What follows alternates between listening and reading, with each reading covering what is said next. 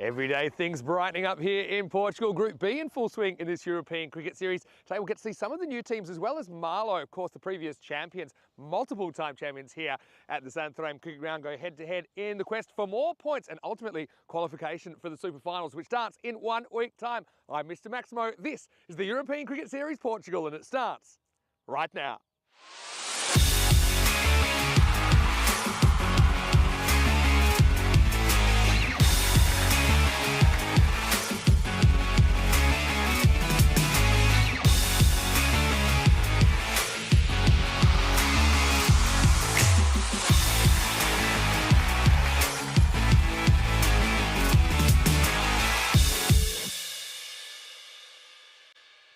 This European Cricket Network event is proudly brought to you by HCL Software and Paramatch.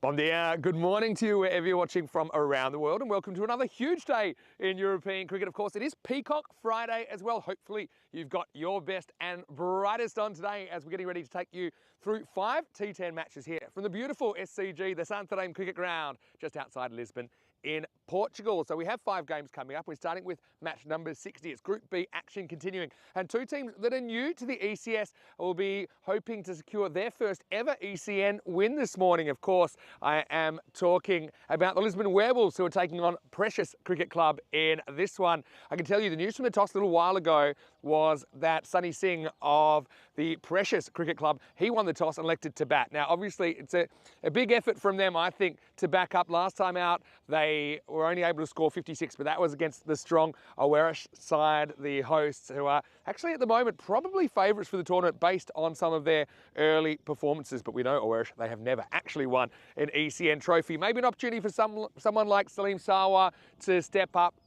I think with these 2 teams, they're emerging teams. So I think this is much more of an even game for both of them. They'll both feel that it is winnable. Let's talk about the Werewolves, though. And look, they actually took a point off Oeiras. They did crack 100. Wasn't quite enough to get the win, but they have an 0-2 record. I think they'll be reasonably comfortable heading into this morning. I think Rajbir Singh was pretty impressive for them last time out. And really, the main thing is the conditions here today. They're a lot more friendly for cricket compared to some of the conditions that we've seen so far over the last 1 or 2 weeks in Portugal. Let's talk about the weather. We're expecting lots of sunshine, blue skies at the moment. I'm loving that. 25 degrees the expected maximum, currently around about 17 to get this one going. Let's get ready to go over to the commentary box now. Rico, Western Shield, of course, starts tomorrow with the British and Irish Knights taking on Team Europe. So what a few things that are going to keep me busy, but why don't you take us through the first half of match 60? I can tell you the news from the toss is that Precious have won the toss against the Werewolves and they decided to have a hit. So over to you. Let's get ready for the start of day 13.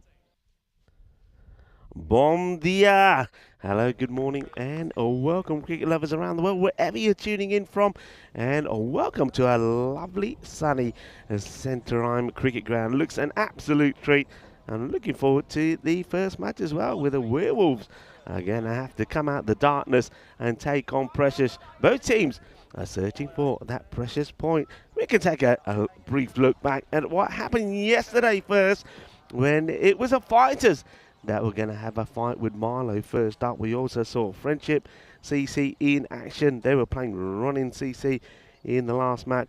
And, well, let's just say that it was a topsy-turvy type of day where teams were winning and losing. We started with match number 55 when the fighters were taking on Marlow. And the fighters were having a bat first. And they put 112 on the board.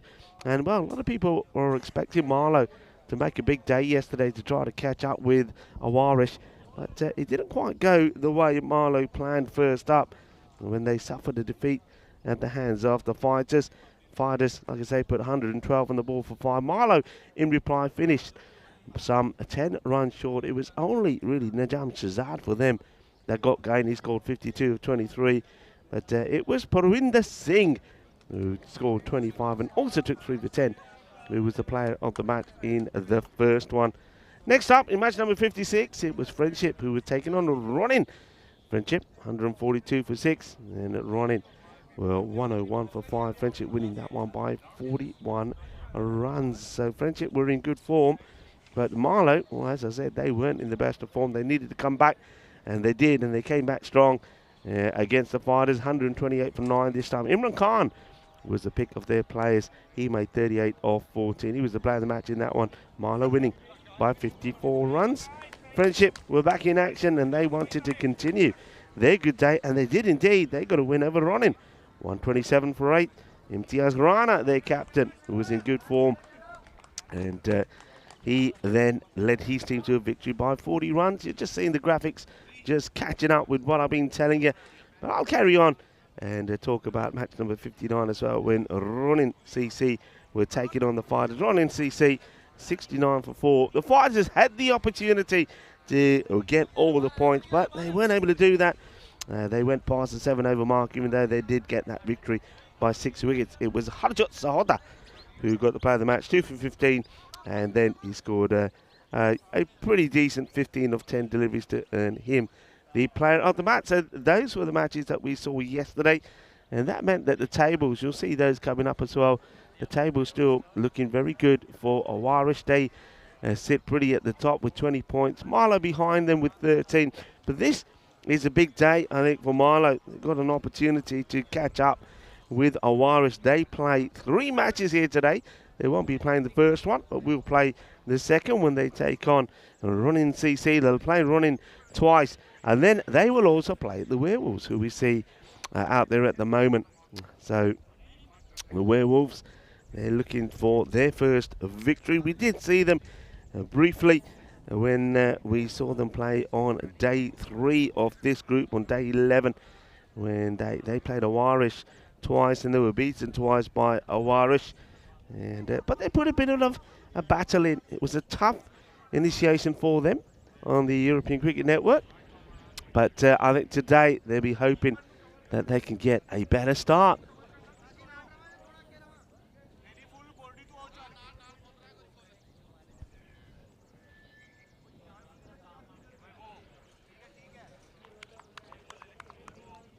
So here we go, we're ready to go.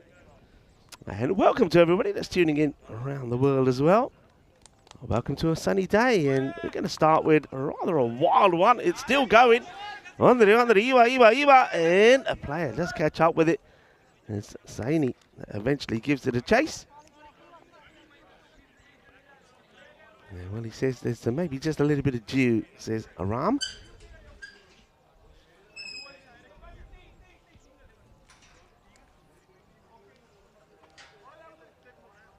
So Kashi Ram, the bowler. A lot of activity around the ground as well.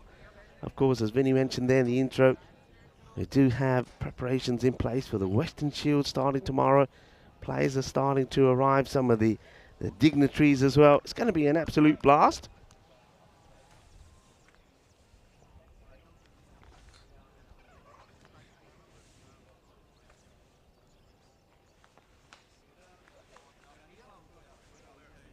Right, Ram. And he comes again. Let's see if he can get it right. He's taking a bit of time just to compose himself. And that's better areas. Electing to come around the wicket. There's a few players that like to go with this option, coming around the wicket and get that ball to go across the right-hander. If you get it right, it can be productive. But if you don't get it right, you're a little bit too much on the legs and you allow the batters to put it away.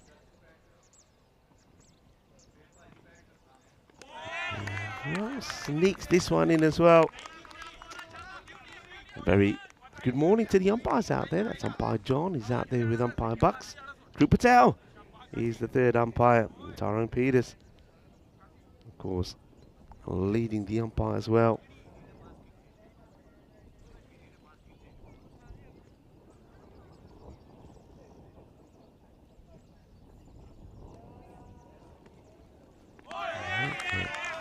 Well bowled. Swing and a miss.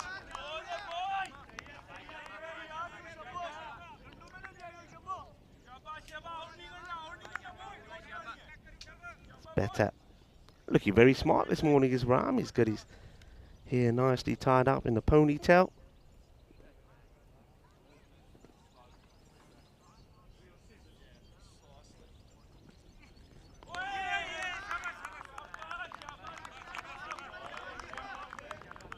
Well bowled again. So he did start with that wide, but then after that, he's got it pretty tidy.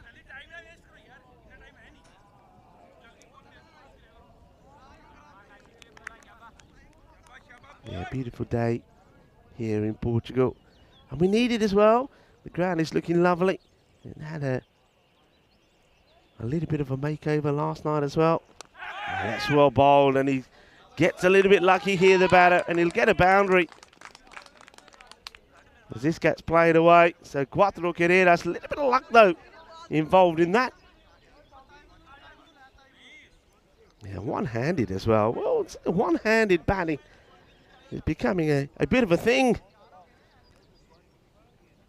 here on the European Cricket Network. We've seen quite a few of those. But that one was, well, it was destined for the pegs, wasn't it? As that gets played away. I say good morning to the early birds on the chat as well. Julian Dawson, Chris Smith, Viking Bay.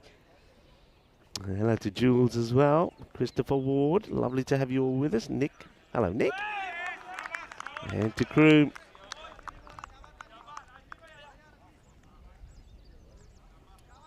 The end of the over as well. Gonna say I am. Some of you might have picked it up a little bit croaky this morning. A bit of a sore throat, a chesty cough, but I'm all right. Nothing that the Portuguese sunshine can't sort out. As we have a look at some of the stats there. So the run's just going down a little bit. You have a look at the last couple of days here. We've seen 11.3 and a 10.4. The day before that was quite a high one. I suppose that's new teams coming in, getting used to the conditions. Also, don't forget, I think the outfield's been a little bit slower following some of the rain that we've had. Currently going at around about that 118, 119 mark, but I do feel that those scores will pick up as long as the weather stays good. Outfield has had a cut. It's going to be pretty quick, I reckon. You saw that one that just got clipped away for 4 earlier. Raced along this surface pretty quickly. Sanjay Kumar, hoping he can get off the mark, and he will as he plays this into the big gap between point and cover. So Kumar, he's off and running as well. Nicely done, nice hit. So Kumar and Sawa, both boundaries to their name. There's Rajbir Singh. Gets hit for his first boundary. Rajbir is a good player, top player, I think, for the side. If he has a good day, then I think the Werewolves could have a good day. This one. The batter manages to play it over his own stumps.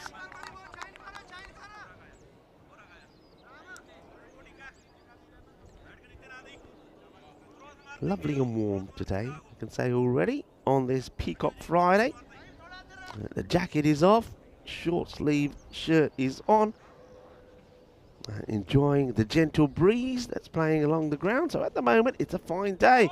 That's a spicy one. And that's going to be the one for the over as Rajbir bangs this one in. Yeah, good delivery. Rajbir, he was a good performer. He scored 36 of 19 and took 3 for 10 against the Irish in that loss by 22 runs, 123 to 101. It was a good fight, that one, from the Lisbon Werewolves. So they showed what they could do. Rajbir showed what he could do. This one, well, they're taking him on here. Picks it up, and as a shy hits the stumps, they're asking the question. I think we might have to go upstairs here. That's a great bit of fielding. And he just had a slight hesitation where he was thinking about which end to throw, and maybe that helps the batter. Let's see, it's still top work from the quick bowler. He gets here quickly, thinks about it, gets the throw in, and let's just see, does he get himself in here? And yeah, he does. He puts the bat down in time. Well run, but good bit of cricket.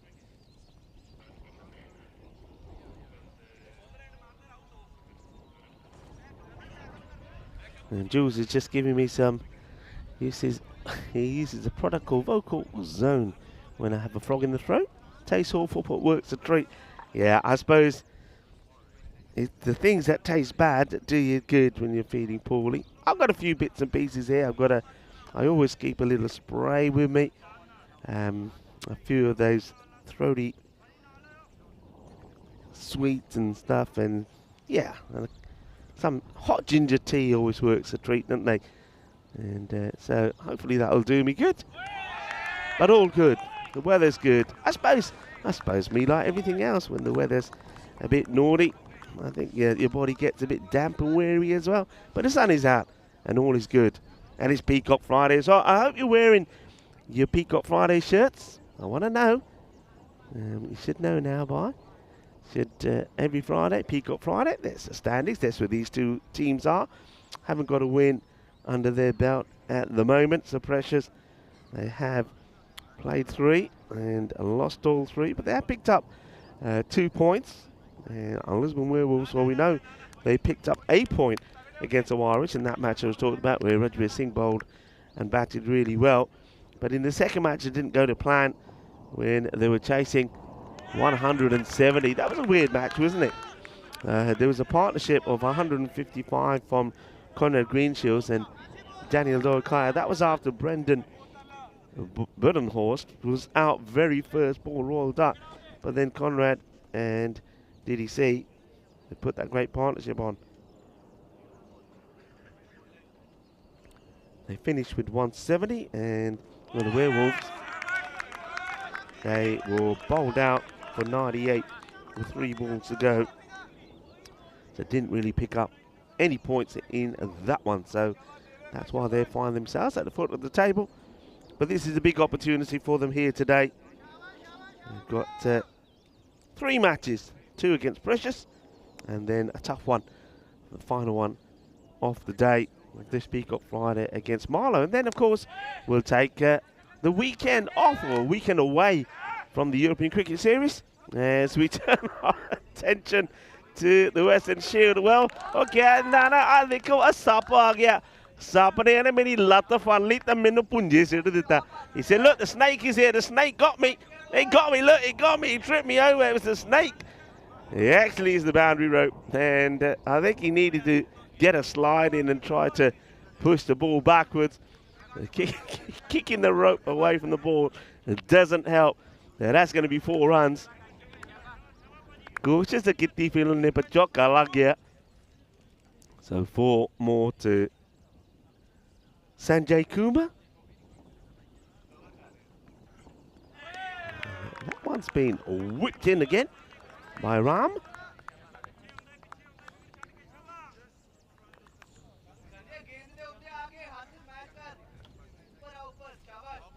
He gets it right. He pings it in pretty quickly as well.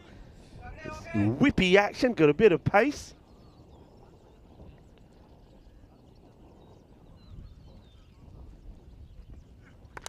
And good bat on this. He gets it in the gap. He's going to be cuatro carreras más. Yeah, I wonder if just want to have a look at that field there. Does Ram Hattirwal, because it's the second one that's gone through there. So maybe you want to just move everybody, as you used to say, the captain, right? Everybody move round 1. So just get that, the man who's sort of like a backstop. You can see him there, he's almost right behind the keeper. So just get them, he's on his knees at the moment, so get him to move around. Get everyone just to move round 1. And just tighten that gap. Because they've got sort of like a backstop, a very fine third. And then you've got like a fly slip next to him.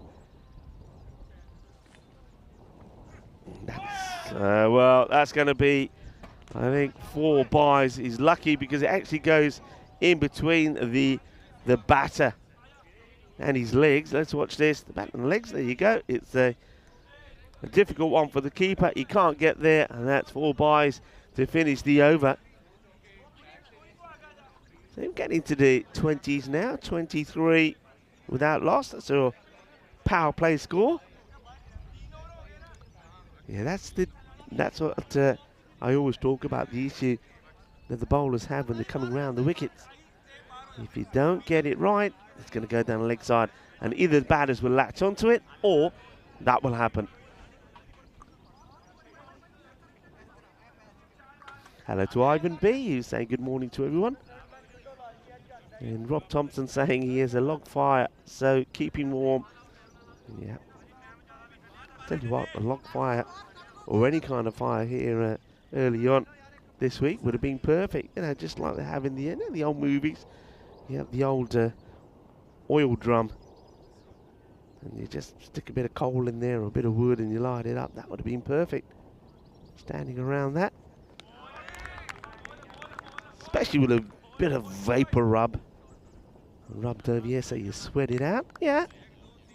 A log fire in April. I suppose some places it's still very chilly. Yeah, here it's got a good one. Gargling with salty water. Yeah. Isn't it a thing though? See this one. Well, he gets hold of it. Fielder's not going to get the catch because he's a long way back. The batters think about too, but it's going to be a bit suicidal, really. Yeah, you have, isn't it? When you know, so when somebody's feeling poorly, you're sort of giving them lots of advice, right? But when you're poorly yourself, you never take it yourself, do you? It's like the salty water. You always say to people, yeah, gargle with some salty water. It's really good for you. This, that, the other. But when you need to do it yourself, you don't do it. Odd. Okay, I think he might just squeeze this in. He does.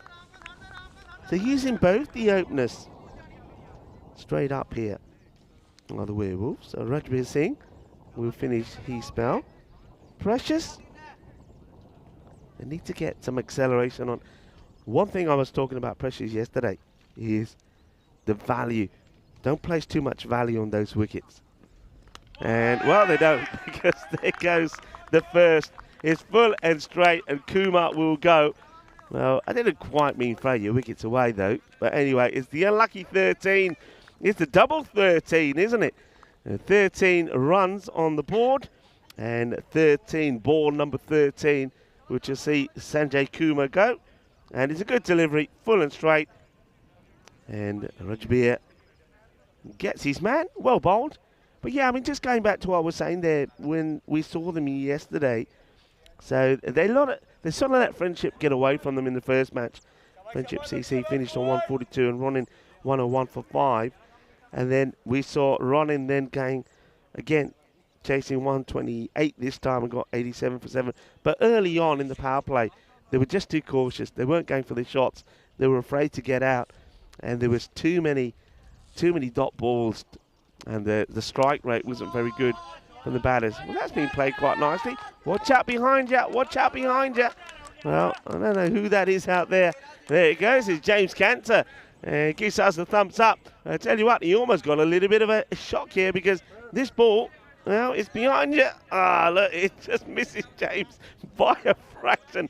Otherwise, well, that could have disappeared somewhere and there wouldn't have been a thumbs up from James Cantor, doing a terrific job. We see James is here just doing some final boundary preparations, ready for what's starting tomorrow. The Western Shield, very excited about it as well. And, well, this one is going to have to be stopped by the fielder. But look at the outfield. Look at the difference, folks. What we've had in just the last sort of day and a half yesterday, things were drying up nicely during the morning. We still had that misty, dewy fog in the morning yesterday. It did clear away a lot quicker than the day before. So it was still a little bit damp. But today, after a good day yesterday of sunshine and gentle breeze, start with sun today, no issues with dew, and the ground is sort of hardening up nicely. The outfield was cut yesterday, so that's nice and quick. The pitch has had a little bit of a makeover as well. So everything looking hunky-dory, as they like to say. Precious, there, 29 for 1. A good spell of bowling from both the openers. Kashi Ram, 0 for 14, great economy, and Rajbir Singh, 1 for 11. As the new bowler comes in and he starts well as well. It's a good delivery. And it's time to see a little bit of Gaganpreet Singh, and also time to see and hear a little bit of Vinny Sandhu, who joins me in the cube. Bom dia. Great to be here right now, though. Let's have a look at the ball. It's going to curve away from the fielder, and it's going to go all the way maximal Probably fitting that Mr. Maximo comes in. We see a Maximo. Probably need a bit more of that from Precious, don't we? Who, let's be honest, they have struggled a bit with the stick. They made 56 last time out against Oerash. Okay, maybe that's not a fair fight.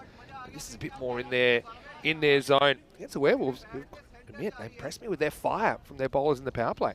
Yeah, that's a good looking shot. And that's what they need though. A little bit of acceleration. And that's a good comeback delivery from Jaganpreet Singh. Yeah, pretty well bowled. I mean, it's been it's a blast out strategy really, isn't it? that we're seeing from the Werewolves. Just trying to out-muscle this Precious lineup. So gives a little something on the way through. I think hits a bit of the back hip, I think. Keeper can't believe it, Ahmed Shafat, but I think that's a pretty good decision. Yeah, let's watch this again. So, just yet. Goes through, tucks him up. It's pretty close. There's a small chance it might have taken a little bit of the glove on the way through to hitting the body, but there's certainly that doubt element there. Yeah. So I think that's the correct decision, whether or not you want to flick the glove on the way through. Oh, he's hit this pretty well. He's got a fair chunk of it. It's going to go over the fielders. And again, good indication of how things are drying up. Maybe early yesterday, this probably would have plugged a little, but not today. It goes to the boundary. Yeah, that's better. Be aggressive. Rahul Khan is certainly planning on being aggressive. And already he's easily taken over the amount of runs that Salim Sawar is on. Salim on 5 of 9 and just of 6 deliveries. And Rahul is rocking and rolling nicely as he moves to 15 of 7. Yeah, Sawa has had a bit of trouble at the other end just getting going, hasn't he? And it's probably something you're looking at this stage. I suppose with some of these new teams as well, they probably don't quite have the batting depth of some of the more established teams, so we're less likely to make a tactical switch. Anyway, Werewolves and Precious actually searching for their first win in ECN cricket. I want to say a quick hello to everyone. Good to see Rob Thompson in there from New Zealand. I know he's got to be a huge Ronin fan, doesn't he, with the beige outfits. Yeah. New Zealand inspired as well, Rob. I had to tell you yesterday. His last ball to 5th. Strikes that well, but we'll go to the fielder who gets down, gets his body behind it. That's nicely done. Good bit of fielding from Gurpreet Singh. Be the end of the over, I think, as well. So 40 for 1 after 5. Let's welcome you into a very sunny cube this morning. Vinny Sandu here, Mr. Maximo. Rico Full. Happy Peacock Friday. Actually, we're almost matching today, aren't we? It's a nice number. I love Peacock Friday. Yeah. We haven't seen Peacock Derek yet. I think that, well, I guess the batters won't want to see Peacock Derek, but it's a very exciting day. Obviously, it's great to have a kind of mix of new teams and, of course, Marlow out there today. But then also, it's our last day before the Western Shield. And a lot of final preparations being made. The players are arriving today for the British and Irish side and also Team Europe side. It's going to be a huge weekend of cricket coming up. 9 matches. It's very exciting. It looks fantastic out there, doesn't it? So well done to everybody involved. I know there was a lot of work done late last night as well, giving the pitch a bit of a makeover as well. Looks beautiful, looks stunning, and the weather's good as well. What more do you need? What more do you want? As we continue with over number 6, and that's a good delivery. Cuts him in half, and this time it's given out. And, well, Buxy believes there's a little bit of bat on this. I have to say, wasn't the biggest appeal, but maybe does this catch a little bit the inside edge on the way through? Let's wait and see. Yeah, look, I got to say, I had my suspicions. This one, for me, looks more likely than not that it's just maybe flick the trousers on the way through. But Rahul Khan, he's going to have to wear it, unfortunately for him. But it's been caught behind. Again, we saw one of those almost given out in the last game. But yeah, in the end, hey, sometimes you're hot, sometimes you're not. Rahul, that's time to think about it. It's 40 for 2. Yeah, I mean, it's a good take there behind the stance from Ahmed Shafat. It's a difficult one for the umpire. He's got to make a decision there and then. And umpire Bucks is feeling that there might have been a little nurdle on that, a little bit of an inside edge before it goes through. Maybe he's thinking it comes off the bat and then gets onto the body of the batter. But either way, umpire, I always say this, umpire's always in the best spot. Sometimes what we see, it may not necessarily be the fact. The camera can tell us lies sometimes. Credit to the bowler, though. I mean, it's a good ball. Yeah, it's a really good ball that delivery. jagged back, and you can see the natural movement that Rohit Singh gets. He strikes very first ball, probably catches the batter a bit by surprise as well. Rahul Khan. Baljit comes out.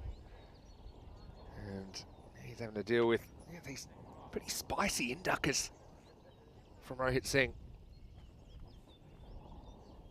Rohit now bowling to Baljit. The two Singhs do battle. That one will be probably wide. Yeah, gets called there by umpire Bucks.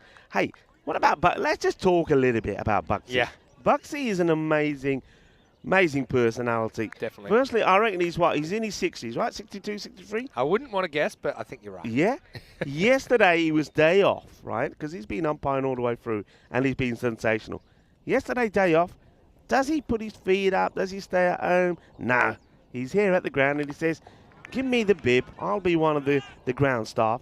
And we saw him running around, putting some of the younger ball retrievers to shame. Then he stayed here late to help prepare the pitch and things like that for getting ready for today and the Western Shield. And there he is out there first thing this morning umpiring. I mean, people, it's guys like that help cricket grow wherever you are. And the one thing I always say to a lot of the younger cricketers is, look, don't always leave it to the likes of the Bucksies. Go out there and do your bit as well, because we're always relying on people like Bucks. There he is there. And if we didn't have these sort of guys all around Europe and all around the federations that do so much work to ensure that cricket happens, then cricket wouldn't be where it is. So, you know, give him a big round of applause. And one thing I encourage all the youngest players to do, don't just turn up and play. Do your bit for your club as well. Well said. Anyway, wait for this ball from Rohit. Another one that kind of follows the batter. When he'll get bat on it. Look for two here. Take the keeper a long time to go. They're going to take it on. And, well, I suppose the backup keeper, without gloves, found the throw a little bit spicy. That's actually pretty ambitious running, but probably good running at this stage. We're in the second half of the innings. Yeah. Obviously, Sawa's having a bit of trouble getting going, so worth the risk. And despite the efforts of the keeper, Ahmed Shafat, they were able to get back for two. Yeah, no, well said. And it comes down for a deep love of the game. I know that you share that philosophy as well, and you're heavily involved in Spain, obviously before ECN took off the way that it has. Oh, up in the air, will it carry? And no, it's one of those which probably, in hindsight, is one that the bowler perhaps could have thought about getting. It comes to the end of the over, and we'll continue that talk. And the over 45 for 2 after 6. Precious. Let's see if they can get a fighting 80 here. I mean, Werewolves, they did well to take a point off of Weresh, I thought, in their first game. They didn't in the second game. But this is a really good test of where these two teams are at, I think. And so they'll play twice today. This is a card so far. Here's Sanjay Kumar, 13 off 13. Sawa opened the batting, but 8 off 12 has found it pretty tough going. Rahul Khan, maybe a bit unlucky to be given caught behind for 16. Captain listed to come in next, Sunny Singh. This is day 13 as well of this tournament. And we do tend to notice that a few spooky things happen in matches 13. Maybe day 13's got a little bit of a surprise for us. Anyway, here we go. Over 7, big swing and a miss. Good location there from Gaganpreet Singh. This is an interesting one. I mean, how long before the keeper throws this? Got to admit, I took my eye off it. But I mean, they like it. Is this ball dead or not? And is he out or not? Let's see. Let's have a look at the whole thing. So he's watching, he's thinking. I think he's got the right to throw it. Yeah, I mean, the thing is... So I think this is out if he's out. He's out. He's not. He just decided when he's out. I think he's gone. He's got to be out. Because he hasn't waited. It's not the sort of scenario where the batter's inside the crease, the keeper's waiting, then he steps out, and then he takes him off. The batter stays outside, so the wicket keeper stops. He thinks, he says, you know what? He's not making an effort to come inside. You're right. So I'll get him out. He's alert to it straight away, and he's like, well, hold on. If he hasn't ever actually gone back within his crease. The keeper's got every right to do that. Yeah. Every right to do that. If anything, he just doesn't, he's not aware he's out of his crease. That's the thing. He's not aware that he's out of his crease, but he is. And so I'm going to file that under smart cricket from the keeper. Opportunistic, yes. And effective, yes. And it'll be a stumping from Shafat. And well, just like that, Gaganpreet Singh has got a wicket. And not in the way he would have imagined, 45 for 3. Yeah, and I mean, when you look at this again, he's in a different world, he's Sawa. He's looking up above, he's thinking about something, he's just thinking about something and thinking, what did I have for tea last night? And next thing you know, the buzzer come off and he's saying, oh, Yarki, you got to do that. And look at the wicketkeeper. He's saying, hey, go upstairs because I'm telling you, I've got him. In a non-televised game as well, you're probably getting away with that because you're pointing at your foot's down and you're saying, oh, what are you talking about? What are you talking about? Yeah. But, yeah, look, that's a bit of a different situation. For example, let's say he'd finished his shot, never really left his crease, and then after that and let the time wandered out. It just has a different feel to it. Yeah. Oh, that's a tough ball to try and field. It does well to get something behind it. And take on a 2. Not handled cleanly on the second attempt. That will be 2 runs. Yeah, so that morally, ethically, however you want to talk, spirit of cricket, there's no issues with that one at all. No issues. He's moved out of his crease to play the ball. He's never actually gone back in his crease.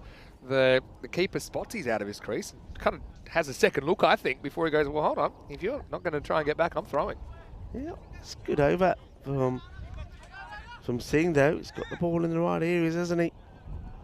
And he's made the batters work. It's been a good performance, this from the Lisbon Werewolves. It was very similar to the way they fought against Awarich in the first match.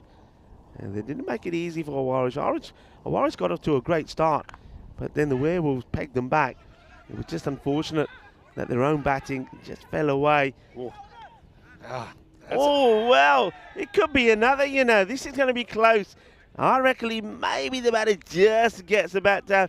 But it's good quick thinking and good reactions. Firstly, sometimes a quick throw is better than a good throw. Yeah. So he actually just threw it blindly, and that meant the throw was a bit off. But then it gets to him quickly. Oh, this is super close. Oh, I think the bail doesn't really fall straight away. It comes off late, the bail. Yeah. Now, if you're going to go by when the bail comes off, he makes it. But if you go by when contact's made, he doesn't. But because it hits low down the stumps, it takes a while for the bail to come off. So he actually hits the base here. So that's why I actually think he's in. Because if you go by when the bail falls, he's not out. And I think that's the decision. So, yeah, look at the way he just throws blindly. That is actually, pace-wise, it was a good throw. Batter makes the stretch, just gets there. Certainly, the officials have been kept busy, haven't they? So that will bring up the 50 now for Precious in the 7th over. Hits it pretty firmly, but the field has been well set. They haven't been able to get anything past them at the moment. Can I tell you something that I thought about a little bit? We're talking about laws or rules you might bring in to make the game a bit simpler and easier. Mm-hmm. I actually quite like, as far as judging when the stumps are broken. And a lot of these things are to do with TV, right? Because TVs come in with looking at things at such a specific degree. Yeah. Like, we talked about yesterday, pitching outside leg stump. What does that mean? Yeah. It used to just be, if you think it, that's it. But now we got frame by frame and things like that. See a bit of work down the bottom. We get to the end of the 7th over. We'll continue that in a second, but 51 for 3 is the score for Precious. Of course, Western Shield starts tomorrow. We're all really excited about that, as we'll have the best of 9 series between the British and Irish Knights and Team Europe. And then, look, France, ECS for the first time. Let's not forget, we're only just a week away or so, maybe about 10 days from a start in France. First ever time we've been there for an ECS. There's also an ECI there at the end of that series. I'll be in Italy for a 2-week series. First of a couple of ECSs in Italy this year. We've got Estonia and England coming up. Also some T10 cricket, international cricket there. This is well bowled. So here's what I think. To simplify the rule of when the stumps are broken, I'd say that if the ball hitting the stumps causes the bails to fall, then you should consider the moment the ball that hits the stumps as the moment the stumps are broken. Because we actually look a lot of, is that bail out of the groove? Even the wording of the law is pretty unclear. What does it mean to be out of the groove? Is it both sides? Is it one side? Can it be out of the groove but still touching the stump? Yeah. I know we're getting down a rabbit hole here, but I think, how when we play without bails, the moment the ball hits the stumps, that's it. Yeah. So in that case, that one probably would have been out if you applied that different interpretation, because it's very easy to see when the stumps are touched. But judging when the bail is completely removed, it might be 1 or 2 frames. It's unclear. If I could probably make it, but it's not a huge problem in cricket because it comes up once a blue moon, maybe once a month. But I think it would make things a little bit easier for the officials. Now, as long as that ball hitting the stumps resulted in the removal of the bails. So, still obviously hits the stump and the bails stay on, that's not going to be out. But yeah, that's just something I thought about. Probably because I have too much free time on my hands to think about these things. Anyway. It's all those hours in the plane. Yeah. Where I hear you get a bit of luck when you're flying these days. Getting I got upgraded and stuff like that. What's all that about? I think I'm going to start putting Vinnie Maximo on my boarding passes and see if I can get some upgrades. I was lucky. I actually got an upgrade on the way back. And it was one of these upgrades where, and they hardly ever happen anymore, is one where the guy didn't tell me anything. He just did a little sneaky, printed out a new boarding pass. Yeah. And I was in business class. Now That's all right, isn't it? But then the problem was, because I was flying during the day, I was like, okay, I'm not sleeping on this plane. I'm not sleeping on it. But then what do you think after I watched a movie or two and a couple of wines had been handed out, I just napped the afternoon away. I was also actually watching a program the other day which was about, all of these, the top airlines and the money that they spend on the first class and business class and whatever you want to call it, super class and what people pay. All right. It's crazy. It is crazy. It's crazy money. When you pay, these people are paying what it costs to buy a brand new small family car. Yeah. For a 8-hour flight. I mean, airline pricing, this is a bit early for random questions, but airline pricing fascinates me because a lot of it doesn't make economic sense. Yeah.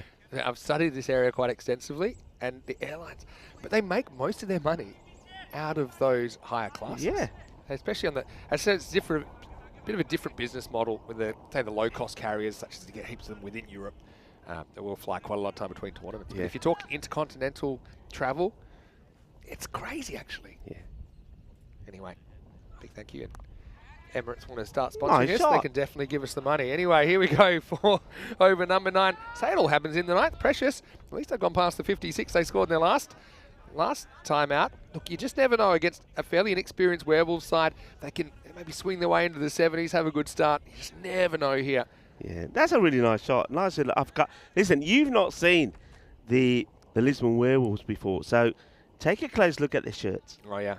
Aren't they the best? They've got to be right up there as some of the best shirts that we have. You did tell me you liked them. Now I've seen them a bit maybe we closer can have a up. close-up when the bowler walks back at his shirt. That's going to be a wide, so we'll maybe get a good look at it here. Oh, I mean, yeah. they've got some detail on them. I'm liking those shirts. I love the wolf, and I mean, Werewolves is such an interesting name as well. Yeah. I got to admit, I played indoor cricket. We were the Western Wolves, so I'm already pretty partial to the wolf kind of symbolism there. And got to get down, and he makes a stop, and we'll get the single. Oh, maybe this is a good time to tell you that I've only ever flown first class once, and I'm talking first class on like one of those major airlines that I may have just mentioned then. But you mean that paid for it? It was my birthday, and I got an upgrade, and then they just must have felt happy for me, right? Okay. But I tell you, I've never felt so sick after a flight because the food just kept on coming, and they're like, you got. Okay, this is a bit wide, I think, for height and probably for down the leg side as well, because they keep, you have to try this, you have to try this, you have to try this, and I got to admit, and it was amazing. But even, I'm a big eater. Yeah. I got to this, I was just like, okay, I'm never doing that again, right? And then was it the food or the champagne as well? Come on, you can tell. A little bit of both. Yeah, see? This is a thick inside edge, and that could run for 4. It's think just he going will. to keep on going down the hill. And where's downhill? To every boundary here at the SCG Cuatro Carreras. Yeah, and well, that's. I think that looks like Macy's going to come across and give this one back to the fielder. Isn't it funny how some fielders, they feel very confident going over the fence. Others think, I'm not doing it. You're a meme waiting to happen if you're trying to get over this fence. I'm telling you that right now. Yeah. I mean, remember how we had that viral moment where the fielder went over the fence and fumbled over? If that had happened here, it would have he wouldn't have been able to get over. They would have run about 7. Because getting back over this fence is not so easy as the Cardamom fence. It's just a little bit higher, isn't it? Nice looking shot, and that's going to be 4 runs. Beautiful stroke. Oh, what a piece of fielding. That's Russ. I'll tell you what, Russ might be on the lookout for one of the teams with these kind of skills. And this is a difficult bounce he gets. He drops the walkie. And look, okay, yeah, rattles around a bit, but he still takes it. Gets it in his hand, doesn't Shub, if you're watching. Anyway, couple to come in the 9th. Nice little rally here. Taking on the fielder. They'll get there. So I was going to say, in first class this day, I pretty much had, there was only one person in it. It was me. Yeah.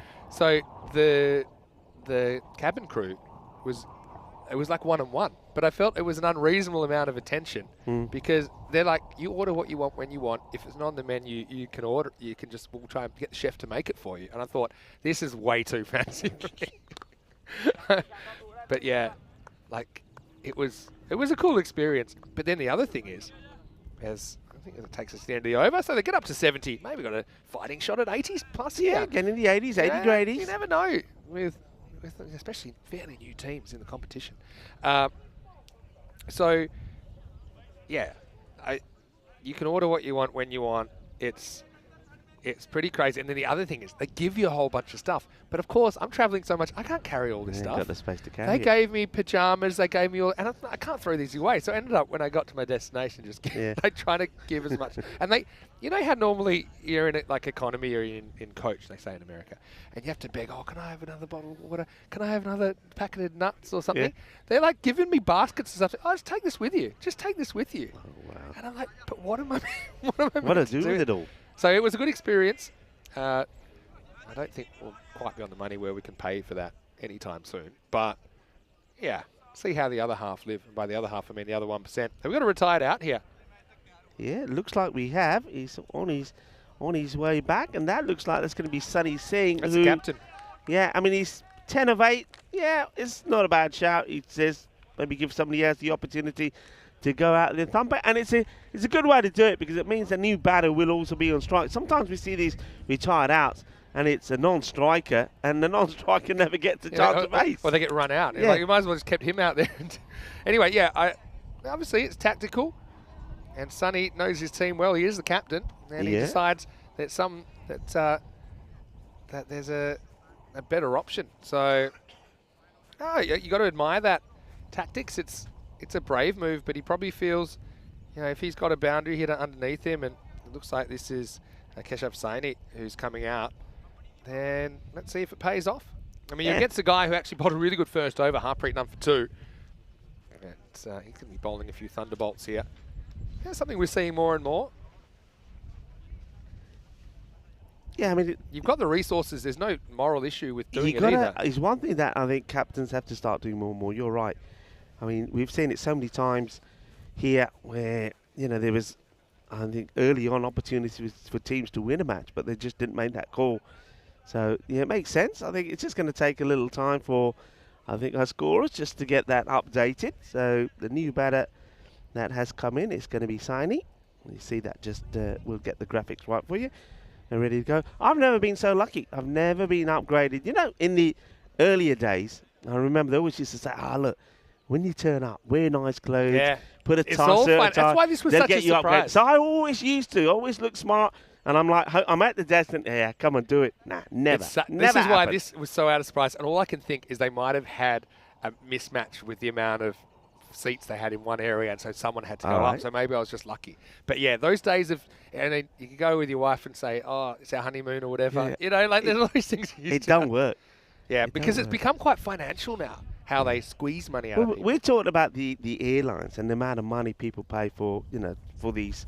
What did they actually call them, suites, right? But what about the other program that then came on automatically after I was watching this one was about these hotels.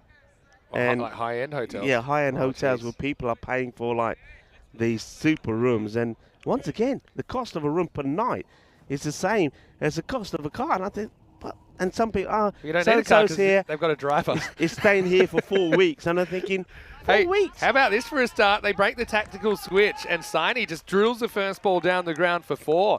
So, I mean, it's already kind of paid off, I think. Remember, this is a guy, Harpreet, bowling, that only went for 2 in his first over. That was back in over 8. So, yeah, I think it also might be something to do with the fact that Saini obviously didn't get a hold of Harpreet, didn't kind of get too much out of the matchup. So he says, okay, let's get another guy out there, see if he has a bit more luck, and he has straight away. Yeah, immediate impact. Harpreet Singh won't like it. Let's see what the reply is going to be. And just slightly shorter, doesn't allow him to drive again, and gets a dot ball in. Yeah. I do. It is fascinating. There's been a few of these shows over the years. Like, used to be Lifestyles of the Rich and Famous. Yeah. Remember that show? Yeah. It's probably a bit before my time, but. He drags this one out onto the leg side. What do you think about 2? They do think about 2. In comes the throw, and they're going to get there as well. Why not? Why not? Last over, you got the wickets to play with. So good stuff, good hustle there. And by the way, at the other end, you got batter Baljit, who hardly set the world on fire either. He's 14 off 11, does have a couple of boundaries, but obviously Saine's been sent in as I suppose, a finisher, if you will. And look, let's give Precious a bit of credit. If they can get up in the 80s, looking at one stage, they might not. Saw the score go backwards. I'm scared that might have been a one short. Anyway, we'll come back to that in a second. One gets played down, and No. Well, we'll take the single. it's just me, or does the score keep going down? 4, 6. Uh-oh. This has got Y2K written all over it. How can the score be set? All right. It'll work out in the end.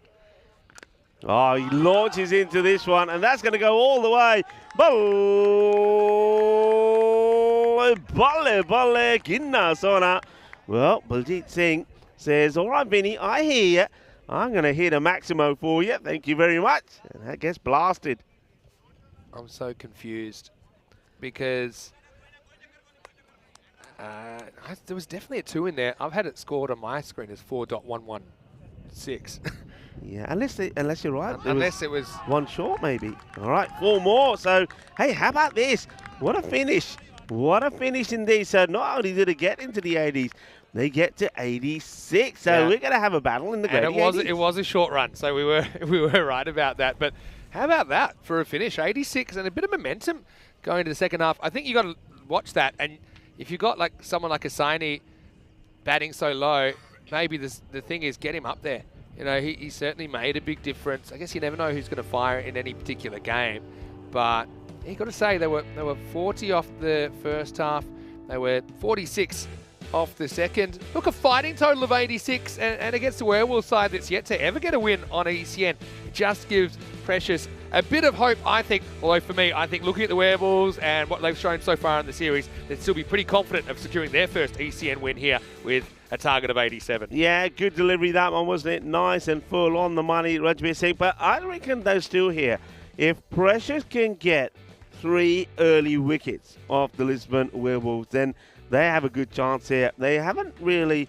I think their strength is more in their bowling and their fielding than in their batting. Don't forget, they really did push the likes of their opponents yesterday, the Fighters in the last match. They struggled to get runs on the ball, didn't they? But they fought well. They made it difficult, and that's one thing that I think Precious can do.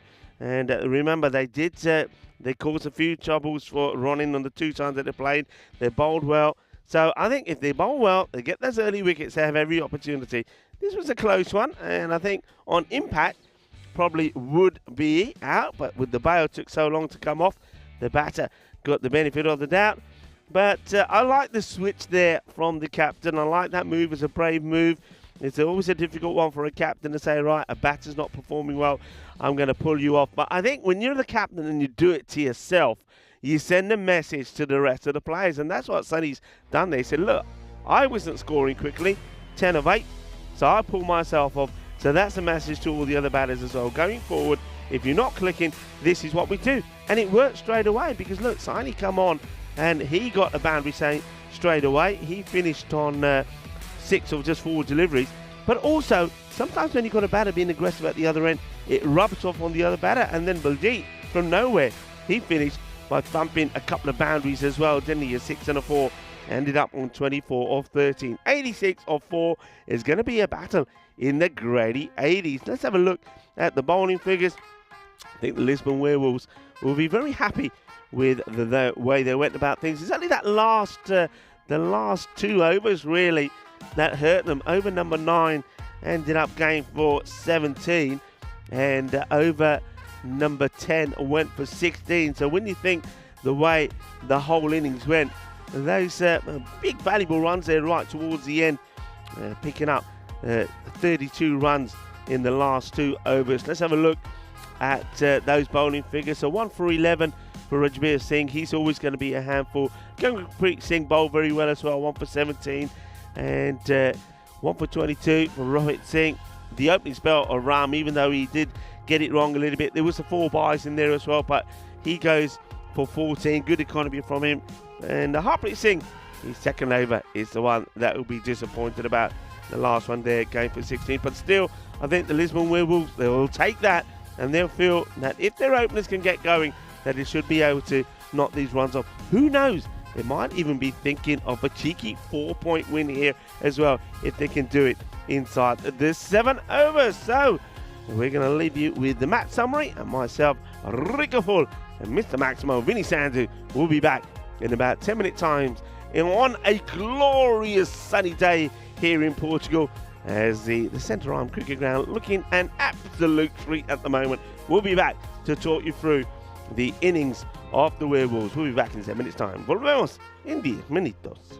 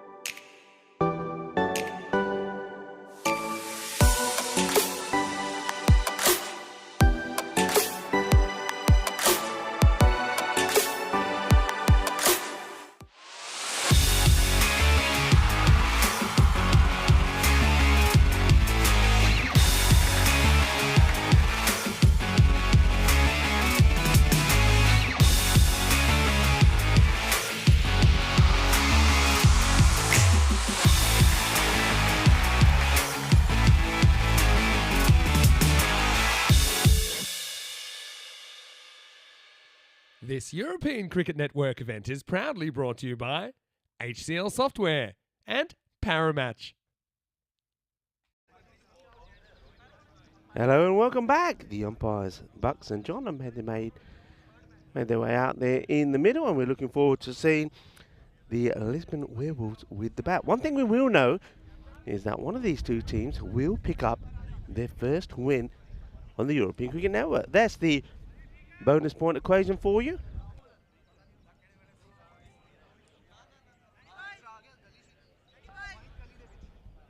So restrict to 60, and it's an opportunity for Precious to take all of the Precious points. But the Lisbon Werewolves, they'll have their eyes set on trying to get this score, this target of 87, if they can, before the start of that 8th over. Then they can pick up all the points. Beautiful sunny day here in Portugal, and it's going to be the man who's got no number on his back. Rahul Khan is going to bowl the first, and he's hoping to pick the wicket up of Mohammad Tabish. I think 3 wickets is what they're looking for here. Tabish has been able to perform, and we've seen him score well for the Werewolves. Rajbir Singh is probably the other key. Get those wickets. And also Laxman can come out there and hit a few valuable runs as well. So they've got some options.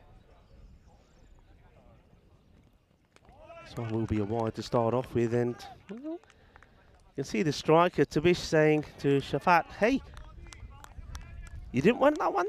And Shafat saying, "Nah, it's okay." Wasn't really backing up, has to be said. Ahmad Shafat.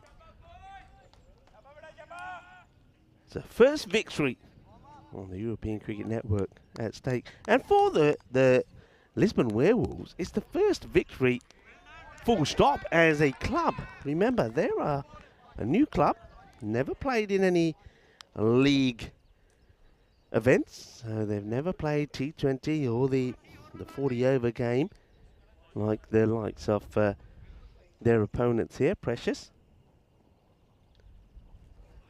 So it'll be a first victory for them. This is going to be another wide. He's got some pace as Rahul Khan, and automatically he decides. And you see, this is the mentality of some bowlers I don't like. Now because he's bowled a couple of wides coming over the wicket, he's saying, right, I'm going to come around the wicket. I'm not really sure. What he should be thinking is, all right, I'm a little bit too wide, so I'll just try and adjust my line. Coming around the wicket doesn't really help as that one gets played away. It wasn't the worst of deliveries. He still got it outside the off, but he allows the batter to have the advantage for me. And this time round, that gets worked away. So the first boundary, nice hit there from Mohammad Tabish. And the Werewolves, they're up and running. So remember, they're searching for their first victory ever. Here in Portugal, brand new club, playing the first time as a club in this European Cricket Network. Pretty sure that this season maybe they'll be part of the setup in Division 2. The likes of, that's where Precious, CC, and the other team that we're seeing for the first time on the network running CC play.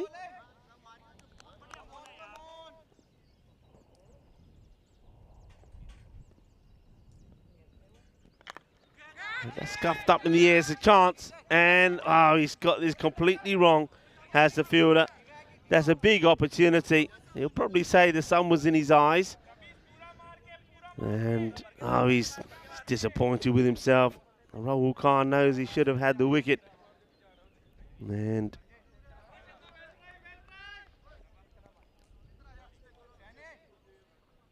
big opportunity, doesn't get taken.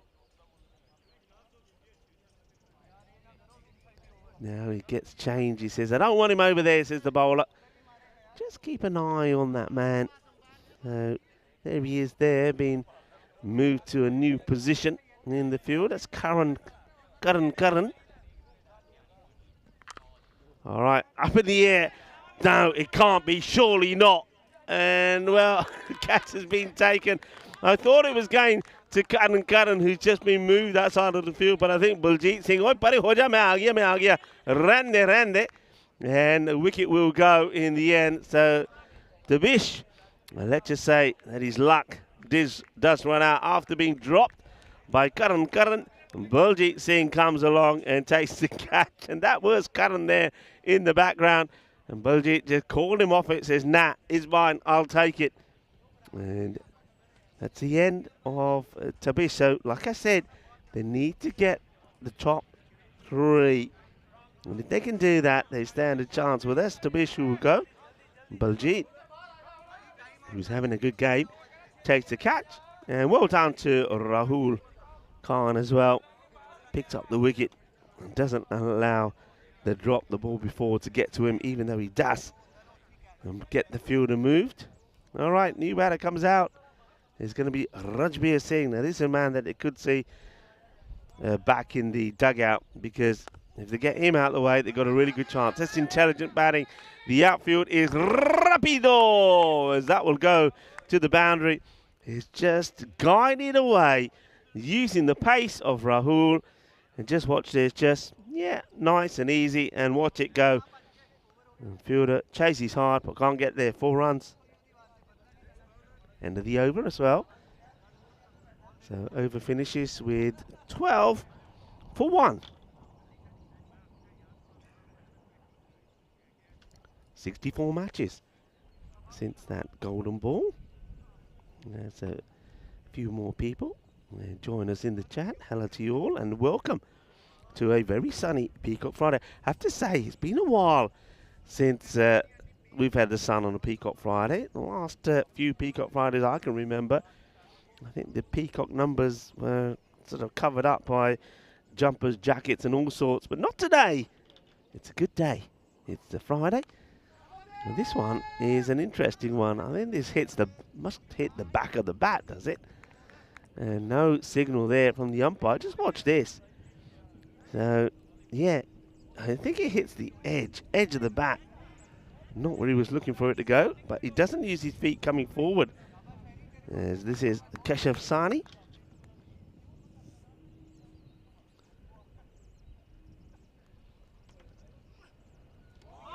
Good delivery. So after that loopy, slow full toss, he then gets this one to go through.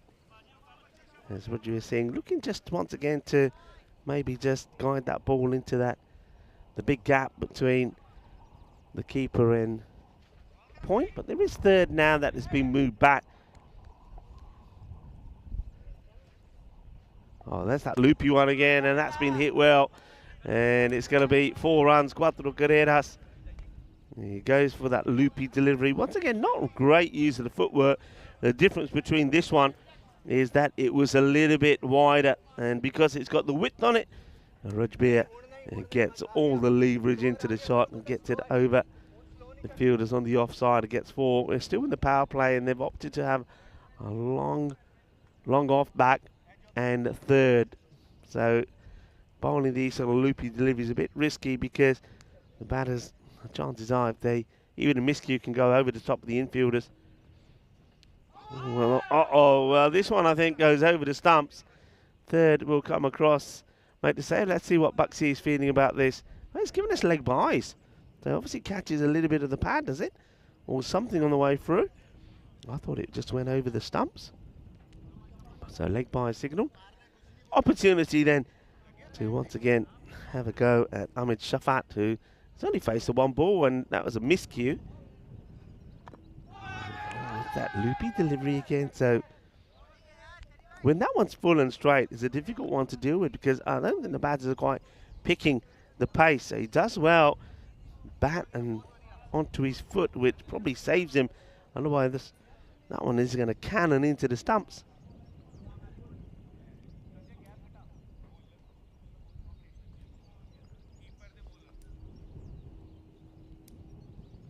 Well, that's the Gandhi ball, and it ends up being a good stop behind the stumps there by the keeper.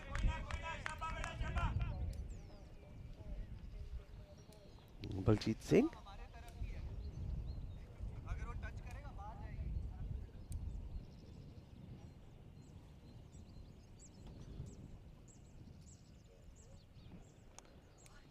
Okay, just places away, and, well, a better throw. And maybe Rajbir could have been in trouble. Rajbir is saying, hey, you got to listen to me, but I don't think that's a run there. I think Rajbir, he might have made it. I'm not sure that Shafat would have. Not a bad over at all. 7 runs come from it. And the score is 19 for 1. And these two teams are searching for their first victory. Who will get the points here? And how many points? I suppose Precious CC keeping it tight. And if they can take it past the 7 over mark, well, they will at least be getting a point. But they're wanting all 3, as are the Werewolves. Werewolves probably thinking they need 1 good over to go their way to put them on top. Whereas Precious, they know they need a couple of wickets. That's well bowled. And if that one's hitting the pads, he would have been in trouble now. So think about the second. And once again, these two, I've got to say, they're running and calling is not good. There's all sorts of pointing, finger pointing at each other, at the fielders. Now they're going to come and have a talk. But once again, it wasn't clear. Look, and Rajbir turns and then has to go back. I'm not sure why he's thinking that his partner, Shafat, could have made that run. Shafat now back on strike. And gets a fair bit of this, but will just be a single. So I'm liking the pressure being put on here by Precious CC. Like I said, I think their strength comes mainly in their bowling and fielding. And they're hoping that they can defend this. 86 have got on the board, but they've got to be tight. They don't want to be giving any extras away. They've got to make the Lisbon Werewolves work for every single run.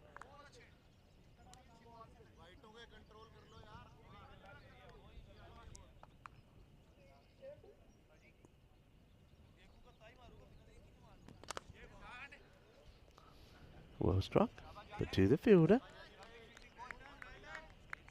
So they'll be wanting to get through this over without too much damage. Rahul Khan bowling his second. At least that then means that they can start to spread the field as well and make it a little bit harder for the Werewolves. But that's the disappointing delivery once again. Down the leg side, it'd be a wide. You've just got to keep these extras tight. And you haven't got too many runs on the board. You've got to be almost perfect out there. That's 5 extras already. 4 wides and a leg bye. Okay, leg bye you can't do much about. But wides you can. And this one is going to be the 3rd man that protects the boundary. Saves it going all the way.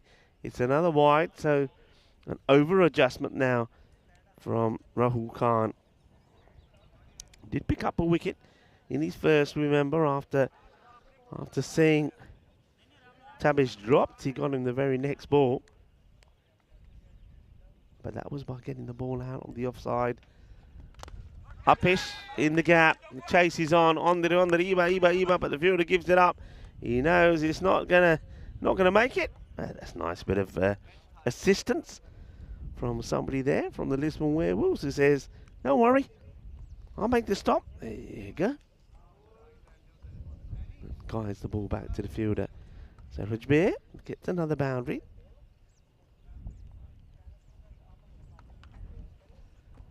And now this one will probably go all the way. It will indeed. Manos. Arriba. Que guay, que genial, que grande. 6 más. And this is what Rajbir can do if he gets in. Once again, he sees he's got the width. He winds himself up and he clobbers it. Gets right under it. So getting some valuable runs here at the end of the 3rd over. The end of this power play.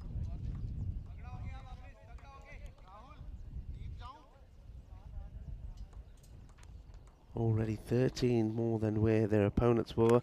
And that's a good hit as well. That is a classy shot. Well, this is like a bullet, isn't it? The Bullet Express from Rajbir Singh. Just watch this. Look at the power in the hands there. The hand speed, the power in the wrist. That's a great shot. And that means that they will finish on 42 of their power play. So well ahead, almost double where their opponents were. So certainly in the driving seat here.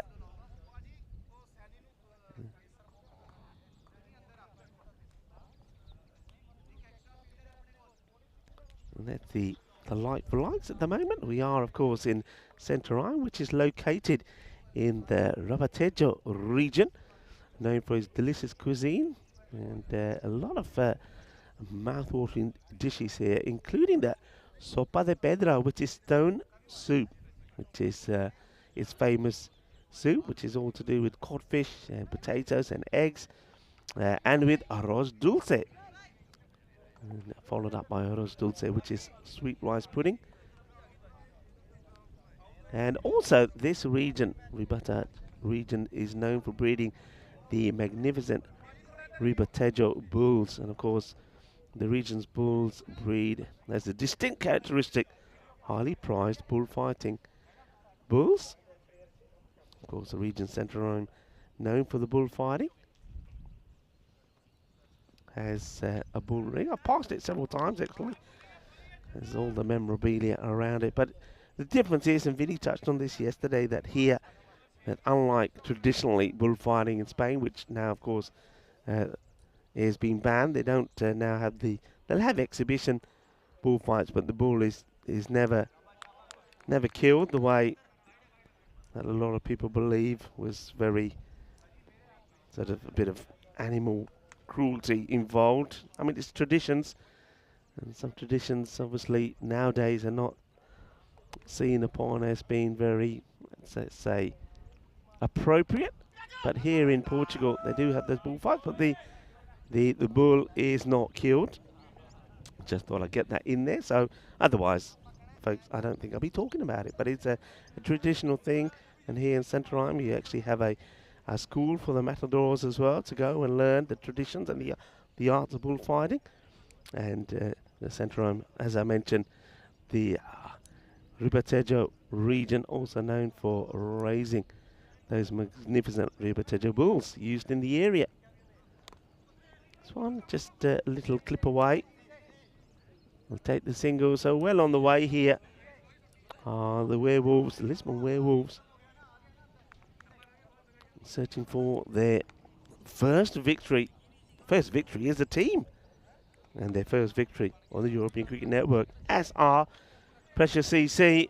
At the moment, it looks like with 39 needing on 21 balls that they'll be hoping for better when these two teams meet again. Singh doing the damage at the moment.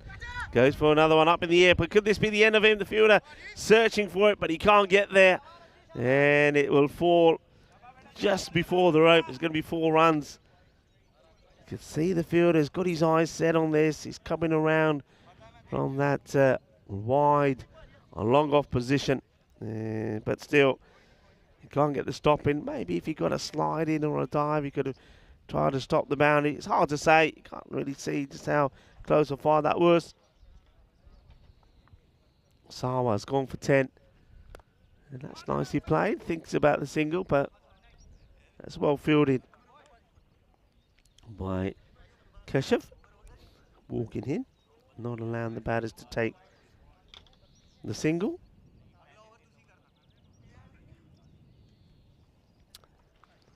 Central also has a castle. The castle of Central is a majestic fortress that overlooks the city. And this one gets through as well. And comes the throw by signal, but it's a spicy delivery from Sawa. Yeah, overlooks the city with its imposing walls and towers. The castle offers a panoramic view. End of the over. And the Werewolves well on their way. The victory, the 50 comes up now, 53 for 1. Or 4 overs. Now, 3 overs to go. We'll probably start to see the equation on your screens as well. can tell you. I'll tell you now. 34 they're searching for in 3 overs. So it's very much doable, isn't it? You're looking at what, just 11? About 11 and over. And that will get them all the points.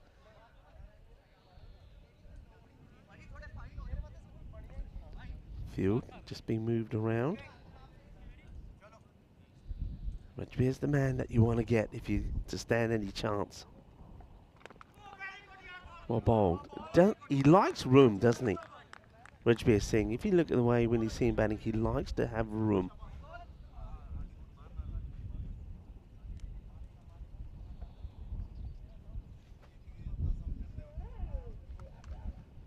Keep him tucked up. Keep it on him. And hope he makes a mistake. Oh, he moves pretty early here. We'll have a look at this side on. It's probably the one for the over. Gets pretty early. He wants to play. He gets in the right position for the shot.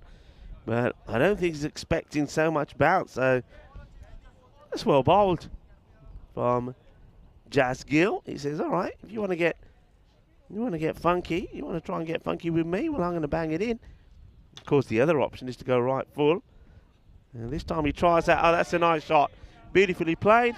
And this one will go past me. And, wow, Alistair comes across. And that's a great bit of fielding. There he is, Alistair. Nice to have him part of the crew here as well. Lovely shot, though. Just flicked away. And there you go. Ali sees it early. It's out of my reach. Ali does the job. Good shot, though, from Rajbir Singh.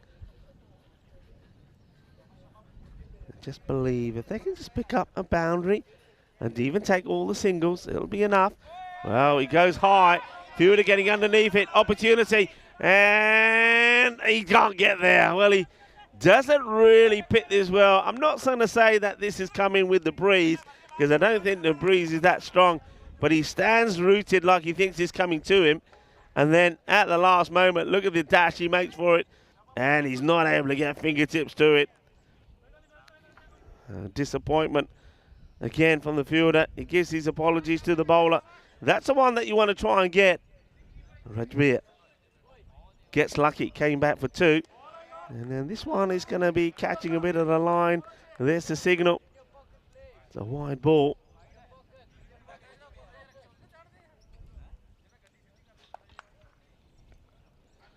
And this is what I suppose Pressures have been missing really with their batting, haven't they? They're missing somebody like the Rajbir Singh. Somebody who can just go out there and play like an impact innings. It's going to be another wide, unfortunately, for Gill.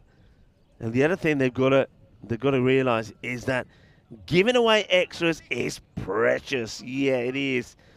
Because in a low-scoring match, you've got to keep it tight. And the number of extras now moves to 12. 10 of those in wides. And a leg by and a bye to add to that. And that's too many. That's better delivery. Rajbir will be a little bit disappointed that he's missed out on that. It's his shot, isn't it, Rajbir? All right, Gill. Can he finish the over well? It's not now about maybe trying to win the match here for Precious, though it's still possible, but he's trying to get a point. Okay, up in the air, and fielder coming in, and straight in, straight out. And this time who is that now? I think is that Rahul? It might be Harvinder Singh, actually. So Harvinder Singh runs in from a long way, and it hits his hands hard and pops out. It's another opportunity that doesn't get taken. So he's given chances, hasn't he, Rajbir? But they haven't been able to take him.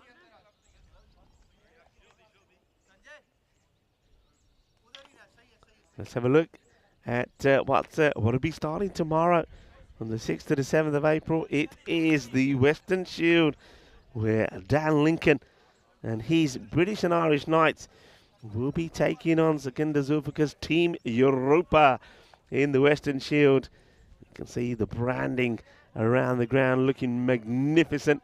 The team areas being spruced up. And, well, Corey Ruckus will be here as well. He's the coach. And Albert van der Merwe will be the coach of the British and Irish Knights, with Rob Thompson and Conrad Greenshields, the respective managers.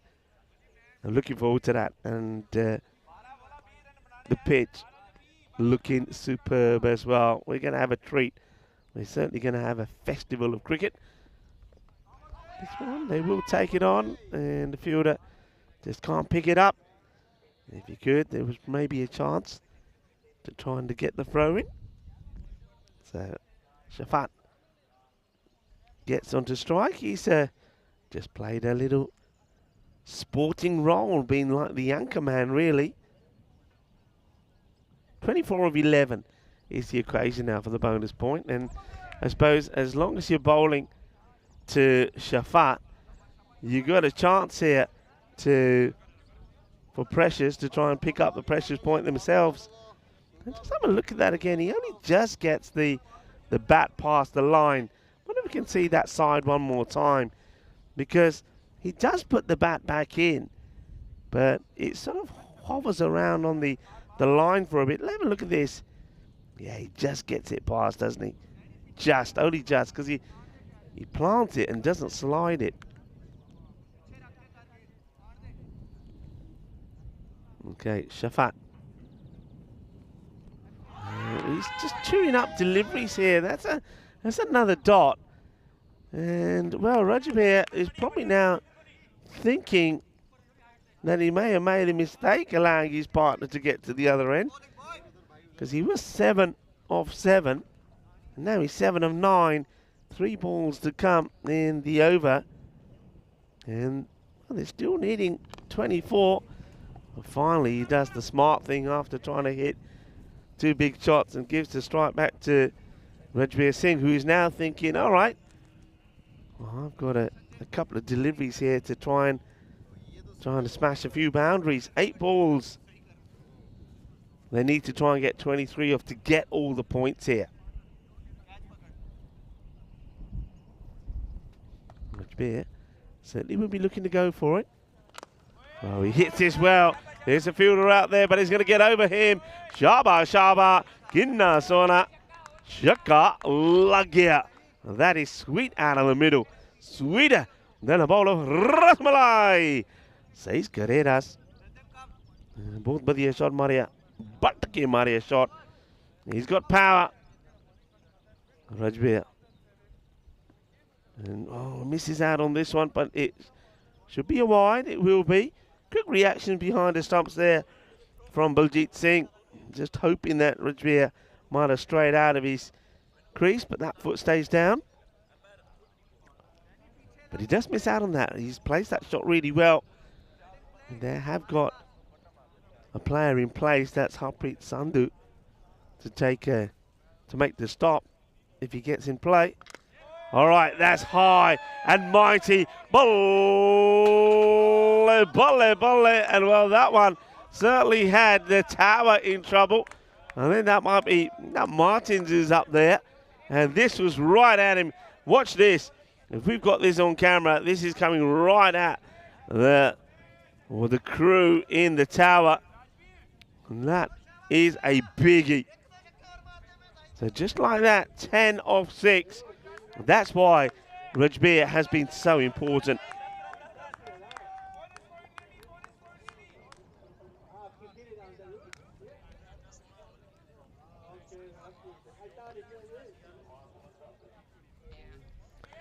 I've just been told by Oza that not on camera, but it does smash into the production tower. And Martins, well, Martins, who's looking very snazzy in his Peacock Friday shirt. Well, I don't think he's fancied that as it smashes into the tower and vibrates through his body. But he gives us the thumbs up. He says, I'm all right. All right. Gets a swivel on it, and he's going to get 4. So Shafat doesn't waste this one. Remember, it was a bit of a concern when he played and missed at 2 in the last, but then he got the single, and Rajbir hit the 2 big 6s. So the Lisbon Werewolves, they're 1 big hit away from taking all the points here. They've got 5 balls. 5 balls to get the 6 that they need.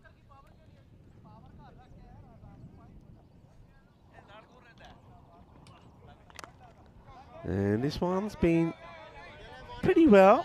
Gets a single, and I think that's quite fitting, really. That, oh, well, they think, oh, well, no, he says, Randy, Randy. Apani 50 the Puri Kalama.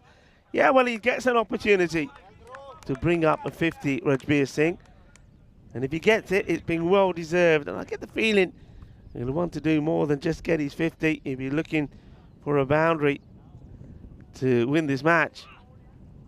He only gets beaten by a good one. And that's the area to bowl to him, though. That's what teams have to be watching. Everything that's been full and straight, he's not been able to quite get away. He likes a bit of width, does Rajbir Singh.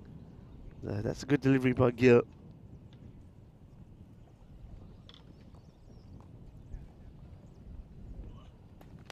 Well, goes for it, and that will do it as well. That's a victory. Rajbir Singh, Shaba, Zabardast batting from Rajbir. Ginna Sona, Shakka Maria. Well, and what a moment for Rajbir. Brings up his 50, 55. He will finish on off 23, and he gets the win for his team. The first win on the European Cricket Network for the Lisbon Werewolves. In fact, the first win that the Lisbon Werewolves have had as a team in any competitive form of cricket. So congratulations to them. They certainly will be enjoying the next couple of hours. They will be in action again later when these two do it again. But for the time being, we're going to get ready, because in 35 minutes time, a running CC are going to be taking on Marlow. Remember, Marlow will be looking to make this a big day for them. They've got 3 matches. They'll be looking to get 3 wins to put pressure on Awaris again. Awaris, who are some 7 points clear at the top of the table.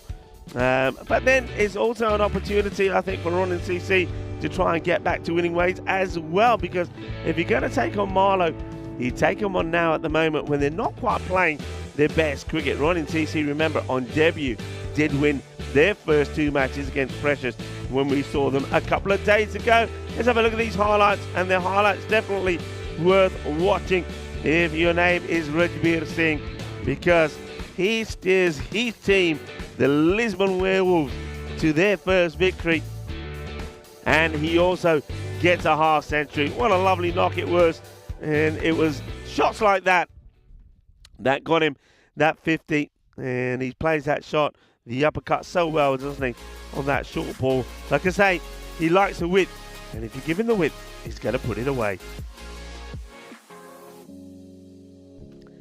Get an opportunity to admire the view, and then also have a look at the scorecard. And they did pick up the wicket of Mohammad Tabish, who, after being dropped once by Karan, was caught by Munit Patel of the bowling of Rahul Khan. He went for 6, but then after that, it was a Rajbir Singh show. He timed his assault to perfection. Not only does he get the win for his side, but with 2 balls to go in the 6th, it means that they pick up all 4 points as well.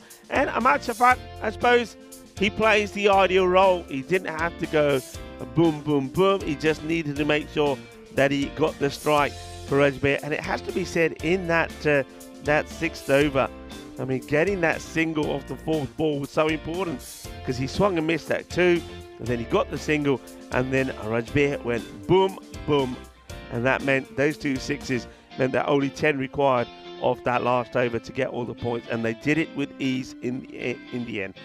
So well done to the Lisbon Werewolves. They're up and running. They've got their first win now, and it's 4 points, and that'll certainly accelerate them up the rankings. And don't forget, they'll be looking to do it again when they play Pressures a bit later on. Remember, those 2 teams will play twice, and the next match that they'll play will be the 3rd in the day, match number 62.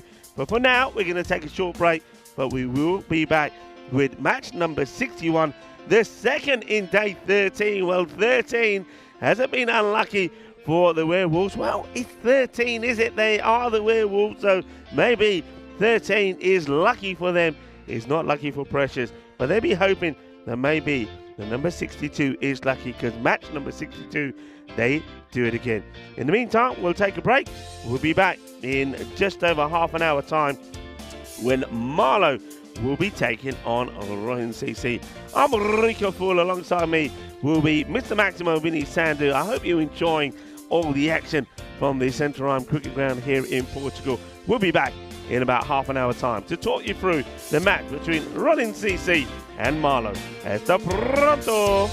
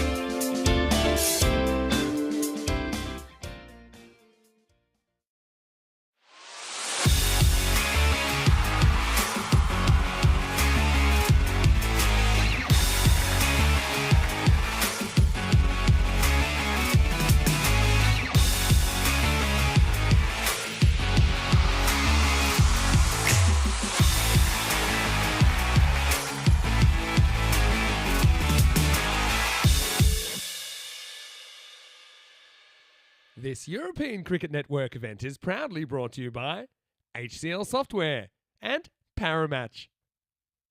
Hello and welcome back. Time for the second match of the day, and it's match number 61. This one will see Ronan CC taking on Marlow. Now look, Marlow, they have actually won every single European cricket series we've had at this ground. That dates all the way back to 2020, so we know they're going to be big favourites in this one against a Ronan side that actually had a good start to their tournament. They were good on their opening day. Yesterday, though, they weren't able to get a win. It's a bit of a reality check, but still, I think it's a great opportunity for them to test their skills against a very seasoned opponent. I do some toss news a little bit earlier. It was Mian Shahid of Marlow that won the toss, and he's elected to bat first. And one thing you would say about Marlow is occasionally their batting has kind of fallen over in this series. They had a heavy loss to Oeresh, their kind of arch rivals earlier in the series. And even yesterday we had a situation where all of their top five weren't actually able to make double figures, and it was Najam Shahzad that kind of rescued them, but not to victory. They went down to the fighters in their first game yesterday. They do think here against Ronan it's a chance for Marlow to go out there, assert their dominance with the bat and really try and put on a big score, potentially pick up a 4-pointer, because of course they'll be eyeing off a top 2 spot. I think that's what they're planning on doing actually as far as qualifying goes. For Ronan though, look at Nilesh Suryawanshi. He's a guy I think could maybe step up for them. I know they've got the support of our New Zealand viewers with their wonderful traditional beige outfits, but let's see how they go against the big boys. Marlow winning the toss and batting in match number 61. Rico Full will take you through the first bit of this one. Let's get ready for the first ball. Oh, let's get ready to do this, Marlow. Yeah, Vinny's right. Marlow, they have been victorious here on several occasions. But this time around, they haven't had the best of starts. They have won 2 matches, but they've gone down in 2 as well. They were absolutely thrashed by Awaris. They lost the first one yesterday to the Fighters. They did get their revenge, and they've also had 2 disrupted because of the weather as well. Running CC, they started well, didn't they? The team on a debut. They're playing the 2nd division of the leagues here in Portugal. So they're playing the big boys here. Marlow, of course, are playing in the Premier Division. So it's a step up for them. But you know what? Good teams get better when they play better opposition. And that's what Ronan are hoping to do here. They had a disappointing day yesterday when they did lose all of their matches. But they're looking to bounce back here. Marlow, big favourites. 80 to 20%, but this is one thing I will say. Teams like Ronan and maybe a bit later on the Werewolves as well, you know, if you're going to play Marlow, you play them when they're not clicking, and they're not clicking at the moment 100%. So this is an opportunity. You can see there in the background, there's the kits that Vinny's talking about. We like it. We like the colours there. I like the contrasting black on the sleeves and how the black trousers and the black numbers, just to bring it all together. So it's got a good look, and they're hoping that Ujwal Kansal can give them a good start against a Marlow team that have sort of been struggling a little bit, especially with the bat. A chance to have a look at the field, and isn't it looking tremendous at the moment after a fresh cut? And the sun is out, the ball is travelling pretty quick, and I get the feeling here that Marlow, they want to try and take the opportunity here today with 3 matches to sort out the issues that the batting has been having. And bom dia also to Terry Richmond, who joins us in the chat. I hope you're well. Joining the likes of Julian Dawson and Chris Ward and Littleton as well, and Smith. So welcome to everybody. Namaste, salam alaikum, sasri akal, aibawan, and vanakkam to everybody watching via fan code. It's lovely to have you with us. That sense whips away. That will go all the way. Bolle. Inna zona. Shaka Lagya. Well, after the first one, this one's been whipped away. And Mian Shahid, who played around with the batting order yesterday slightly for Marlow. He did go lower down. He normally does open up, but he's back to opening as he hits the first one away after a dot. It's a better delivery, better areas. Yeah, that last one was just a little gift on the leg side, and Mian, he's a hard hitter. He's the ideal sort of guy to have in your power play. He'll go out there, he'll try to hit big from the word go. And of course, though Marlow themselves have not had the best of starts, he has. He's scored the most runs he's ever done on the European Cricket Network. the first 50 for him. He scored 60 in the very first match, which was a win over Friendship. But things since then for him and for similar Imran Khan, who was his opening partner on that day, have gone a bit downhill. So they're looking to get things back together again. Goes for the cut shot here. Usama Javid misses out on it.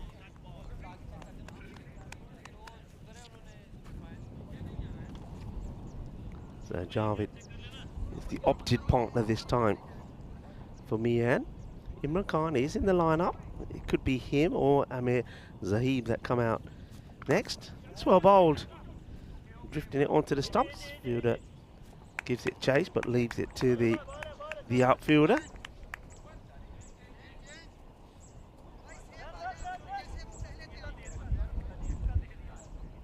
Gentle breeze blowing at the moment. Once again, it's sort of blowing from the sort of long on area into us here.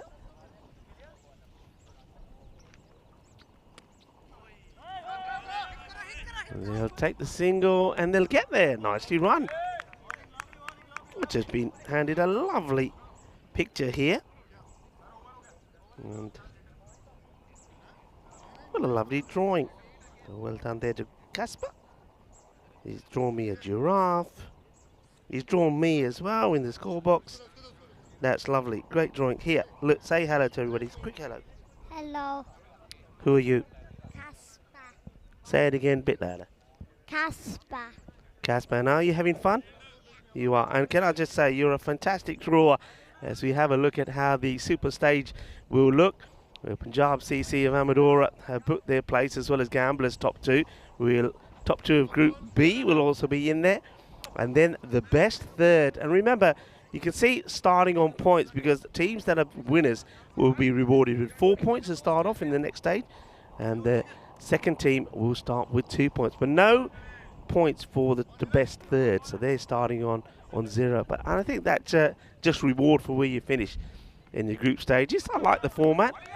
And when we come to the closing stage of this group, Group B, of course, that will happen after the Western Shield. It will start to become a lot clearer as we know which teams are going to be in the play. Yeah, Casper, Daniel Weston's son, Junior Weston, here at the ground. He also looking forward to the Western Shield. And nice to see him being a busy bee as well, doing little bits and pieces. He took the time out to draw me a lovely picture, and I love it. I'm going to cherish that. I'll get him to sign it later. Who knows? It could be a piece of art in years to come.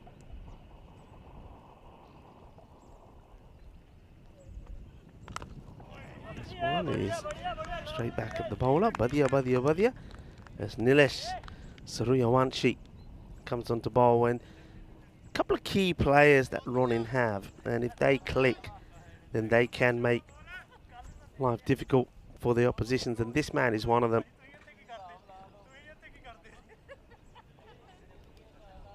Want to keep this power play as tight as possible, and then the field can move out.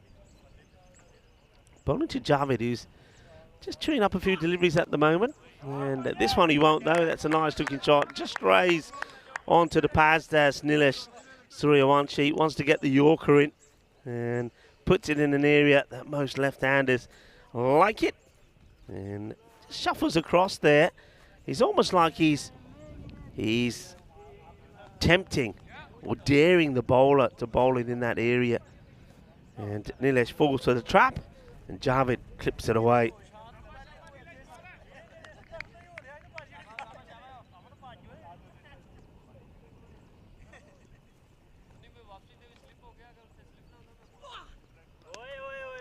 It's going to go too wide here. Fires it in, tries to go across the left-hander to try and tuck him up and keep him away from the leg side. Doesn't go to plan.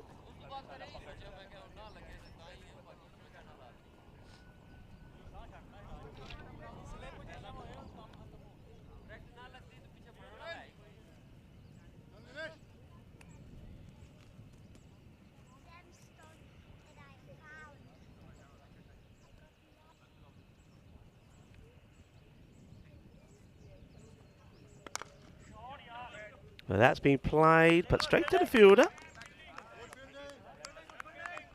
And, just going to give Casper my duck. His name is, of course, James Pond. Go and quack, everybody. Go quack, quack. Say Rico says quack, quack to everybody.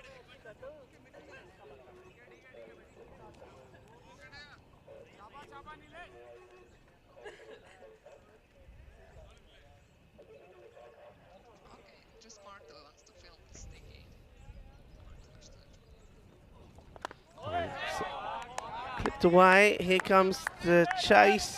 They will get there. And they'll take a couple.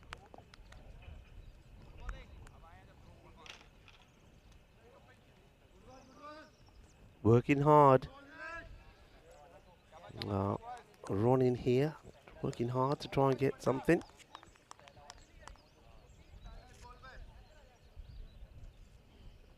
A few people making references to the pitch. Some would say it looks like a bowling pitch.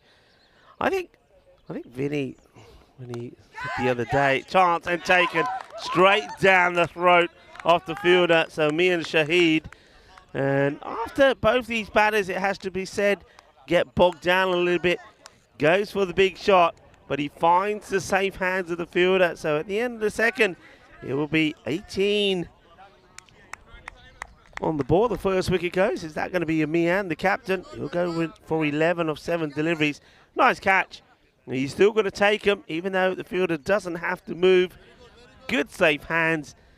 And that is the end of Mian. So me and Shahid will go. Javed not really helping the cause of his team much at the moment. He's played 1 boundary for 4 in the 5 balls that he's had, but he's on 6 or 5. And no mistakes for Dylan. Of course, it was International Dylan Day yesterday.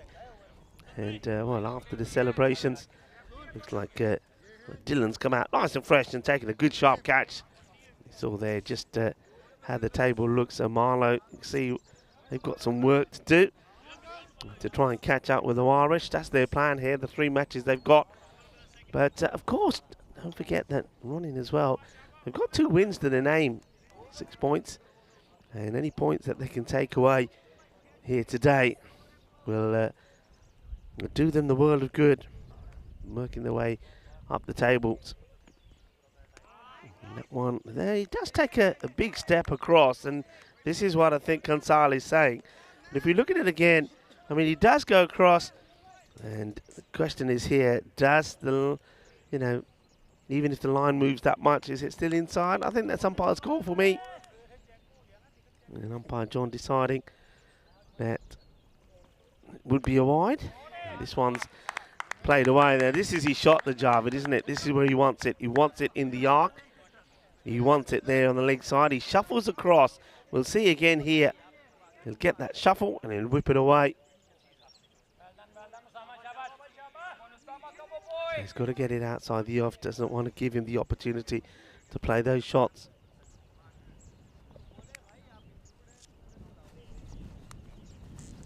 No, Javed. He's got Rizwan on the bat now. Of course, Rizwan does play for Marlow, but obviously he's wearing a Rizwan shirt, so don't let that fool you. It is Javed, and he's been joined out there by Amir Ikram. So it seems to me like still probably giving some of the other batters an opportunity here, Marlow. They want everybody to try and get into form as this, at the earlier stages, these earlier matches of the group. Remember, there will be plenty of matches, of course, to play.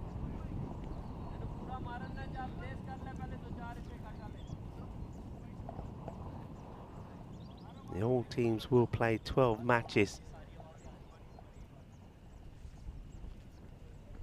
A lot of early movement here from Javed, and you can see the difference between Javed for when the ball's kept outside the off stump to him to when it's on the pads. When it's on the pads, he just a little shuffle across, he whips it away. But outside off, well, though he has hit 2 boundaries, 8 have come off 2 balls, and that means he's only scored 2 of the other 6. So he's struggling a little, relying on that one shot at the moment.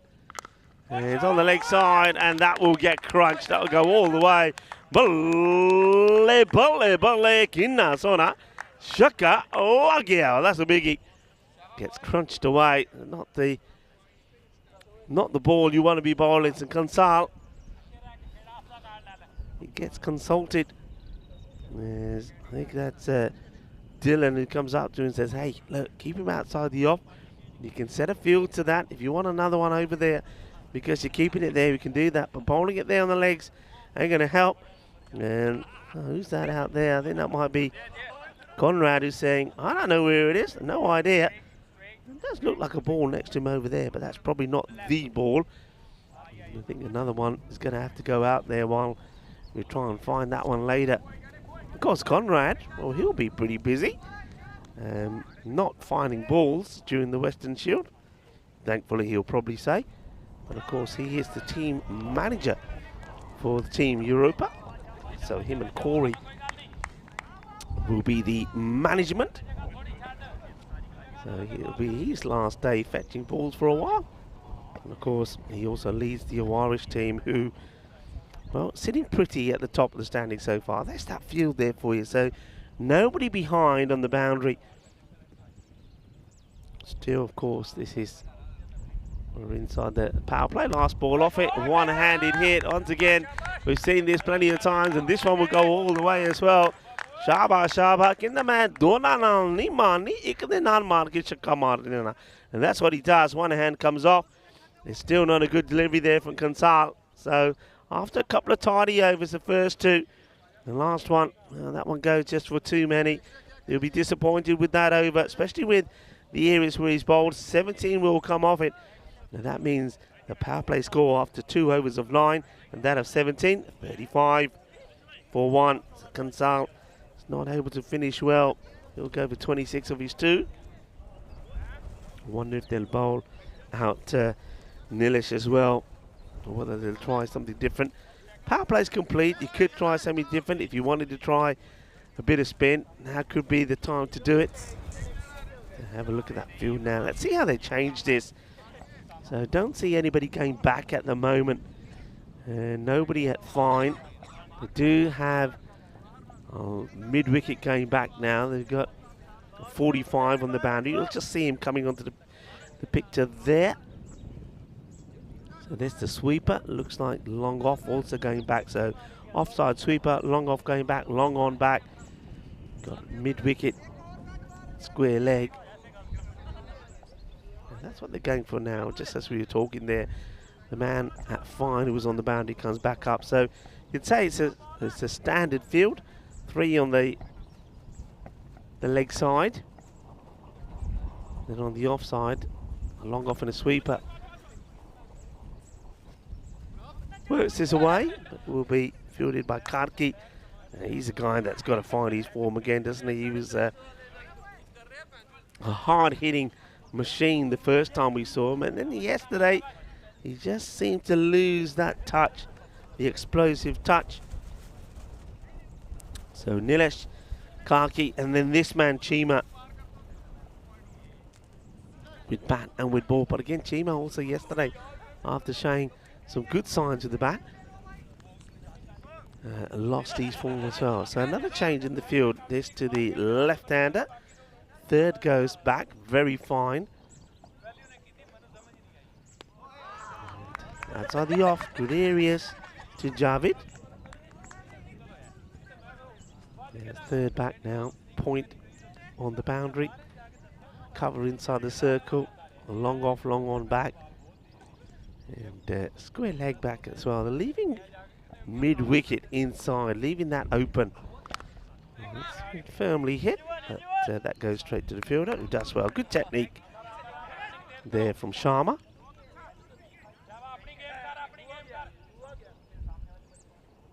Osman Ali feels that it'll be a 130 plus score. Hello to you, hope you're well. Hello to everybody on the chat. Being very chirpy as the birds around here, around the Centre Home cricket ground. All right, goes uppish, but there's nobody there, and this one will be, well, it goes all the way, it goes for 6 runs. I didn't feel that maybe he got all of that to Amir Ikram, but he gets enough of it to get it over the rope. And a good look of it there. And there's the umpire. Kruk Patel gives the signal. Manos riba from him.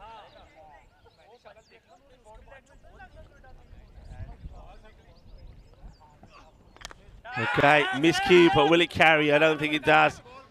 It slices it up in the air. Sharma sees it fall well short of him. Creating chances are on in CC, but at the moment they've only just managed to send the captain, Mian Shahid, back. All right, back to Javed, who goes off the boil, then comes back with a couple of shots like this. There's that one, will go over the fence. So 6 more, 6 más. There's Conrad Greenshields gingerly does the fielding. There's Conrad. At the moment, not only is he ball retrieving, but also working on getting the Western Shield stronger together. Branding going around the boundary fence. That's the end of the over, and they're on 50 of 4 overs.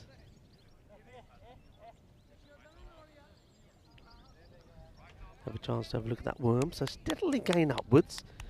So Marlow will be happy with that. And they probably are on course here for that sort of 130 to 140 score. Litton comes on. Now this guy's had a few issues. Yesterday actually he bowled pretty well, but the day before I think he went for a few magical overs and he doesn't get this one to pitch at all. It ends up being a gentle full toss, and Akram, he finds the boundary. This one over the infielder and too wide for the boundary fielder. That's going to be 4 runs.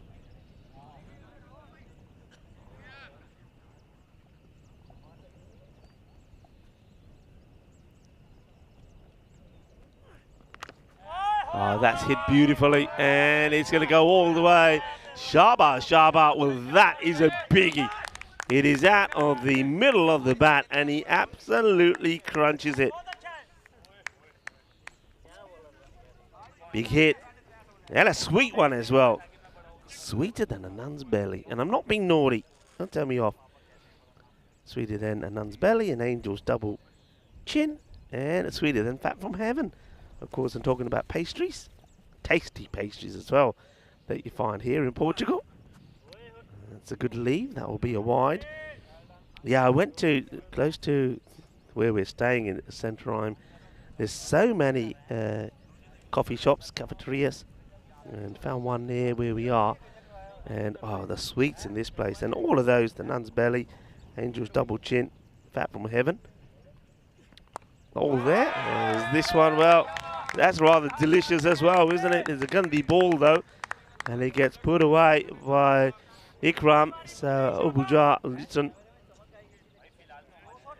just bowling runs is another one. He doesn't pitch at all. So 4-6 wide, and now another 4. Already 15 off the over. Yeah, the story goes that historically that the monks and nuns in Portugal's many monasteries and convents used egg whites to starch their clothes and preserve wines. But of course that left them with an abundance of egg yolks. So what do you do with them? Well, the monks came up with an idea. We'll cook. And ended up using them to make tasty cakes and pastries. And those recipes, they're still around. And that's why there's some beautiful sweet pastries. And if you like crispy, creamy and sweet, there's nothing like the original pastillas de nata, the custard tart. Now they're the most favourite ones around here. And from its home in Lisbon, in the Belém district. And it's a secret recipe. They say that among the fun facts about Portugal is that the family has kept the original recipe secret since the 19th century. And that's 4 more, and this over just is not the one Obuja Litton wants. He goes back to what he was doing the other day. It will go magical. So 20 come from it. 70 now on the board at the halfway point as we once again have a look at the Western Shield. You can see some of the top players. Let's have a look at some of the guys that we saw during the European Cricket League over there in the British and Irish Knights. John T. Jenner, Julius Summerall is in there. And look at some of the top players there. Toby Greatwood coming in, Tom Hidley. What a good all-rounder he is. Dan Lincoln, he's got a good side there. And it'd be great to see Harrison Ward. Harrison, of course, not just a top player, but we saw him a few years back, but also he's done a little bit of work for us on the European Cricket Network. Some will remember him out there doing some umpiring. Risky shot to play that, but the field now well set. They have got the mid-wicket back to the left-hander. Places right off his stumps. Yes, it'll be great to see Wardy. And he's a lovely guy as well. He really is. And it was great the period of time that we had him with us. So that over in the end. Let's go for 21.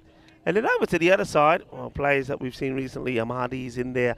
Nikolaj Damgard, wasn't he good for Skanderberg? Skanderberg, they'll be disappointed again. Danish side missing out when it comes to the European Cricket League. Ahmed Nabi, well, never quite got going. Looking forward to seeing Jamshad Khan and Shahid Afridi, of course, not going to Germany on the travels this time round, but those guys were good. Jamshad Khan, fastest century on the European Cricket Network. Amir Sharif from Italy and Krishan Kalogamage, Clayton Ford, and of course got the Zulfikar brothers in there. And another man, well, I mentioned Conrad Greenshields has been doing a lot of work around the ground. Well, we'll probably see more of Conrad here, but so has Daniel Doyle-Kaye, who will be playing. And Daniel, well, I suppose he's pretty smart. He's played a few games for Awarish. He's scored a couple of half centuries, so he knows how the pitch plays. And he's in very good form, DDC. So he'll be playing as well. Spanish representative, Ishan, the highest run scorer on the European Cricket Network, will be there. And this one is going to disappear as well. So Javid now starting to open up. And before, all his scoring was coming on just balls down the leg side, but now he's seeing it and he's clubbing it. So 6 more. I tell you what, Mohamed Rizwan, if he's watching, he's probably thinking, you're doing me proud. You're doing me proud out there, Javid. Because as far as everyone's concerned, that's me out there. Mohamed Rizwan. Rizwan, we might see him later. Marlo have got a big day here today. He's got 3 matches, so maybe we'll see him.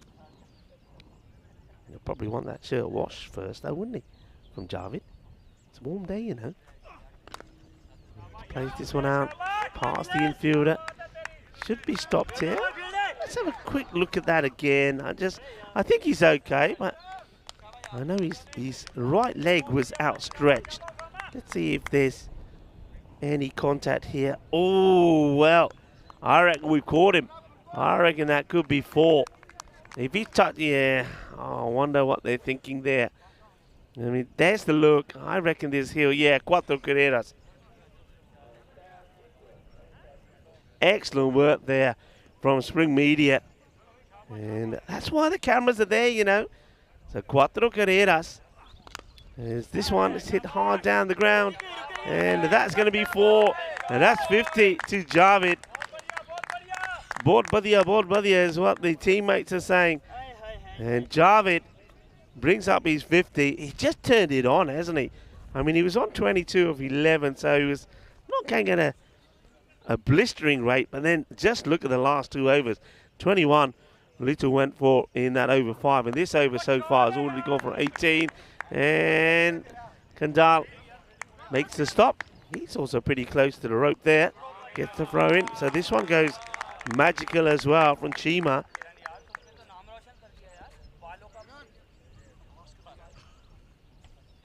What about it from Javid? बहुत बनाया अपने Usama Javid ने अपनी half century पूरी कर ली. Felicidades. But he says, I'm not done yet. But this is the issues he was having earlier with the ball that was outside the off. And he was only hitting the ones that were into his pads. But he changed that round, even though he misses out on that one. And Marlow, at the end of 6 overs, they are on 91. So few people were saying they should be getting, or may get to a 130 type of score. Right now, they're looking to go beyond that. And I think they'll be very disappointed with so many wickets in hand and big batters still to come in if they don't get past that 150 mark. And that's what they're looking to do, get a big score on the board and then try to restrict and run into a score around about the 80s. And that will ensure that they pick up all the points here. Marlow, they want to play catch up. They want to catch up with Awarish and put some pressure on Awarish when Awarish come back into play after the Western Shield.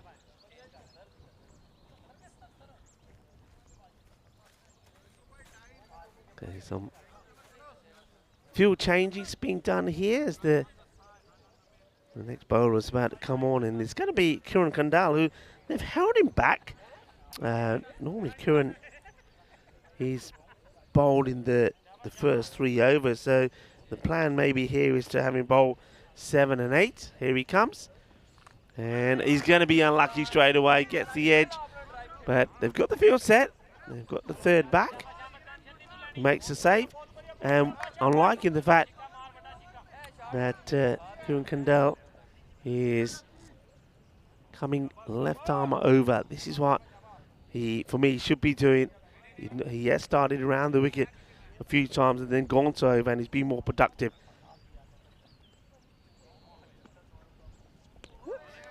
Well bowled, gets a dot in.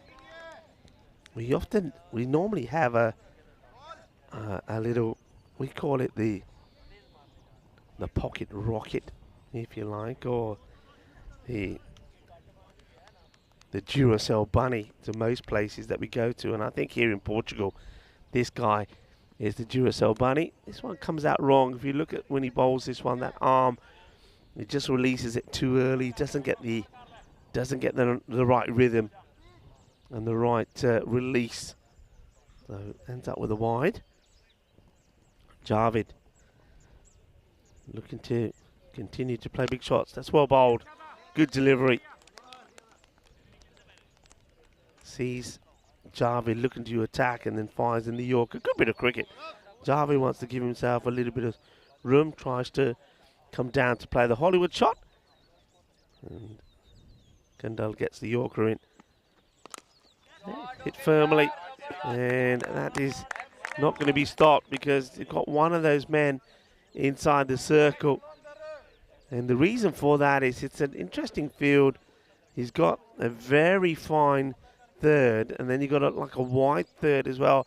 I think that area can be protected with one of those comes in, so you move the third a little bit wider, covers 2 roles, but they've literally got to the left-hander here on the offside. They've got 1, 2, 3 behind point. And that is going to be more runs. That is out of the middle, and that's gone some distance as well.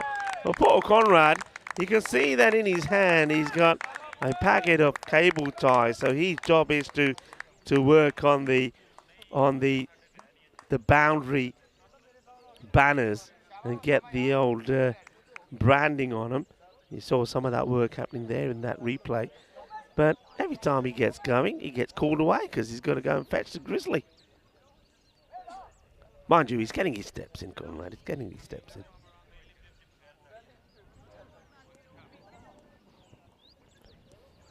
Makes a change. Decides to come round for the last one, and he gets a dot in. So that's going to be the end of the over. It goes for 14. Not the worst. 105 for 1. These two making a good partnership together. Remember that first wicket falling? That was me and Shahid fell on 18. So eyeing up a 100-run partnership as we have a look at some of the places that we were going to. I'm very much looking forward to going back to places we've visited before and meeting up with our good friends in the Federation and some of the players. Many of them we know, and some new players and new teams as well, I'm sure. But looking forward to going to France for the first time. And for me, Estonia will be the first time as well. And back to places like Malta, which is like almost like a second home to me. It's one of the first events that I did. And well, in Rome as well in Italy. Be great to be there again and see the likes of Prova and Lorena, who are doing a fantastic job with the the women's team there as well at the Rome Cricket Ground. Short and slow and thumped. 6 more as they go with Gurjant Dylan to bowl over number 8. And this ball it looked like it took an age to get to the batter, but he waits for it, does Amir, and then thumps it. He's probably feeling that he has a good opportunity to get a 50 here as well. And it's a better delivery. Fuller gets worked out. The wicketkeeper does the fielding himself. That's the captain, Navindu Saini. I wonder if he'll put himself at the top of the order as well. I suppose, in addition to what I mentioned already, the likes of Karki, Nilesh and Chima, he becomes the other key player with the bat, really. He's shown that he has the potential in one of the knocks yesterday. Up in the air, and it will go safe, and this one does plug. So in comes the throw. They'll keep it to just the 1. Yeah, this one is one that hits the deck and just spins backwards, which is fortunate for running.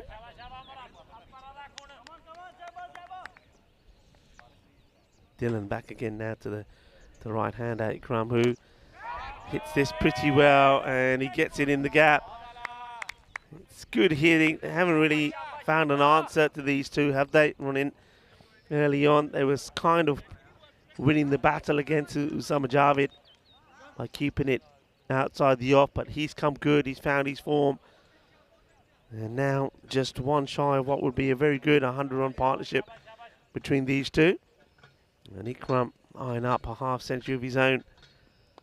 And he goes down the ground. There is a fielder there, but it's over him. Balle, balle, balle, brrrr. And just like that, the 100-run partnership comes up between these two. Worth 105. Well, that look says it all from the fielder, Chima. And looks up at the camera and says, it's going to be one of those days. Ball to go in this, the 8th, 123 on the board. So that 150 plus is very much realistic. And they might even go more than that. Okay, up in the air, wicketkeeper finds it and takes it. Good catch from the captain. Difficult one because he knows he's up there somewhere, but he's got to find it. He's wearing the lid. Got to find it. And once he finds it, he does a 360 in the process of finding it. He takes the catch. So well done. They do bring up the 100 partnership, these two, but Amir Ikram, he won't get to his 50. He'll fall on 41. And 41 on ball number 13. And let's just keep an eye on that today. The number of times batters are either out for 13 or it's ball number 13 that gets the wicket. Remember earlier in the day, we saw a double 13, didn't we? For Sanjay Kumar, made 13 of ball number 13. Baljit Singh, he was not out of 24 off 13. Now we see that wicket there, ball 13, to remove Ikram, but he does make 41, and that's a healthy strike rate. Good catch there from the captain, Sinha. And Dylan does take a wicket. And that comes at the end of that over as well. So 123 for 2. We'll go back to Kendo, who now wants to go around to the left-hander. That's good areas. Oh, that's a wild throw, and Kendo did as well to get a hand to this. Otherwise, there's definitely overthrows. Gets acknowledged by the fielder, who says, yeah, bravo, because that was a quick throw from Sharma. It was heading into an area of the field that was unprotected by anyone backing up. Let's see if he's going to change now to the right hand. It looks like he will. Yeah, like this. I was saying yesterday that Running are a team that will have to go back and look at things that worked well for them, things that didn't. And one of the things that worked well for Gundel was which end he was bowling from, which side. And coming over, left arm over, worked better. But this one is in the slot, and Amir Zaib opens his account with a big 6. And, well, that one, I think that's Miguel Stoneman, who was in the hunt for it. Miguel's not had the best of luck actually catching. I reckon he's put 4 down while he's been patrolling. It's been hit firmly, but the fielder taking little steps to try and get to it. And now he thinks about it and says, all right, Conrad, where are you? Not the quickest out there. Good jump, Dylan. And that's another thing you got to look at. You've got to have your quicker fielders out there in the outfield. That's also very much a catching position. So your sharp fielders have to be in those areas, particularly if you're the only man patrolling that boundary. Short, Gundy, and we'll get walloped away. That one's going to end up just short of the bushes behind to the left of me. Not a good delivery this from Kiran Kandel. Too short, and it's in the zone. And Amir Zaib says, thank you very much. We'll have some of that. And, well, if boundaries keep coming at this ratio, I think it might be even more a 160 to 170 score that Marlowe are thinking about. Oh, he's been absolutely smashed. Well, that's a monster strike. And I reckon that's Martins. He was shaking again. The knees were shaking and the hands were weak holding that camera as he thought, uh-oh, is this another one that's coming my way? Fortunately for him, it doesn't crash into the camera tower. Yeah, there you go. Shake, shake, shake, rattle and roll. And this one will be the 150. Here's a clever little shot from Zaib. Just haven't bowled well, have they?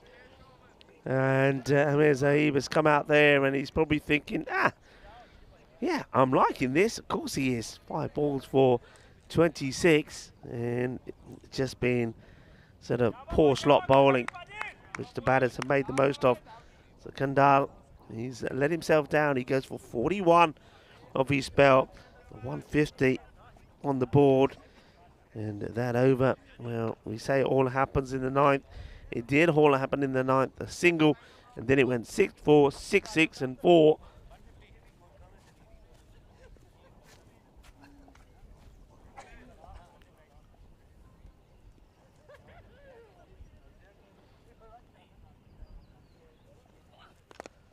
And that's well hit.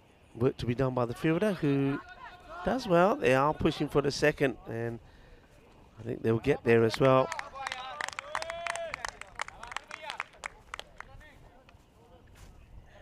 Marlowe, they needed to respond after being beaten. So, well run.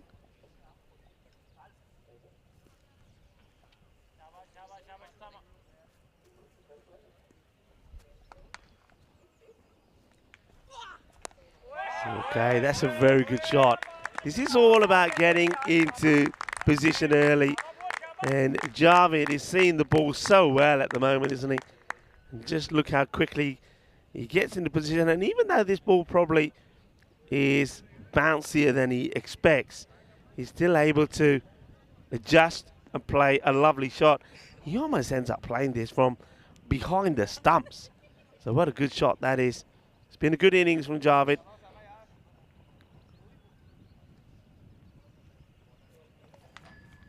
And that's a genuine leave.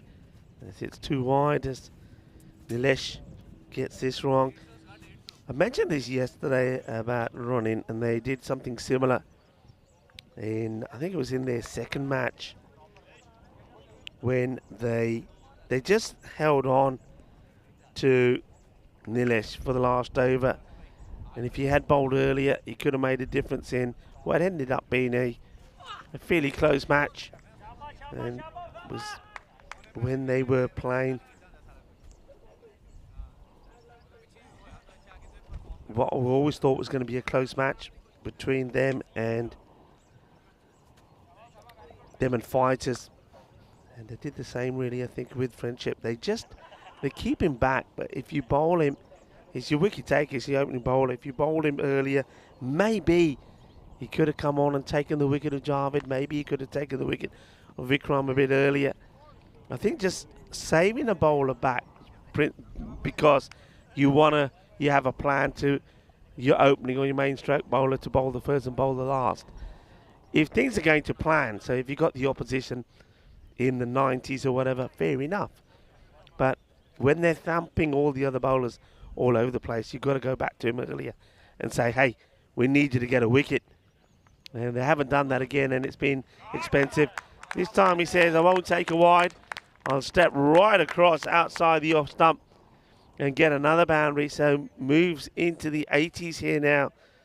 And probably would have been okay, actually, that one. It's a slower delivery from Surayawanshi, but it's cleverly played by Javed.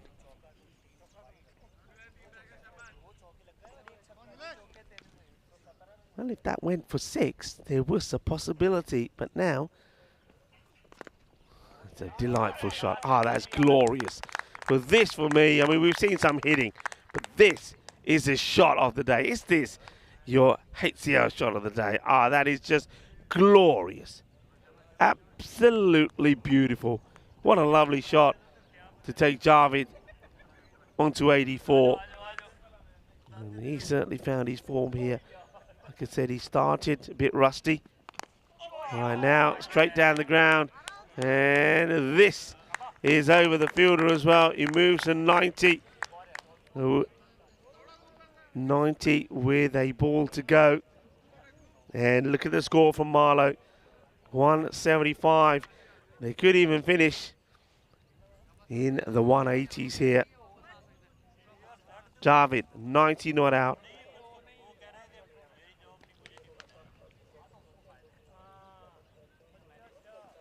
He charges, and this is what he was doing earlier in his innings. He's going to get a wide here. It's a close call, and I don't think it's a right call. I reckon that's a good ball. I think Nilesh is going to be disappointed that he's going to have to bowl this one again. And it may not make too much a difference to the end result of this match, but 176 or 175 probably it should have been. Let's see what it may be. Well, full toss, and it just gets mashed away. It will be a 180 score, 182. There's that last delivery that has to get bowled again. Gets demolished for 6, 182 for 2. It's a big score from Marlow. Marlow are here to set a statement, and that means that Ronin, they're going to have to do some work here. And just by some of my quick calculations, I reckon they're going to have to get to around about a 127 score just to get a point here. But what a good knock that has been from Usama Javed. He'll finish on 96 not out, and he'll take all the applause that he'll get and the handshakes and the pats on the back. And Rizwan will take a little snapshot of that and the score on the board and say, you see what I did? I scored 96 runs, you know, playing for Marlow. But that's not Rizwan. That's Usama Javed, who's wearing a Rizwan shirt. What a good knock, though. And they did get the wicket early of the captain, Mian Shahid, but then after that, we saw an assault. And first of all, it was some good shots from the number 3, Ikram. He played some lovely shots. And he, at one point, was scoring quicker than Javed. Javed was just a little bit, let's just say, he wasn't getting the balls outside the off stump. He was playing only shots that were balls on his leg. He was charging. He was actually charging the bowlers outside the off, and he wasn't going to bat onto ball. He then steadied down and started to play correctly. And you saw that even when he was in his 90s there, right at the end. He charges at a ball there and misses it. And that's what he was doing early on. He's far better off in his crease waiting and playing his shot. Just have a look at the look there. That says it all. He says, it's a bad day. It's one of those that you wake up when the alarm clock rings and you think, nah, I'll just stay in bed. That's maybe what Sharma is. I think that was Chima, actually. Chima was wishing what he did. And you can understand why, because even though they got the wicket of him, Amir Ikram, who was caught well by Sinha. It was a good catch, actually. Could have gone anywhere. He finds it and holds on to it. Then Amir Zaheeb came out and he cracked 26 with just 5 deliveries. Thing was, though, after that, he never got given another chance because he just kept Usama Javid on strike, who had the opportunity, maybe. I mean, it would have been difficult and it would have been world class if he managed to do it. Had the opportunity to get to the 100, but a couple of shots went for 4s and not 6s, and as a result of that, he doesn't get there. But it's a very good innings. Remember at one point, he was 22 of 11. So you can really see how much acceleration he got in towards the end there. 182 they finished on. Remember, there was that 100 partnership between Javid and Ikram. Ikram then went and Amir Zaheeb punished the 5 balls that he faced as he put those away to the boundary. And they were on 71 at the halfway point. So you can see that they almost piled on 100 runs in the last 5 overs. This is the Marlow that everybody knows, and this is the Marlow that a lot of people were expecting to see. And running, well, after losing 3 on the spin yesterday, they know that they're probably in for a bit of a hiding here, but can they get something together? Can they get some fight? And can they get to what I think is going to be around about a 127 score? Can they get to that 1 point? Let's have a look at the bowling figures. Payne there for Nilesh and also for Kandal. Both of those went for 41. And I suppose you've got to say perhaps the pick of the bowlers there. And probably Gurjant Dhillon, who only bowls for 1 but does pick up a wicket for 18. And Ujjwal Kansal started very well with his first over. Only went for 9, but the second one didn't quite go to plan. That's your mid-match summary. The second innings will be coming up in around about 10 minutes time. So join me, Rigoful, and maybe Maximo will join me back as well when we talk you through the conclusion of this match number 61 on day number 13 here in Portugal. Hasta pronto!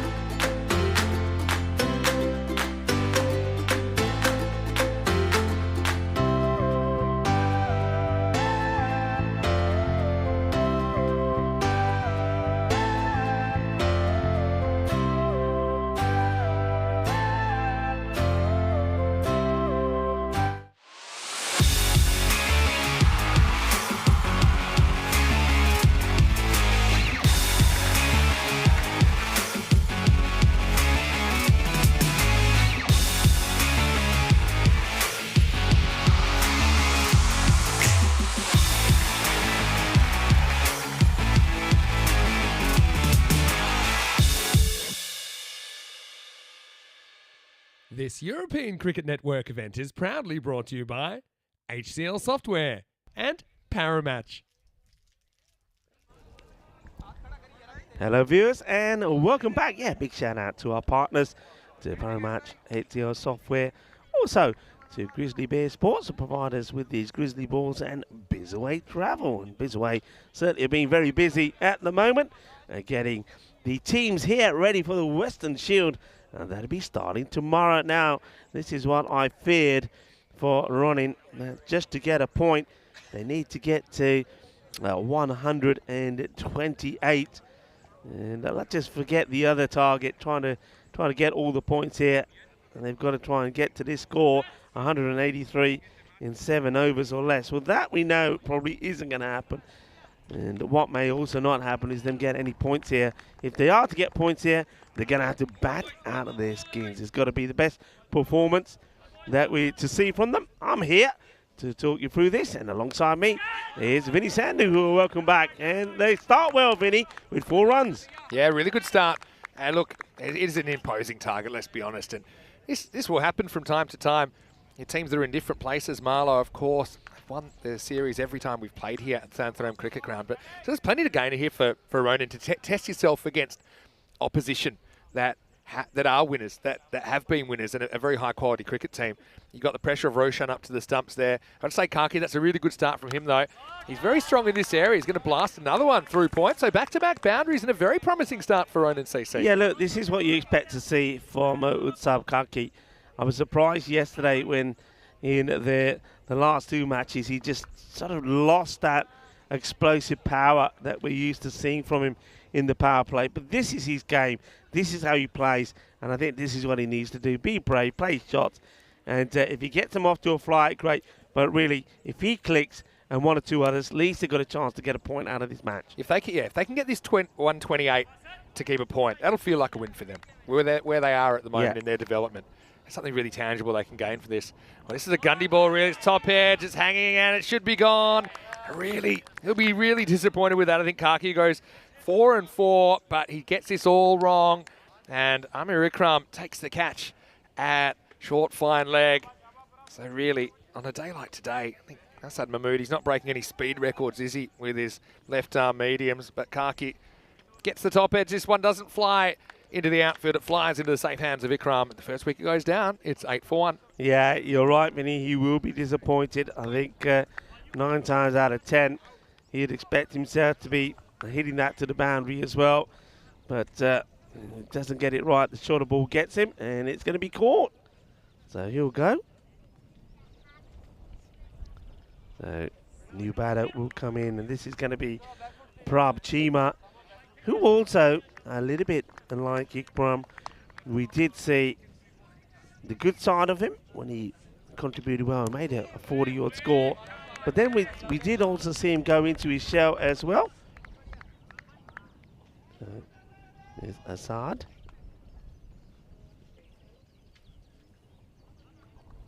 Here we go. There's that shorter one as well. He plays this on the leg side. We'll get off the mark. There's well, young Casper now does another drawing. This time he's done one for Vinny. Well, I got one earlier. This is my one here. I got a giraffe. I must admit, I drew the cat. But that's me. I think that's a good resemblance, actually. I love it. Anyway, it's the last one of the over. It's not going too far. So just 9 off that one, and the score's 9 for 1 after an over. Just quickly, golden ball counter. Got a feeling it might tick over after this one, Rico, the way things are going. We're 65 matches since golden ball. All right, so I've got to say we're very, very thankful to have Dan Weston here, of course, the ECN founder. And he's brought his son, Casper, so he drew you a picture. So you're going to show what you got. This is mine here. Okay. Yeah. That's pretty nice. It's very good, actually. Yeah. But So he did draw me a picture. He drew me a maze, and he said it's the hardest maze in the whole world. So get a load of this. Hey, and get a load of this as well. There you go. Anyone Says that hello. wants to take a screenshot and do this maze for me and let me know the solution. Look at it. Look what I'm dealing with here. That's actually, listen, one day that could be worth a lot. Now, what's the If there's story an about ink this shortage, it will. Yeah, well, we even got a lucky cat today. Thanks to There our you crew at Spring Media. I think it might belong to Martins. He might want that back, by one? the way. Nah, I like it. Anyway, here's Najam Shazad opening the bowling. I reckon Marla might want it because he's bought them luck having this in here. X marks the spot on that. Mm. I got to say, I'm really lucky. I do accumulate a few things around the traps. I know Emily, she paints a rock for me every time I go to Cartama. She's 5 years old now. Yeah. And my pencil case is now so heavy because it's most So of where are the rocks? they're in my pencil case in my work bag. I'm starting to get... But don't you offload them when you go back? Or do you forget? Oh, I don't keep them for luck. Oh, okay. It's a good example of the ball that's hitting down the leg side. That I think when you see a guy that's bowling in swingers in this format of the game, I think rather than back away, back yourself into trouble, get across. And that would have been a wide. Maybe you can then throw the hands at it. This outfield is fast. And I know it might create a few risks, such as LBW and those kinds of things, but sometimes they're risks worth taking, I think, when you need to score so quickly. Yeah, no, Jump bowled well yesterday, didn't he? He was, Another good example is the body saying leg side of the ball. It's not a bad shot. It's just a shot that's not really going to go anywhere. Your body weight's going away from where you're trying to hit the ball. So, and Shazad, he's an experienced customer, isn't he? And he'll be hoping to shut this down. Marlow, let's not forget, they didn't take a point out of their game against Oerash. So they'll want to, or their first game at least, they'll want to sew up the 4 points here.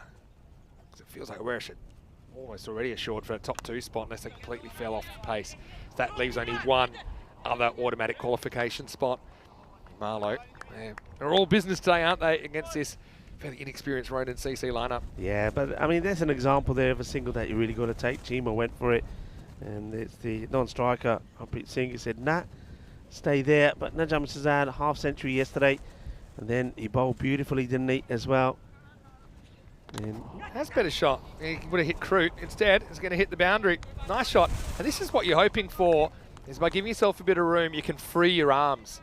I suppose this one didn't dart in as violently from Shazad. It's a nice looking straight drive from Chima that gets him 4 runs. yeah, good shot. So Najam Shazad. Be careful though, the batter, because you know Shazad, he can come back at you with a Yorker, but that's a good shot. Nice and straight, and very difficult to set a field for that. I saw a comment from Steve Cook, hello Steve by the way, saying he never worked out how a team can vary so much from match to match. But that's kind of one of the beautiful things about cricket, isn't it? Because little things can have big impacts. I'll come back to that in a second. Shazad's only going for those 4 runs so far in this second over. Again, kind of, well, starts to boot it down the field for no particular good reason. Tell you what, he had a good lawyer, probably make a case there for obstructing the field. Anyway, it's the end of the second over and the score's 13 for 1.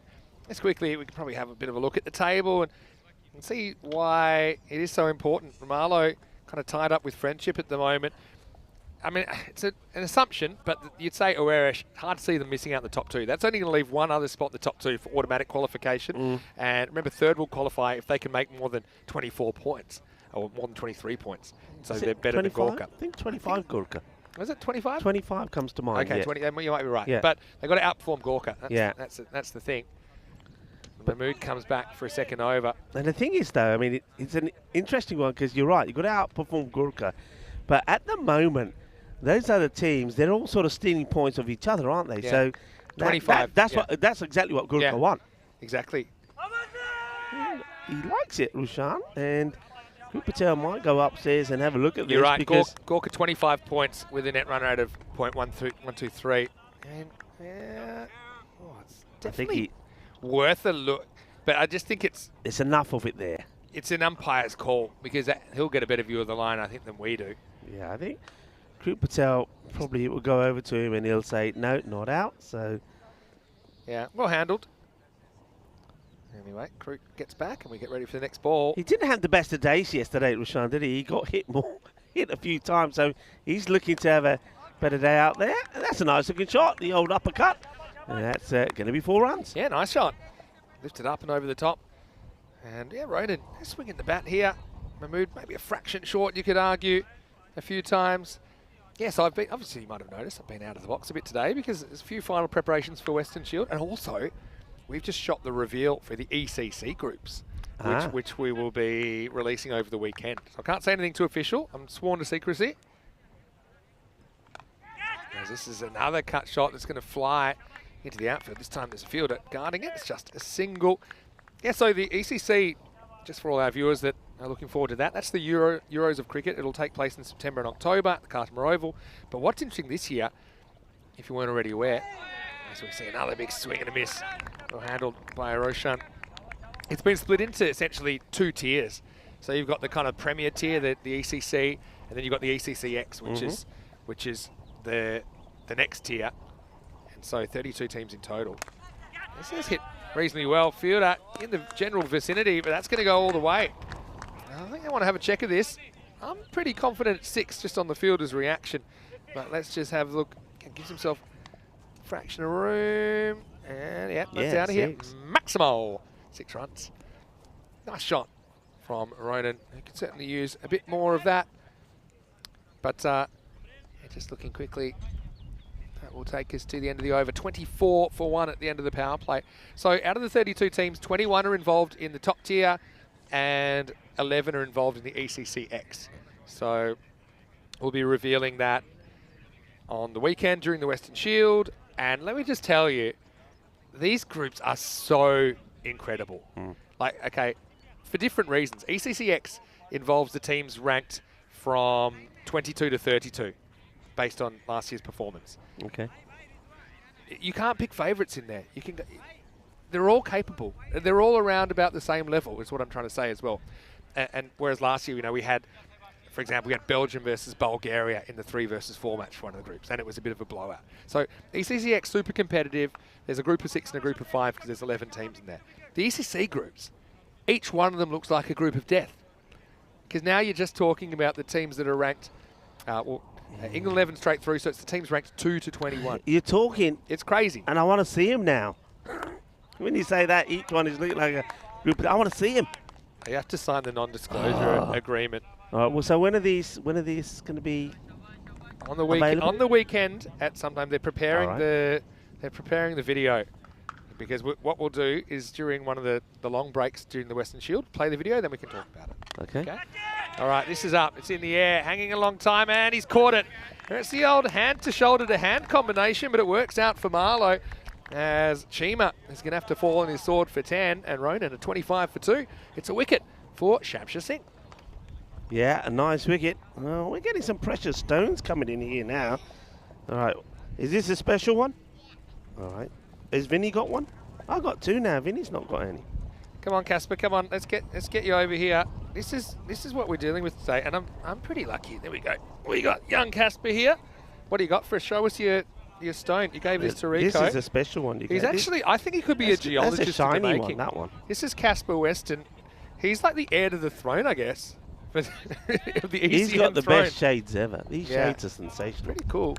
Anyway, let's get back to the action right now. You having a good day, Casper? Yeah. You're having a good day. He likes getting on the TV as well. He's probably done more coin tosses than any. How old are you now?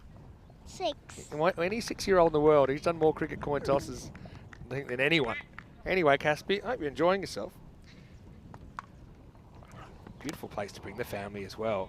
And I'm certainly hearing things that, you know, some of the players' families in the Western Shield, for example, might be able to come here and enjoy the hospitality. And really, this is a family-run cricket club, isn't it? So it's got a wonderful feel about it. The ground looks great.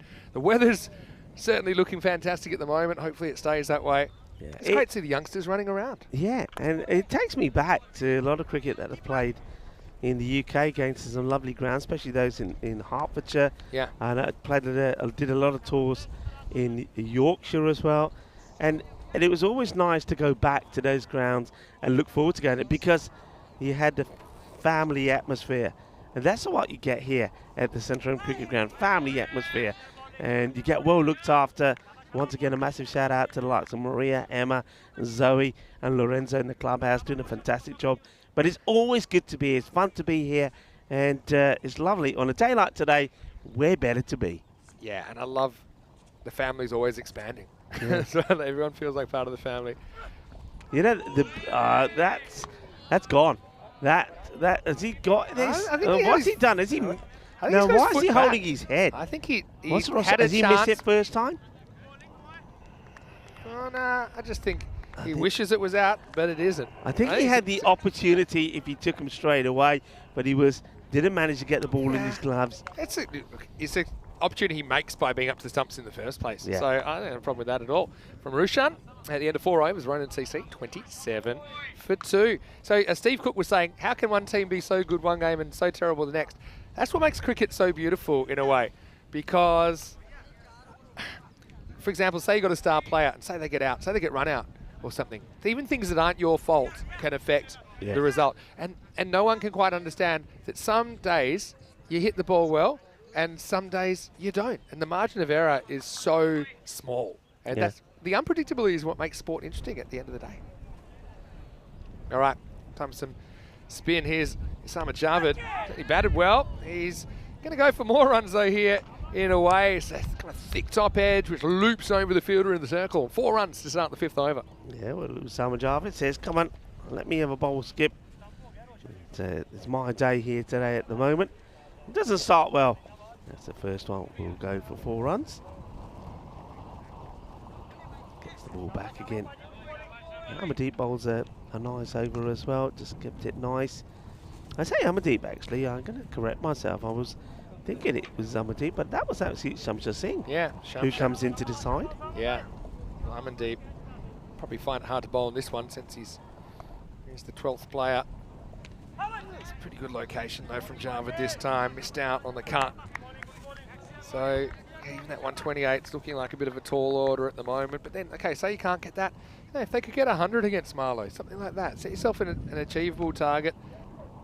Maybe it's also where you start going for a bit of individual success. Now this one's skied. It's holding up in the wind slightly. Fielder comes in and he holds a very, very good catch. Imran Khan, we know he's a brilliant fielder. I've seen a fair bit of him here in Portugal and also in a Portuguese national shirt. He holds his nerve under that high ball. It's the end of Harpreet for 11. Ronan CC, 31 for 3. Good catch. He has to judge it well. He's keeping an eye on it. Just makes a little adjustment as he's running in.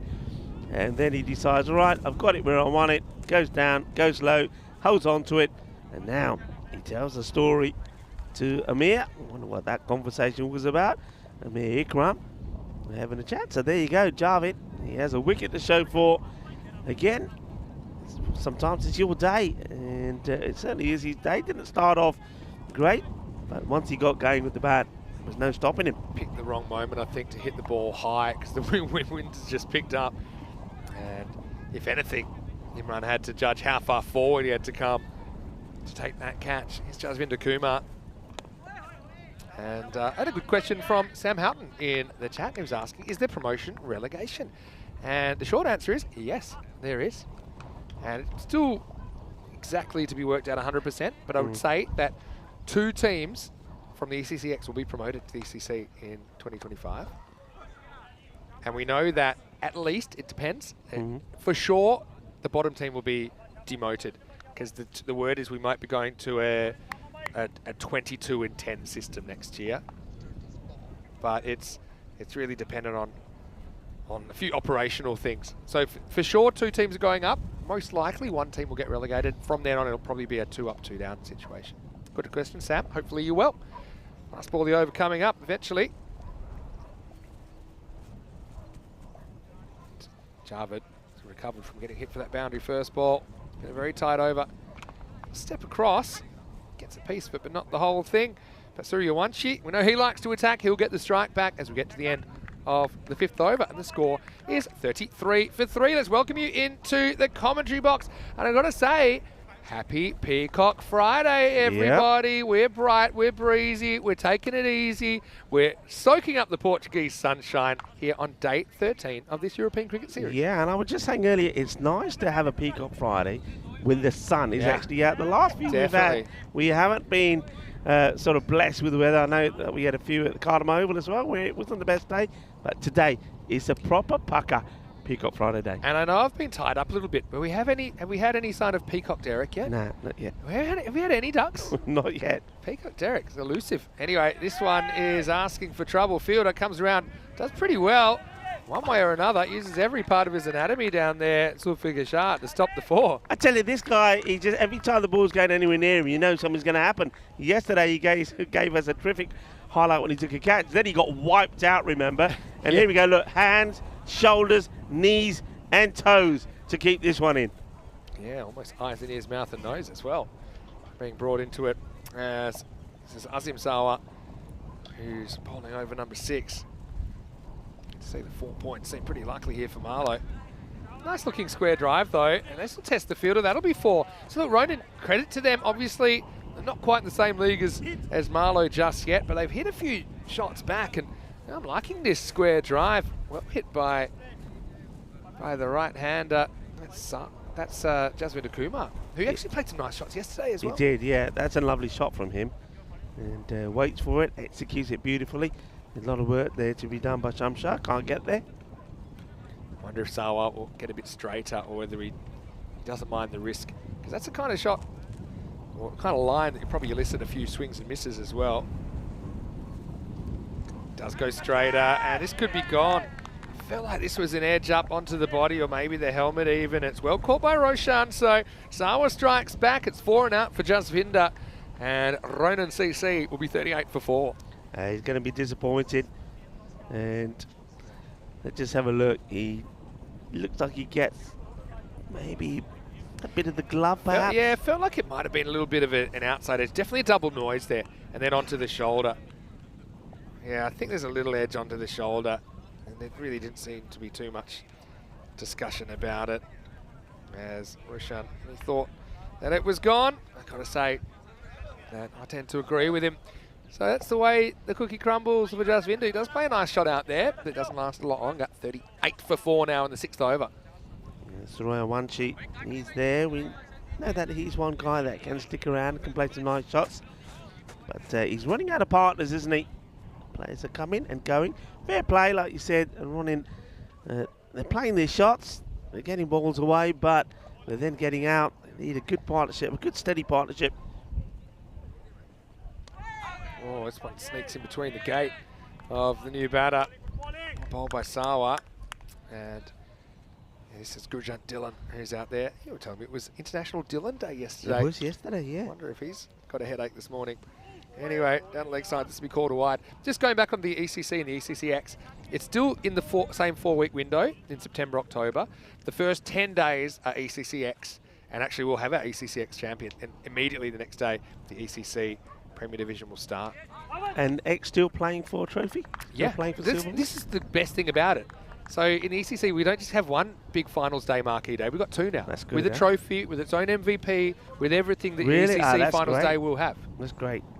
It's a wonderful concept, and I think it's already, just speaking to some of the players in the countries that will be involved, I could actually go through those countries maybe. It's a bit like having a playoff, isn't it? Playoffs. Well, you know, like in the football leagues, you have the playoffs. Yeah, that's pretty much what it is. And it works. And we're in Europe, so we know these things work. So Sawa goes for 6 in his over, does pick up a wicket at the end of 6. It's 39 for 4. So how just like the ECC, there's a group stage, and then there's well, it's not really a championship week because it's 3 days, but so we have like the playoffs, which are the top 2 from each group go through to the playoffs. Okay. And so there's 4 teams. They'll play each other over 12 matches. They'll actually play each other twice. So you'll play 6 matches in the playoffs. And then the top team goes straight through to the final, and the 2nd and 3rd team will play a qualifier to be in the ECCX final. Does that make sense? But here's the thing. The first team, the top team already in the final, they know they're promoted, right? Because they've made the top 2. But that 2 versus 3 game is like for promotion the next year. It's a huge, and also the chance to win the trophy this year. Yeah. But that 2 versus 3 game, you could argue that that's one of the biggest games in the year now. Because it's a nice shot, steps across and absolutely laces that one up and out of here. And we know Suryawanshi's got some power, and he shows it on that occasion. Maximal, 6 runs. Yeah, I think running, take a gamble, get this guy opening. I mean, I know it's not always click, but a lot of the times he's gone out there, he's had to try and get big runs quickly. He doesn't have to do that here. He's got time to try and bat all the way through. But he's a talented player. And the other guy I'm quite surprised again, who's not giving himself a chance. And we know he can do it. It's the captain, Sinner. Don't know why he's holding himself back. And this is the one that creeps up, but no, that's not out. It's always going to be too high. It's too high, but I love it that he, the 7th or 8th time, just had the umpire second guessing himself, but I think it's a good decision. He's climbing over the top, hits him high, still travelling up. Yeah, but exhausted all avenues of appeal there, didn't he? Oh, this is down the leg side. And really, not a good delivery at all. It's so short. And Roshan, he's disappointed with himself. Because, yes, it's a bad ball, but this is probably a little bit of lazy keeping. He assumes that's going to get put away. And to be honest, I can understand why he thought so. So he didn't make position. That'll be 5 wides. Yeah, he hasn't really moved across at all. I think he knew it's going to keep going. He assumed down the leg side. That was going to be fetched down to the field. And it was, just in another way. Hey, so I'm going to read in no particular order these countries in ECCX. People might be wondering who's who. Shot. Anyway, this is up in the air as well, and that's going to go. Suriyawanshi, I'm with you, Rico. It's time for Ronan to try some things. And I think Suriyawanshi, whether he's keen or not, I think it should be taken out of his hands. Yeah. Get up there and bat. Well, that's Shamsher Singh. He's the only man that could try to stop that, but that was blast. It's a lovely shot from Suriyawanshi. And, well, all right, into the window, but still, it's going to go. Watch out, the guys with the invisible sight screen, because that's not going to protect you. A good hit. Now, that is a good hit, because he's hit this into the wind, Vinny, and it still goes all the way. Yeah, what a shot. You need to have some power if you're going to try and take on the win. But, yeah, come on. Well, he likes this time. I just say Roshan, his body language here is telling me this could be gone. That he's very confident, either that or he's a very good actor. We're about to find out. Drags the foot. Well, I think he's in. Look, is his foot down? Yeah. Yeah, foot is down. Well, Roshan, he tried to make something happen there. He probably believes if you put the polygraph on him, he'll say that foot was in the air, but I think no doubt for me that the toe's down. Yeah, he does well to get it down as well. And That's maybe we can do a real-time replay of that, because you can see what he's looking at. So you'd believe, yeah, you can say, yeah, I reckon that's out, but the slow-mo says it is not. All right, here's the ECCX teams. So I'm not going to mention the 21 teams that are in the Premier Division, because if you don't hear them now, then they're in the main ECCX. Right, ECCX. Okay, no particular order. Greece, Cyprus, Czechia, Croatia, Turkey, Estonia, Serbia, Slovenia, Bulgaria, Luxembourg, and Isle of Man. Okay. So, you see what I mean? This is going to be hard to pick. This will be 4 runs. Nice shot by Suriyawanshi, who survives the tight stumping appeal and then goes on to whack a 4. And will also finish the over, 66 for 4. And so, yeah, just coming up to the start of the next game, which actually won't start for around about 40 minutes right here, but it's going to be the Werewolves taking on Precious, a rematch of match 60, which was the first game of the day. Werewolves picked up a 4-pointer on that occasion, and Precious, well, I suppose every game is one close to their first win. They'll be hoping to maybe pick it up here. Different order of innings with Werewolves winning the toss and batting in match 62. Join us for that. I say Rajbir Singh, he's had a pretty impressive start, but I also like the zip about the Werewolves attack. They just got a little bit about them, don't they? Kind of out-muscled Precious early in the day. But different conditions here as well, maybe slightly better batting conditions as well for both sides a little bit later in the day. Shaba, good bowling. Looking there, Roshan saying to Sawa, who, yeah, he's been very tidy. 1 for 7, bowling his second.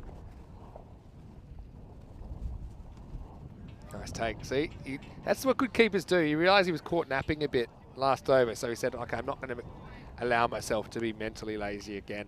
And Roshan, I rate him pretty highly as a keeper. Made that look easy. Suriyawanshi probably wants to belt this for 6. Tries. That's a fair piece of it. And it doesn't get under it. Still goes for 4. So it's got the right approach. I think this is pretty smart, because Sawa is never going to turn the ball a lot away from you. It's mostly angle in, so it goes with that angle. Makes good contact, gets 4 runs. Yeah, gets down on one knee, gets a fair chunk of it. Fielder coming across. It's not going to make the stop. So that's Zaib who's out there. Now this one will be straightforward. It doesn't even need to appeal for it. Wants to go for the big one. That's Suriyawanshi. And it makes a handsome 29. But once again, everyone, ball number 13 on match day 13 gets the victim. I don't mind this from Suriyawanshi. If you're going to charge and commit to it. He thought it was on. It's probably clever bowling from Sawa, who maybe pulls the length back a little bit. But as easy as they get, really, for Roshan behind the stumps. You see, kind of, it's a premeditated charge down the pitch. It wasn't because of where he saw the ball. He just decided he was going to go, and then maybe the spider senses of the bowler just realised that, and he just made a slight adjustment. So, yeah, good cricket all around from the bowler and the keeper there.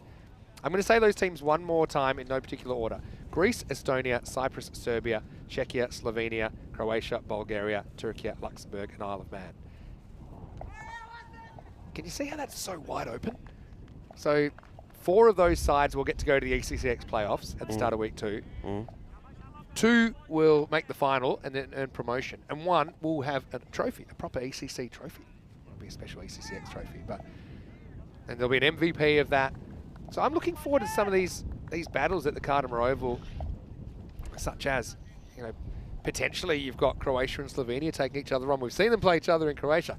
They could play each other at Cardamar Oval if they draw in the same group. All right, this is a thick outside edge rolling way down the hill. That'll be 4.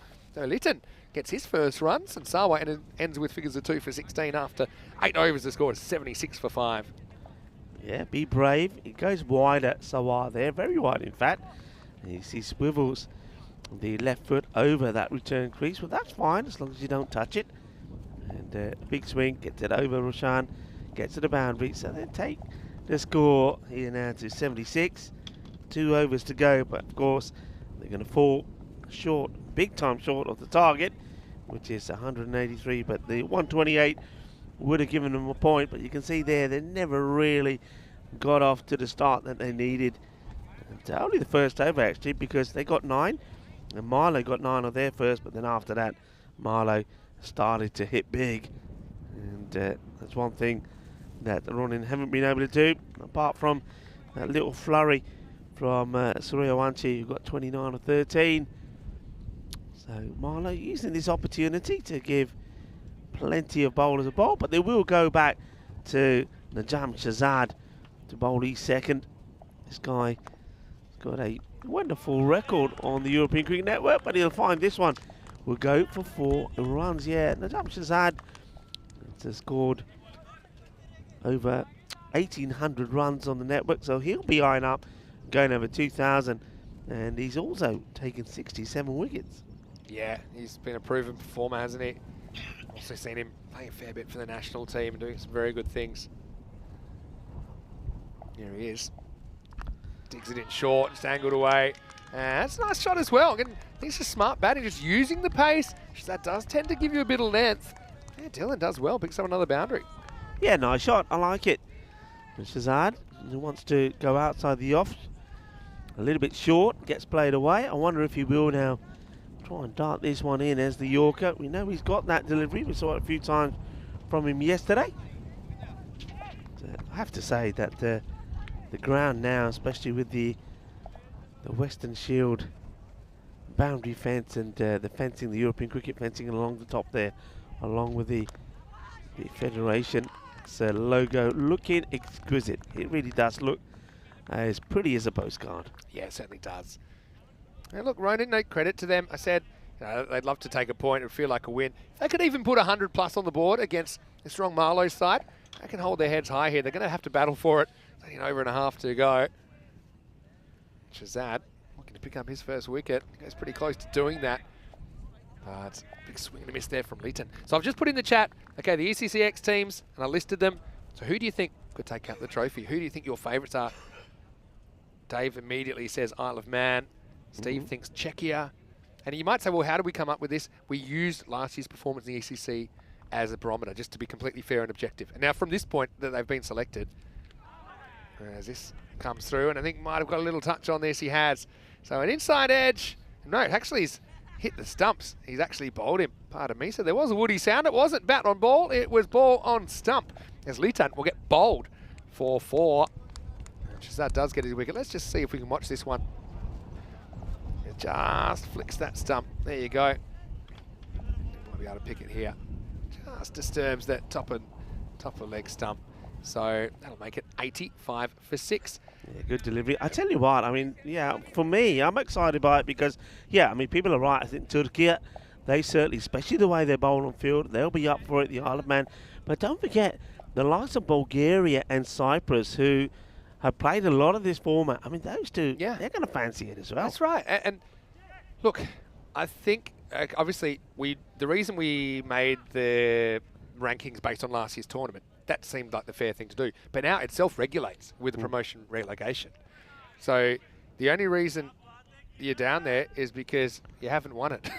So the top teams or the teams from the top division that go down, they can't complain because they didn't perform. Well, I'm going to complain because Okay. Kieran Kando goes out there, All right. faces his first ball and doesn't play the reverse. Yeah, But he gets off the mark, which means he's back on strike. So I saw you think having the a reverse is conversation coming. with him before. Was he aware? Because it was for a point, right? He wasn't Potentially. aware. He didn't. He wasn't said, aware. nobody told me. I said, all right. I said, you got to know there's, 2 targets to look Yeah. for. The winning target and the target for a point. So he knows now, but he knows that him playing a reverse and not executing it will probably not make a difference in this one. Yeah, I mean- get the feeling he'll try it. Oh well, gets the bat on ball here. Won't get a run. Pretty quick work from the fielder. Yeah, So essentially, just go back to the ECC and the ECCX quickly. It self-regulates because you perform, you go up. You don't perform, you go down. Yeah, so I like that can have system. no one can have any complaints. It's a good system. About there's a lot of teams that are kind of in the middle. They're on the cusp. And so using last year's performance as a guide was, I think, the only way to do that. There's things like there's T10 international rankings and all these things that you could go on, but I think that we've had enough ECC cricket now to know. Yeah. To say, okay, that's what we're going to use. I like the fact that it also gives the lower ranked teams something positive to play for and look forward to. Because if you're all going into the same pool, let's face it, you can end up in a group where you're going to have no chance at all. And maybe also, Well, there you go. Keepers he hate goes these, by for the it. way. Keepers hate these because completely throws out your bearings. You're blinded normally by the batter, Yeah. and then you just become a human battering ram. And he would go for it, and he doesn't quite execute it. Well, he might get another chance. Yeah, but going back to that, you could be in a group where you're just in a hiding for nothing, right? What do you gain out of that? Maybe not too much apart from the experience, but to be in the setup now, you've got every opportunity to find hard battle, and also there's a reason to improve. There's a reason to improve. You're not just saying, well, even if you get a little bit better next time round, what's going to happen? It's a long road. Now there's something to go for all the time. And I like the fact that you're playing for silverware as well. That makes it a big plus. Yeah, it certainly does. This is one that the ball's going to win the race. Well, Kandel liking it. He gets his boundary, lives him up into the 90s. I got to say, that was a pretty nice looking shot. Pretty uncomplicated. Okay, steps away to leg a bit, but makes solid contact and lets the outfield do the rest. Okay, gets one away. Yeah, so normally. we'll have a fully fledged finals day with teams that generally wouldn't get to take part in that. There's your reverse again. And okay, not quite where he wants it. Does he get bat onto it? No. But he's created a few extra runs by just either kicking the ball or forcing the keeper to make an error. I hate it when... Can you imagine those shots being played before keepers wore helmets up to the stumps as well? Oh. It's just trip to the dentist waiting to happen, isn't Mhm. it? Anyway, here's the last ball. This one, Ronan. 93 plus this. He'll stay on 93. I'm not asking the question. No, I I'm wonder not- if you're going upstairs. Not for this getting a one. lot of love out of Bucks. He looks keen for his lunch. Oh, that's actually pretty close. Let's see. He's down now. He's Just all right. down in time. So, look, in the end, it'll be a 4-point win for Marlow, 182 to 93. Obviously batting Ronan out of the game. Not just out of the game, but kind of out of the point. Pretty early in the piece. Yeah, but for Ronan, look, it's going to be just another learning experience for them. They'll meet Marlow later on in the day as well. So let's see if they can maybe pick up a few things from that. But I can tell you the next game coming up, we're just under half an hour away from the start. The Werewolves versus Precious. Precious still searching for their first win in ECN cricket. The Werewolves picked up their first one this morning. So that's coming up at 3 p.m. Central European time, which is 6:30 in India. You can see Rajbir has been good in there. Gurpreet, I think he's a pretty important player as well. But Precious, really, they need to find someone that can step up. As far as this innings went, well, Ronan knew pretty early. I think before they even started their innings, the 180s was out of the question. Maybe the 120s if they batted fantastically well. They weren't able to do that in the end. Marlow pick up a very handy 4 points as far as their qualification goes. We had a bit of company in the cube. We had animals and children and toys. They say 3 things you shouldn't work with on live TV. They're right, and credit to them. They do pick up quite a few boundaries in this 10 overs. In fact, they hit 12 fours, they hit 4 sixes, so it wasn't all one-way traffic. Yeah, I mean, I like the way they started. Karki is much better. I prefer him being super aggressive. He got a couple of boundaries out of it, and then he went. Well, there was our friend Casper looking the business. I love those shades. You know, I think me and Casper can have a little talk about those shades. One day I think we're going to see, I feel like if we can do this a long time, we'll be commentating Casper for Germany as well. He absolutely whacks the ball. Anyway, looking back to this, yeah, some nice shots late on. I love that Gurjat Dylan hit a couple of fours. Suryawanshi, obviously, we know he can be a very, very dangerous player. A couple of 4s and 3 Maximos in there. But really, it wasn't to be. Jaswinder went a pretty entertaining 4, but then out the very next ball. And yeah, Marlow, like I said, they just need to be laser focused. Because of their kind of indifferent start to the tournament by their standards, just to be picking up as many points as they can, they do the job here, taking all the points out of this contest. Yeah, they do. And once again, well batted, of course, to Osama Javed, finishing on 96 not out. He batted beautifully, and he just got better and better. And we saw an impact innings there from Amir Ikram as well. And then Amir Zahib, 5 balls that he faced it, he blasted 26 as well. And that's the sort of firepower that I think Ronin are missing at the moment at the top of the order. But it was nice to see that some nights around one sheet, he didn't let us down this time. He showed the sort of potential he has. The only one complaint, if I have, it'll be maybe to Navendra Sinha. He showed us yesterday that he's a useful batter. He can go out there and score valuable runs. So I don't know why he's hiding himself and not going out there and playing and getting out there with the bat and playing some shots, because his team definitely do need it. You see, we don't see him at all. Interesting one, isn't it? I mean, I do agree with getting Suryawanshi to the top of the order ASAP. I think you just got to gamble and see if he can bat the 10, might get you a reasonable score that you might be able to defend. No drama trying things. Yeah, look, Sinha scored 34 yesterday of 20 deliveries when they got to 101, chasing 143. So we know he can bat. So he's got to, maybe he's thinking he wants to give others a chance, but really start to think about trying to get some points on the board as well.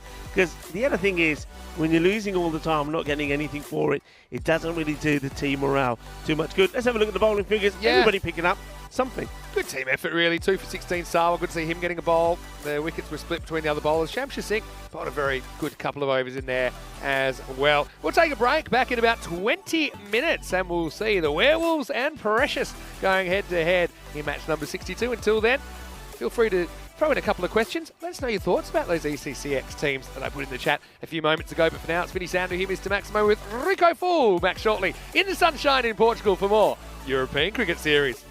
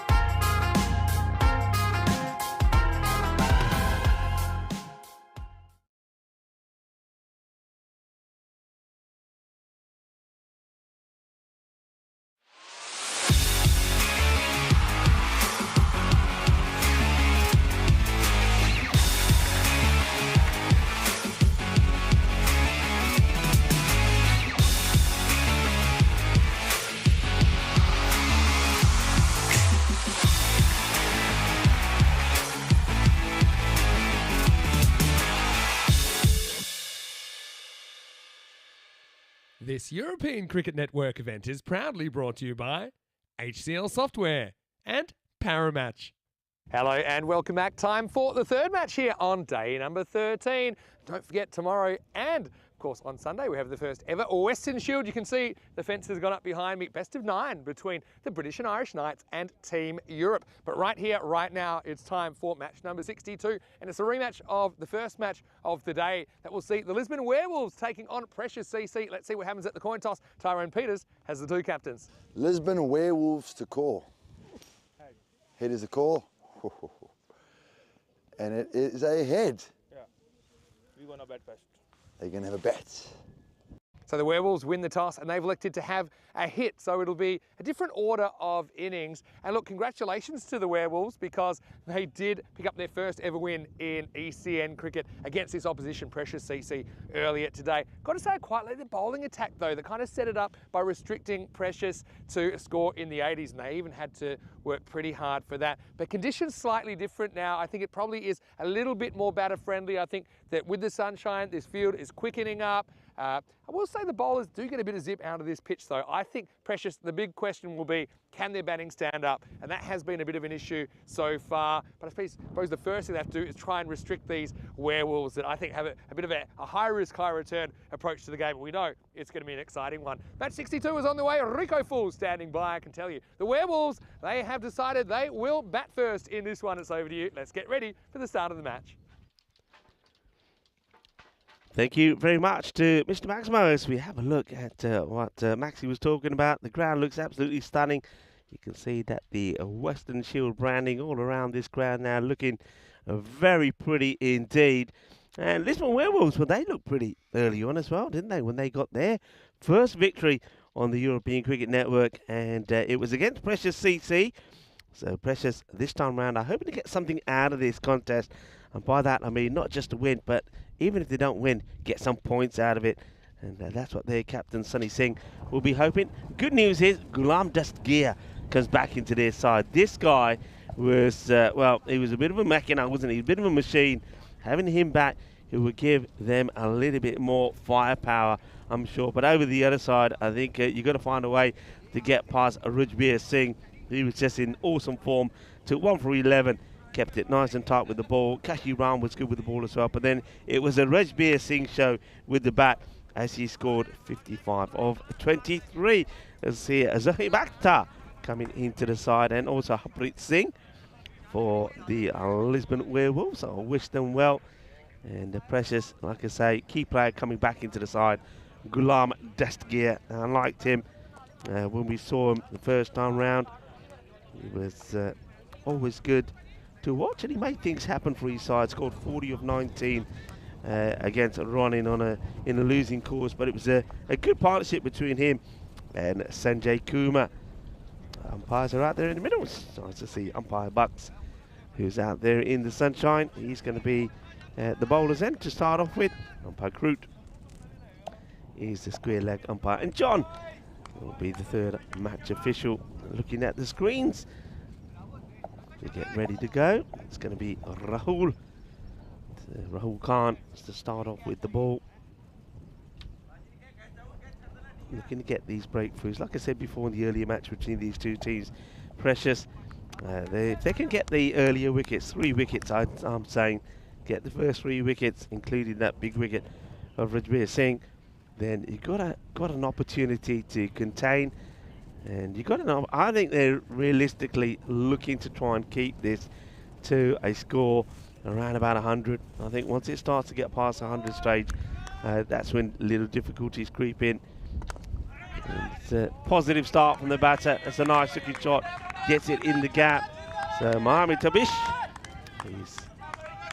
he's away. So no change. They have gone with Tabish and Shafat as the openers. Last time round, Tabish didn't quite have it all his own way. Got out on 6. He was dropped, and then second time round, the very next ball, the catch was taken. So he's hoping to have a better knock this time. Welcome back to everybody on the chat as well. Nice to have you with us.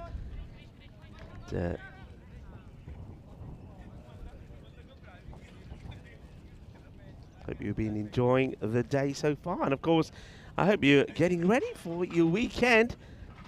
And it's going to be down the leg side. It's partially stopped, and probably just as well there by the keeper, because I think if Baljit Singh doesn't get anything on this, that's going to race away to that boundary pretty quickly.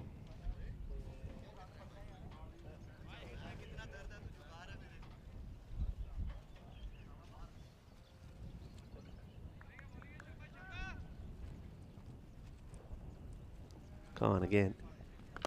Let's play that with the offside. Taking on the field, in comes the throw. And I mean, he's onto it quickly, but it's good backing up from Tabish. So Shafat gets off the mark. Yeah, it is the weekend as well, everybody. And I know that you've all got things to do, you've got chores to do. But remember, stay tuned to the European Cricket Network, because tomorrow is the start of the Western Shield. And we're expecting to see plenty of good cricket. The batters probably not quite alert to the opportunity to steal a single there as the wicketkeeper this time around will do. Let's just see, he does release it pretty quickly, but batter did have both feet in the crease, so almost gives away an unnecessary run. This one's worked away, but man on the 45, he's there for a reason, and he does his job. Gets down and gets dirty and makes the stop. Still that breeze around, not particularly strong, but let's just say it's swirly. A little bit blustery and swirly, comes and goes. So high balls in the air could be interesting. This one will get over the fielder, and just can't get a foot onto it. It's coming across. That's Krish Kumar Goswami. Coming across, tries to get a foot on it, can't get to stop on it. So it's going to be cuatro carreras. So nicely worked away.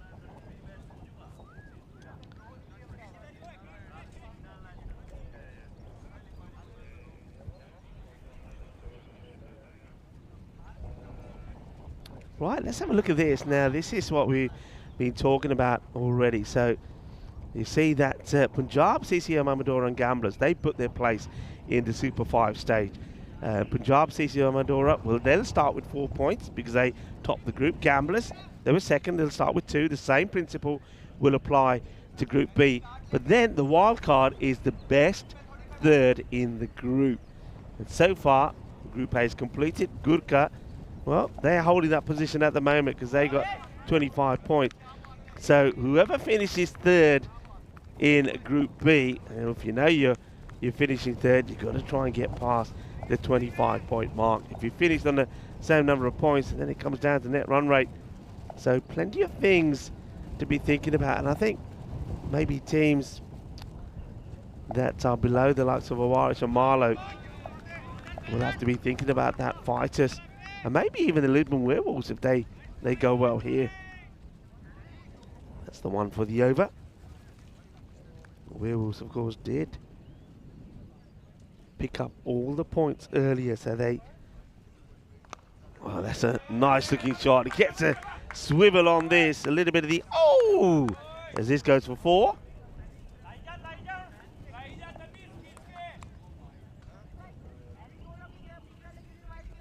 Wonderful shot. And I like the way holds his shape and keeps his balance as well. Nice, upright, good body position.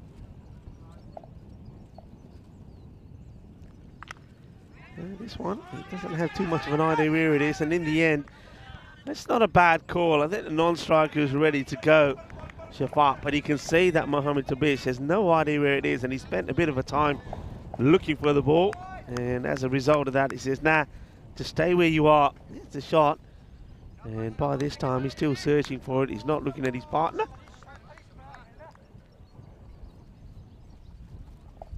Gulam Dastgir. Big in, I think, for Pressure CC. Upish and in the gap, so he gets it over the short backward point, and too wide for third to do anything about. That'll be 4 more. So playing some good shots here, Tabish. Hitting it on the up. And he's trusting the fact that the field, with only 2 in the outfield, he's going to get a little bit of fortune go his way. This is high up in the air, and it's going to drop short of the fielders. Unfortunately, nobody from Precious is in a position to take the catch.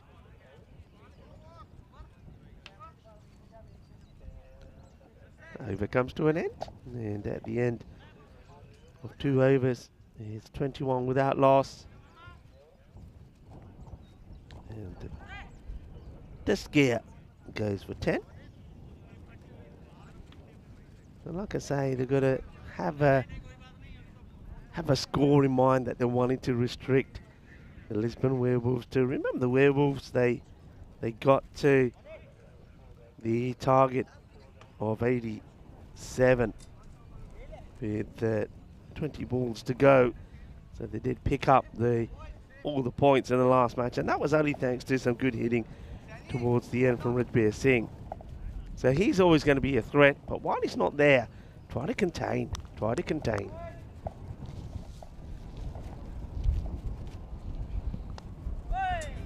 Played away, wide off the man on the 45. So that is going to be 4 runs. He gets underneath the banners. And,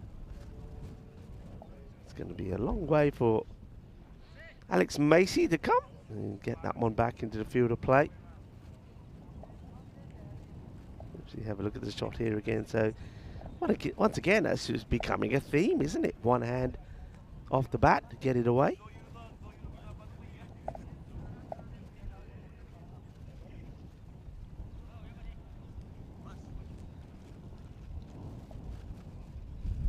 Got to get the ball outside the off, though, haven't they? Well, that one, I think, is going to be called a wide. Yep. Bangs it in short. Short and ugly. The wide ball, it's also going to be the one for the over. So, I guess the idea of keeping it outside the off is a good one by Gill. Bangs it in too hard, it flies over. Look at that, it only just stays in the screen. The next one up in the air, catching opportunity, and it gets snatched out of the grasp off the fielder. So the catch is taken. Is very little celebration, but under pressure the fielder, another man comes right in his way here. Let's have a look at this. So up in the air, swirling around, he's got his eyes on it. He said, "Oh yaar, tu ki kar raha tha? Ki kar raha catch mera? Ja pare ja, mera kya aisega? Ami mere samne aa gaya." Well, Harvinder Singh, well, being told there. And I don't know why Harvinder is getting in the way of that. It's not his catch. And Ghulam just gear. I mean, makes no mistake. He holds on to it. The Tabish will go. 22 he makes. And 12 deliveries he faces. A little myrtle at this. They go with. Looks like Singh, who comes in at number 3.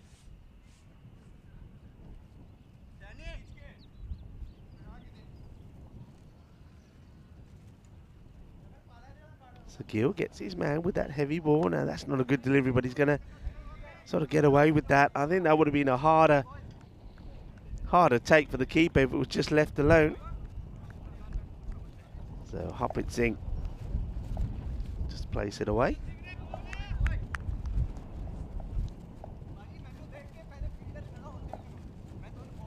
But he's just holding back Rajbir Singh here. It's not a bad thing, I suppose. It gives me 1 or 2 of the others an opportunity. Oh, that's Gandhi. No ball call, but we'll have to see this side on. But just see where this ball actually lands. Does it land? Yeah, the signal's being changed there. And the reason it's being changed is, watch the line of the stumps. This ball will go past the line of the stumps. And if it does, then it would be called a wide. So no ball change to wide, no free hit.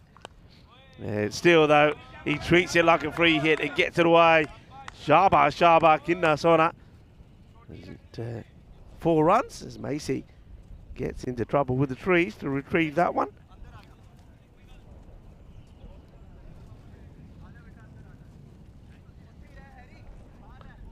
Yeah, not a good delivery. He's there, here and everywhere at the moment, Macy. Making some adjustment to the field. That man on the 45 now goes right back on the line. Mid-wicket is back, so is... No, mid-wicket's inside. Long on goes back. That's well hit in the gap. 4 more. Good shot. So Shafat gets his second boundary, his second 4 for the Werewolves. Going well at the moment. That's the end of the over. 36 on the board. The 1 wicket down. That's the wicket at the moment of Tabish, who was eventually caught well by Just Gear. Well, he had to fight for it, didn't he? As Harvinder Singh tried to grab it out of his hands.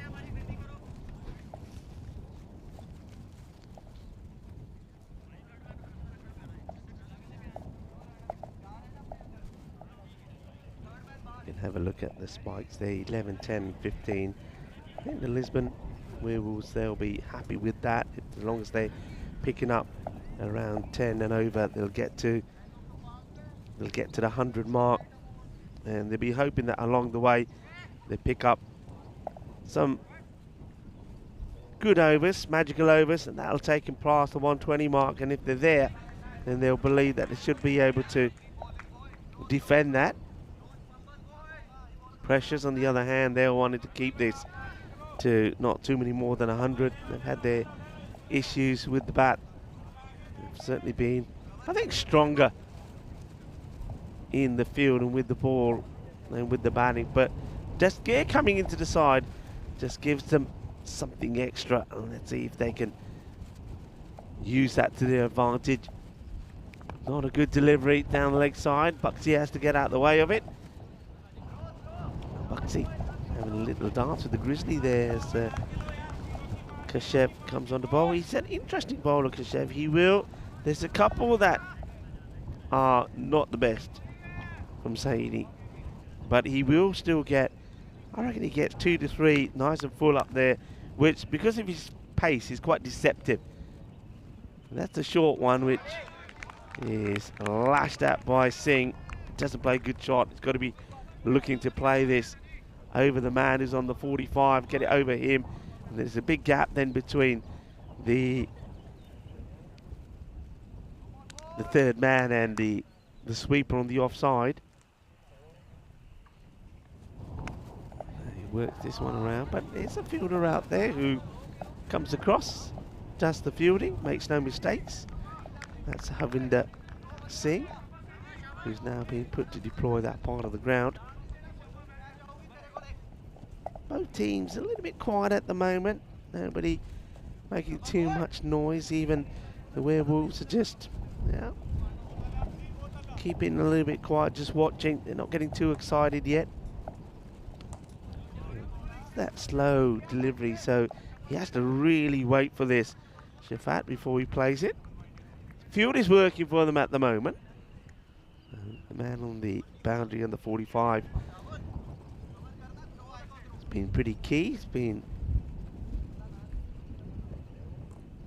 kept busy.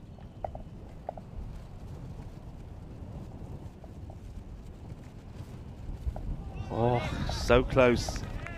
So close to just nipping the bail. Just shows you that how difficult it is also for the umpires here, because let's imagine this ball is straight, wicket to wicket. And everybody goes up, thinks, yeah, it's got to be out, but you can see there how bouncy that this pitch can be. So 40, just 4 coming off that over, so that's a good over from Saidi. And his variations and playing about with pace, working well at the moment. Precious CC, you see from the logo, Precious Impact. It's a company name And it's very much a team that's been formed by the consultancy company that the captain is part of, Sunny Singh. And the Lisbon Werewolves, they're a completely new team. And, well, earlier today we saw them win their first ever match. First ever competitive match on the European Cricket Network.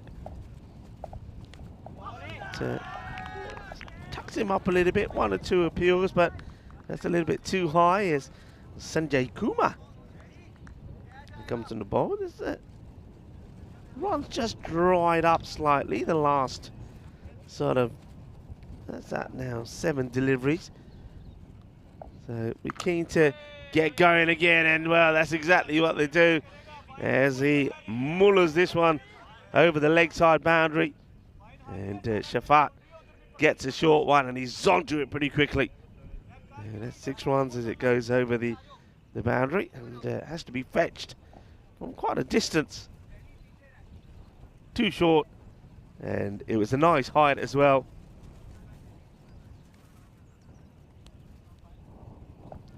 Seeing some of those pop up, it becomes uncomfortable. All right, Fuller, and outside the off is what's required.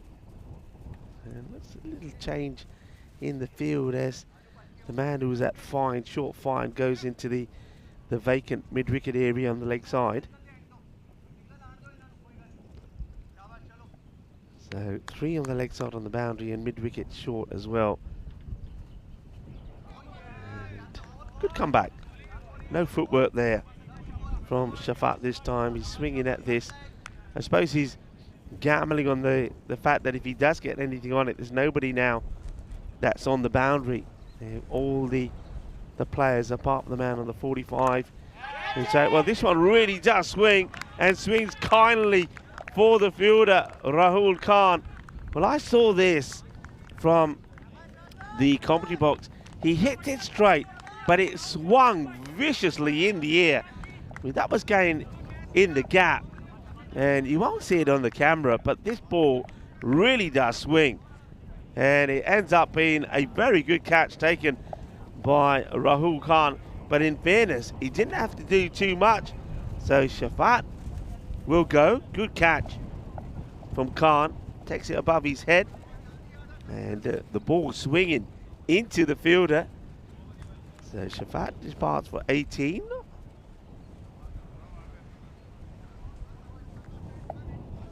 So well done to Sanjay Kumar. Gets the wicket. And you would expect now that Harpreet Singh, unless they really want to toy around with him batting order, is going to be joined out there by Rajbir Singh, and he is the man who comes out right. Can he keep his good form going, or will this be the match that he has his mini blip? Ooh, well, plays it late. They're taking on the run, and they'll get there. Risky one. I mean, Rajbir is running to the safe end. Just watch this. He gets a little touch, and the non-striker wants it. He might have got sold into it really by Rajbir, who takes a little step. Stay there, stay there. They're liking it. And well, what's going on here now? Seems to be a conversation now. He's being given now, but he wasn't given originally by umpire Bucks. So oh well, I don't know what's going on here. I don't think he's being given out here. There's no bat on that at all. That's not out. And he then starts to walk because the team starts to say you're out, you're out. So then Bucksy then eventually puts a finger up, but oh well, let's see this again one more time. I mean, I don't think the bat's anywhere near this. Let's have a look. I mean, there was an appeal. It wasn't given out. So look, there's no bat anywhere near there. But they're all appealing. I don't really know what the batter, Harpreet Singh, is saying. But while he's having a debate, he's sort of walking and coming back walking. And then Bucksy puts the finger up. So he's going to be gone here. Well, that is a strange one. So, hang on a minute. Hang on a minute. I think he's retired himself out. All right. Starting to make sense. Well, he's only had 7 balls for 3. He's retired himself out. There you go. Maybe that's what he was trying to explain. Say, I'm not out, I didn't touch it. But you know what? कहता मैं touch कितना नहीं पर यार मैंने तो ball this नहीं मैं चल जाना मैं जाऊंगा मैं गया मैं retire out हो जाऊंगा. So he's retired himself out. Or either he's retired himself out or he's been told to come back. So, wow, all sorts of things happening out there. So he'll be retired out. That means he won't be coming back for 3. Rajveer Singh is the non-striker.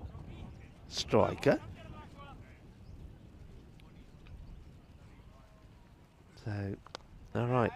Well, that one's been well hit. That's going to be 4 runs. 4 carreras. Well, maybe that's why they've retired him out. And hang on a minute. Is that... I think... All right, what's going on? I just saw a signal there from Buxy, which normally means 5 runs. So, all right, I've got to start looking at things here, people. I wonder if that was 5 because the batter took too long to come out. We'll have to have a look at this. So, definitely things going on here. I think that signal from the umpire normally signals 5 runs. But I'm not going to commit to anything here yet because nothing's come through here. This is up in the air and it will get taken. So another wicket goes and this is a big wicket. So all sorts of things happening out there, people. Rajveer Singh, after hitting a boundary, he's now making his way back. Well, if I get anything more come through here, people, about that signal, I'll let you know, but it was an interesting one. I haven't seen anything come through yet. So, the only thing I can think of is that it was 5 maybe given for the batters taking too long to come out. But when that comes through, I'll let you know. There was definitely a signal. I haven't seen anything come through here yet, so I'll keep my eye on it for you. But the news is, the big news is, that Rajveer Singh, well, it is the blip from him this time. He doesn't get going. He hits 1 ball, gets out.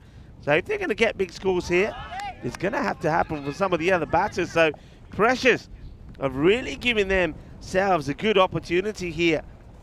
As Rajveer Singh departed for 5 or 3. And remember, just before that, it was a retirement of Singh.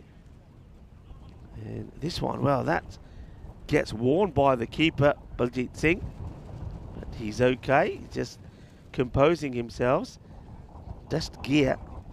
Here's the bowler.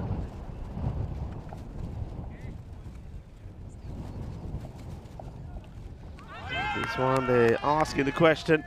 The umpire cannot give it, even if it was.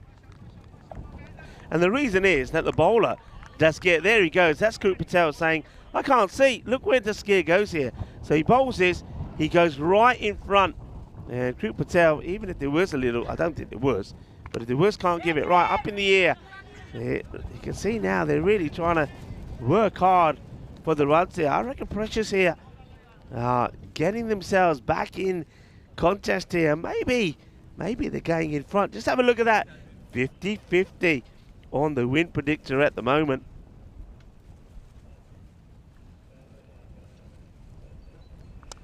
All right, that's been clobbered. It's a bad ball. He can't be bowling there, and that's going to go all the way. And Gaganpreet Singh gets off the mark with a maximo. As once again, Alex Macy has to go right into the boundary. The boundary for this ground, that is, where the shrubs are, to fetch this one. So Dustgear lets himself down a little bit with the last ball of the over.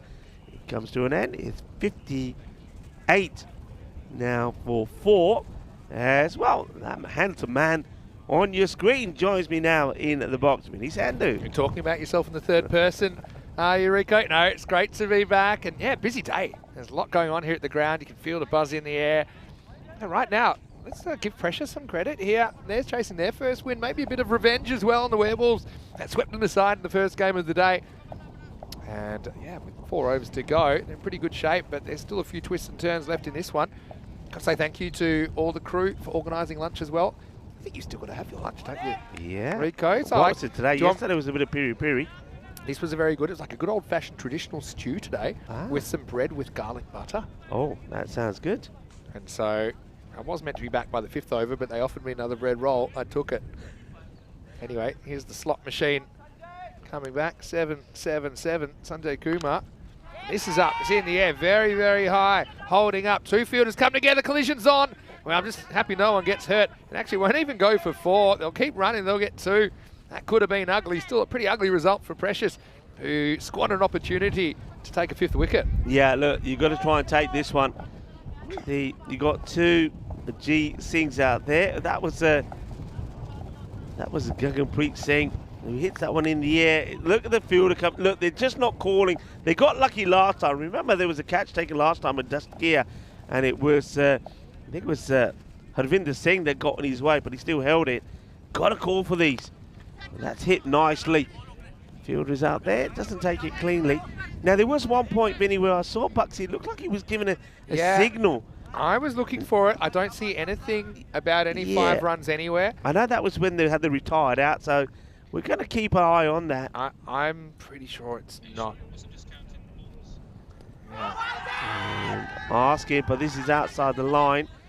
Yeah, I mean, the umpires, they do make different little mini signals to each other and stuff as well. But all I can tell you is that there's no sign of any penalty runs. What do you think about the retired out? I mean, 3 off 7, Harpreet batting 3.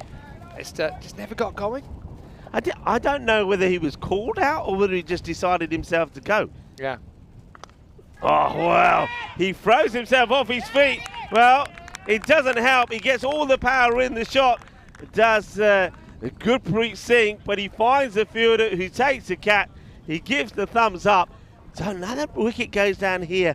So this is going to be a real fight, and it looks like at the moment it could be a sort of a score that Precious are trying to keep the Lisbon Werewolves to around the 100 mark. Yeah. And at the moment, that's exactly what they're on. Really good cricket match at the moment. That's a brilliant catch, actually. He swings himself off his feet, doesn't he? I was a bit worried he's going to crash into his stumps. He put so much into that shot. Yeah, you can see Hamzat doing the right thing, getting to the crease really quickly. 60 seconds you've got to be ready to face now. Mohammed Hamzat coming out, number 7. All right, well, after this ball, I'm going to give you some strict orders to go and enjoy the hospitality in the clubhouse, Rico. And maybe come back for the second half, because I think this could be an absolute bang-up between 2 teams that went into the day without a win in ECN cricket. Yeah, well, it's well bowled, well played. And, this is, I'm sure, Sanjay Kumar that's bowling.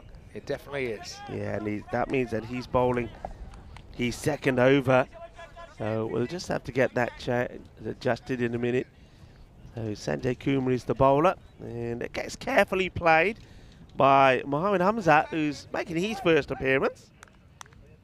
Okay, Gaganpreet Singh, he's not there to hang around. And he plays another nice shot, but this time he goes behind point where there's nobody in the boundaries. That's 4 runs. Look, they've just got to stay with this, Precious. Got to try and stop these balls going to the boundary. And if they can, then they'll give themselves a chance. But that one is a hit-me ball.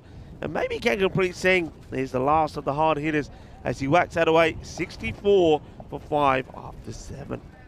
All right, so yeah, the stew's good. Make sure that you say hi from me, and if there's any left over, I'll be back in the halftime break. Right now, let's have a look at the Western Shield, and we are only hours away from this. In fact, around about, I think 19 hours until we have our first ever Western Shield match. It's going to be exciting, red letter day. Hopefully the start of something very, very exciting over a number of years. British and Irish Knights led by Dan Lincoln. They are represented by players from England, Ireland, Scotland, Jersey and Guernsey this year. And Team Europe, of course, the men from the continent representing Best of 9 series. Corey Ruckers also arrives today. I think the authorities have been alerted to his presence in Portugal. Conrad Greenshields, playing for Awarish in this series, is the manager for Team Europe, and everyone really excited about it. Some final preparations for the weekend. Anyway, I think there might be a slight delay while they just confirm that is Sanjay Kumar. Pretty sure it was. But anyway, hello to everyone. Hello to Mandrake. Good to see you in the chat as well. I want to know how everyone's enjoying this sunshine, and I'm loving it. And a lot of people saying, oh, you know, Portugal, the weather, it's terrible. And I can say normally, it's nothing further from the truth. You can play cricket 12 months around here in Europe, and in Portugal specifically. So I just think no matter where you are in the world, you're going to get a few days of bad weather here and there. And we've just been a bit unfortunate to run into about a week of it so far in this series. But I mean, things looking good. Hopefully the weekend stays fine as well. And yeah, I think the players are really enjoying the conditions as well.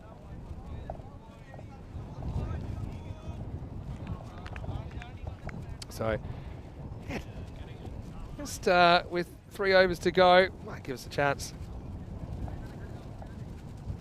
Yeah, just if you want to know how this tournament's working, it's pretty unusual because we have 14 teams involved for the first ever time in an ECS Portugal. So we've already had Group A, that's done, and Punjab CC Amadora top the table. They'll go into the Super Fives, which starts next Friday. They'll start on 4 points. Gamblers were second in Group A. They have also qualified for the Super Fives starting next Friday. They'll start on 2 points because they finished second in the group. Now, they'll be joined by the teams that finish in the top 2 positions here in Group B. Of course, we've got 7 teams in Group B as well. And whoever finishes third, they will qualify if they can outperform Gorka 11. So the 2 top teams from each group and the best performing third team get to play in the Super Fives, which involves 2 days cricket. As come back and give you this one again. As I think they have sorted that out in the end. Yeah, so only 5 teams out of 14. It's a high bar. And so look, there are some teams probably qualifying is less on their mind than just kind of playing well and picking up a few wins along the way. Slightly mistimed here.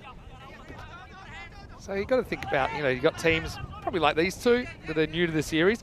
They would love just to kind of take their cricket forward and to be able to improve what they're doing and to learn from some of the other players as well. There is domestic cricket here in Portugal as well, obviously outside ECN. But some of these second division teams might not actually get to play against the big boys too often, so this does represent a real opportunity, I think, for them to develop their game, and really that's what ECN is all about. Julian Dawson as well. This is Rahul Khan bowling the 8th. This ball's on the stumps, but it's horned away into the gap, and that is going to be 6 runs all the way, Maximo. Werewolves. Well, I do think it's a bit of a disadvantage they have to play during the day. Everyone knows Werewolves really hit their straps on a full moon, but this is a nice shot. Just carries the line by a metre or 2. Bounces away over the fence. Rahul just misses his length there, gets the line right. Rolls the dice with a slightly short ball again, and that's going to be 4 more.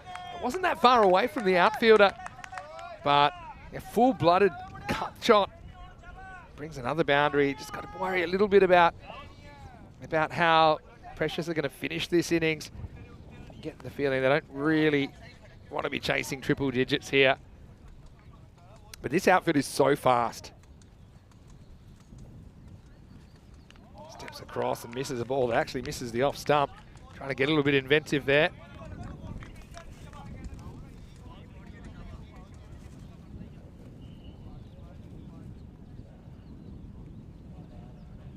Yeah, I do think if you could hit the Yorker, he could be even more effective here rather than rolling the dice with the length delivery here.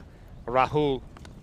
Well, that's Fuller has a thick outside edge. That's going to fly away. And yeah, you can see he's bowled okay this over, but there's been none of these balls that have actually kind of been up, bouncing around the popping crease, which I think would limit the opportunity for something like this happening.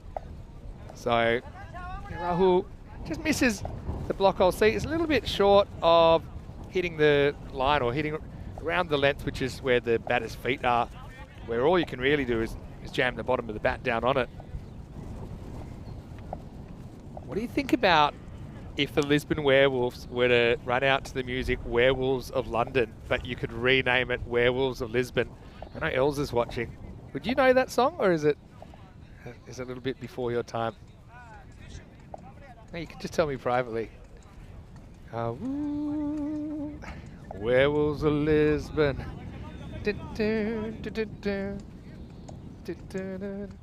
Rico probably shouldn't leave me alone after I've had a pretty enjoyable lunch, and they told me that the beer was non-alcoholic. But anyway, it's a great song. Look that one up for all you young'uns out there. All right. And I think for Precious, I can't think of a song that would be suitable, but Bruno Mars' Treasure, if you replace the word treasure with precious, I think that could also work. So we've got possibly the best walk-on music matchup of any two teams. Precious, do, do, do, do, that is what you are. Do, do, do. All you people out there that have got the ability to make that, please send it to me at Mr. Maxwell on social media. Maybe you could let us know what theme songs suit other teams in the competition while we're here, or any other team on ECN. I think Rico's done very well. I think he's causing these game delays because he wants to have a nice, easy lunch and maybe get seconds. Because so far, this one over that I've commentated, the one has taken around about 12 minutes. And look, you see Bucks there's not too much of him, but he's blocking the approach of the bowler. But yeah, let me just see what's going on here. So, and for all of you playing at home and wondering what the 5 was that was signalled, he was signalling 5 balls to come. Which I suppose, that's one way of keeping track of it. Hey, why not just go all out and start with putting 6 fingers up at the start of the over? All right, I'm needing some help here. Random questions. Trying to think of other team names that fit well with popular songs. So, I mean, we've got, like, obviously you got things like, let's say Royal Tigers Budapest. Oh, look, there's Elsa. This is the new Rico, everybody. Can you give us your best ballet, ballet, ballet? Ballet, ballet, ballet. That's pretty good. I hear it every day. You must have watched a few matches, Elsa. Little Elsa's bit, yeah. normally directing in the truck, but she's got this game off. So she's come down to have a bit of a look. Looking to enjoy the right side of It the is. game. Yeah, you've actually learnt so much about cricket. You've been working with us about 18 months, is that about right? About a year and a half? Yeah, something like that. And when you started, how much cricket did you understand? Nothing. I didn't know anything about cricket. Yeah. But And now I love it. Now you're doing magic, pushing the buttons, Yeah. and with our crew from Spring Media, doing a wonderful job. Mentoring new directors like Alex. Hello, Alex. Hey, Alex. I know it was your decision to put the cameras on us, so... You It little is- bastard. Describe to everyone what it's like, though, while you're here. Now we've got you. I'll even mic you up. Oh. What's going on in the truck? So everyone sees the broadcast, Yeah. but what are you doing? Because all I see is you've got about 1,000 screens and you've about 4 keyboards. Yeah. So tell me what you'd be doing this ball, right? Here we go with the last ball of the 8th over. Now I take camera 2, which is this camera, Yeah. and then I would show a replay from camera 1, and a little bit slow when it hits Little bit slower. the batter, yeah. Because you learnt that if it hits their leg, we want to see it straight on. Yeah. And of course, Alex, he's probably taking a different angle, but that's his creative choice. Maybe he checked the height. That wasn't very close. Oh, here's another one. Okay, let's go. Camera 2. Yeah. Camera 2's a moving camera. Now the little peep where you can see everyone running. Okay. Yeah. Sometimes you have a picture in, picture up. And all Yeah. these are like a different keystroke or a different thing you have to do. Yeah. Right? So this is what I am still amazed by it. And I've done, done over 3,000 games now. I'm still amazed with what you're able to do. So now, look, without even realizing, you seamlessly back to camera 1 here, which is the fixed camera. Or main camera. Because I think you're now basically showing that you can do my job way easier than I can do your job, because you're doing it right now. Okay. Well, this is up and it's out of here. Maximo! Maximo! 6 runs, the 6 of the best there. And that's got all the way to the external fence. Have a look from camera 4 here. So, yeah, our production that we use in European Cricket Series cricket is a bit different at the Cardamom Oval, but we have 5 cameras, 4 on the ground. We've got the commentary cam as well. So this one's the main camera. Camera 1, you'll typically see when the ball's bowled from that. We've got the camera that goes with the ball, which is this camera 2. Then we've got camera 3, which is a side on. You've got the camera 4, which is kind of reverse angle. Yeah. So, yeah, that one disappears for 6. But I got some bad news. If you see stumps on the ground, that's not a great thing to see as a batter, because the next ball from Sawa has castled the batter, and it'll be the end of Gaganpreet Singh for a pretty good 28. And this will be how it finished. He runs down a wild swing. Away it goes. Gives himself 2 or 3 knocks on the noggin. Gets a pat on the back from the keeper. Nice little contribution. Looks like the Werewolves should get above the 100 now, you'd imagine. It's 90 for 6. Okay, so we talked about some of the technicals. While we've got Elsa here, we've still got it for another over. If you've got any questions about how the TV side of things work, I know I've got plenty, then let us know. We've got Elsa in the booth with us. But let me ask you a non-technical question. So what do you think of cricket now? You had no idea, you'd never really seen it. Now you've done hundreds of games, if not 500 or more. You've done over 500 games. A lot of games. Directing cricket. That's quite a lot, I guess. Come back to this as Haritwal, the new batter. He misses out. So what do you think of cricket then? What are your impressions from a non-cricket player? So you're from Latvia, right? Yeah. What do you think? I didn't know anything about cricket. There's almost no cricket in Latvia. Now, one of the greatest games in the world. You love it. Yeah. And you're not alone, right? No. A lot of our crew have fallen in love with the game. It's super fun game. All right, well, has another chance. Leg side. So that'll be a wide. So for a wide, you get 1 run. You have to re-bowl the ball. And you know that very well, don't you? So these I are know things we had to learn everything along the way, such as, okay, you don't go to the end of the over now because that ball has to be re-bowled. Yeah. Simple. Actually, you guys are experts. I'm not just saying that. You are actual cricket experts now. I would like to try umpire someday. Okay. I actually have seen you playing. You've got some good players on your crew as well. This is the end of the 9th over, and the score is, hold the phone, 92, 92 and a half. Any advances? Oh, well, how about more? Unfortunately, he picked it up cleanly on the backup. So it'll be 93 for 6 after 9. But this is the other thing that I think maybe you don't realise. Obviously, I've had a cricket background, and I probably know a bit more about the cricket world. You guys just think that this is what all cricket is like, but it's not. ECN cricket is like a super magnified machine of entertainment. For example, when we do T20 matches, and by the way, T20 is meant to be like the short, cool form of cricket. Be honest, what do you think about when you do T20 cricket? I think it goes on forever and forever and so long. I like this T10. Yeah, and we're talking about the game that is meant to be, you know, the revolution of cricket. And yeah, it's the constant feedback. It's not your fault because you've just been fed a steady diet of this T10 madness. Where everything happens so quickly and it's intense and so fun. And T20 seems like it's forever. You're a good player, but what makes you want to umpire? You probably spend a lot of time watching. Once I knew the rules, it's like, I think, it's interesting to stand there and make the calls without seeing everything how we see. Yeah, that's true. Well, we kind of have the umpire's view here, don't we? A lot of the time. Here we go with the start of the last over.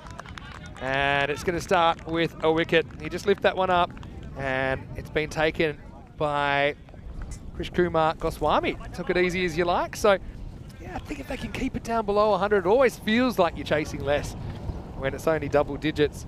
As you can see, Just Gill comes back and gets a wicket immediately in the 10th over. It's 93 for 7. So I'm loving that you came in and you got sprung being on the camera by Alex, who's actually directing his first game today. Well, you wouldn't know it. He's doing a pretty good job so far. It's really a good job, Alex. Wonderfully. You can see that he knows cricket, that he plays it. This is he's so deep in his crease here. Have a look at how far back he is towards the stumps. See? So you've got to be a bit worried. We already saw one batter trot in his own stumps. Yeah. But the reason he's doing that, he wants to get under something. So he's hoping it bounces.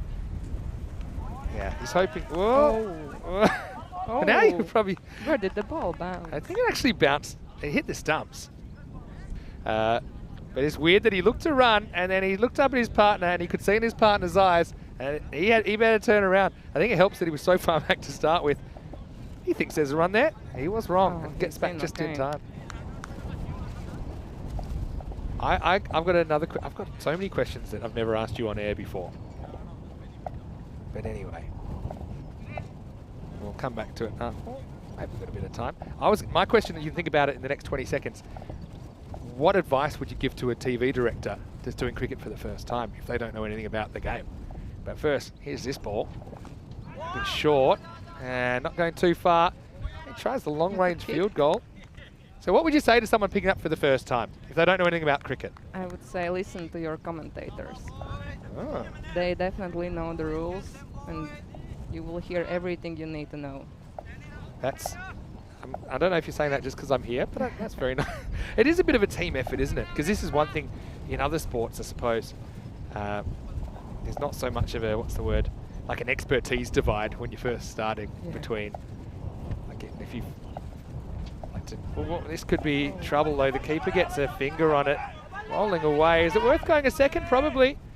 Throws low, flat, and doesn't quite get there in time. They'll get 3 wides, and they'll have to bowl that again. Yeah, so I suppose I'm really proud of not just you, Elza, but all of our crew from Spring Media for doing such a great job.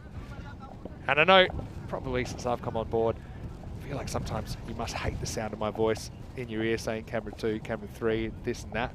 But hopefully you know that it's with love, and that you guys are the reason that our coverage is as good as it is.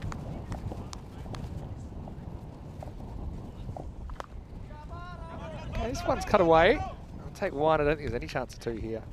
Yeah, sometimes when I go home, I still like hear your voice in my head. Yeah. Yeah. Not because I'm hiding in the cupboard. One time I thought you all were like outside the window and it even looked like it's windy. But no. Well, because it is true. You end up dreaming about what you do all day, don't you? All right, this one's skied. Good luck. Flying around. He's trying it. He's taking it. That's a good catch. I mean, that's one thing, being here and outside, it's probably a view you don't normally get, but how much the ball can swing around in the air and swirl around. That was a well-held catch. And yeah, credit to Precious. They're doing a pretty good job here. And with 1 ball remaining now, the score is 98 for 8. You can see they're trying to hit leg side. I like that they're running hard here. They're trying to maybe sneak a couple of runs if there is a fielding error. But Gulam Daskia does very well to get back, and it's the end of Akhtar for just the single. So last ball coming up. I love last balls. You know, when I was a kid, I used to wait 3.5 hours for a last ball, because you know they're running no matter what, and I found that exciting. Now we have one every hour. Here we go. It's Ram to face it. Gets him bat on it. 98 becomes 99. Will they try again? They are not trying. Well, they're not going to this time because he's triangulating the distance between the fielder and the stumps. It was closer than the batter at the stumps. So 99 Werewolves for the loss of 8 wickets. Pretty interesting game. So an even 100 will be the target for Precious. They're near enough if they're good enough. And yeah, they're a team that are playing their first ever European Cricket Series. They've never won a game. They've got a very good opportunity to win one here. Elza, thank you so much for taking time in your break to come and hang out in the tent. Thank you, Vinny, for having me. And I'm going to let you go back into coaching Alex mode, okay? Speaking of Alex, let's see if he can... stay with me for the highlights, because we'll probably get the music going in a minute, right? We'll get the music going, and then we'll get into the highlights. And, yeah, Alex, I'm very confident he's going to come up with the goods, and he has. Even though the music will kick in any time. Sometimes, you know, the speed of sound's a bit different to the speed of light. But anyway, let's have a look at this highlights package. And yeah, really, I think that just changing the order of innings can make a difference sometimes. And now you're getting into the groove. That's the way that I'm enjoying it. Anyway, this innings, it had just 6 4s and 4 6s. So the Werewolves, they're kind of known for their destructive batting, but they're kind of a high risk, high return kind of lineup. But I got to say, for a team that hasn't won a game before, they played some pretty good cricket, didn't they? Even when there were 2 going for the ball at once. But yeah, it's always exciting experiencing something for the first time, and I'm sure Precious would like to secure a win on this occasion.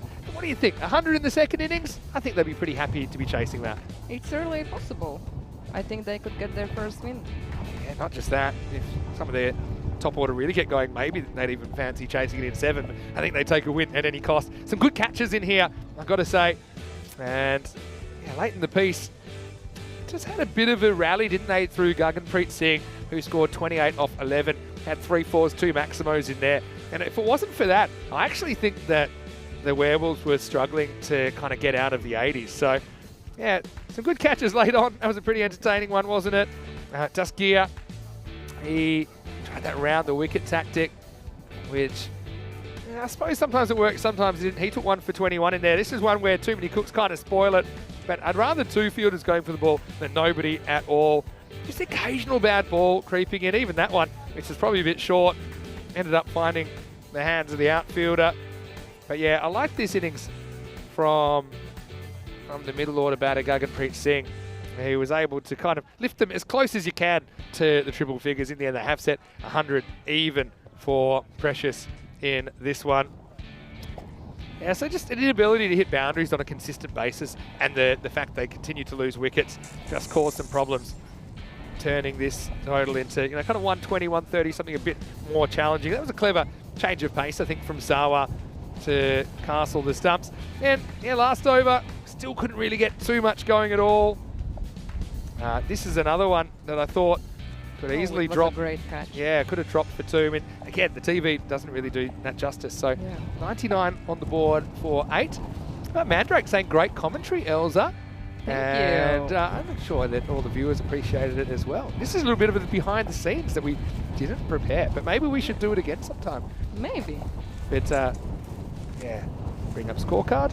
See, things like that. Maybe one day we'll do a behind the scenes and they can hear everything that we say behind the scenes, almost everything. Looking at the score, Gaganpreet Singh, top scores with 28 off 11, 22 for Tabish, and Ahmed Shafat with 18. No one else cracks the double digit. Still no Derek's. I know you're a big fan of Peacock Friday, Derek. Yeah. We haven't had one today, have we? No, none of Derek's. And look at all that. I'm waiting for them. 10 batters score runs in that one. And with the 9 extras, they end up on 99 for 8, sitting exactly 100 for Precious. Speaking of Precious, here's the bowling figures. I think they did pretty well to hold him. Saini may be a bit unlucky not to get a second over, only went for 4. 3 wickets for Jazz Gill, 1 for Gulam Daskia, 2 for Sanjay Kumar, 1 for Sawa. But no one really getting whacked in submission there. So Precious, their best chance yet, I think, to bring up a win on ECL. Well, Elza, thanks again. I'm going to let you get back to work because I know you're very, very busy. Rico Full will be back with his lunch review as well after the break. Vinny Sando here, Mr. Maximo for ECN. 100 at the target. And 100 standing between Precious, their first ever ECS win. We'll see you after this break for more European Cricket Series.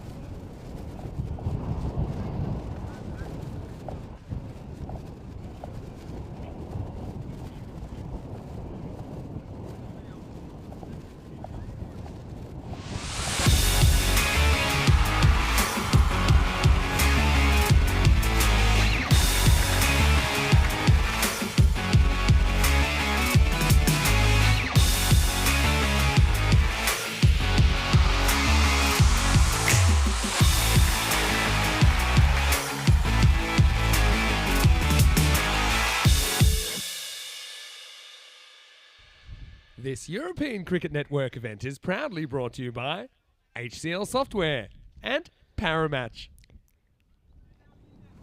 Hello and welcome back to Portugal. Vinny Sandu here, Mr. Maximo for ECN as we get ready for the second half of this match, match number 62, middle match here on Peacock Friday, day number 13. 99 scored by the Werewolves in the first half of this game, restricted to under 100 by a precious CC side who are searching for their first win in ECN cricket. There's the bonus point equation.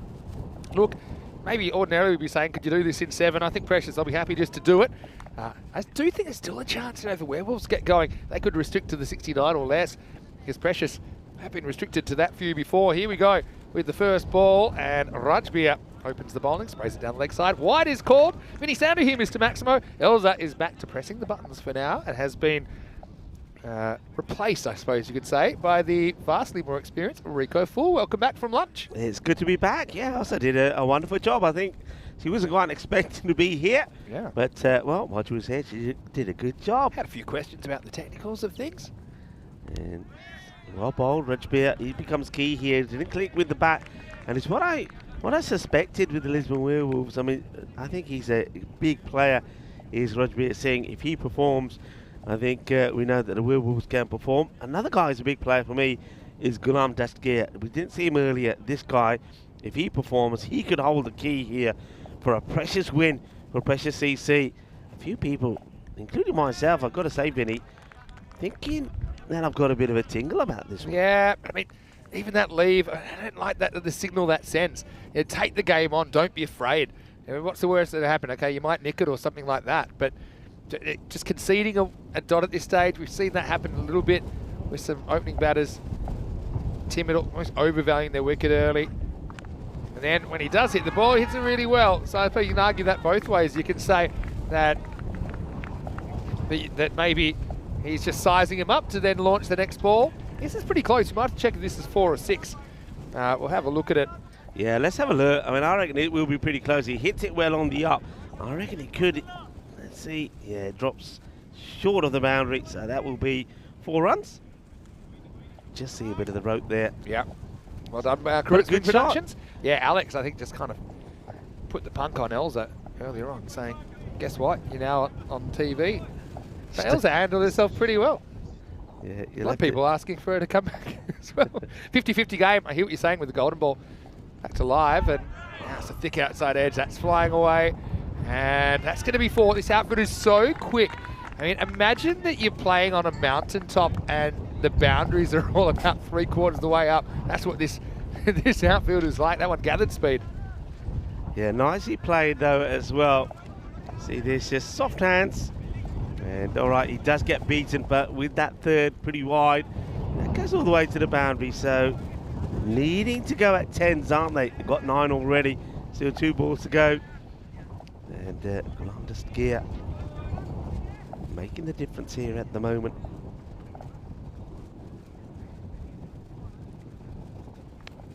Okay. Optimistic appeal, not out.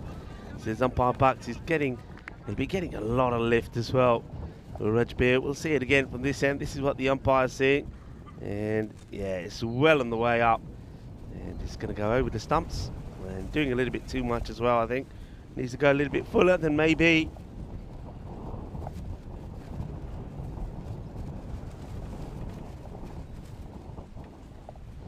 And oh, that's that fuller one.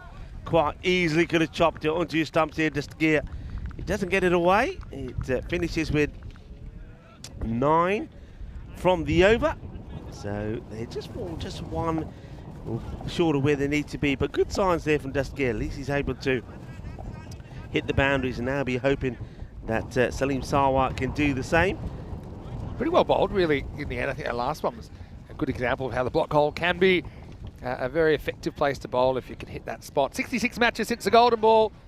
I've got to say, Rico, this one has that kind of feel about it. And if you take the 66 and you look at it upside down, do you know what you see? Yeah, I know what you see. 99. I'm seeing it. I am seeing it. If they score 99, we're looking at another golden ball. I say another. We had 3 of them during the ECL. We haven't had one since, though, have we? No, we haven't. We've had a few close ones. It looks like they're going to go to Rohit Singh to bowl over number 2. And this is hit up in the air. It gets it past the fielder. And that's going to be 4 more. Be brave.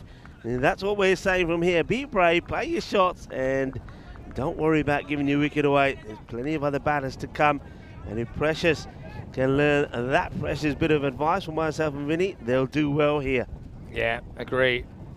And that's a nice shot. A lot of this, the outfield will do your bidding here. You know, like just keep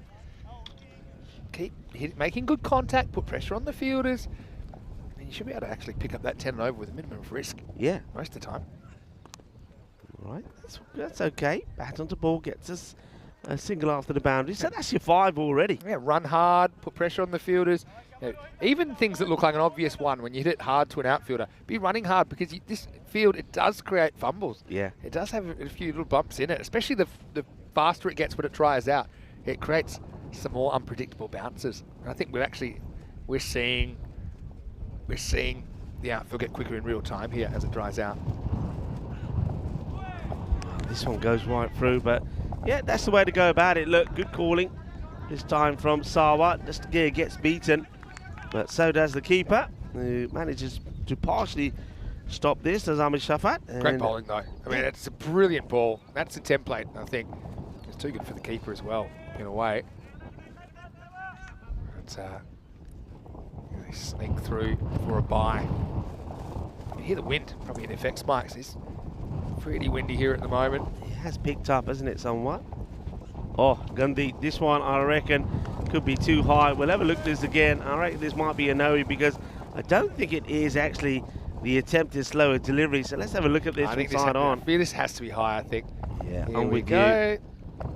you. Yeah, miles too high. And I've liked having the boundary fence in the back, because that tells us exactly the line of the ball. And if it's above it, you know you're going to be in trouble. So free hit, and the license to go the full Monty here for Sawa.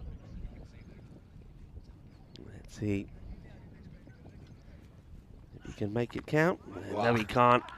He just needed it to go the other side, didn't he? But Yeah. he step inside it and clip it away. I ain't no batting coach. I will say that. I mean, I've got my thoughts. But if there's one piece of advice I could give to cricketers around Europe, stop backing away. Yes. Form of the game. Stand still. Stop backing away. Stand still, or even if you can know anything, get back and across. You open up so many more opportunities. That was a good example of the ball following him, and really can't make the most of the free hit opportunity.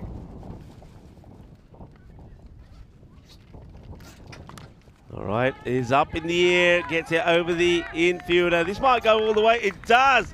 Manos. Arriba, Vidro, porque eso es 6 carreras. I'm liking this from Precious. Yeah, just keeps him ahead of the rate now. Again, yeah, let's have a look, check out the footwork here. Yeah, I mean, it kind of holds his ground a bit more that time, doesn't it?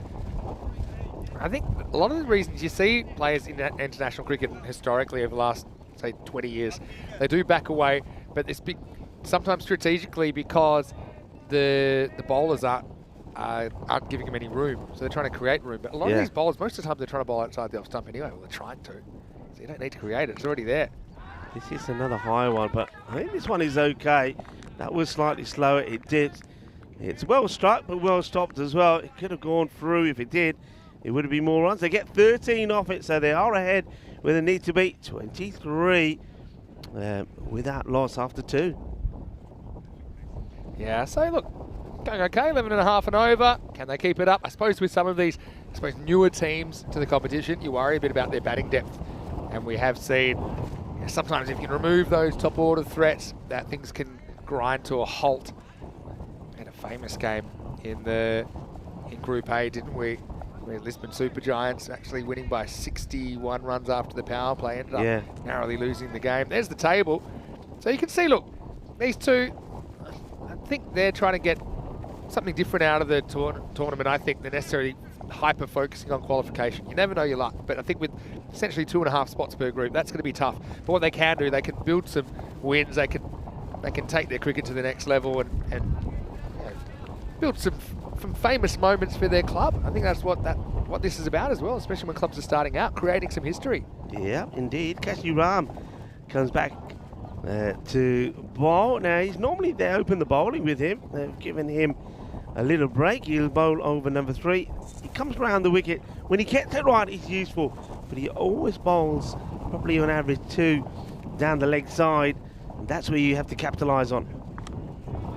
That's the one that is slung in, got that little slingy action. When he gets it right, he's quite dangerous, but what I don't see is they haven't given themselves anybody, they haven't put anybody back out there on the offside boundary. They're sticking to the 3rd man back. I think if you're bowling this line, you're either having your man on the 45 fine leg on the boundary, or you're giving yourself some extra protection out the offside. And yeah, oh well, look at this one take off, and that one ends up almost smashing the keeper in the helmet. That's Ahmed Shafat. Just seeing he's drying his hands a lot here, so obviously he got sweaty palms because it can't be anything else. So it's another one down the leg side. So that's the City bowls on average about 2. Well, he's bowled 2 already, 2 wides from the over. You can just see sometimes the consistency isn't quite there. I think for some of these teams that are still emerging at this level. It's not going to be out. It can't be out because it's, well, he's out, down and out. I don't know what he should put more water in it. That's all I'm going to say. Is he just, or maybe there's not much of him. Maybe that's a wind that's blown over Mohammed Hamza here. Well, I hope it's a wind and nothing else, but yeah, he's pitching outside the leg stump. Yeah, he's keen to throw it and wasn't too worried about his balance or anything like that. So I don't mind that. Again, I love the enthusiasm in the field. I'm seeing from some of these players that are new to ECN. Oh dear. And he's just trying to bowl too fast. Also, you said there's one thing that you'll say to batters. One thing I'll say to bowlers. Go on. If you're a right arm bowler, bowl over the wicket. What are you doing coming round the wicket? It just does not work for you. Yeah, I mean, there's certain times it can, because you become like a fake left armer and you create that angle, but you are taking a lot of ways to dismiss the batsman out. Yeah. That's what he's trying to do. He's trying to get a hyper right to left, so the angle and then the swing. So I suppose if you are going to do it, then you need to make sure you're not pitching the ball outside the leg stump, because you're just asking for trouble then. Yeah. But yeah, it's an interesting one. I love this in the chat, that Mandrak's always screaming at the TV, stop chasing wides and run when the ball is in the air instead of thinking it'll be caught. So I want to know from some of our other viewers, what do you yell at the TV when you're watching ECN? Yeah, good question. What do you yell? Good question. I don't have to yell at the TV because I can say it into the microphone. It's clipped away. It's on the leg side. They'll take the single. But this is where, I mean, if Ram thinks about this here now, if he didn't have those wides, he'd be thinking about closing the over here, and it would be a good over. But all those extra balls are coming into play now, aren't they? Yeah, good point. Mandrak saying, was it Nilesh yesterday that started walking, the catch was dropped? I think that was Harjot Sahota. It was, yeah. He just thought, well, that's me. It wasn't even close to the guy. Yeah, it was nowhere near, actually, you're right. He just doesn't miss it. He needs to watch more European cricket series. I know he's played for a couple of years. Well, maybe Ram has been listening to what we're talking All right, about. well, here's Super Coach Rico Full. The message has been conveyed. He's going over the wicket, and this ball will forever prove whether Rico is right or not. Here's Ram. Oh.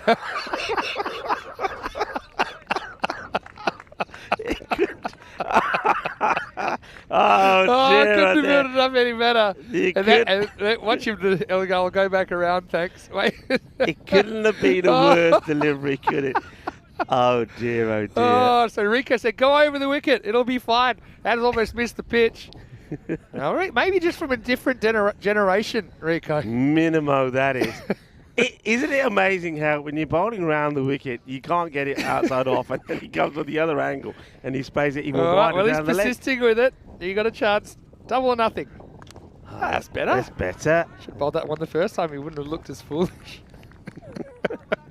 But I agree. I mean, that's a ball that can actually hit the batter in line, pitch in line, hit the batter in line and be out. Yeah. So you're just giving yourself more things that can go well for you. I'm glad he's persisted with it and not been put off by the minimo he just bowled. So, all right, you can still come out of this over as it being sort of an even Stevens. It's yeah, this is the tiebreaker. Here we go.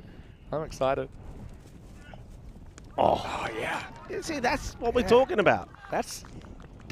If I was batting, I'd rather be facing around the wicket than having to deal with what he just dealt with there in the last couple of balls. Anyway, pretty entertaining game, this one. This one had golden ball tingle from way back, didn't it? It's 34 without loss after 3. 2 runs in it after the power play. And, the Werewolves were on 36, I think, at this point. We'll probably see the graphic coming up. But they then stumbled big time, didn't they? Because they lost key wickets. So Precious, they'll be happy with this start.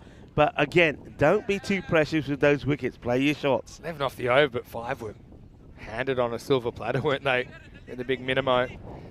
But I mean, I can understand there are times that you might want to go around the wicket because maybe sometimes you're out of trying things. But I think your plan A is a right armour. I doesn't think it matters whether you're an in-swing bowler, an out-swing bowler, or a neither. I just think over the wicket to a right-hander makes more sense. And then, okay, you might want to change it up once in a while. We've seen bowlers like Viv Kingma, for example, who'll go around the wicket occasionally, just specifically trying to hit that tram line on the offside and create an awkward Kingma's angle. very clever. If you notice, when he does come around the wicket, it's always when he's bowling a no ball, free hit. Yeah, after free He hit. just changes and he gets it. plenty of practice. Yeah, he's always overstepping. He changes it. All right, here we go. All right. Good game, this. Well, that's going to hurt as well. Oh, minimo time. And yeah, keeper saying, what's going on here? And the Wolves are howling. Shafat's not happy, and I can understand that because that's well off the mark. And 5 more bonus runs to start the over. Yeah, I mean, he doesn't want to get off the ground though, does he, Shafat? Oh, he's not a good delivery, but I think Ahmed Shafat needs to throw everything at this to try and stop it. But yeah, they're just losing their way. I mean, the thing with Rohit Singh is we just saw him bowl over number 2, so it's not like he's hasn't had a bowl. Yeah. So you've got to have better control of this. They've given 10 runs away in 2 lots of 5 wides. That's criminal. Especially when the score's only 38 at the moment. I wasn't going to say this because it wasn't going to be time, but keeper takes 2 extra steps there before he probably reaches that. Yeah. But again, I'm not going to blame the keeper for a ball that was so wide down the leg side. That's actually pretty well bowled. It's just going to sneak inside, so he's back on the money. Yeah, sneaks it in. He's got a good field set here as well. Third is back. You've got the man on the 45 back on the boundary as well. Got a sweeper out in the offside. And keep just the fine leg as well, which is pretty unusual. So they're protecting the boundaries of the bat and only the one man out there on the leg side. Nobody at a long off or long on. And so far, it was working. I tend to focus on keepers because that was my position. But I think a lot of keeping is keeping your mind fresh. And one of the things I used to try and do, especially if I was keeping back, is expect something difficult. So you're not surprised by it. An example would be an edge that's you're going to have to dive full length for, or a huge minimo potential down the leg side. So that's just something I think that the keepers have to also think about in this game where you might be keeping 30 overs in the day, but they're an intense 30 overs if you play 3 games. So trying to kind of stay mentally fresh. Part of it also is I used to I got this from Rod Marsh, his tip of switching on, switching off. So you can't be expected to concentrate the whole day. Yeah. You just can't do it. But you can concentrate, and for me, it was kind of the 5 to 10 seconds the ball's in play. So I'd probably switch on about now, see what happens, and then once the play is dead, then you can relax a bit more again. So for me, it was kind of 4 steps before the bowler would bowl the ball, coming into their final delivery stride, and that's when I'd finally go down and really get myself in a routine of expecting something difficult. Yeah. Whereas if you're kind of just sitting passively, just waiting for the ball to come straight to you because you're tired or it's been a long day and these things, then when something that does require a lot of effort or skill comes up, maybe you only have a split second to identify the opportunity. You know what I'm saying? Well, that's a interesting looking shot. He's going to get 4 for this, I think. Is he? Oh, he just gets the hand on it. But he plays this right off middle. That's well chased. There's good persistence from the fielder because normally if it gets past you, if you're chasing it, you're not going to get there. He just gets fingertips to it. I've got a question pulls for it back you. in. And we've been here a few times now, obviously. Yeah. How do you think the British and Irish Knights are going to handle the field condition? Yeah, it's going to be interesting. I think they'll be okay because I think they... I'll touch on this in a moment. Maybe this next ball... Well, that's the over, so maybe touch on it here now.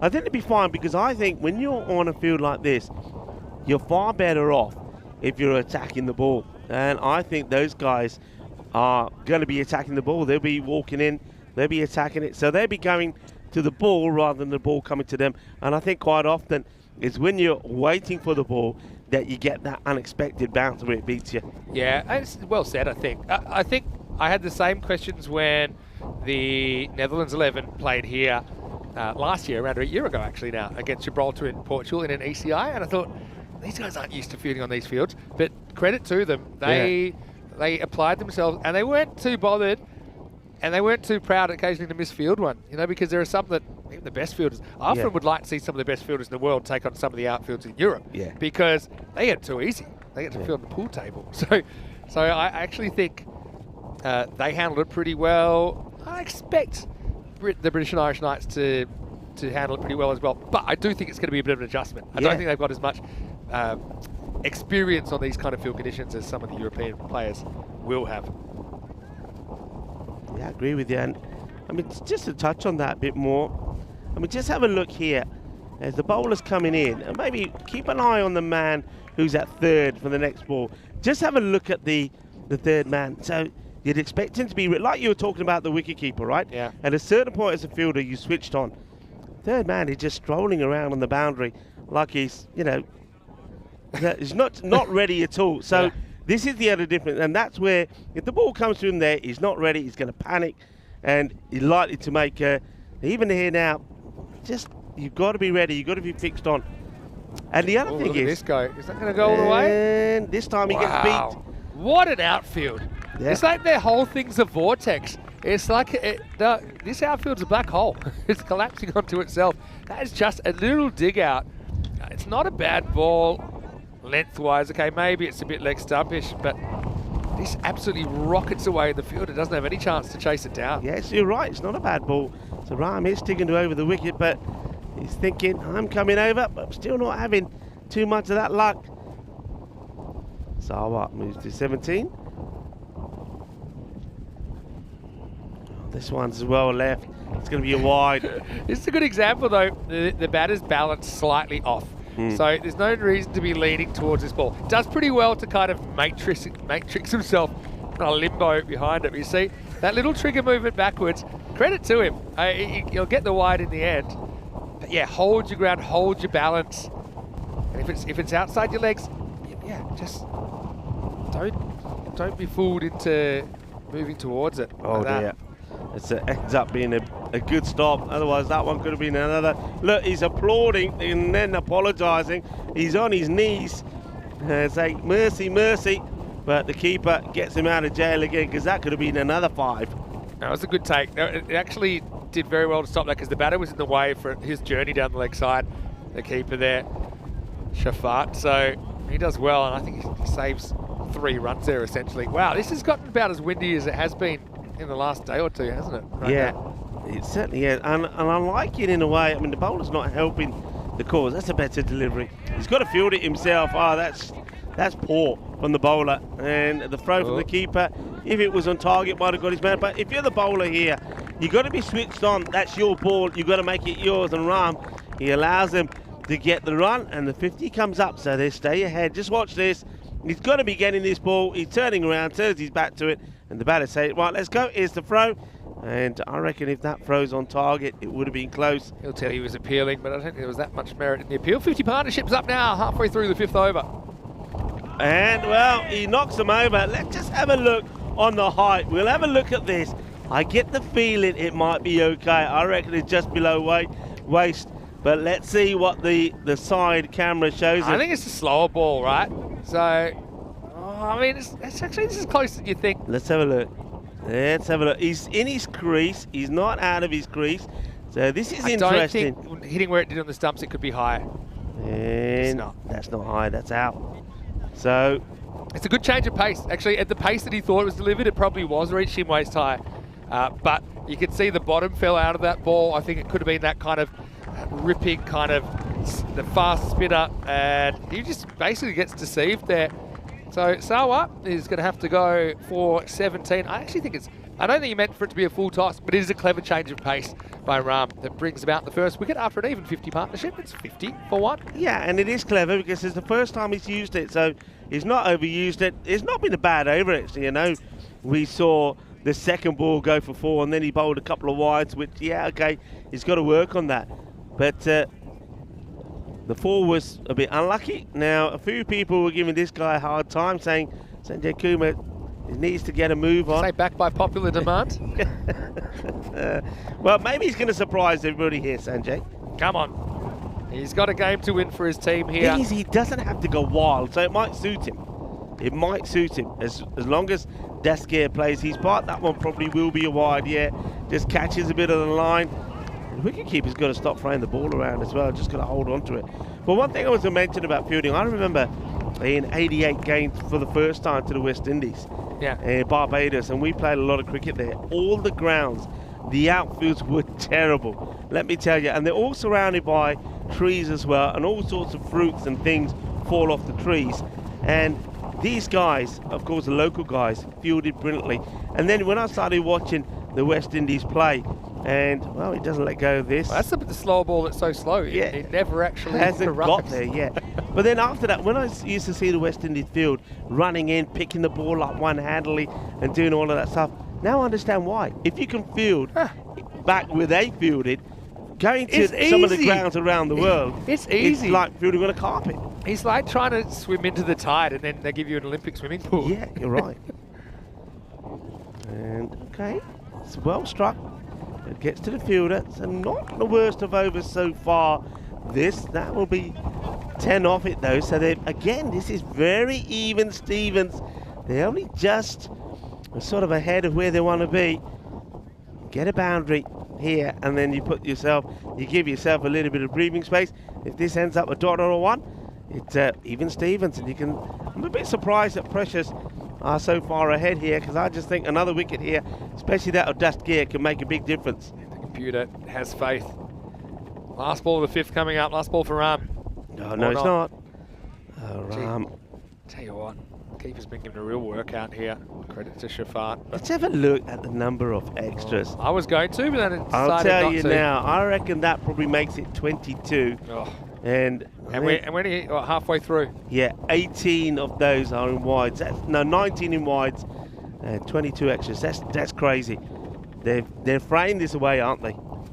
Slower ball again, and it might work for him again. It's in the air, and it's been held with his feet. Has he gone over the line? Has he gone over the line? Well, he says no. He says out. Let's have a look. He does want to keep his balance, doesn't he? And let's see this again. Yeah, he's convinced. Yeah, from what I saw, I think he goes close. He has a good look at the line, but he never actually touches it. We can have a look at it here on the replay. I think he actually touches it pretty well. This will be our best look. So yeah, comes back, touches it. Feet are fine. Even that one there, he's fine. He's got room to move. He's gone. Nice catch. Good catch. Slower ball again, Vinny. Yeah. Yeah, and I think for all the ones that he slung down the leg side, I think that the off-speed ball was actually a bit more reliable. Maybe could have bowled it a bit more. But anyway, nicely taken down there. It's a big wicket, you know. Yeah, look, it's important in the context of this game. Yeah, if they could straighten things up, I think it could make a big difference. Dasgir.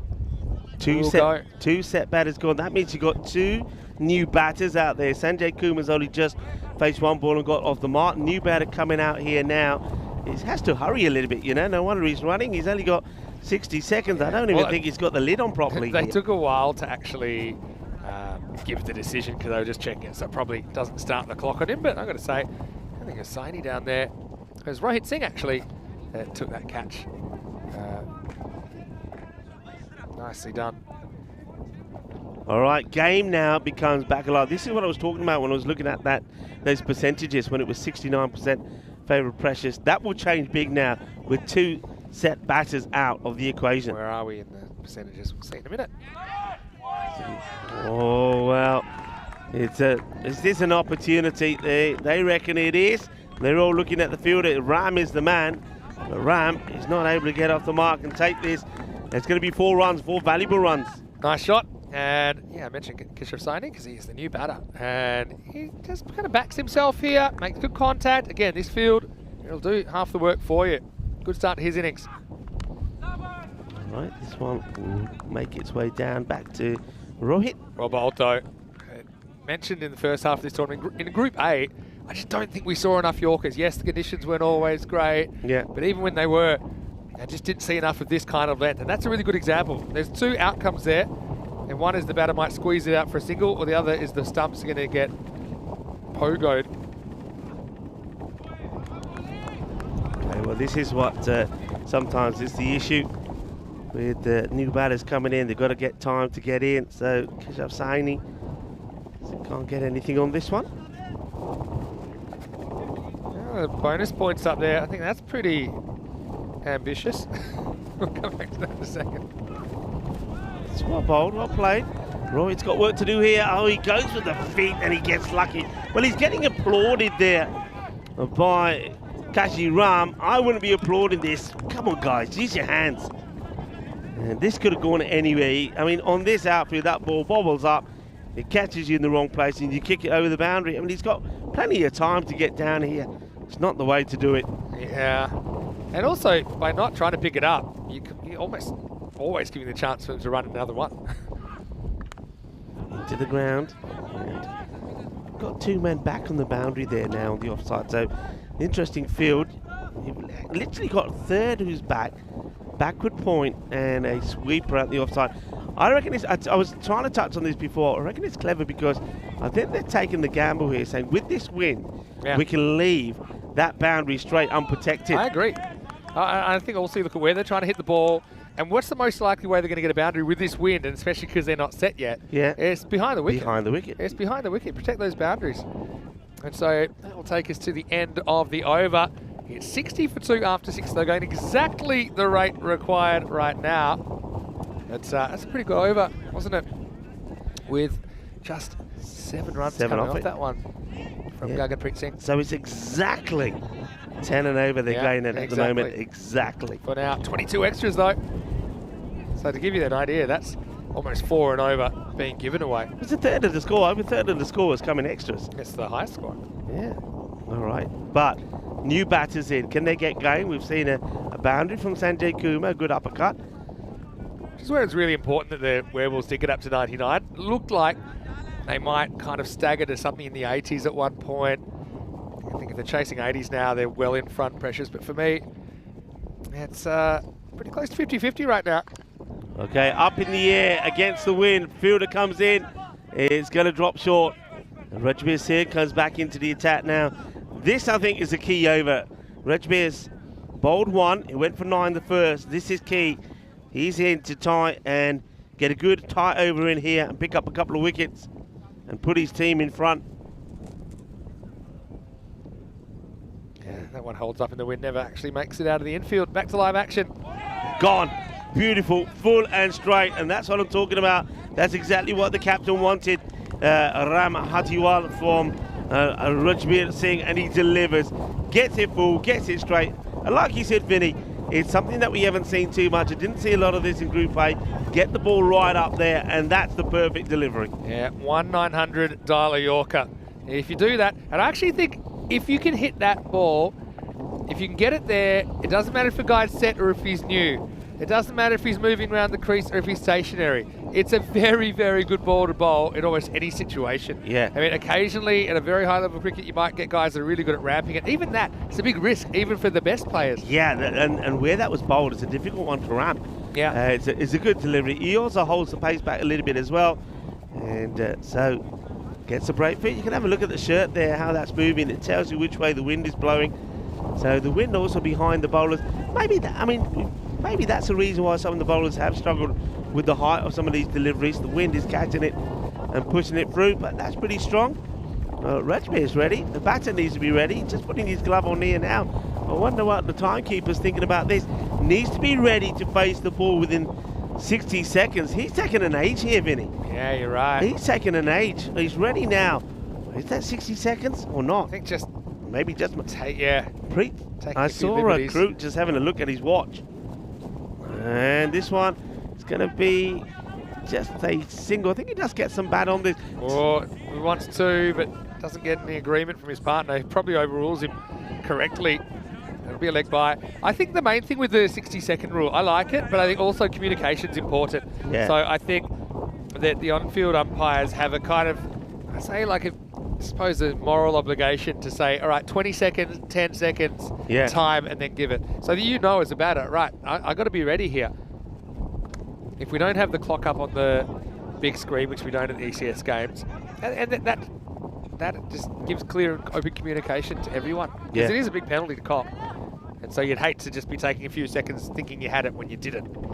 Anyway, interesting game, and this over actually takes Precious from in front of the rate to, I think, behind the rate. Just behind it. Yeah. Especially if you can finish well, Rich Beer, but he's just starting those Yorkers in at the moment. This one as well, strike, and he's going to get in the gap. So Precious runs from Precious, and I think the umpire's just checking to see if this goes all the way or not. I think it does. Yeah, I think it's Maximo time, baby. How about that for a shot? Just stands, delivers again. I like his balance. One thing I noticed here, he's not falling away.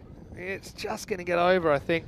Yeah, Raul Khan, you can see there Miguel signals, and that's nicely hit as well. Is the fielder out there? Can he get there? No, he can't. 4 more. So just like that, they were falling behind, and then 6 and 4 as Khan, hungry for more, puts Precious back in front. End of the over. It finishes with a boundary, and at the end of 7, they are 73 for 3. What a match. It's going down to the wire, this one, really, isn't it? Reg Beer now. He's bowled himself out. He'll be disappointed with those last 2 deliveries. After going wicket to wicket, he's gone with a bit of width on 2 balls, and both of them put to the boundary by Rahul Khan. So what's coming up, Ronan CC taking on Marlowe in a rematch. Ronan this time, they won the toss, they're going to have a hit first. So I suppose he just changes things up a little bit. Marlowe, how good was Osama Javed before with his 96 not out? But yeah, David versus Goliath, to say the least. But Ronan, I've had some bright spots. I agree with you. You've got to get Surya Wanshi up to the top. Yeah. Try and make something happen there. Batting first. Look, if they end up falling over and making a small target, you don't want to be, because they haven't tried a few things. Push those hitters to the top. That game is starting in about 20 minutes. Well, Precious, they've got a point, but they want 3 here. Okay, top ball. Good areas. Outside the off, this is where sometimes Sanjay Kumar can get in trouble. If you're Sanjay here now, you've got to be saying to yourself, right, even if I go get bat on this and take a single, it's a good thing. Dot ball's hurt. Well, he uses his feet well, hits it in the air, he'll get that single. So this is what he's got to do. His role is out there, bad ball, put it away. Any other ball, bat or something on it and get a single. Dot balls kill you at this stage. Yeah. So look, if you could get 1 off every ball, you'd probably get the 10 in extras the way things are going in this last 3 overs. You get close to it. Well, Harpreet Singh will never know if he retired himself out or whether he was called out, but I'll tell you what he does do. He retires out the batter, because Rahul Khan, who played a couple of nice boundaries in the last over, 6 and 4, well, there is no more for him, because he will be going, caught and bowled, goes for the big one, gets it wrong, head goes up in the air, and it is Harpreet that takes the wicket. So maybe Harpreet Singh is going to be the heartbreaker for Precious CC. Yeah, maybe. They just went for that, and the wind held up in the end. It never even left the pitch area. So, yeah, they're going to have to dig into the middle order to get these runs together. Precious now slightly behind, needing 10.4 and over. Let's see if they can step up. Harpreet gets the goods there as Baljit Singh comes out to bat at number 6. And, well, he places away and he gets through the fielder. It's going to be 4. Oh, this one is like a roller coaster. And the fielder gets this completely wrong. That's a Zahib Akhtar. You've got to be stopping this. Once it's through on this outfield, it goes all the way. And there's nothing that Rohit Singh can do about it. Not the best of deliveries, but, yeah, you've got to be stopping that. That's not good fielding. So, topsy-turvy sort of match. Yeah, got to run, and they do run. So, Sanjay takes himself back on strike. Baljit, well, he was credited with the boundary there, so it was off the bat. Now he has one more.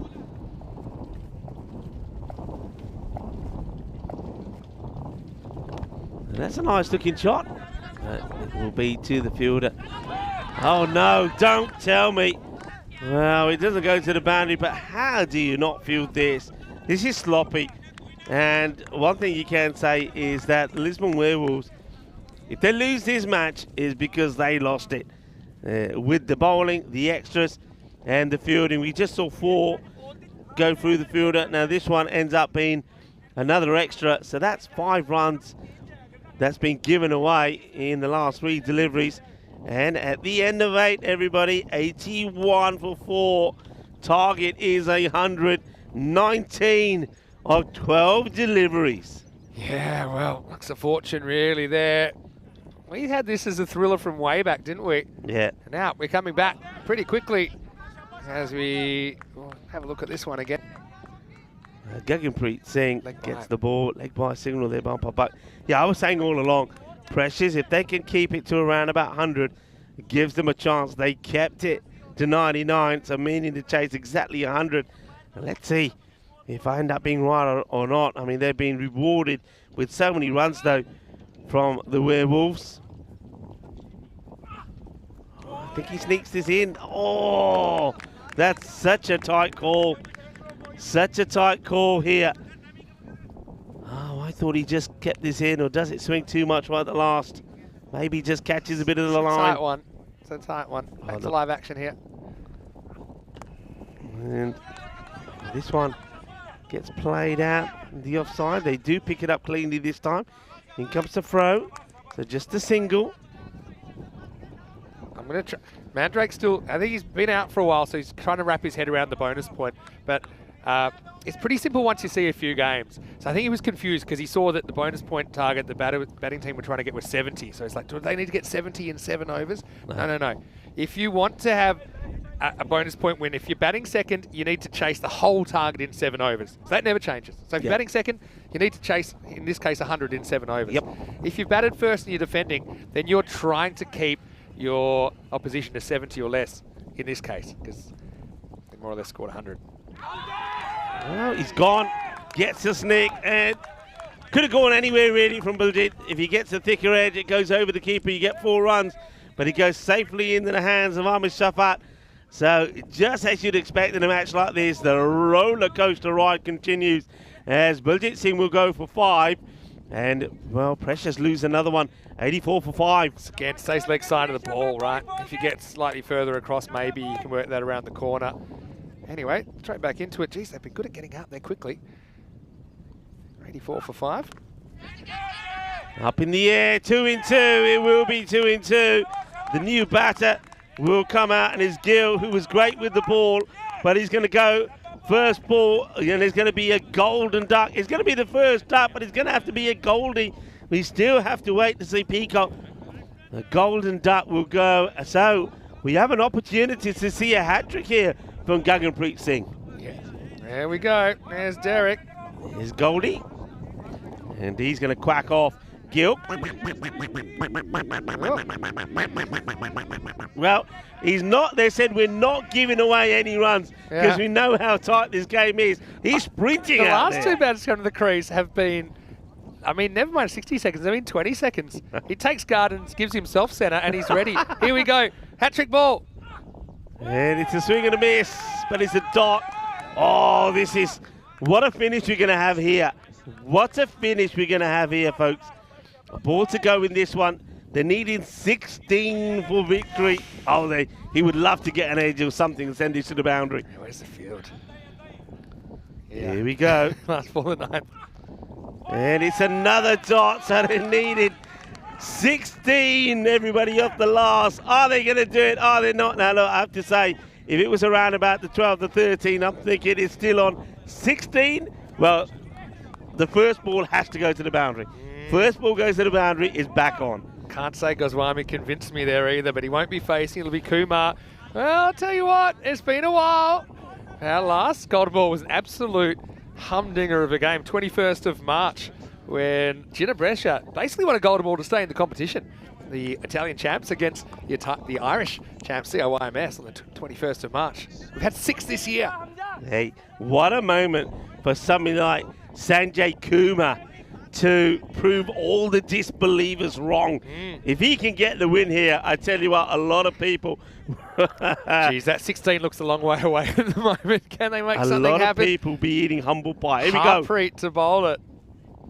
Oh, well, this one is... Well, where's he going? Oh, he doesn't bowled run. him? Has he bowled Oh, him? he has bowled him. He's bowled him. Oh, wow. I thought that was an edge, but he's knocked over the stumps, and it must have just flicked the stumps. I was with you. I thought he might have edged a 4. We had a couple of these say, it's a little kiss job. Let's have a look on the replay. Yeah, flicks the top of leg stump. And we're wondering why they weren't running. We know exactly why now. Again, but look at the footwork. He goes back to the leg side, and he misses the ball, which actually hits his leg stump. So the slot machine coming up, Snake Eye 777 has to go. His wicket number 7. It's 84 for 7, and Precious so close, yet so far from their first ECN victory. Well, I don't know what the batter, Goswami, is saying to the new man that comes out. He's saying, look, whatever happens, I'm coming. They're needing 16 or 5. Well, and they're not going anywhere this time. Harpreet Singh, remember, he was the guy who got the wicket of Rahul Khan, Quarterball Rahul, who hit 6 and 4. Oh, Precious. All right, go for it. Where's it going? With the wind? Yeah, and the wind takes it. Oh, I think it's going to be 4. I think this is 4. It's been given 6 on the field, and then he's seeing Mace. There we go. It's 4. He's saying, get it, this is ball. Don't worry. Look. Much as I'd like for Precious fans to get their 6, I don't think they'll get a Precious 6. They'll get a Precious 4, though. Here it is. And I tell you what, if the field's in the way, it'll be interesting. No, I think we'll see this as 4, or will we? Yeah, 4. Just inside. 4 runs, and that makes a difference, I can tell you, because what are we at now here? I think the equation is 10 in 3. 10 in 3. Need another boundary. Oh, hang on a minute. No, sorry, 12 in 3. Run, 2. Run. Oh. Where's the ball gone? Goes. Run. Keep running. Just keep running. No, that's enough. Nothing against Goswami, but he swung and missed. He missed both by a lot. So I'm going to go with... I'm putting all my chips on Harvinder. Okay. Who's 6 off 3. 10 off 2. Pretty much as boundary or bust here, isn't it, this ball? All right. Harpreet Singh bowling. Singh has a good go at it, but misses. And Precious CC, they get close, so close. Once again, after having such an opportunity getting the first win, they've stayed in this all the way through. But fair play to this man. Watch out for the minimum. Harpreet Singh. And, well, he goes down. He's down. He's out. The ball goes for 4, but it doesn't matter. It will be a victory, but the smallest of margins for the Werewolves. They do the double over Precious. And look at Singh, down and out. And we've done it, he says. We get the win. What an entertaining Great match. game, 99 to 94 in the end. So we have double digits defended that we haven't seen happen too much on ECN lately. Precious. That Precious win just remains slightly out of reach, doesn't it? And the Werewolves on the attack, they get 2 wins out of 2 so far. And we will see them take on Marlow, so that'll be a really good test of where they're at in the last game of the night.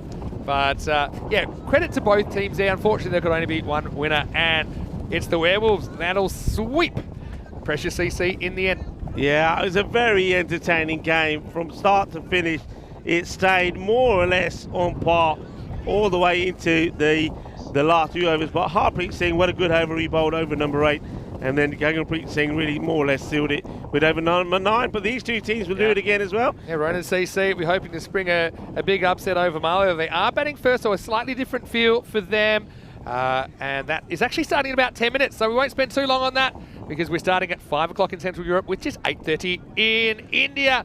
All right, shake, rattle, and roll. 100. Sometimes 100 can look a lot. Sometimes, well, most of the time on ECN it doesn't, but it did look like a bit of a task for a team that still hasn't quite managed to bring up their first victory on the network. And they gave it a good shout. Don't forget, an opening partnership of 50 put them in a pretty good position here. Yeah, look, they were always more or less up with it under. They were just behind at the 3 over mark. Halfway point, they were, well, ahead by a few runs, 52 for 2. but it's the wickets that were going. Remember, they lost both openers, the first 2 wickets that would go, and that really hurt them. That meant new batters had to get ready and get going. That one surprisingly went all the way to the boundary, and that one surprisingly went all the way through and knocked the stumps over. That was Ram getting the wicket of Ghulam Dastgir, and what an important wicket that was. Some pretty good catches in here as well, and some pretty good defending. I think the bowling was off a little bit. I mean, just count up the extras. I still think they ended up as the top scorer. Yeah, we had 25 extras in this total. So, yeah, pretty much, what's that, almost over a quarter of the score. But yeah, I just think when it came down to the crunch in the second half, they just had enough. They penetrated the top order. They were kind of middle and upper lower order, if you know what I'm saying. Yeah. But these blows kind of got things a little bit interesting towards the end. I mean, I like these 2 shots. Rahul looked pretty good while he was there, but he would find a way to get out. Harpreet would get him caught and bowled, and then it got left to...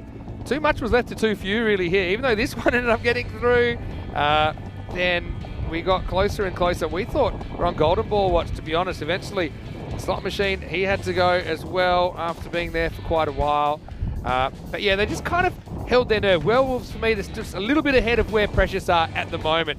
That one was in the last over. It meant they needed to find a boundary from somewhere. It did come from Harvinder Singh, but then he had to keep going, didn't he? And ultimately, he missed the second last ball, even though he did hit the last for 4. They end up 5 runs short, but still very entertaining game. And Precious, again, you look at how much I think they've improved today versus when we saw them in their first outing and their first day of play. Yeah. So I feel a bit sad for them that they don't get a win out of the day. They do earn their point in that game, though. There's still plenty of games left for them to make an impression. Yeah, there is plenty of games, and I think with each game, they are getting better. That one was a close one, but they're right towards the end. I think Harpreet Singh and Gaganpreet Singh, the 2 men bowling over number 8, 9, and then Harpreet bowling the last one with his protecting 16 runs, made all the difference.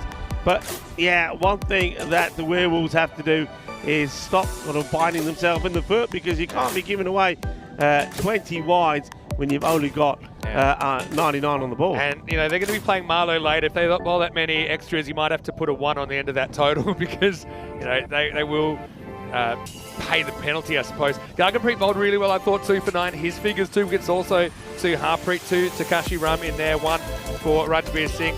And Rohit going numb for 22. So really all the bowlers doing a pretty good job, not going for too many at all. No one really got taken to. So we'll take a very quick break. We're back in just a few minutes with the 4th match of the day, rematch between Ronan and Marlow. It's the newcomers against the defending champions. When we return, Vinny Sandu here, Mr. Maximo, with Rico Full. More action on the way here on day 13 in this European Cricket Series.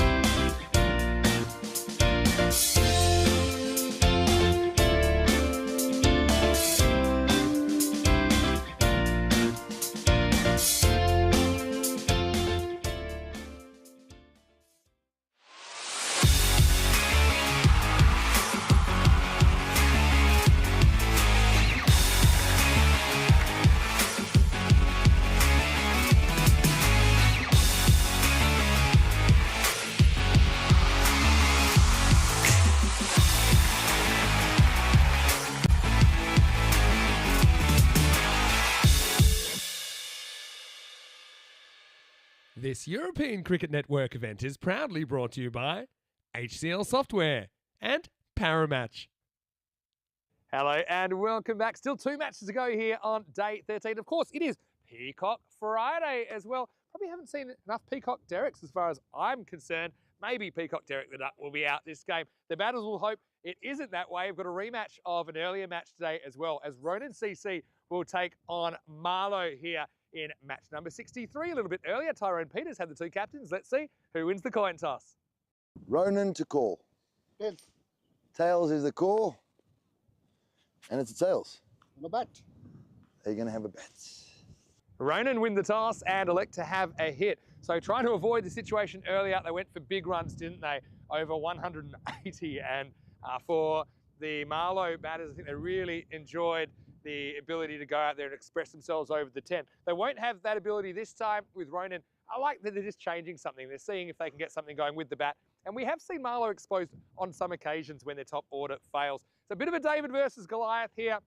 Well, here's the Goliath to my David. Rico Full to take you to the first ball in match number 63. Ronan winning the toss, and the Beige Brigade are going to have a hit first against the defending champions. Rico, it's over to you.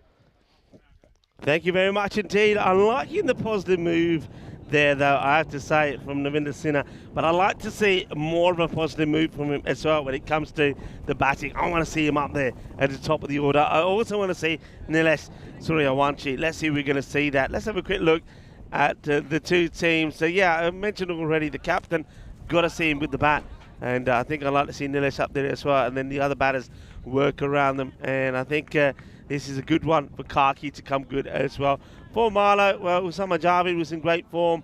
We saw him score well. We also saw that Zahib got an opportunity with the bat as well as Ikram. I get the feeling that Marlow will make some changes. Well, we know there's a change already because Amir Zahib, he will be captaining the side. There's no Mian Shahid in this one. He's going to take a bit of a break. But other than that, everybody else looks like they are the same. So the man who comes into the side will be Amardeep Singh. So he comes in. So it's a like-for-like swap, really. So Mian the batter, and he can bowl a little bit of spin. Amardeep Singh comes in. But he's not been in form at the moment. He'll be hoping that he gets a chance and gets an opportunity and gets some runs on the board. So here we go. We're ready to rumble on what's been another beautiful day here in Portugal. The Centre Arm Cricket Ground looking absolutely stunning. Loving the boundary fence of the Western Shield branding all around it, liking the European Cricket banners with the Portuguese Federation logo as well. And there's umpire Puck says, come on, let's go, let's play. Yeah, why don't we? It's going to be a change. So the Gorman Grujant Dillon, top of the over, and Jaswinder Kumar. So not quite what I'd want to see. Daniel Gashgir is going to bowl the first delivery. So Ashgar with the ball, and it will be Dillon with the bat. Positive push, but no runs to start off with. So Ronan CC, one thing that we'll be saying to them is a little bit like we were saying about Precious. Just go for your shots. Be a little bit more assertive. So you can see they're just quite happy. Gujant Dillon just to put his foot down and defend. I'd rather see him be a bit more assertive. Use your wrist, try to clip it away, push it out in the off, get a single if you're not getting a boundary. And yeah, no intent there. So a ball like this, you step inside and you go for the big shot. Let's have a look at this. So you've got to be looking to put that one away. It's a ball that's going down the leg side. It's a free hit. You have a go at it. And Bucks is saying your lace is undone. And Gashgar says, Koi kuch nahi hoya, theek hai, baaj kar lunga. That one gets pushed out. So that's a bit better. Plays it out in the offside. Amardeep Singh into the side this time. He was the 12th in the first match. Does the fielding. So yeah, a little bit of intent. Have faith in yourself and have faith in the other batters that are due to come in. It's well bowled as Jaswinder Kumar gets his first ball. This one gets through him as well.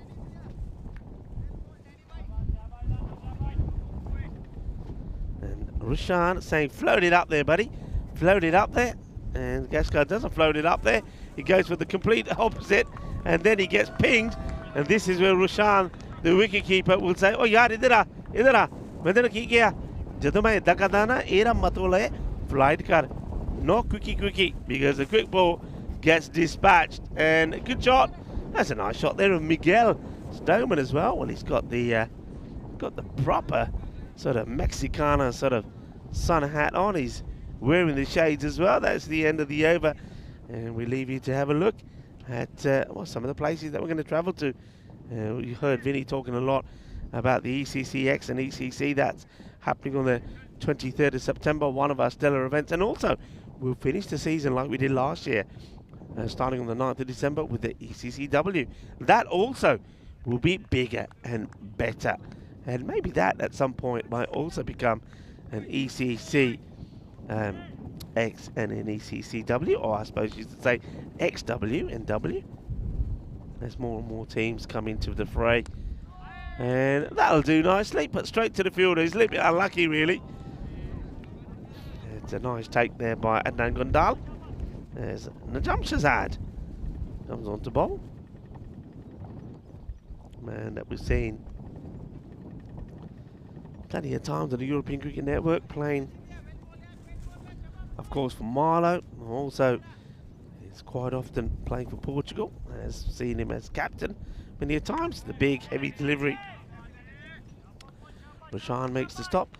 Yeah, I get the feeling that Roshan is hoping that he can be in the stats again and earn a few more fantasy points for himself behind the stumps with catches and particularly stumpings as well.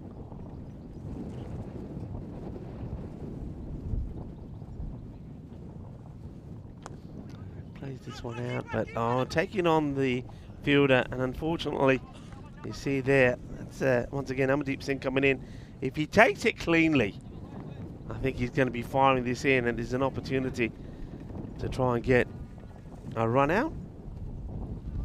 What I'm liking here is, as we're approaching the weekend, that more and more spectators coming to the ground, taking up positions around the ground, and I think from tomorrow, as seeing the Jamshazad come pretty wide this time to angle this one in.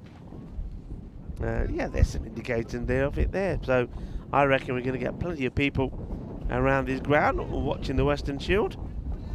And if you enjoy your cricket, if you enjoy sports and entertainment, well, coming down to the Centre Rhyme Cricket Ground over the weekend is going to be an explosion of fantastic action. Just can't handle this heavy ball at the moment, Dylan, but I just think he's being too careful. It's a negative move for me from the captain, Sinha. He's gone with a batter that probably plays very well in the longer format. You know, when you're getting yourself in, putting the foot to the pitch of the ball and just getting the feel of it. But you got to play like this, and that's better. That's what you got to do. That's a nice pickup for a man who's got some nice lavish mucha. I get the feeling. Who's that out there? It might be Harpreet. But that's better. Show intent. Play the shot. Don't, forget this mentality of, the first 10 balls I'm not going to play a serious shot. Forget that, because if you use that philosophy, then this match gets away from you pretty quickly. That's a nice shot to finish the over, though. So 13 of the first two. And I think also Oronin had to be thinking they've got to really aim to get close to that, I would say, 90 to 100 mark. Otherwise, you're giving the opportunity to Marlow to once again steal all the points in the first match between these two. That's exactly what happened. Marlow did bat first on that occasion. They put the highest score that we've seen in this European Cricket Series on the board, 182. That one probably would have been a wide. So spoils a wide and gets nothing. Does Kumar. Yeah, 182 for 2. Usama Javed 96 for 35. Amir Ikram 41 of 13, and then just for good measure, Amir Zahib, the captain this time round, blasted 26 of 5. That one will go to the boundary.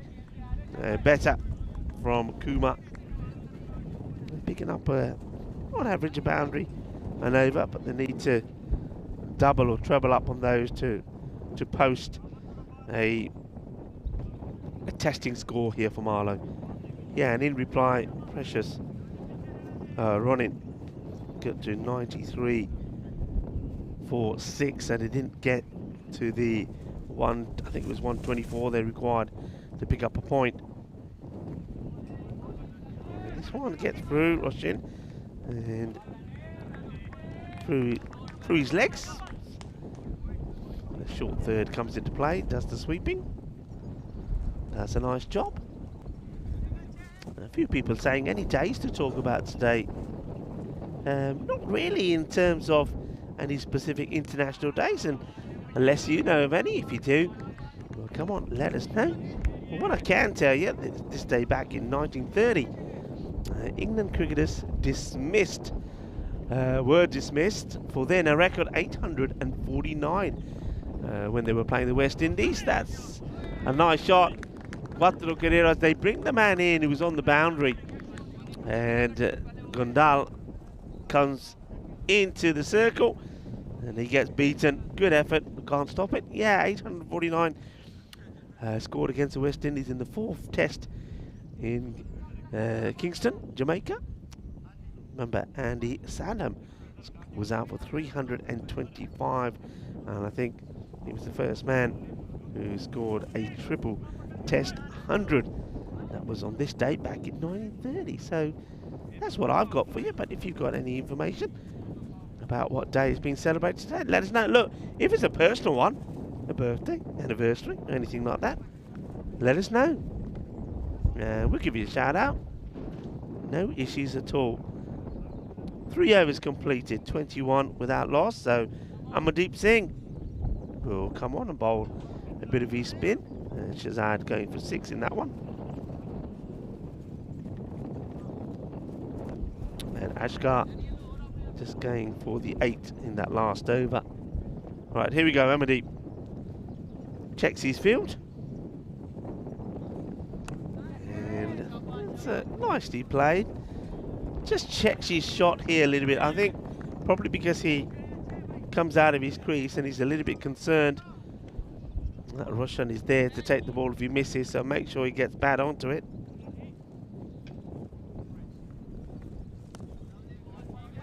Amardeep does the fielding himself, and that's a sensational effort from Amardeep. Gets there, gets a throw in. We'll get a chance to see how close this would have been. Look, he doesn't waste any time. Let's have a look. And it comes, would have been out, and probably would have been one of the most remarkable run-outs that we've seen. And this is cut, but to the fielder. We've got 2 men out on the offside on the boundary. The 3rd man is Gondal again, who's been brought inside the circle. We've got a man on the 45 also. And that means that they have got a square leg mid-wicket back. And this one is a nice shot. Gets a swivel on it, and that's going to be 4 runs. Quattro Carreras. So just when Kuma showing that he has got the shots. Unfortunately, though, he's not able to play them regularly. Seems to get, like I said before, seems to be a boundary and over. Last over though, did get 2 boundaries from it, but all the other balls were dots. And there we go back to the normality. So it's all about having that assertiveness and attacking ability. Don't worry about the wickets. You see, they haven't lost any wickets here, but they haven't really got going. This is going to be a little inside edge. They'll take a single. And the over from Singh, like the last one from Ashkar, just goes for 8. So 29 without loss. A lot of banter on the chat. And see Dave is on there. Hello Dave, how are you? Hello to Paul as well. Thank you for joining us. Crew.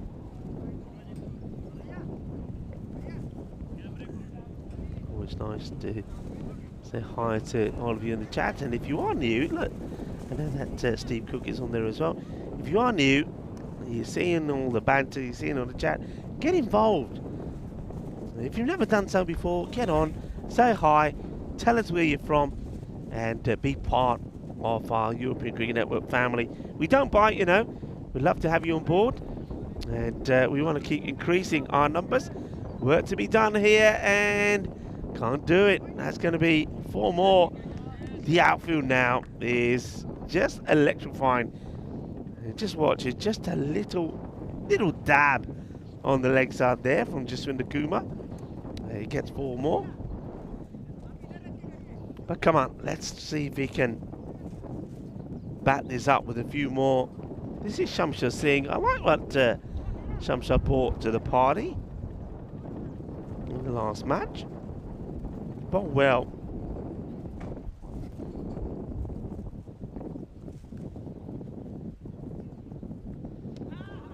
It's time to swing and a miss. Good areas.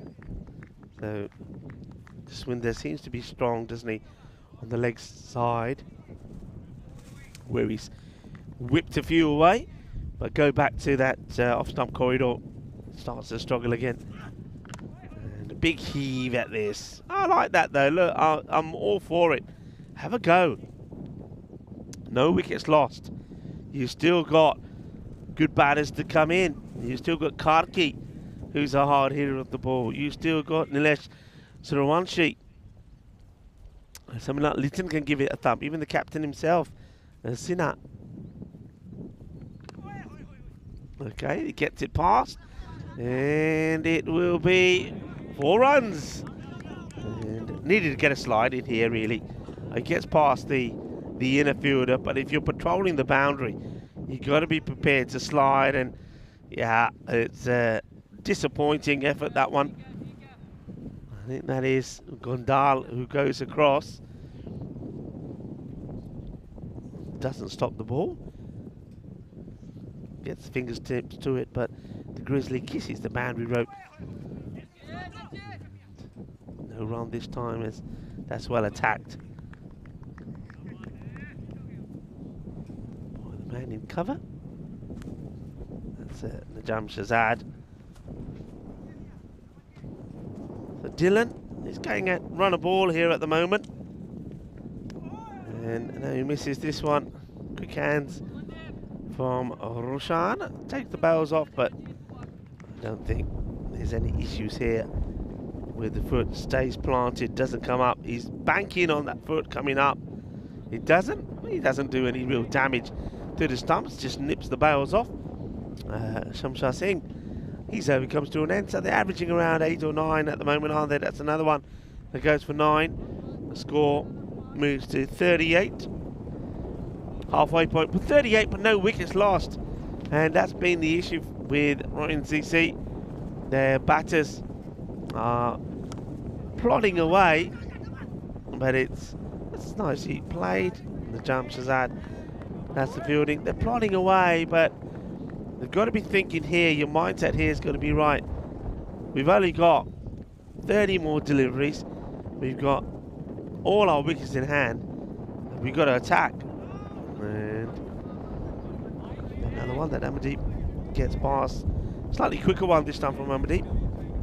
That wind still pretty strong. You see it's blowing from behind the bowler's arm. Once again, the straight hit is going to be a difficult one, even though men have been deployed to stop the boundaries there. This one will be just an easy, gentle pickup from Imran Khan. I wonder if he'll get the opportunity at the top of the order this time. I think Marlowe, depending on the score here, as that one's floated up and he's got hold of this properly. That will go all the way, and Miguel, he puts another one down. And I reckon that's 6 now from Miguel. Yet to see him take one. Miguel will say it's the combination of me hat and me shades get in the way. Yep, it's another one. Miguel, he's probably saying, well, as long as I take him when I'm playing for Irish on the field, that's all that matters. Good shot, though, once again, from Jaswinder Kumar. one is just drifted across him by Amardeep Singh. So Jaswinder once again gets the boundary, but then can't back it up with another ball to come now here from Amardeep. And that will be the end of the 6 over, 46 so far. 46 without loss. So he's got to have a big go at it. He does, but misses out.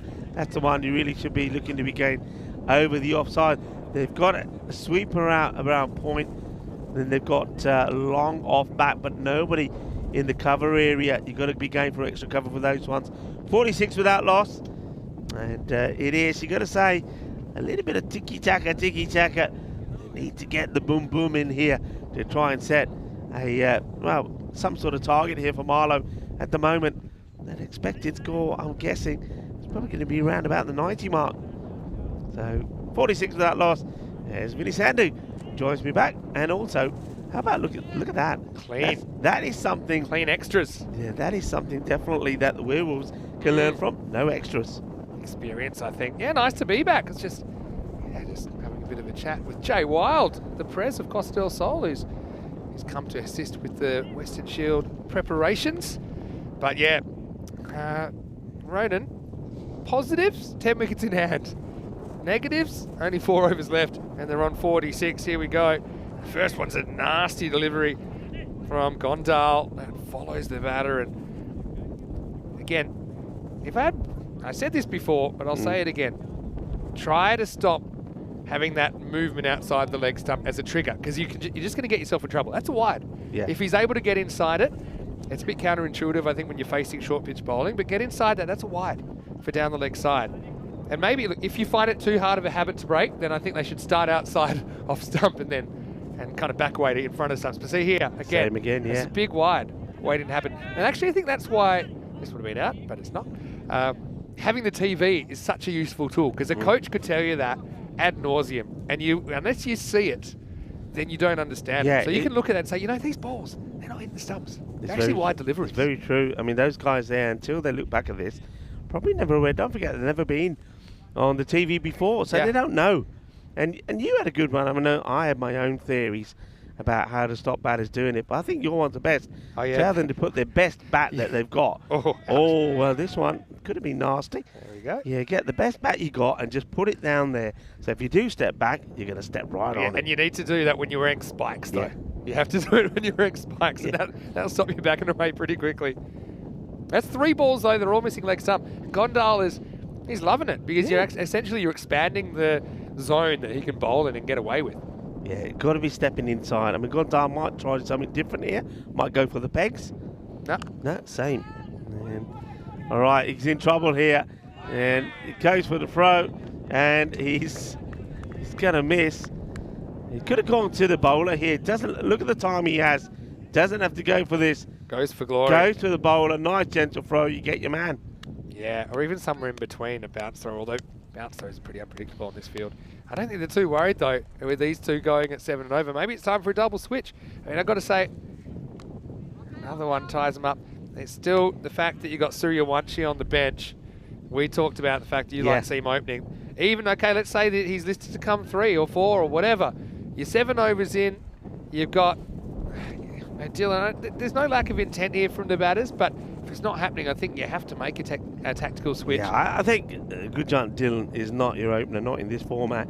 17 balls for 14, and he's facing not good bowling, now. to be fair. You know, they are playing Marlow. It's kind of next level stuff. Well, there you go. You get the wide here. And there we go. This is probably the least wide of about 4 deliveries this over. But again, an extreme example, but it actually shows what we're talking about. Especially if you're finding it hard to come up with boundaries off your own bat. Yeah, look which way he goes here. Look at the difference. So this time, he goes the other way. It doesn't hit him. Misses him. He gets the wide. Watch this. Anything that misses leg stumps are wide, unless it's between the batter and the stumps. Yeah, there you go. Please you like. That's all you got to do. And that way, you don't step on your best bat either. Now he gives himself some room, and it's going to get through. There's going to be 4 runs. Yeah, I know everyone will be saying, oh, back in your box, Mr. Maximo, but I'll just say this, a stopped clock is right twice a day. And occasionally you will play the Hollywood shot or the millionaire's shot. You back away and you look like Damien Martin around 1996. But yeah, a lot of time has gotten him into trouble. And I suppose that's my point on the balance. As we get to the end of the over, the 50 and the 50 partnership comes up with that. It's 52 without loss.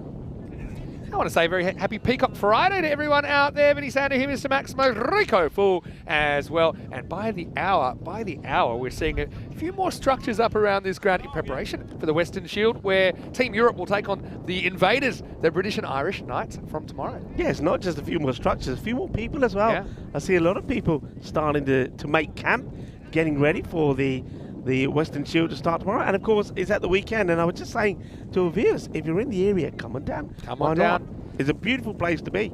Pretty windy at the moment. See, the cube is actually Cube had a bit of movement. It's Just moved. noticed that in the background. But yeah, first of these kind of series ever. As this should be gone, it's gone straight through the hands. And I think that might have gone all the way, or maybe it's just bounced just inside. Well, I get the feeling he might have palmed this for 6, you know. He's definitely palmed it. The only question is if it's 4 or 6. Let's have a look. He actually timed pretty well. He's too far inside the boundary. I think that's 4. For me, it's not quite touching the line. I think it's just inside. I think 4 runs is the call. Well, Ashgar puts it down. He's a man who has had plenty of troubles catching balls. All right, will he get another chance? No, that's beautifully placed. 4 more. So just like that, Dylan, it's amazing what happens when we start talking about batters who should be retired out. That's me and Shahid, who of course are not playing this one. He's just watching. It's not listed as the 12th either. Yeah, look, I go back to the fact that you've got resources that you'd expect to be going quicker than 8 and over on the bench. So it's one thing to say, go harder, these guys, but I think sometimes you've got to make the hard calls. And, you know, let's say that they're not going to have enough to win. You'd love to at least get enough to push Marlowe to be able to chase in 7 overs, so that you can at least walk away with a point out of the game. Yeah, and at the moment they're not there yet. I was saying that maybe the 100 is what you got to aim for. All right, this is just up in the air. It's a catch me ball if you can get there. And yeah, this time no mistakes. That's nicely held. That's Usama Javid that holds the catch, and the first wicket does go. So Dylan, well, it could have been worse. At least he hit the last 2 balls for 2 boundaries before he went, so he will finish just ahead of a runner ball 22. But he's chewed up a lot of deliveries, and thing is now, you know, maybe Nilesh will come out, or maybe they go with Karki, who's another hard hitter. But it's a different ball game, isn't it? Now the time's running out. They've only got, they got 2 balls in this one. So, 14 balls to come to try to make an impression, and it's a lot of pressure. So they do go with, looks like that's Karki that comes out. He's a good hitter of the ball, but he's running out of time. Yeah, that's true. Like 14 balls. Let's say even you went crazy, went 18 and over. From here, that's 102. Still looking pretty thin on the ground. Karki. You know he can bat. Sometimes he's got it, sometimes he doesn't. Let's see what he's got in this match. Shazad. Looks like he goes back over the wicket to the new batter. As a go, we'll get it past Najam Shazad, who adds another wicket to his tally on the European Cricket Network. He'll be looking to see if he can get another one here. Kuma gets back on strike. He's played some nice shots on the leg side. That's where his favoured area is. The problem is, I think Shazad could bowl this more.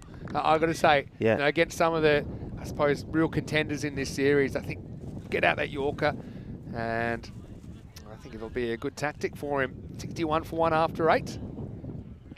Hello to Paul. I think he had an issue, one of his comments getting deleted or something, or appearing to be deleted. We got to say, this is an issue we've noticed for a while with the YouTube. Some comments just kind of get just ghost evaporated. So I don't think anyone consciously did that, Paul. But great to have you, as always. Hello to Elsboy as well. He's a genuine lurker. Hello to Adore as well. Hello, Adore. Nice to have you. And Birdie watching from England, specifically Hornchurch, who I believe will be in that ECS England. That's what I've heard anyway from some of my sources.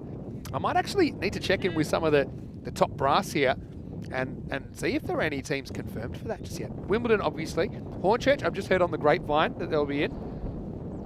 And I know the plan was to get Tunbridge Wells there as well as Swordston that qualified for the ECL back in 2021, unfortunately couldn't play. And then Spencer, the Wimbledon Rifles, were meant to make up the 5 teams that'll compete in the initial stages. Also, there'll be an NCCA 11 as well that will take part on day 5, which will basically almost be like an England 11 audition, I think, for some spots in the ECC. Gondali's continuing with that heavy ball going into the batter, and once again it's Akuma who keeps stepping the wrong way. Gondala's getting away with this, but against a different sort of batter, he could be bowling a lot of runs here. Akuma, I wonder if he will be persistent with continuing with this shot, the Hollywood shot, or whether he does step inside and try to whip it away the other way. This time he does try, but the bowler gets a good ball in, and he sees him moving early, so credit to Gondala here.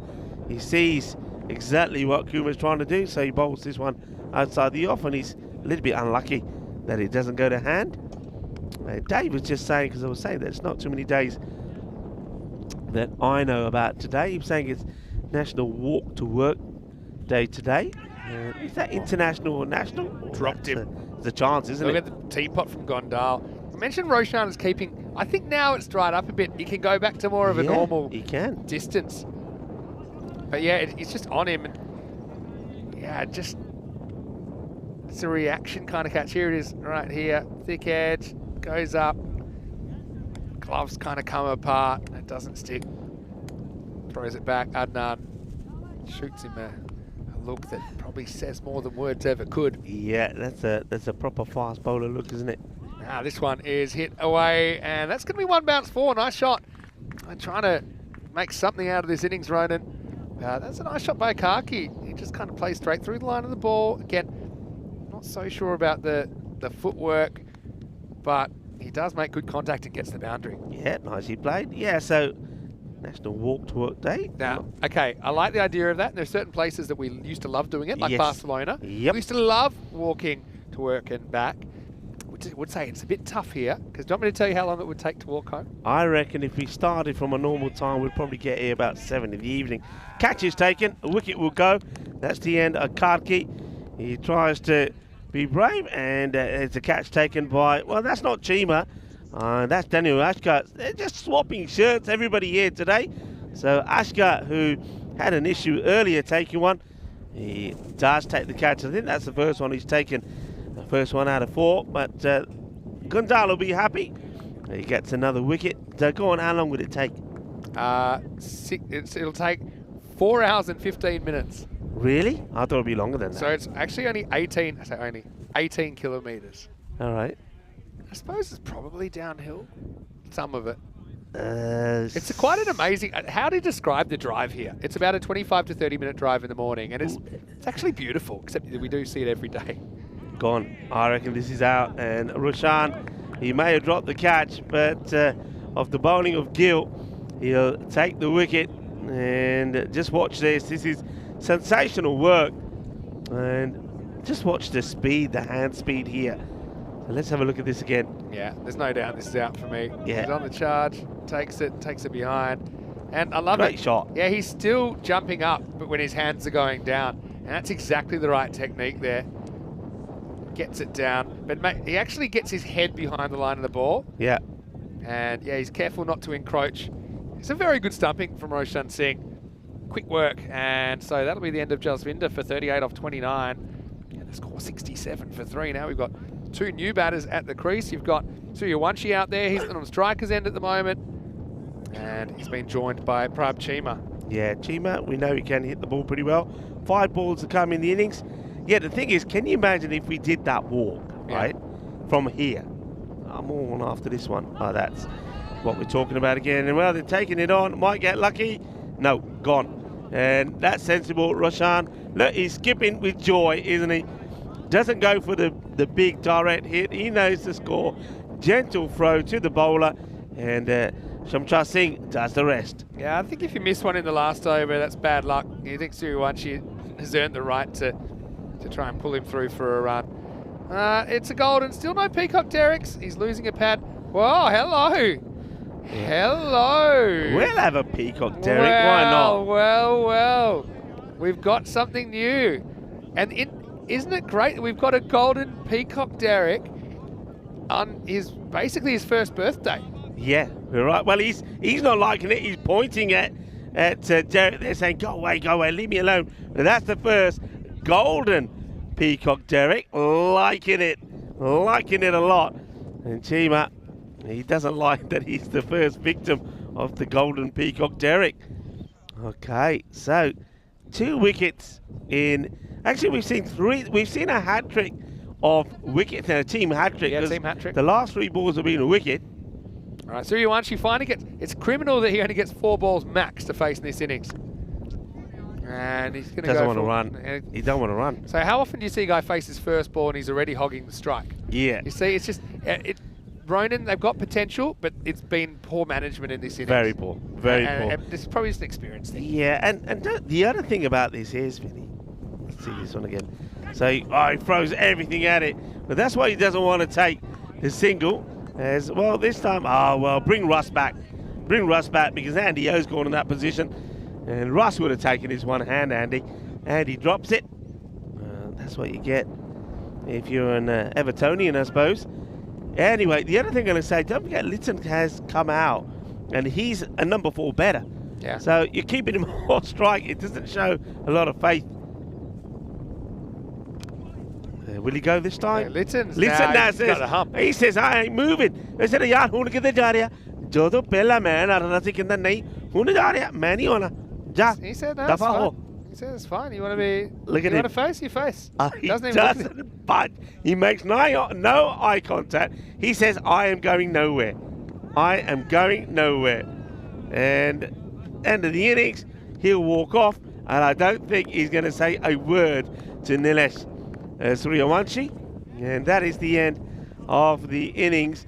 And it will be 73. So I was saying you want to get to at least 100 to try and contain Marlow and stop them taking all the points again. They haven't done that. They got into the 70s, and I reckon Marlow, you know it, you bet it, they're going out there and trying to get all the points. Yeah, I mean, they didn't lose wickets, but they weren't really setting a cracking pace. I don't want to go and get all negative Nancy, but I just hope they learn a bit from this innings. You got someone like Suryawanshi gets out there, can face a maximum 4 balls in the innings. Meanwhile, you've got the openers combining for, okay, they did score 60, but they scored it off 50 balls. Yeah. So it's worth risking a collapse starting to give yourself a chance of scoring 100 plus. Yes, is it tough? Yes. Is the bowling probably above what they'd be used to? Yes. But, it just seems that they've got wasted resources there. Suryawanshi finished with 6 off 4.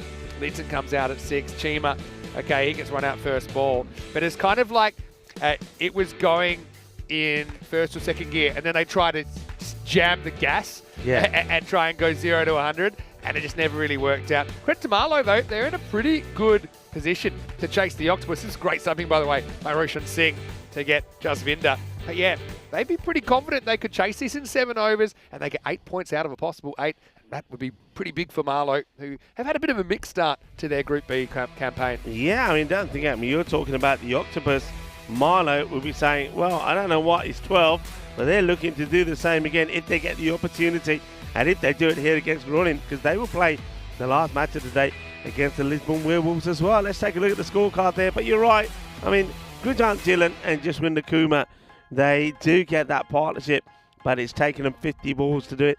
And the other thing I would say is, just to add to what you were saying then, go for your big hitters early. If they fall early, then at least you know you got the likes of the Gurjant Dhillon and the Jaswinder Kumar to come in and steady the ship. So use them in a more productive role rather than be too defensive right from the beginning. Here's the bowling figures there. And as you'd expect, with a score of only 73 posted, all the bowlers doing their job and doing it well. And even though Amardeep Singh or Daniel Ashkar don't pick any wickets, the economy rate from all the bowlers, absolutely fantastic. Yeah, I mean, we were talking about walking back here. And what I was going to say to you, can you imagine getting all the way close to the hotel and then having to take that walk up that hill, the last walk up the hill? I mean, that would just absolutely do you in. But anyway, if you are able to walk to work, well, go for it and go do it. And well, Dave is liking the golden peacock. It was absolutely beautiful. Right, so we're going to take a short break here, and myself and Vinny will be back in about 10 minutes time to talk you through the innings of Marlow. And well, no surprises, Marlow will be out to get these and get them quickly and pick up another 4 points and, well, for the time being, do the octopus. So join us back in 10 minutes time.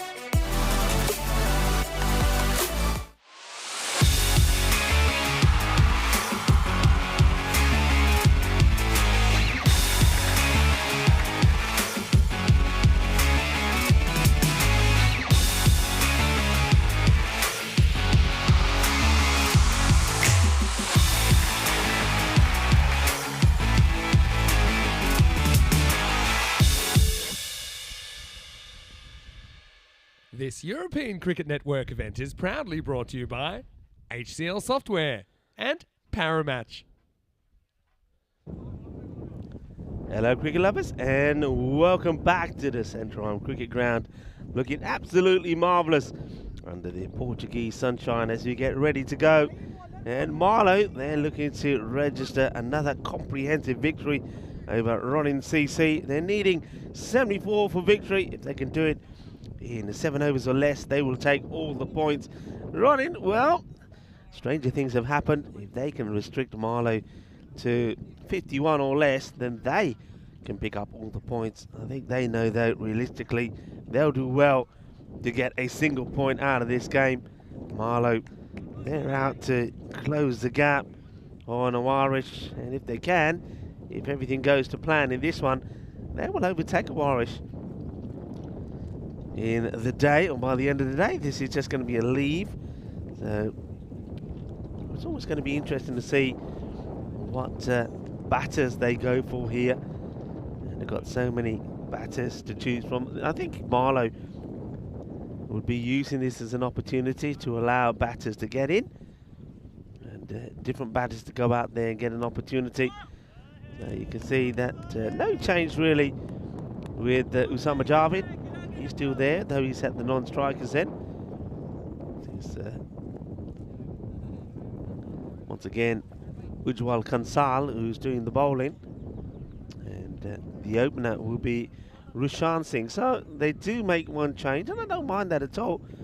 Rushan, the very talented wicketkeeper, gets an opportunity to have a bat, and we'll just leave this one as well. It'll be another wide from Kansal. So Ujwal just needs to get this ball a little bit closer, but he's got a plan and he's trying to stick to it. But the thing is, you haven't got too many to play with, so every time you bowl that wide, you're bowling an extra ball as well. Rashan gets bat onto ball, decides not to take the single, so Javid will stay at the other side. Javid as well, look, we know he made 96 not out, but it's fair to say that he didn't get off to the best of starts. He was bogged down a little bit early on, and the only time we did get balls away was when they were down the leg side, but once he got coming, it was unstoppable. Well, this is Kiran Kandal. I wonder if they go to him a little bit earlier with the ball this time. Last time he came on the bowl, it was the 7th over. And he's another one, you know, we don't want to go on about it, and I'll just mention just one more time that Ronin CC, it could go worse than go to somebody like him. He's a lively player. He can go out there and score quick runs for you. I just think after today they need to get back, regroup, and just have a little talk about the way they manage some things, because the frustrating thing is we know and we've seen they can do so much better. They just need to manage things better. Javid wastes no time getting off the mark. He'll take the single. See there in the background, that wind still is pretty strong. It hasn't really let up. But hey, folks, from what we had to suffer, sort of like the end and the beginning of the week, we'll take this any day. The sun is out, nobody's worried about a little bit of wind. That one gets played away quite nicely. As Rushan Singh is looking to make the most of his opportunity, and he knows he doesn't have to go wild here. He can take a little bit of time to get himself in. They still don't want to lose the opportunity to take all the points here. Right, a ball to go. Kansal, he has bowled a couple of wides, but other than that, there's a few singles. No boundary off the over as yet, though. I think Javid will be looking to get one here. And he can't. It just gets worked away around the corner. The fielder will eventually get hold of it. And that's Gurjan Dylan. And that's the end of the over. So I suppose it's not a bad start. Only there's 6 come from it. And so at the moment, I suppose they're in front. 67 matches since the golden ball. We came ever so close in that last match, didn't we? A real thriller between the Lisbon Werewolves and Precious CC. Only 5 runs in it in the end, as it was the Werewolves that were holding to victory. But this one, I don't see it happening. As Vinny Sandu joins me back in the cube. Yeah, it's good to be back, and look, not a bad start, I suppose. Kansal concedes only 6. The question is, can Ronan get a point out of this game by pushing it to an 8th over? Marlowe, I don't mind Roshan up the top. He's a pretty good bat. He bats below quite a few. He's in mostly for his keeping. But anyway, Suryawanshi will bowl over number 2. That's him reaching. That's kind of just snuck inside.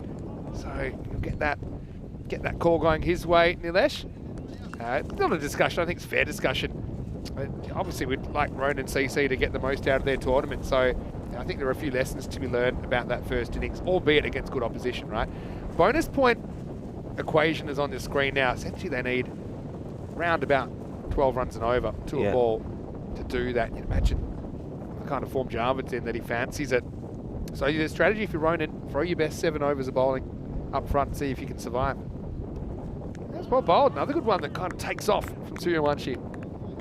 Yeah, he's their ace card, isn't he? Though he hasn't been utilised as we'd expect to see with the bat, but with the ball, he's getting it in the right areas. Well bowled again. And not too many left-handers like it in this area, going right across him, causing him a few problems.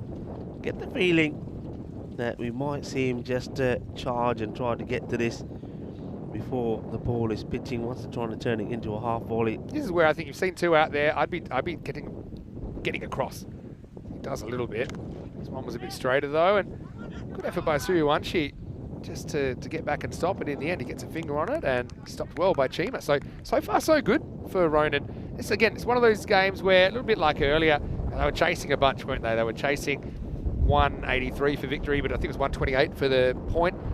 That if they could get a point out of this, they'd feel pretty satisfied if they could take a point off the defending champions. It'd be a great result. 3 dots to start this over. Yeah, not a bad location, but this time he throws his hands at it, and I think that's bounced just inside. Cuatro carreras. That's the thing, though. I suppose you're always dabbling between consistency and predictability. I suppose that he felt pretty confident where that was going to be, Jar, but he's in good touch. He smacked it away to the boundary. Yeah, good looking shot, and with the way the wind is blowing as well, I think if you're hitting into those areas, or if you're hitting on the 45, the ball is going to sail. Jarvid just showing the ability to be able to go offside as well, and I think that's something that you love to see. Following the ball very much here though, aren't they? They've just brought another man across to go. Probably a good field. If they should have had it from the beginning though, if they were confident everyone she could bowl outside off. Of course, next one's short, pull it to the leg side. It's hit too well, and so Roshan scampers back. Still, have a look at that bonus point required rate. That's creeping up. It's up above 12 now. They're still, listen, in this match, they're still in front. It's only 10 on the ball with the ball to go in this, the second over. So, yeah, they're behind the rate. It'd be some victory if they could defend 73. Anyway, low full toss. Doesn't really time it at all. Gets it past the fielder. Everything's downhill. Better foot fielding. The traditional method as the ball takes off on the bowler. So 2 to finish the over. Suryawanshi only goes for 6. Pretty good job. And gets away with that full toss last ball. 12 without loss after 2. Yeah, so these two, Javid and Roshan, getting an opportunity. Javid going at the moment to run a ball, but we know from his last innings, he's not the quickest of starters. And Roshan gets given an opportunity. He wants to make the most of it. At the moment, he's got 2 or 4. And I think the captain, who is Amir Zahib in this match, will be looking on closely because he will want all the points here. And they've just chewed up 2 overs for 12. I wonder if they will go straight back to Kansal. It won't be the worst of things to do. They can very quick look at the tables there. This is going to be another wide. They do go back to Kansal. His first over, there was 2 wides in it, but no boundaries. He starts with a wide with this one as well. So, but again, he's got a plan. He's trying to execute that plan by keeping outside the off. He called for him. That's pretty well located. Yeah, I don't know. I feel like they're missing a trick here again. Yeah. Marlowe going to attack this 7 overs. I get, okay, they want to get more batting into someone like Roshan, but I think they're paying a bit too much respect at the moment. That's, okay, it's an okay ball, but that's what you should be whipping through the leg side, because you never know. You'd hate to miss out by a point or two. Yeah. Where you want to be. Now he's had about enough, and he's going to drill this straight, and he's going to drill it high. That ball will fly. In the end, it's going to just make the journey. It's gone all the way. Maximo. I suppose if it was golf, you'd say it's good club selection, but this time he does tee it up straight down the ground. This is the Grizzly fighting the wind, and in the end, it is the Grizzly that wins the battle. Only just 6 runs. I mentioned this, I actually got mentioned by Birdie. Hello, Birdie, by the way, in the chat. And next one, he doesn't want to go after it. He just blocks it. He's talking about he bought his son virtual reality kind of set, and then his son's already got cricket on it. And it reminds me, I follow this guy called VR Cricket Guy, and it shows you him, basically, you can see what he's doing, and it looks amazing. I'm just showing Rico right now, but I tell you what, look it up. You get a little bat, and Doesn't it look good? You're playing in like a stadium and everything. Yeah. I would love to give that a go, see how realistic it would be. The only thing I worry about things like that, and I know it happens, is, I mean, what are you going to smash? Oh, yeah. You know, you come charging. That's a whole other kind of videos when people... Yeah, I used to have the old Nintendo Wii. I was a bit of a grandmaster on Wii Tennis. Were you? Back in the day. Yeah. Well, that's a good example of hitting the ball that you think might be bowled rather than the ball that's actually bowled. Yeah. One of the all-time great swings from Roshan Singh. But yeah, Wii Tennis. But then there's a reason they give that thing to like secure it around your wrist, because there's a lot of broken TVs that have gone around. I also find it quite amusing, you know, when there's videos of when parents have basically broken consoles, when they've said, no, that's it, if you don't get off that in a second, I'm going to come in there, and you know, they'll just rip it out. Yeah. I got to admit, actually, getting to my childhood a bit here, 19 without loss after 3, Marlow. Uncharacteristically slow start here. Ronan, they've been pretty good so far. Can't sell none for 13, pretty good figures off his 2 overs. But I remember that I wouldn't stop playing this computer game. By the way, not often you see this. 10 single-digit overs, now 13 single-digit overs to get us going. So who said it's a batter's game anymore? Yeah, that's actually a very good point. Isn't I can't that remember the last time I've seen something. And they're all at least 6, so it's not like a 0 or a 1 or something in there. So it was the old-fashioned computer, not a laptop. But you know, the mouse was kind of screwed in. And my mum came in, she was filthy because I said, yeah, I'll get off. She said, you better come off that thing. Yeah. And she lost it. And she pulled the mouse out, like wired mouse. Oh. And it wasn't like one of these, you know when you used to have to screw in the little screws? Yeah. It snapped the cord. Yeah. So yeah, when parents mean business, maybe I'll throw that over to the chat. Tell us when, and parents is an obvious one, but tell you when like an adult's meant business with the kids. Probably you're the kid, or maybe you're the adult, I don't know. Yeah. But that was one example that, I'll give you one more. Hopefully my mum isn't watching. It's a bit late back in Perth now. It's almost midnight, right? And you've actually met my parents. Good start here by Chima, by the way. What a good start by Ronan. Yeah. My mum never swims, right? No? She doesn't swim. Not interested. She hasn't been to the pool for, well, now, probably 30, 40 years. No interest. Right. Fine. We always used to go to my grandparents to swim. And when I was a teenager, she told me, get out or whatever there, or do this, you know, it's dinner time or whatever. And I was a bit mouthy, which I know is hard to believe now. But I was like, I'll come out when I'm ready. She's like, you come out here now. I've told you, get out. I've given you. And she said, she actually said, I think I was 15 or 16. Yeah. She said, you better get out, or I'm going to come in and get you out. Yeah. And I said, oh yeah, because she never swims, right? So then I'll never forget this. She called my bluff, and fully clothed, jeans, blouse, everything, right? Yeah. She starts walking down the stairs like the Terminator, right? Doesn't have a bathing suit on or anything like that. She's in her normal clothes. Yeah. Right? And you can imagine this now. I know you've met her. Anyway, this is up in the air. Fielder goes back to the wall, but it's out of here. Maximo Roshan gets himself going with 6 carreras. Marlo staying in the hunt for the bonus point. So imagine this, and every time she's getting 1 step deeper, and you know, it's like a typical pool, it's got like 5 steps, 4 or 5 steps. And by the time she reached the pool, like when she got kind of shoulder high, right? Anyway, this is up in the air, should fall safely. It does. I think it's 2. It's actually well run. Took a while to get to the ball. Ouch. The batter wears it. So, long story short, by the time she got in, we were both laughing so hard. Like, I wasn't even in trouble anymore. Your mum was laughing? Oh. Because it was so ridiculous that she would get into the pool for the first time in decades. Yeah. And honestly, you know the Terminator when it just like starts like coming down the stairs? Oh, and then took about 3 or 4 massive towels to sort that situation. No change of clothes. So We're not even at our house. We're at her parents' house. Oh, this one. Let's look at the height on this. The catch has been taken, but hey, I reckon just stay where you are for a moment. This might be too high. Let's have a look. Let's see. Feels very high. Oh, I think you call it. Yeah. Yeah. I reckon that's a no-y. Yeah, and I agree. I don't know why the batter stopped running. They should have kept on running because the fielder, he takes the catch and he just coolly. Some people might say, oh, yeah, but is it coming down? If it's coming down, it's coming down to the waist, you know. Oh, he's been given. Oh, I don't like that Vinny, call. I'm surprised. Because I don't think this ball is going to ever be below the waist. And I think it's one of those ones that you got to give the benefit to the batter of a high delivery. That's a no. That's a no-y. That's a no ball, yeah. I'm really surprised by that. And poor Roshan doesn't get too many opportunities. Has to wear what I think is a bit of a rough one. But anyway, Marlowe probably doesn't set them too far behind. You know why they've given it? Because it was ball number 13. So ball number right. 13 on day 13. So Roshan Singh, it gets caught well by Kaki. And Chima, well, maybe he's a bit fortunate with that wicket there. Birdie said that when he was younger, his mother only had to take off her slipper.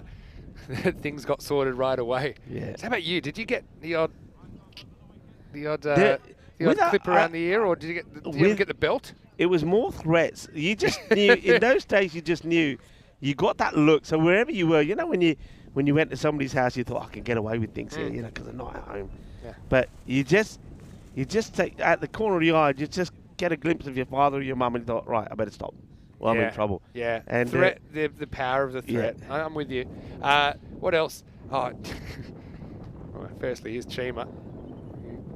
Gets this one to hit the pitch, hit towards the fielder, but it's well hit by Ikram. So Marlowe still in the hunt for this, and that'll help as Ikram starts with a maximal and the score 34 for 1 after 4. So, yeah, a lot of people saying that probably should have been no ball. Tend to agree, but hey, the other thing was that we used to get the wooden spoon, right? The wooden spoon was like, you know, bend over. Was that wooden okay. spoon? But again, I'm showing that I was a bit cocky as a youngster. As you can see, I've grown out of it. But by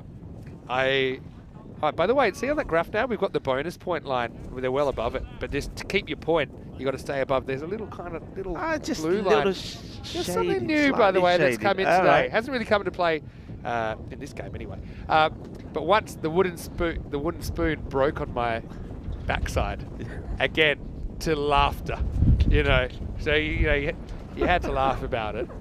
But then I got to be careful what I'm laughing about, because after that it was the plastic spatula.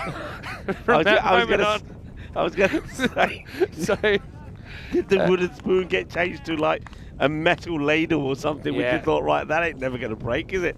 Exactly. But anyway, yeah, tell us your experiences if you'd like to share. Gotta say, I suppose cultural norms are different. How you handle kids misbehaving in different places. Oh, there walks to this Jarvid, and it's holding up in the breeze though, and it's going to be gone. Well, there you go. No doubt about this one. Liton comes on and takes a wicket. So Marlowe making it really tough for themselves. I think at the moment they've lost a second wicket. Talking about the bonus point situation anyway. But Jarvid, it won't be a 50 plus in this game. He's going to have to go. And the score is 36 for 2. It gets absolutely thumped, doesn't it? And yeah, you're right. The wind really does hold on to that. And you can see Jarvid walks off. He can't believe it. And so another one bites the dust. So running. They're in the running at the moment for getting a point. And that'll be something quite amazing. And fair enough. Yeah, I think in our house it was very much like the punishment was you went in the corner. And I know one was where you sort of have to squat down, hands between your legs and hold your ears. But you knew when the time was up. Yeah. You knew the time was up because you got a little kick up the backside. So, do you know also, we'll come back to this in a second. I don't really know what the current trends are, right? As this one just worked away nicely. It's Amir Zaib, the Rock, coming in at number 4. He could finish things pretty quickly. How was his strike rate before? What was it, like 560 or something? Yeah. You know, in the old days, I was always sent to my room. And that was, you know, just go to your room, 10 minutes, go to your room, right? It's so hard to get kids out of their room these days. Rooms are awesome. Right? Yeah, that doesn't seem like a punishment, does it? Like, I don't think that would work these days because, I mean, they've probably got their, I think what kids these days, what I hear at least, it's all about taking away the devices. And I've heard of things like, that's it, we're turning off the Wi-Fi. Yeah, Wi-Fi's off, mobile phone, got your mobile phone now, that's it. And, or no more video games. Oh, can I tell you another? Days of the naughty step have gone. Oh, I think this got done to me once as well. My parents had to be quite innovative to keep me in line, right? That's nicely played. Gets well across here. Zaib gets his first boundary. Cuatro carreras as Marlow move up into the 40s. This bonus point still on, though. Needing about 15 and over to get it in 7. Good footwork. Have a look at Zaib, though. Experienced. He knows. With this pace, gets across. If he gets any length, he's good enough to work it away. I think he also knows which way the wind is blowing. Yeah. That's an intelligent shot. He's thinking, right, there's no point me trying to powerhouse down the ground. We've already seen that was tried by Javid, and it didn't end up well. Last ball of the 5th coming up. He wants it again. He's going to get it, and this time it's even better. It's like a moving sweep up and out of here. Maximo to finish the 5th over. It's 48 for 2. Yeah, clever batting, using the wind in his favour, because he's probably thinking even a miscue here is probably going to carry the ball to the boundary. So yeah, they're back on here. Hey, are you excited for the Western Shield starting tomorrow in Game 1? And we'll have Dan Lincoln leading the British and Irish Knights. We'll have Skander Zulfikar. I've never actually seen him captain, but apparently he's quite an astute captain and tactician. And also I think he's been picked because he's got really good communication skills as well, because it's a very diverse squad there for Team Europe. All different backgrounds, different countries. Our very own DDC, who's at the ground right now, will be here. Sean Gomsch representing Portugal in Team Europe. Isan, obviously great to have him in there as well. Hamza Saleem Dar, unfortunately, an injury's kept him out. It's been replaced in the squad. British and Irish Knights, so also looking pretty good. Well, I don't know about this one. I feel like it has to be a no ball. Is Lightning striking twice here? Well, let's have a look here. Well, the last one, everybody. Can I be honest? It felt exactly the same as the last one. Maybe he's in his crease a bit more. This one is slower, but there we go. Make your mind up. If he's inside the crease, if that's not, I'm questioning. You got to call it. I'm questioning my faculties. Has to be. Oh, yeah. That's a no ball. Okay, so things have gone back to normal. All right. Okay, I don't think this was done to me. I've remembered it wrong, but I remember getting told about one of my friends and his wife, and they had a bit of a mouthy kid, and smallish. We're talking in the 6 to 8 range, right? Yeah. And they were always threatening, because what's the higher power from your parents? Like, if you don't listen to your parents, there's normally got to be, like, free hit, by the way. Oh, well, accidental, leading edge for a single. They're always like, that's it. You know, if you don't settle down, we're going to call the police. Yeah. Did you ever get this one? We're going to call the police. As if the police have got nothing better to do. And the thing is, though, in those days, people feared the police. Yeah. I mean, when you're going to school, there was always there was no lollipop lady, it was a bobby. And if he said to you, wait there, you waited, and you never talked back. Nowadays, I think if the parents said to the kids, if you know what you call the police, they'll laugh at you. Nice shot here. Maximo time gets it down below 20, 17 off 10. Still looking on for Marlow, even though they took a while to get going here. Dances and turns this into a half volley and pumps it down the ground. Good batting. Okay, but it's one thing to say it. They had a whole thing where then they made a fake phone call, just pretend to make a phone call. Hello, police. Yes, this is the address. And then they went, they got somebody the dad to go outside. And oh, no. Is this the police? We're talking. So that's like, really? Hey, what's good as a threat if you don't know if they're going to follow through? So they had the dad act like go out, sneak outside and knock on the door. Oh, that's hit pretty well as well. This could be over pretty quickly now. Ikram lifts it up and out of here. Maximo! Just 11 required off 9 now. Marlow will be chasing the octopus against Ronan, but yeah, you're right. It's the dodecapus they might be after because they got the Wolves in the last game of the day as well. Yeah, I love that, yeah. It's interesting. I mean, I know that some people would say that they're naughty, they got locked in there always used to be the downstairs little store cupboard under the stairs, right? Get in there for half an hour. Yeah, all sorts of things used to be done. Good question from Mandrake, asking what time is the first game tomorrow? Glad you asked. I'm just going to double check so I don't get it wrong. It's a nice take, but it's going to be a wide. And the other thing was, I quite remember also that, you know, the way you get out clause when you did something bad was right. You did something good, you know, say you'd cut the lawn or wash Dad's car or something, and then they'll forget, and you were like, all right again. And well, it hits this pretty well, but this time it will be fielded. Just a single Ikram, and Zahib looking to finish this off pretty well, but Zahib, he's a tremendous hitter of the ball. You can see that the camera's moving around a fair bit in the wind. That's the stationary camera on the tripod, but the wind is pretty strong. Oh, wow. Launches into it. It's up high in the air. It'd be a great catch if he can get there. Well, he doesn't take the catch, but he does stop the ball going over the boundary. Okay, so just checking tomorrow, it looks like it starts half an hour earlier than normal, and the reason is that there is a half-hour break because it's 5 games back-to-back for the squads. They'll get a bit of a break. There's a half an hour extra break after, I think it's game 2 in that one. So, yeah, it'll be half an hour earlier than our regular time here in Portugal, which from memory is 8:30 AM GMT, which is 10:30 in Central Europe, and it's 2 PM in India. So 30 minutes earlier than today. Anyway, they take it down to the 7th over. Just 5 runs required off 6 to do this one and take all 4 points. All right, no credit to them. They fought hard, I think, but I mean, wouldn't they love at least, you know, 20 more runs even, and you're just a lot more likely to take something out of this game. Yeah, that's what we were talking about. If they could have got to a score between that 90 to 100 would have made a big difference. But look, I've got to say though, credit to them, the power play only went for 19. Yeah. You know, so they did the job in the power play, but I suppose that wicket going off Rushan and Javin has sort of worked against them really. Because these two have been hitting it big. In a way. Still, you got to back yourself against whoever comes in. As we'll see Litan bowling another one. Toe end. Well, where's this going? Gear, and Shaka Lagya. Well, then it is. It's done, is dusted. Marlow will win. They do it, and they do it quite handsomely as well. They'll pick up all the points as they do it inside 7 overs. So Marlow get the win. And, well, I suppose, like we said, running CC, they've got some work to do here. They've got some thinking to do. But I think it's a little bit obvious what they need to do. Just need to sort out that batting order, get the key big hitters at the top of the order. And, well, if wickets do fall quickly, we know they've got what it takes to then steady the ship. But on the bowling front, once again, you can't criticise them too much. They kept Marlow pretty tight in the first 3 overs.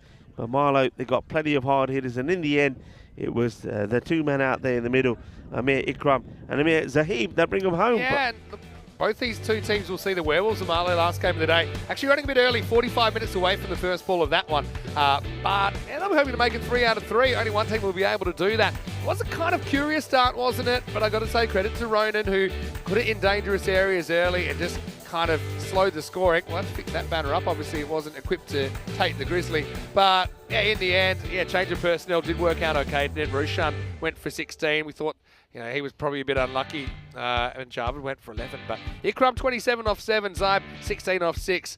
They would come together after this catch was taken. They finished it off pretty quickly with this game won with 23 balls to spare. Marlow take all the points. Yeah, well done to Marlow. Marlow, they're looking like the champions that we know that they are. And a few people were a little bit miffed, to say the least, the way that they started, losing, of course, to Awarish, and then also losing yesterday in the very first match to the Fighters. But they look like they're getting it back together, and little opportunities being taken to give some of the other players, the other batters, an opportunity. But once again, the faithful come out and do the job and win the match for Marlow. So They've got one more to go, so they'll be happy that they finished this one pretty early. It means that they get a nice little break of around about 45 minutes before they go at it again. Roshan Singh got given an opportunity.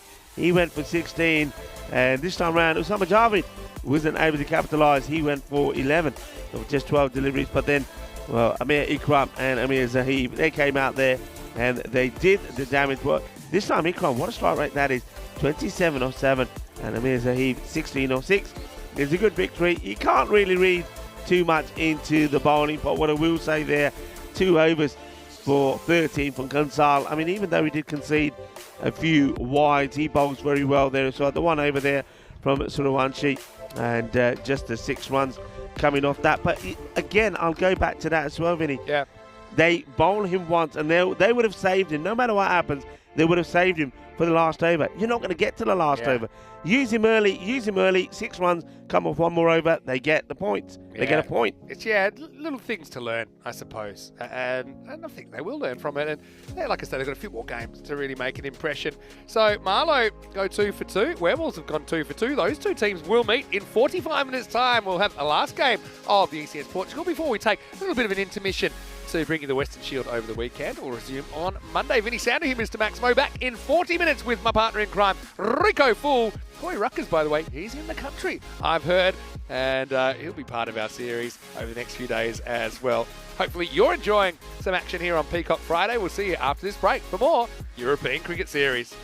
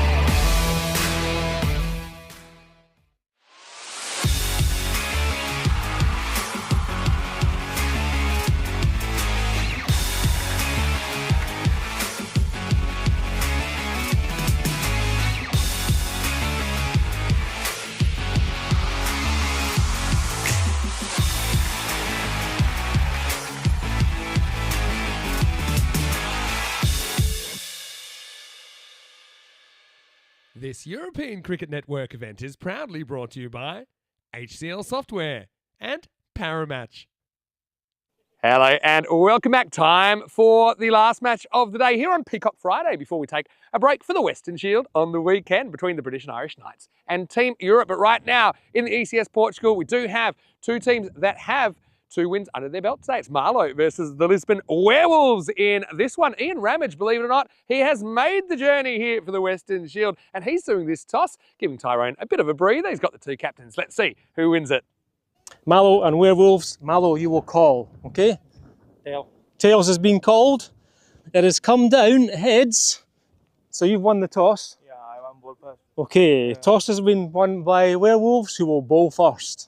So the Werewolves win the toss and they have elected to send in Marlow. So I guess we'll see if the Marlow batting can keep going the way they have been going earlier today. They've been putting on some big runs. I think the Werewolves, though, kind of leading with their strength. They do fancy themselves with the ball, but I think they have to take some early wickets. The only time we've seen Marlow kind of exposed, it's when that top order has fallen quickly. We're 2 teams that are in different places, but I like what I see out of the Werewolves so far. You know, they're playing with confidence. They have some real dynamic players, but this will be a real good test of where they're actually at. For Marlow, they've been picking up the points pretty consistently after a bit of a shaky start in the group, and I think they would just like to shore up their spot in the top 2. Rico full standing by, last ECS game before the weekend hits us, Rico, and on this beautiful Peacock Friday, I can tell you the last game of the day that Marlow have been sent in by the Werewolves. It's over to Ayu, and let's get ready for the first ball. Well, yes, and thank you indeed as well. Liking the Peacock Friday shirt there, and a few Peacock Friday shirts around the ground as well. And I've got to say that our production team, Spring Media, they're looking the business as well with their Peacock Friday shirts as well. So 2 teams that have played 2 and won 2 in the day now will go head to head. So if you like, this is sort of the decider of the day. I have to say, I'm a little bit surprised that the Lisbon Werewolves have won the toss and decided to send Marlow in. I think that could really backfire because if they don't bowl well, Marlow will pile on the run. So an interesting choice there from the Werewolves. Nice to see Ian Ramage out there in the middle. Of course, he will be the tournament referee for the Western Shield with Tyrone Peters. Well, he's taking a break from the coin toss, but there'll be no break for him come tomorrow when he'll be out there doing some umpiring. Certainly looking forward to the start of the Western Shield tomorrow. So this European Cricket Series will go on a bit of a break for 2 days, but of course we'll return on a Monday and see who later on in the week will be crowned the champions. Will it be Marlow again? Well, they're starting to play like champions, aren't they? And they're looking to pile on the runs. You see there, Mian Shahid back into the side. So this time Imran Khan is given a break. And that means that Amardeep Singh will keep his place and get ready to start. The umpires will be given the nod. It's John and Crute out there with the Bucks as third. And lovely to see Anna here as well. And, well, Anna said she was bringing in the VIP. And, of course, she's talking about Francois Stoneman. Faz is here. No doubt we'll be seeing him playing for Awaris. And first ball of this one is sent big. Well, there's the other Stoneman. Believe it or not, it's Miguel who's chasing after that to throw it back. Yeah, the Stoneman's a lovely family. Bucks is doing some umpiring today. And Miguel, not as our Awaris are not playing, he's doing ball retrieving duty. Anna's been here as well. And, well, he's Miguel's brother, Francois Stoneman, here as well. And looking forward to seeing him play for Awaris when this European Cricket Series after this match resumes back on Monday. 6 to start from Amir Zahib. And that's an intelligent shot. Work to be done by the fielder, and he's not going to get there. It's just really good timing. And just look how quick this outfield has become in just a couple of days. A couple of days of no rain, and it's lightning quick. That's just a gentle dab, really. It's chased hard by Rohit Singh, but he can't get there. There's 4 more, so all together now, 6 and 4. Amir Zahib, hungry for more. Well, the Lisbon Werewolves might be hungry, but not as hungry as Marlow at the moment, as they've made a good start. Welcome back to everybody as well. Nice to have you all with us, joining in for the last match of the day. And that is crunched. Oh, that is brutal. Well, that is a biggie. And that one could have ended up in the car over there. I think that's Bolo's 4x4. Bolo might be wanting to move that, because I tell you what, if these boys are hitting it that far, well, what's going on here? He's got something. He's getting a bit out of good bag here.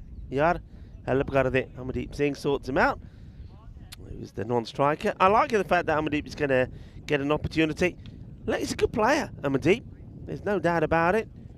He's scored loads of runs on the network in the past.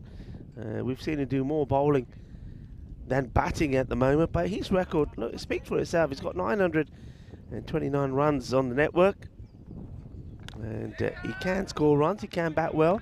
Highest score was back in 2023 when he scored 64, and he's also picked up 41 wickets on the network, so keep an eye on that. Could be another bowler that gets past the 50 mark, but he needs to get started, and he hasn't been able to do so as yet.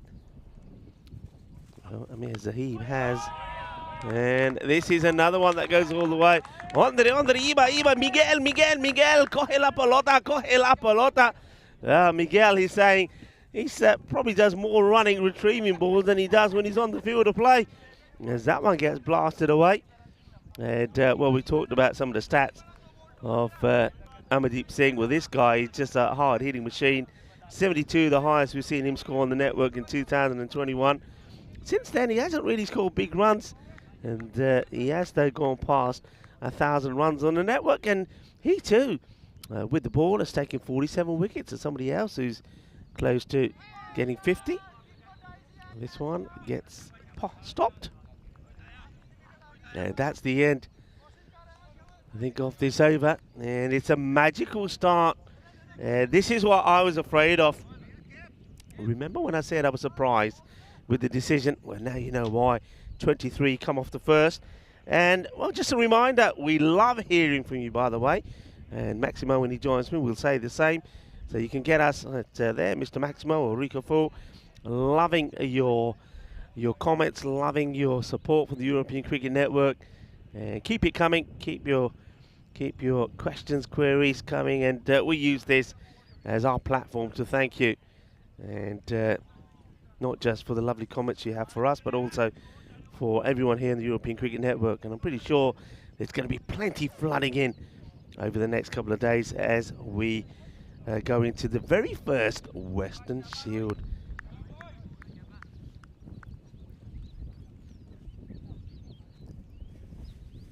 Rohit Singh starts with a short one. It's sort of into the body of Amir, who, after taking a single off the last, stays on strike. Yeah, that first over from Rajbir Singh doesn't go to plan. And the thing is, if Rajbir goes for 23 and he's your main bowler, well, what's going to happen to the other bowlers? One thing there, though, with Rajbir, he never really got that Yorker length delivery going, did he? That slow Yorker, which often causes him so much trouble. Short, that's nicely played, gets on the pull shot, and he swivels this away. Oh, for 4. So Zahib, he just keeps on going. He is such a hard hitter off the ball, though. And well, we had a look at his stats briefly back in 2021 with his highest score, 72. Since then, he's not scored another half century, and he's been given an ideal opportunity here by the captain, Mian Shahid, who refrains from going up the order himself. Normally see Mian opening. So another opportunity given, this time to these two. And got it. And that's the delivery, full straight. So, well, he has the opportunity, but once again, we know he's dangerous. We know he scores quick runs. He gets to a quick fire, 27 of 8 deliveries before ball number 9 sees him beaten. And it's full, it's straight, it's swinging in, and it stumps. Hits the base of the stumps, down go the bells, and that's down and out for Amir Zahib. Gets his team a great start, a magical start, but he's going to have to make way. But thing is, though, and the one thing I will say here, to some of the other teams in the group. Precious, also to Ronin, and maybe even a little bit to Lisbon Werewolves. Watch and learn. Learn from the maestros, learn from the champions. Go out there, play your shots, don't be afraid. And if you lose a wicket, it doesn't matter. 23, well, what's it now? 27 of 9 deliveries. And some of those teams I've talked about, they're getting this sort of score in four overs. And that's the difference. Use your hard hitters at the top of the order. Hello to Elsboy, who's saying evening all. Not quite evening here, late afternoon, but hello Elsboy, hope you're well. And Nowhere Man, well, where are you, Nowhere Man? He says I'm home now. Well, he's a homeware man.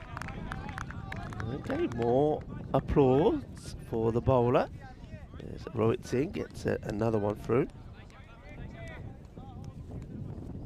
He's bowled with a bit of venom. There's a Rohit. I like the work that he's done. You've also got the likes of Gangampreet Singh, who's bowled well, and also was very impressed with Harpreet Singh's bowling as well. So they've got some good bowlers. If they all execute their... Oh, well, this is just Gundy. It's a wide ball. It would have been called wide for... Could be a number of things. Down the leg side, over the head. I mean, what is he expecting here? This won't be on the screen. Nah, only just. What are you expecting there, Rohit? If you're going to bang the ball in there, I mean, whether it's straight, it's always going to be a wide. And that's the one for the over. Ikram has a go at it. Doesn't get it. The batter runs back, but it's a wild throw, but I think he makes it back anyway. Amir Ikram, he was the man that came in. Got the player of the match, 27 of 7 deliveries to get Marlow the win in the last one against Ronin. Chasing the 74 before the end of the 7th over, getting all the points. Early on, it was Usama Javid who scored 96 of 35. Ikram also scored 41 in that one as well, so he's been in good form in the day, and he's hoping it continues. This one, let's see the heights on this. I like to see this side because it's another short one. It's been quarter wide down the leg side. How about the height on it? Well, look, I'm looking at that and I'm thinking that's a no-e. If that's too high, this ball should be a no ball because he's already bowled one that was over the head. The two umpires are having a chat and looks like they're sticking to the wide. He's lucky. Here's the bowler, Rohit Singh. And, well, now it will be a no ball. What is he doing? What is he thinking here? He started with such a good over. All right, he got hit for one boundary 4. He got the wicket, dot ball, one wide, and he gets lucky with the ball before. Now he bowls this one short again, no ball. This is just not smart. That's sort ke bolo. Sort ke bowling karo, Rohit Singh. Got to play smart cricket. That's not smart. Free hit. And scuffs it. But won't go to the boundary to get a run from it. So we'll finish the over, and is that the end of the over? I believe it probably is. Yeah, over is called. I guess it's not a bad over at all when you look at it in terms of what's in the book. 1 for 8. And that means that after 2 overs, Marlow a 32 for 1. But that over went dot 4 wicket, dot wide, a no ball 2, and then a dot, then a single. It could have been better. He just went for the shorter delivery. Whether he's decided that's the form of attack to go to the likes of Amardeep Singh. Anyway, Amardeep, he did get a single off the last. He'll remain on strike. He's got Amir Ikram out there with him, who, well, 3 balls, no runs. Not like him, but he's still there. All right, they'll go with Kashi Ram. Now let's see if Ram will be coming around the wicket or over. Looks like he will start around the wicket, and he's got to avoid going on to the pads. Let's see if he's going to come around. You know where he's got to be. And he starts well. And myself and Vinny were talking about this earlier. A lot of bowlers in Europe, especially right-arm bowlers, do like to come around the wicket, or whatever the reason will be, because it takes a lot of dismissals out of the equation, mainly LBW. But if you can get it right, then you're basically imitating the line that a left armer will bowl. So if he keeps it where that one was, he's okay. But if he strays on the pads, it's an easy hit. And that's what I'm talking about. So even though that's a little bit straighter than where he has been sometimes, but it's an easy hit because batter knows that he's not going to be LBW because the ball is always pitching outside the line. So you protect your stumps with your pads and you get a free hit at the ball. He did go over the wicket last time round, and Vinny said, all right, he's listening to me as a coach, and he let me down big time with the first one being a 5 wides. But then after that, credit due, after that he got it right. Did pick up wicket, and it was the slower ball that did the job. The thing is, as he comes around the wicket here again, and that gets played away, he's in the gap, the chase is on, and they're not going to get there. There's going to be 4 more, so too much width this time. As Ikram, after 3 balls without scoring, has hit the next 2 for 4. Problem is, when him coming around the wickets that he got were the slower balls, which are slow, almost like slow full tosses. But if he bowls those from around the wicket, they strike the pad, can't be out, because they'll always be making contact outside the line, whereas come over the wicket, it's got more of a chance. Sticking with round the wicket though, this one gets played down towards the man at long off. We'll take the single. Just having a look at the field here as fielders moving around. There's 2 men on the boundary on the leg side, square leg and mid wicket. They haven't got a long on in place. They've got long off back.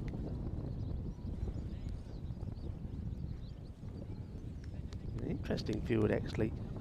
So like I say, 2 on the leg side. Fine is in. They've got long off back and extra cover. So only got the 4-man bat. They can have another.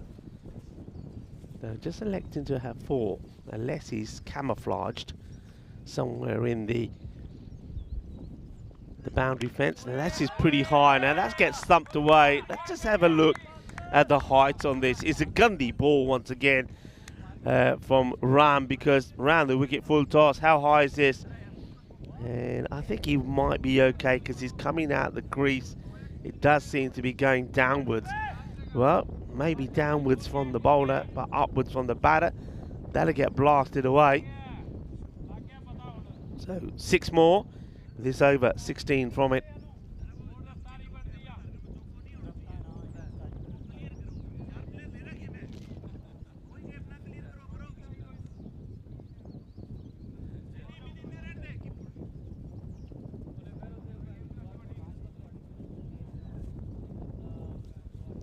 Nowhere man saying I'm the nowhere man from nowhere land, making my nowhere plans for nobody, sung by the Beatles.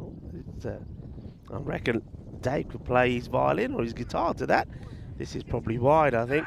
Let's see what the umpire decides. The batters also run, so yeah, it's another wide, so that's 2 more. Ram just losing the plot a little bit here, and that's called wide. So where's the umpires going? Oh, hang on a minute. What's going on here? That was certainly called wide. What's going on? Wasn't that called? It was called, I think it was called wide. Oh, it's called buys then. I thought it was 2 signals you saw there. The one I saw must have been retracted. Was eventually called buys. So the over does come to an end. Confirmation will come through from that, which means the score 49 for 1. Pretty decent power play from Marlow. Just going to quick check when Marlow did bat first earlier on in the day, when they put the highest score that we've seen in this series so far. The power play score at that point was 35 and they finished on 182. So, tell you what, if you don't get it right soon here, the Lisbon Werewolves, this could be Another big score from Marlow. Certainly looking that way at the moment. Though, has to be said, most of the runs here at the moment are courtesy of, let's just say, a number of extras. This is something we did say about the Werewolves before, and they had a close match, didn't they? And that one is going to go all the way. So, 6 more. Manos arriba. Arbitro es o 6 más. Well, this time we'll have a look at Macy. We've already seen Miguel running upwards and downwards all over the place. That's Macy. He's covering that part of the ground. Boom. Shaka lagya. Ginna sona. 6 carreras.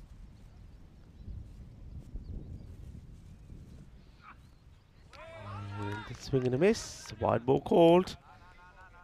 We'll go here now for Gaganpreet Singh, who's trying to just slow up a few things, but it's another wide. Another one that will have to be bowled again.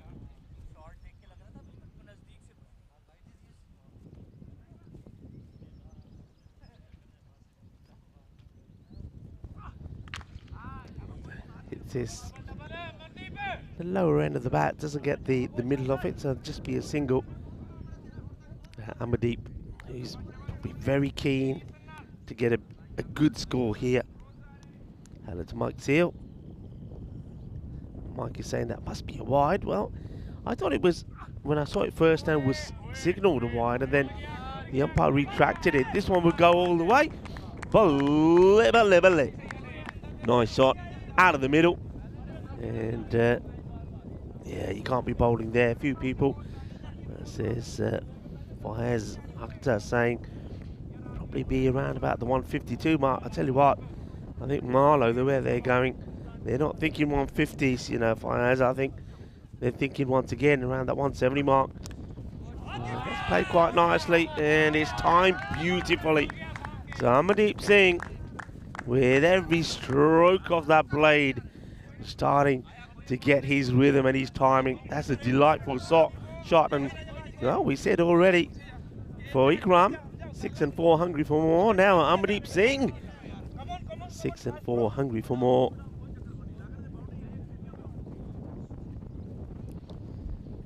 And Dave is just telling me that in America, this is a swing and a miss. It's going to be another wide. That it's National Caramel Day and deep dish pizza day. Yeah, I've heard about those before. National Go for Broke Day. Well, I'll tell you what, that's what the Lisbon Werewolves might be doing. Raisin and Spice Bar Day. And this one's going to be 4. I don't know about a Raisin and Spice, but that's nice. That's 4. And National Read a Roadmap Day.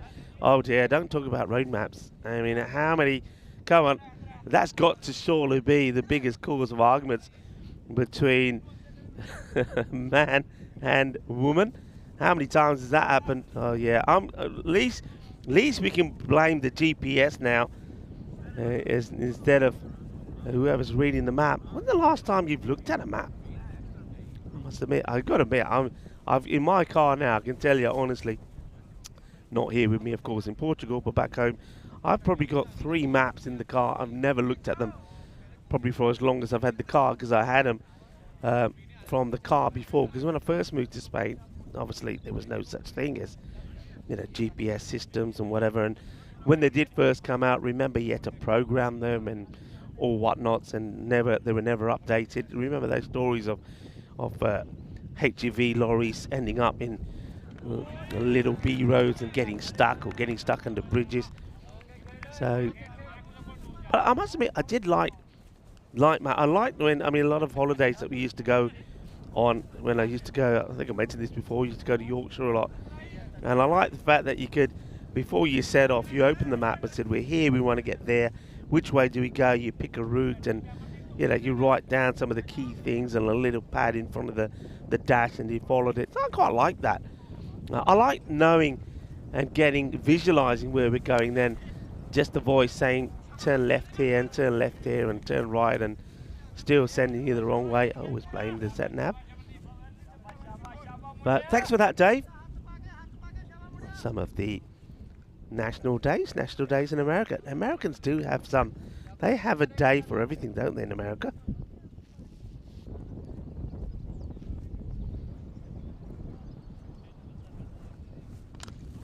It's been struck pretty well, and well, this is caught Ram. This caught him hard. Well, he's sat on the floor, feeling the pain. John Kurimarki Punjabag yet. Hamadip Singh saying, sorry, you okay? Now he goes over to check him, but this was hit hard. So firmly hit.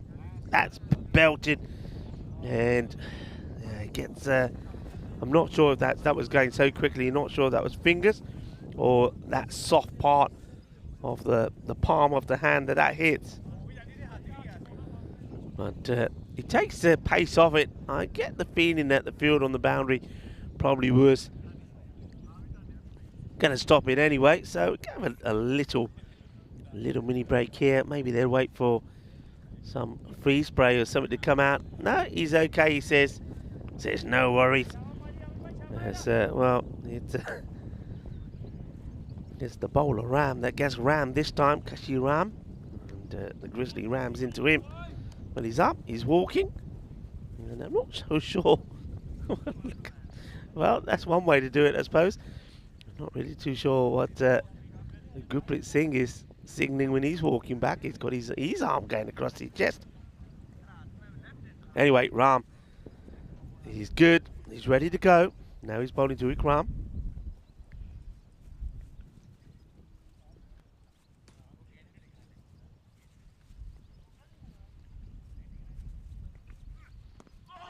Well, tries to get out the way of it. They're appealing. I'm guessing this is clearly going down the leg side. Ikram tries to do some dandy footwork and ends up getting pad onto it.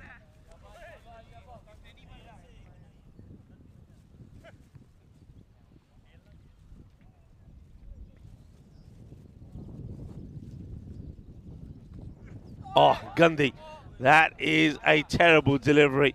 No ball called straight away. It ends up being 4 byes as well, which is so cruel on the keeper because, well, that one almost takes out Amir Ikram when he almost took out the one before when he couldn't get out of the way and it hit his legs. And this one, fortunately, misses him and misses the keeper, but will go to the boundary. I tell you what, Dave, look up for me what days there are tomorrow, because tomorrow, of course, is a big day here at the Centre Arm Cricket Ground, the start of the Western Shield. Maybe you can prepare us for what days are coming tomorrow. Look up the international ones, because I know the national ones, there's loads. But any big international days coming up tomorrow? Often I find there's not so many at the weekend. And, but anyway, have a look, see if there's anything that's fitting for the start of the Western Shield. Right, here comes Ram. And, well, it's going to be not out. Look, he's celebrating. Chakde Bhatte, he says. Chakde Bhatte, look at this.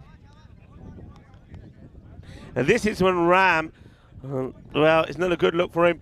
Gets it full, gets it straight, says, oh yeah, Chakde Bhatte, he gets excited. He does the old fist bump, and then watch this.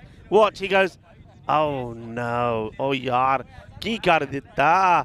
Mera dimag kharab ho gaya. It was a free hit, of course. Can't be out. And it looked like everybody else in the team, all of his teammates knew it was only Ram that didn't. Can he bowl it again though?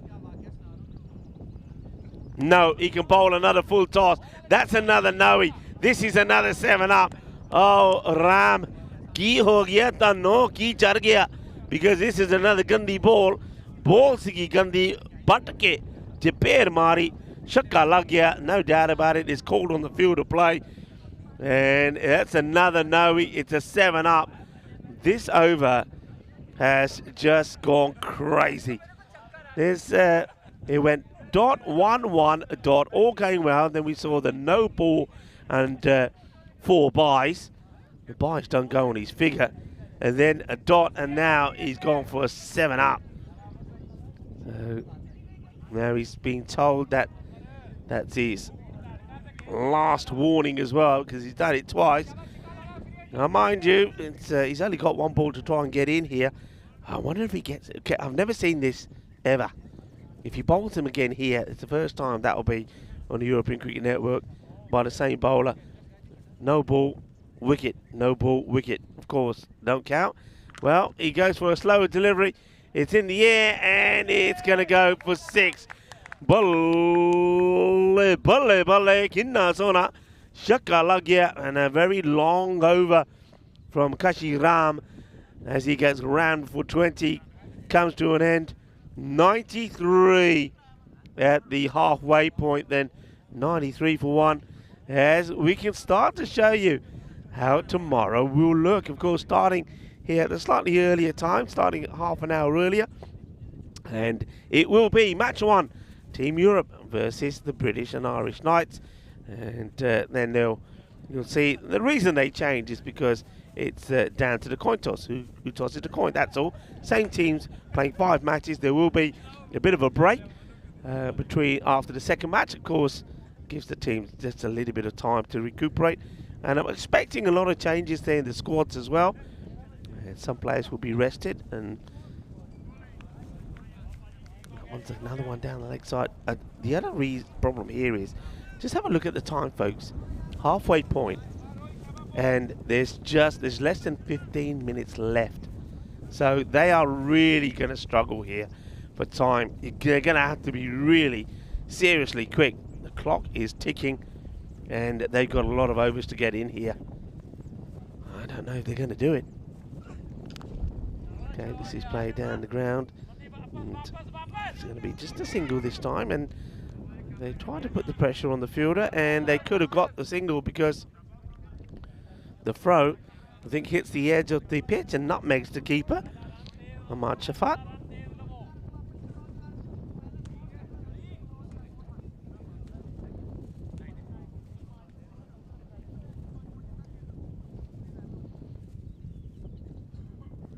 They go back to Rohit Singh, who bowled a very good second over to try and see if they can pick up another wicket.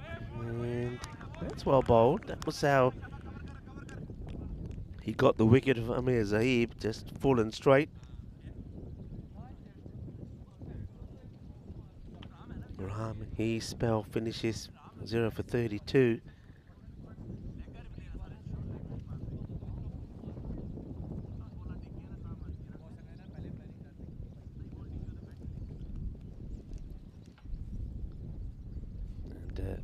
Yeah, a few people say he needs just a little bit of discipline with his bowling, this Ram. Yeah, I'd agree with you. I think he's little things, isn't it?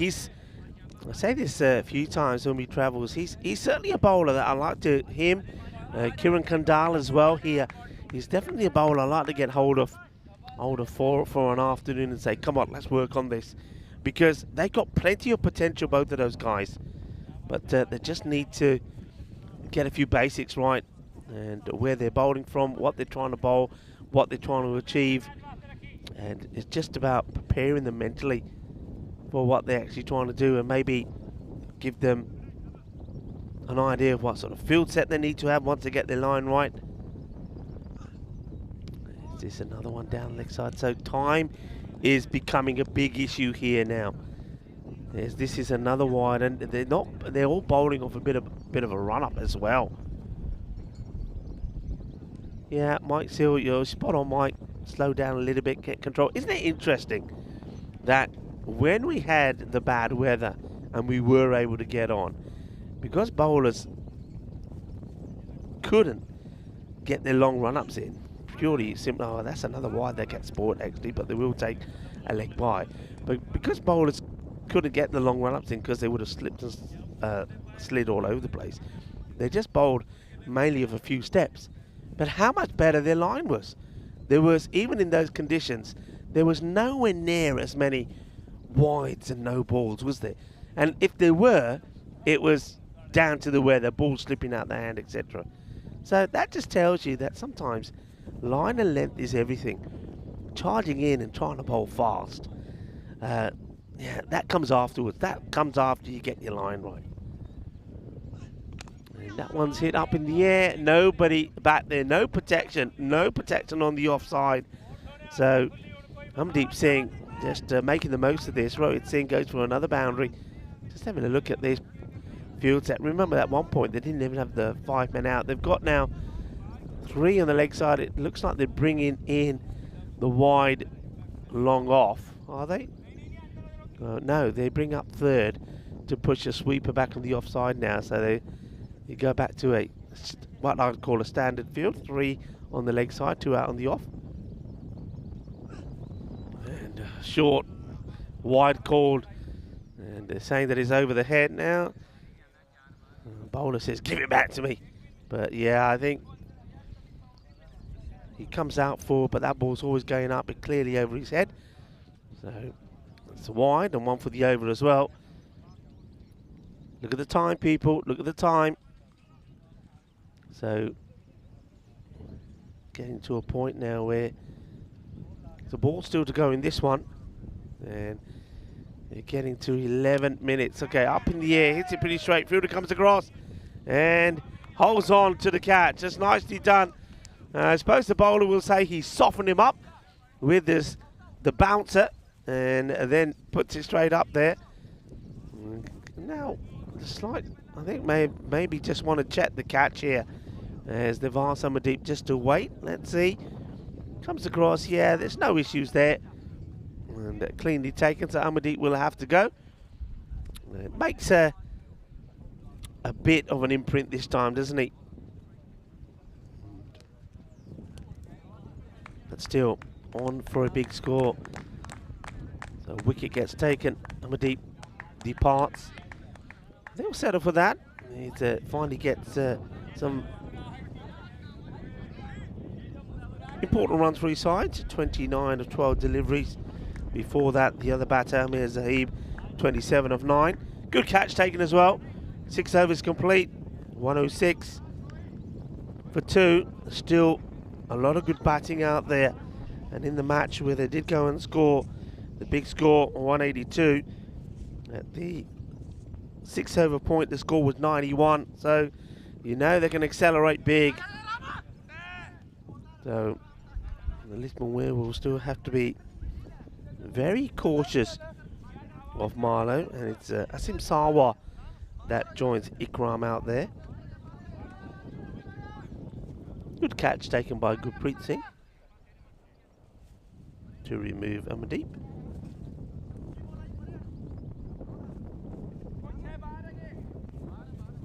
So Rohit does finish with 2 for 20, so good bowling from him. He's bowled intelligently and he has troubled most batters that he's bowled to today. Gurpreet Singh has been a little bit expensive, and okay, sneaks this one through the left-hander Sawa. Yeah, his first over did go magical, but I suppose you feel you've got to use them. Harpreet Singh hasn't been used yet, which I must admit is a bit of a surprise. And that's a good shot. Yeah, I think he knows where this is going to be. I think that's going to be 1 bounce for Cuatro Guerreras. He just knows where the bowler is trying to get this ball. So this time, yeah, good use of the feet. Gets his foot down, gets himself into a good position. Hits it on the up. And clears the infielders quite easily, the man at point. And now this one is clipped away. He's on the pads, goes for the Yorker, gets it wrong. And this is flicked away as well. There's him Sawa, that's 4 more. And the other thing is, there's a couple of things here. I mean, the wides don't help. But every time the ball is hit to the boundary, it takes that little bit of time for the ball to come back. Just look at the time here. Now, if they get away with not giving away any penalty runs, I'll be really surprised. And at the moment, I mean, even if everything goes well from here on in terms of they don't bowl too many extras, it could be, could be around 10. It's firmly hit, but this time to the fielder. Stop is made. The other thing, the Lisbon Werewolves, they've gone very quiet out there as well. It doesn't seem to be a lot of encouragement or a lot of support for the bowler. Wicketkeeper's gone pretty quiet behind the stumps there, Ahmad Shafat. And it's almost like they resigned themselves to the fact that this is going to be a big score. And it's well bowled again. See, the batter moves very early here, Ikram. Looks like he's taking himself outside the off. He's challenging the bowler to get a good length in. If not, he's going to whip it away. And Guggenpreet does. He'll go for 34. We just had a look at this. And just remember, this is starting tomorrow, the Western Shield. And looking forward to the very first match. And we saw Ian Rummage is here. He'll be the tournament referee. He's going to be starting tomorrow with the coin toss with Team Europe taking on British and Irish Knights. Be interesting to see what the first starting 11 from both teams will be as well. So plenty of action coming up tomorrow. Kroom is saying, yeah, they should be rushing through these, but doesn't seem to be any urgency. And Jules is right. He says, don't seem to be rushing. And I mean, they're aware. I can tell you this, they're aware of the time because the umpires are telling them. Short and just an easy hit. And it's going to be 4 runs. A nice one-hand pick up there from one of the Marlow players. Let's have a look at this again. Yep, there you go. No, I think that might be Roshan actually. Looks like he's wearing the shades that Roshan Singh normally wears behind the stumps. Field changes, a little bit more time, gets chewed up. Okay, that's clipped away and over the fielder. 6 more, Shaba. And splendid hitting. कितना दोस्तों आज मज़ा आ गया कि नहीं? आज तो चंगे छक्के लग गए हैं जब मालो खेल रहे हैं. Shaka time, पटाखे चल पे दोपहर नू. And already in the 120s. Clock also keeps on ticking. And the field gets moved around. And what we got here now to the left-hander, you got 2, 3 on the leg side. And he'll go that way again, and it's high in the air. And clears the fielder by a long way. It's 6 more. Shaba. It's shaka time. Good, powerful hitting. Azim Sawa. It's well on his way to catch up. Amir Ikram. What a good strike rate this is from him at the moment. The left-hander just getting it in the slot, and he's making it count, isn't he? And this time he hit against the wind. And cheeky, and palmed over like a good goalkeeper would do. Problem is, Rohit Singh is not playing in the goal. He's a fielder, and that's a catching position. He's there to catch it, and he palms that over. And it's going to be 4 more. And Harpreet Singh, they've saved him to bowl quite late here. He's already gone for 20. Mind you, not too much you could have done about that one. Probably should have been caught. Sasawa getting dropped on 25. Firmly struck. Gets it over the infielders. And this one's going to be 6 as well. Oh dear. This over so far has gone 4, 6, 6, 4. And now another 6. So it's gone for 26. There's still a ball to go. Are we going to see a supersonic one here? And, well, that's a little bit cheeky, isn't it? He just wants a strike, I think, Sawa. He's counting. Takes a single and says to Ikram, sorry, buddy, I didn't know. I didn't know it was a 6. Yeah. All right, 141.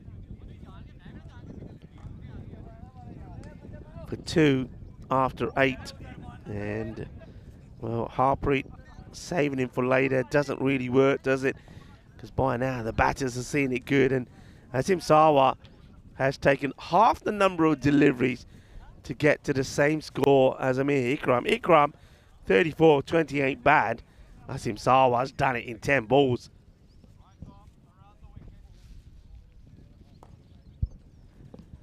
Right, the 9th about to start. It looks like they might do it. 5 minutes.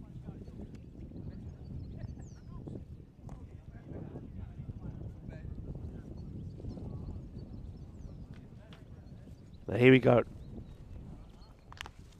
Okay, punches it straight. There's nobody there at all, and that's going to be 4 runs. Yeah, nobody there because they've pushed the third man back now. Third is back. We've just got the 2 man on the offside, which is the man who's in the covers, and a wide long off, long on his back. And 2 more on the leg side, mid wicket and square leg. That's Gundy, and the keeper has to stop it and does. I'm just looking at the body language here now, folks, of the Werewolves. Where they're standing, a lot of them are just biting nails, hands in pockets, and it's very negative. Nobody's walking in. Nobody is walking in at all. As this one gets played away. If the batters really wanted it, they could have probably challenged the fielders to try and get 2 here. But Sawa happy after stealing the strike to give the strike to Ikram here.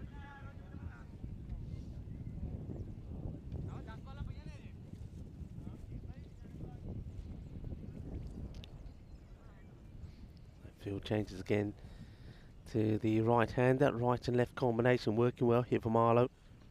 Oh, Gundy, no ball.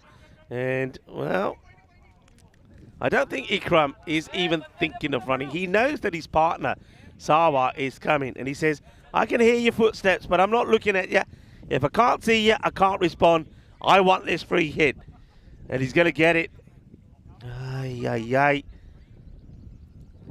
They should do it. Shouldn't be a problem. 3 minutes to get 4 balls in. We're seeing short, hit high up in the air. Remember, it's a free hit, and they'll take 2. No point hurting yourself trying to catch that. It wouldn't have been out anyway. So that's the 150. So I said before that they're definitely looking to get to that 150 mark. Well, they've got that. And I was saying then, a few people were saying they're looking to get 150. I said they're looking to get more than that. Okay, goes for the Yorker and doesn't quite execute it. Ends up being a bit more of a full toss, but he takes a pace off it, and that's why it's not the cleanest of hits.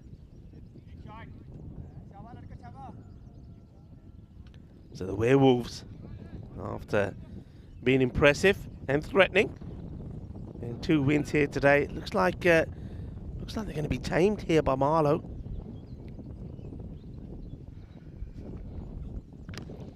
Hit hard, and that will go, and it will go a long way as well.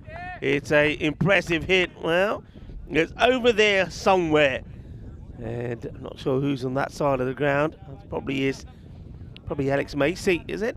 Well, we'll soon find out, but I don't think that ball's coming back in a hurry.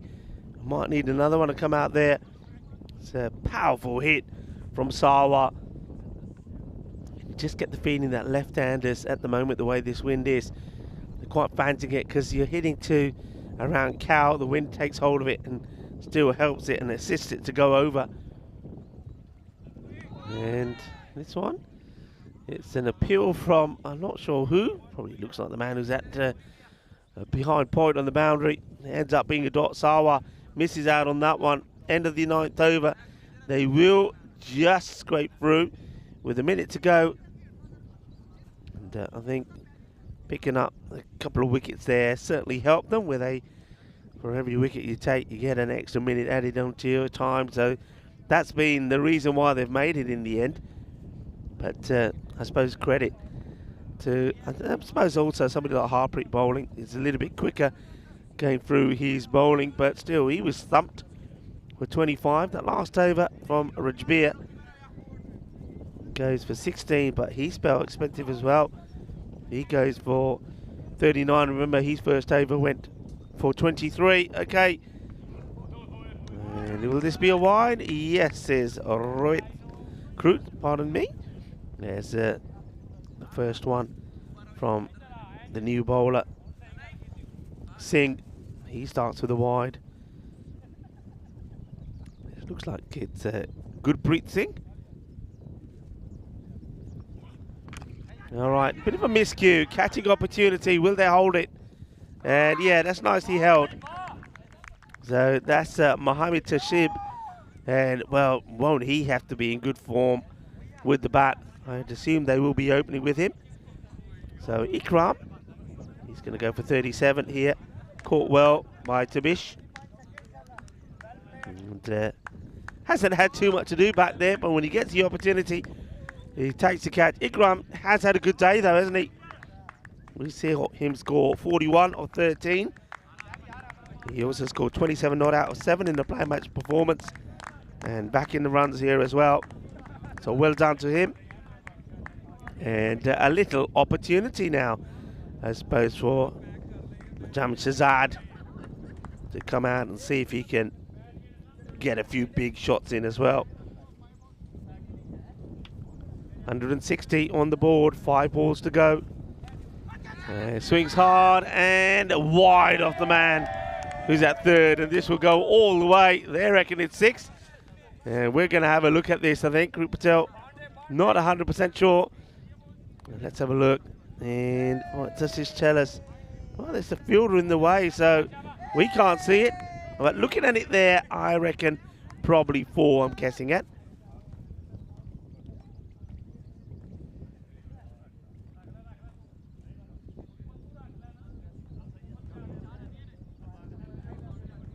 Yeah, 4 signalled. So 164. Now this one is 1 for the over, but he sneaks it inside. So Group will tell the bowler. Very good umpiring all the way through this series. I like the way that the umpires are communicating with each other. The third official gets involved when need be. All right, launches into it. It's high in the air. The wind is swirling this all over the place. What a good catch. That is a very good catch taken by Gaganpreet Singh. It's gone high up in the air. The wind is getting hold of this one. And Najam Shahzad hits 1 for 4, misses 1, skies this one up, and he'll depart. It's a nice, good, solid catch there taken. So Sarwar is probably a little bit frustrated that he's stranded on 47 at the non-strikers end. So literally 4 of 3 there from Shahzad. Great catch from Gaganpreet. And another wicket for Gurpreet Singh. Well, at the moment, Gurpreet is showing the other bowlers before him how to do it. He's only going to get this 1 over. And, oh, that could have so easily been another one. Look at Sarwar. He's getting so frustrated as Usman Javed, who comes in at the unfamiliar number 6. Somebody who's been opening, misses his first. It goes right over the stumps. So he's going to be stranded on 47. And this one tucks him up as well. They will run. It'll get 1.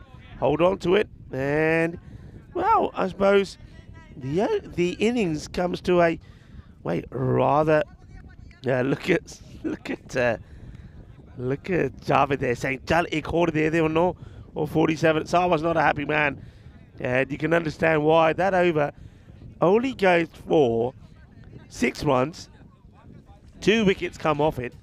And Marlowe finished eventually on 165 for 4. You would believe that it's enough. But I think Marlowe, when you look at the standards that you're going to have to set when you play some of the stronger teams, you've got to make things like this count. And I think having Sarwar stuck at the other end there, it doesn't work well for him, does it? And Amir Zahim came out. He played some very good shots. And so did Amardeep Singh. Nice to see that he gets the opportunity this time. And a couple of balls, they were flying. They were flying all over the place. There was a bombardment of boundaries. That one was a Gandhi ball. Almost took out the batter. But, Amir, he just kept on doing what he does. He just hits the ball so well. A very good timer of the ball. This time, goes for the big one down the ground and finds the hands of the fielder. Gurpreet Singh comes in and takes the catch to remove Amardeep. That one was almost 1. Leaping off the ground to try and take it, but that's the way to do it.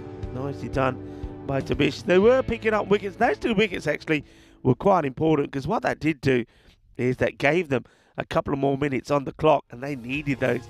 Otherwise, they would have given away 5 extra runs. But Marlow, in the end, they'll be disappointed with the way they finished.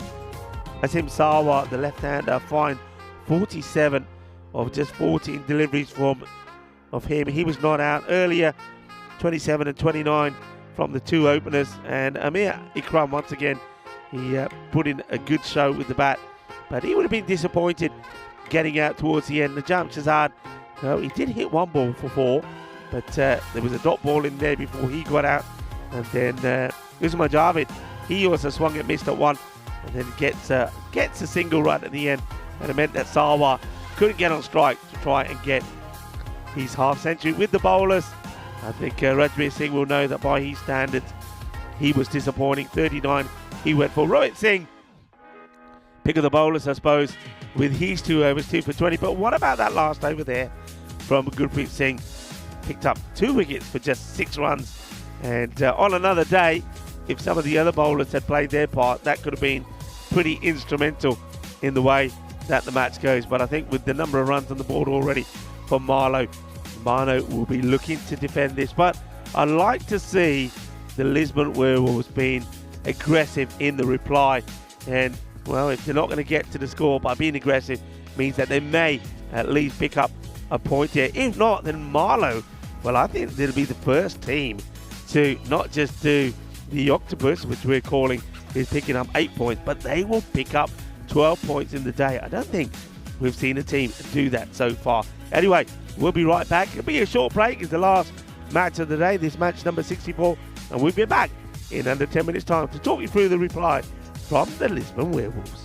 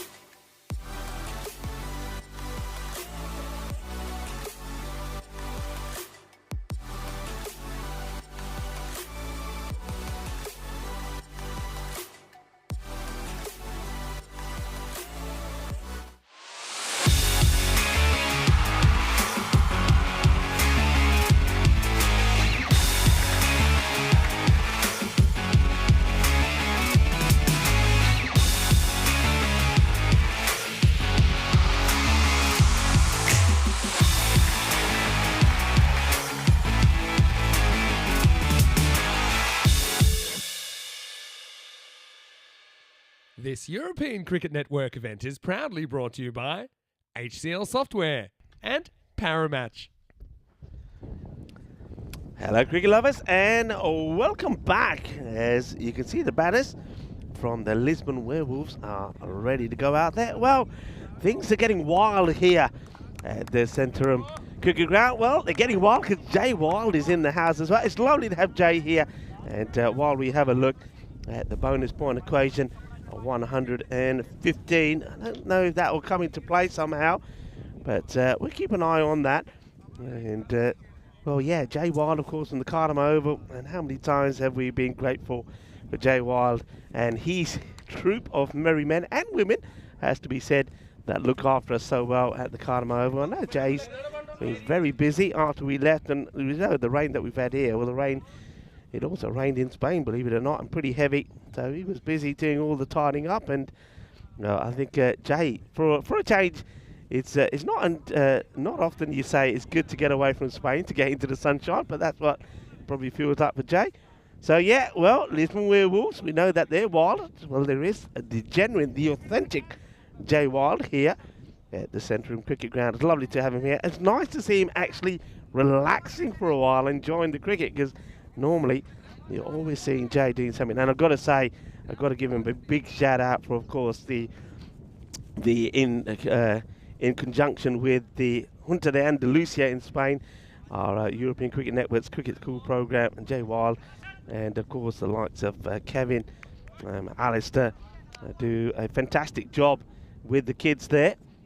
And this one's up in the air, and are we going to see a royal duck? We are. Well, it is Peacock Friday. We've certainly seen plenty of a Peacock Friday duck. We've seen a Peacock Friday golden duck, but now we're going to see the royal duck as Assad Mahmood picks up a wicket off the very first ball, and it will be a royal duck. And as we see a little bit of royalty come on the screen, I'll just finish what I was saying about Jay and all the work that he does with the European Cricket Network's Cricket School program. And well, that's diamond. It's not quite the diamond. But, well, maybe the diamond there is for Jay, because Jay is a diamond. He is a gem. Well, this, the royal duck. Yeah, and, well, he's not very happy. Get the camera off him quick, because I can see the helmet going flying. Thank you, just in time. Yeah, and, of course, I've got to say here in Portugal as well, just like in Spain, a lot of work being done with the juniors and with women's cricket. So long may it continue. And we hope that this is something that all the federations will be pushing. Okay, the worst of possible starts as Mohamed Tabish will go for a royal duck. The next ball is not a good one from Mahmood. He's down the leg side, and it just gets helped away by Rajbir Singh. Rajbir Singh, he's got to be the key here now. And if he's, I've said this before, if he scores well, if he gets in, you've got a chance of getting a score. He joins Ahmad Shafat out there. There's Tabish. Falls first ball. This one's up in the air. He could go early as well. Huge moment. He will go. And that's a nightmare start with two of the key batters back already. It's going to be 4 for 2. There's Rajbir Singh offers the catch. And this time around, no mistakes from Daniel Ashkar. And he's not the safest of hands out there. It's not the best of shots. He skies it. The catch is taken. 2 wickets in the first. And now we get a chance to see the Peacock Friday duck. And so this is going to be a, well, not a duck this time. Hold fort, hold fort. I just want to see the Peacock Friday duck, but not just yet. He did hit 4 off his first, didn't he? 2 balls for 4. All right, we might as well show it. He doesn't get a duck though, but I do like to see this. It is Friday. It's Peacock Friday. There's Peacock Friday, Derek. Well, we've seen all the Derricks then today, haven't we? We've seen the Peacock Friday Derrick. We've seen the Royal Derrick. We saw, well, the Diamond Derrick came up for a moment, and we almost saw the Golden Derrick there again, as that one would have been a golden duck. Yes, Gaganpreet Singh hits one out. It just gets the fingertips, and then we saw the new duck as well, the Peacock Friday Golden Duck today as well. All right, well, this is blocked by Shafat, who says, I don't want to be a Peacock Friday duck. That over comes to an end. And Assad has picked up 2 wickets. And it is 5 for 2. 68 matches since the golden ball. I don't think it's happening, people. I don't think it's happening today. Hey, what about a golden ball during the Western Shield? Now, wouldn't that be something? A golden ball during the Western Shield. Could it? Could it happen? Yeah, it could. We'll have 9 chances of it, won't we? But anyway, 2 batters, key batters already in the shed. Tabish going for 0. Rajbir going for just the 4.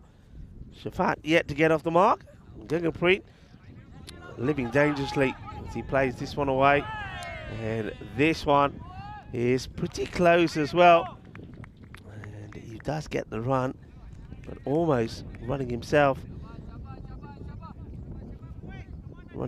out as Najam Shazad has the ball.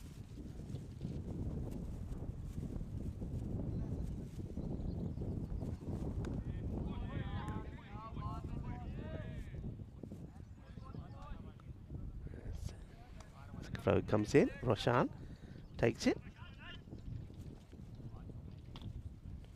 Okay, can they get something going here?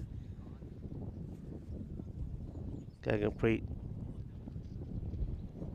Remember the equation, that bonus point equation was the 116, and why that's important here for the Lisbon Werewolves is getting to that 114 means that at least it won't be nothing to show for. Hey, look, if you're saying to them you're going to come into the day and you're going to get 2 wins, I think you take that. But to take a point away from Marlow, that'd be a big plus. That's almost as big as getting some of the wins that they've had. All right, blast is out, is wide of the fielder out there, which is Adnan Gondal. Looking forward to him with the ball again. He's a fiery character, isn't he? He gets the ball to talk, but he does always bang it in, and he follows the batters. And yeah, he likes to follow the batters and tuck them up. Short, and this one will, doesn't quite carry to Roshan.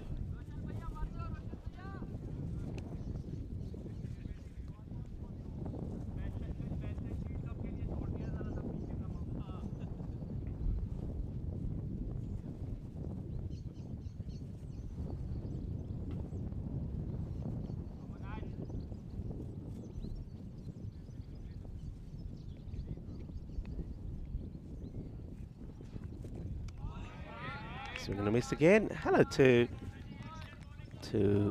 Annie Raghuvanshi, who's saying hello and saying nice camera angle. Thank you very much. We ask to please.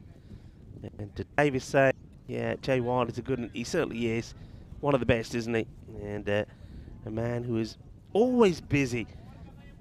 That's why it was nice to see him just sat here by my side for a short period of time, just enjoying the cricket. This is the way the tables look. So Marlow have taken top spot away from Awarish, as I said earlier, and looking to take and add 4 more points to it. Not sure what happened here, because the play continues, but I actually saw the non-striker batter sort of put his hand out for a moment about something. Let's have a look here. It's definitely something going on, talking to somebody.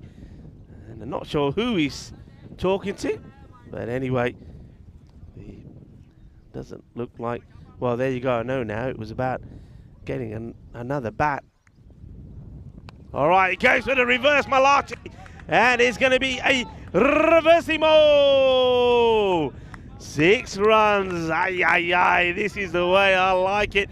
Well, it might be late in the day, but it's still time for a little bit of Sunsea Sand and sexy cricket. And the Guggenpreet Singh, he nails it. Well, Kimran can tell if you're watching, that's the way to do it, Sunshine. Oh, that's a beauty. What a lovely shot. And always time, look, no matter what the situation, there's always time for a highlight. And that's a delightful shot. Beautifully played. And it was a ball to do it. It was the right height. And it was executed to perfection. Now drags this now onto the onside. Well, let's look out for that one on social media. It's a beautiful hit. Delightfully executed. That reversimo. Good shot. All right, Shafat. Run ball 5 at the moment. He skies it up in the air. Should be taken and will be taken. Safe hands from Amir Dahi. He doesn't make a mistake.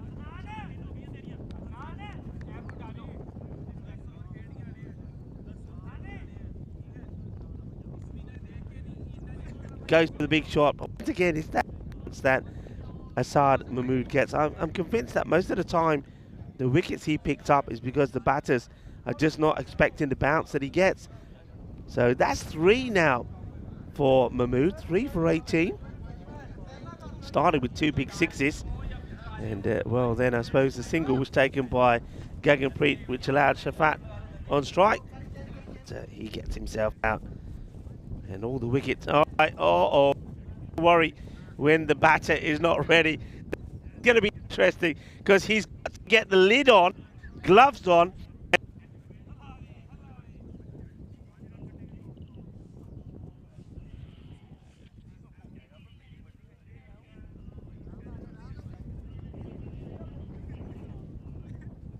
I reckon I might get to the 170 here because he's got to be ready.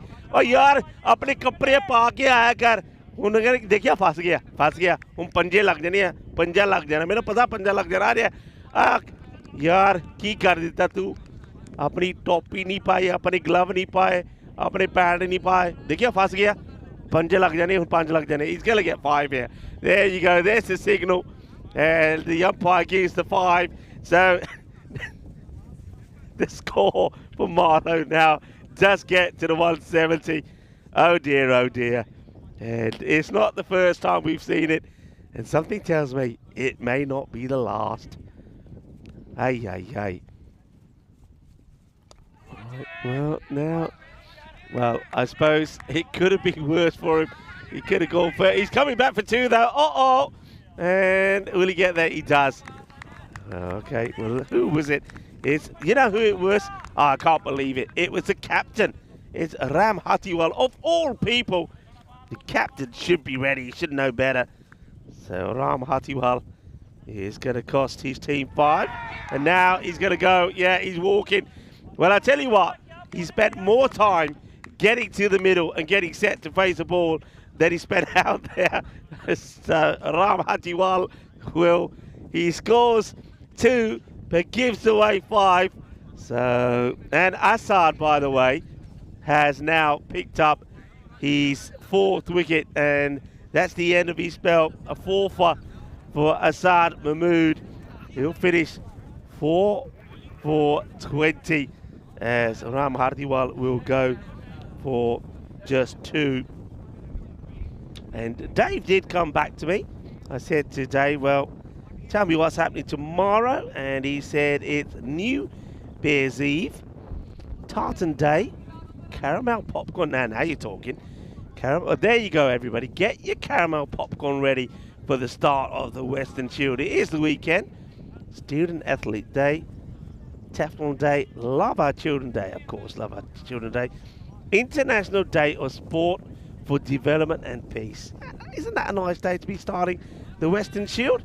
Well, wants to go for more of the reverse Malachi Gangapreet thing, but now he's getting carried away. That one wasn't on, as it is Danny Laskar who gets the ball to bowl the 4th. Okay, this is high, and it will go all the way. Catching opportunity, and well, I think this is built as well. Alex Macy, I think the face tells the story. Come on, look at the camera. Have a look. Well, Miguel is laughing. No, that's not Miguel, beg your pardon. I was going to say Miguel's had a quick haircut. That's Francois Stoneman. He's now laughing. Oh, well, we ain't got time to see all of it. This is another one to get blasted away, and there's going to be 4 more. So 6 and 4. And, well, Gaganpreet Singh, at least he's hungry for more.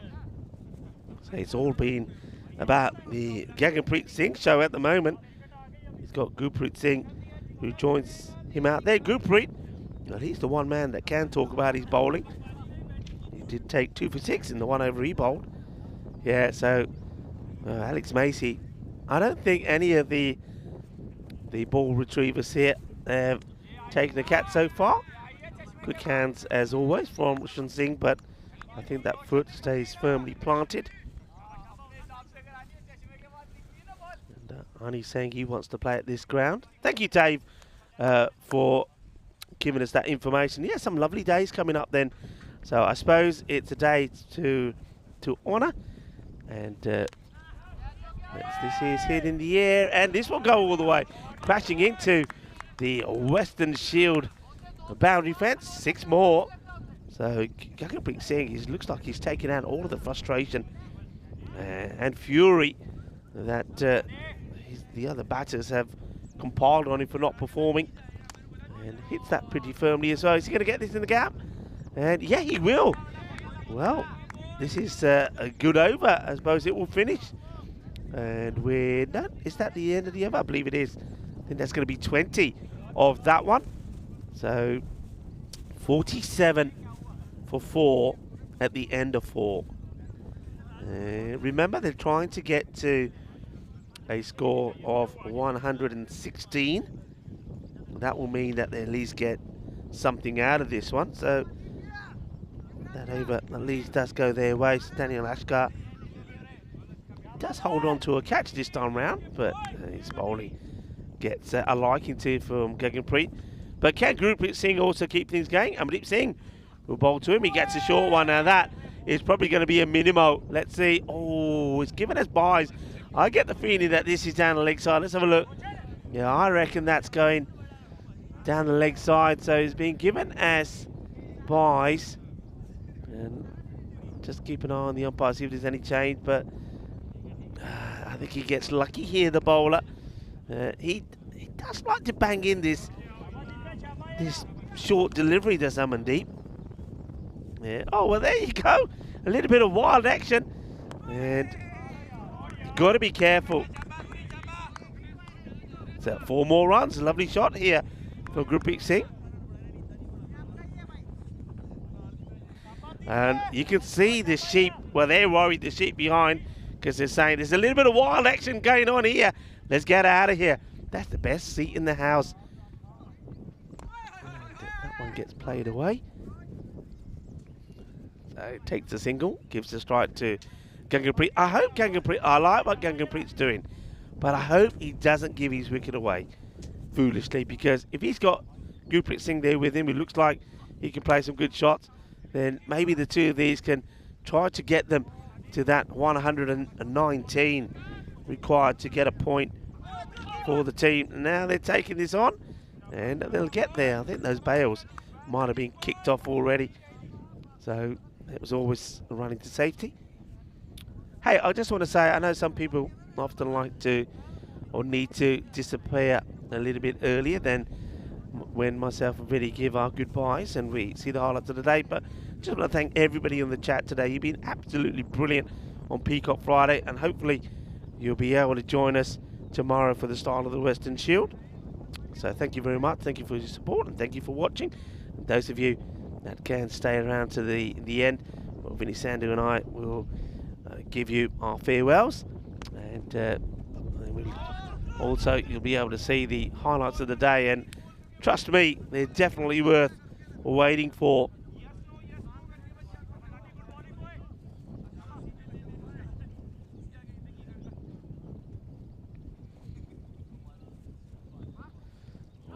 This one looked like a hit me ball, but swings all around this Gurpreet Singh. Amandeep finishes the over. I think he's a little bit lucky actually that that first one gets called 4 buys. For me, it looked like it was down the leg side, but the umpire sees it differently. It is the end of the over.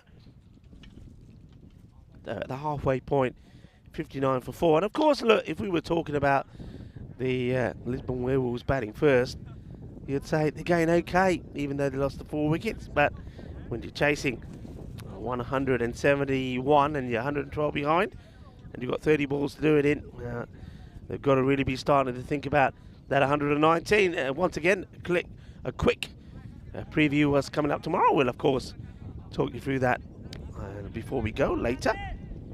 For the moment, let's join the action out there in the middle.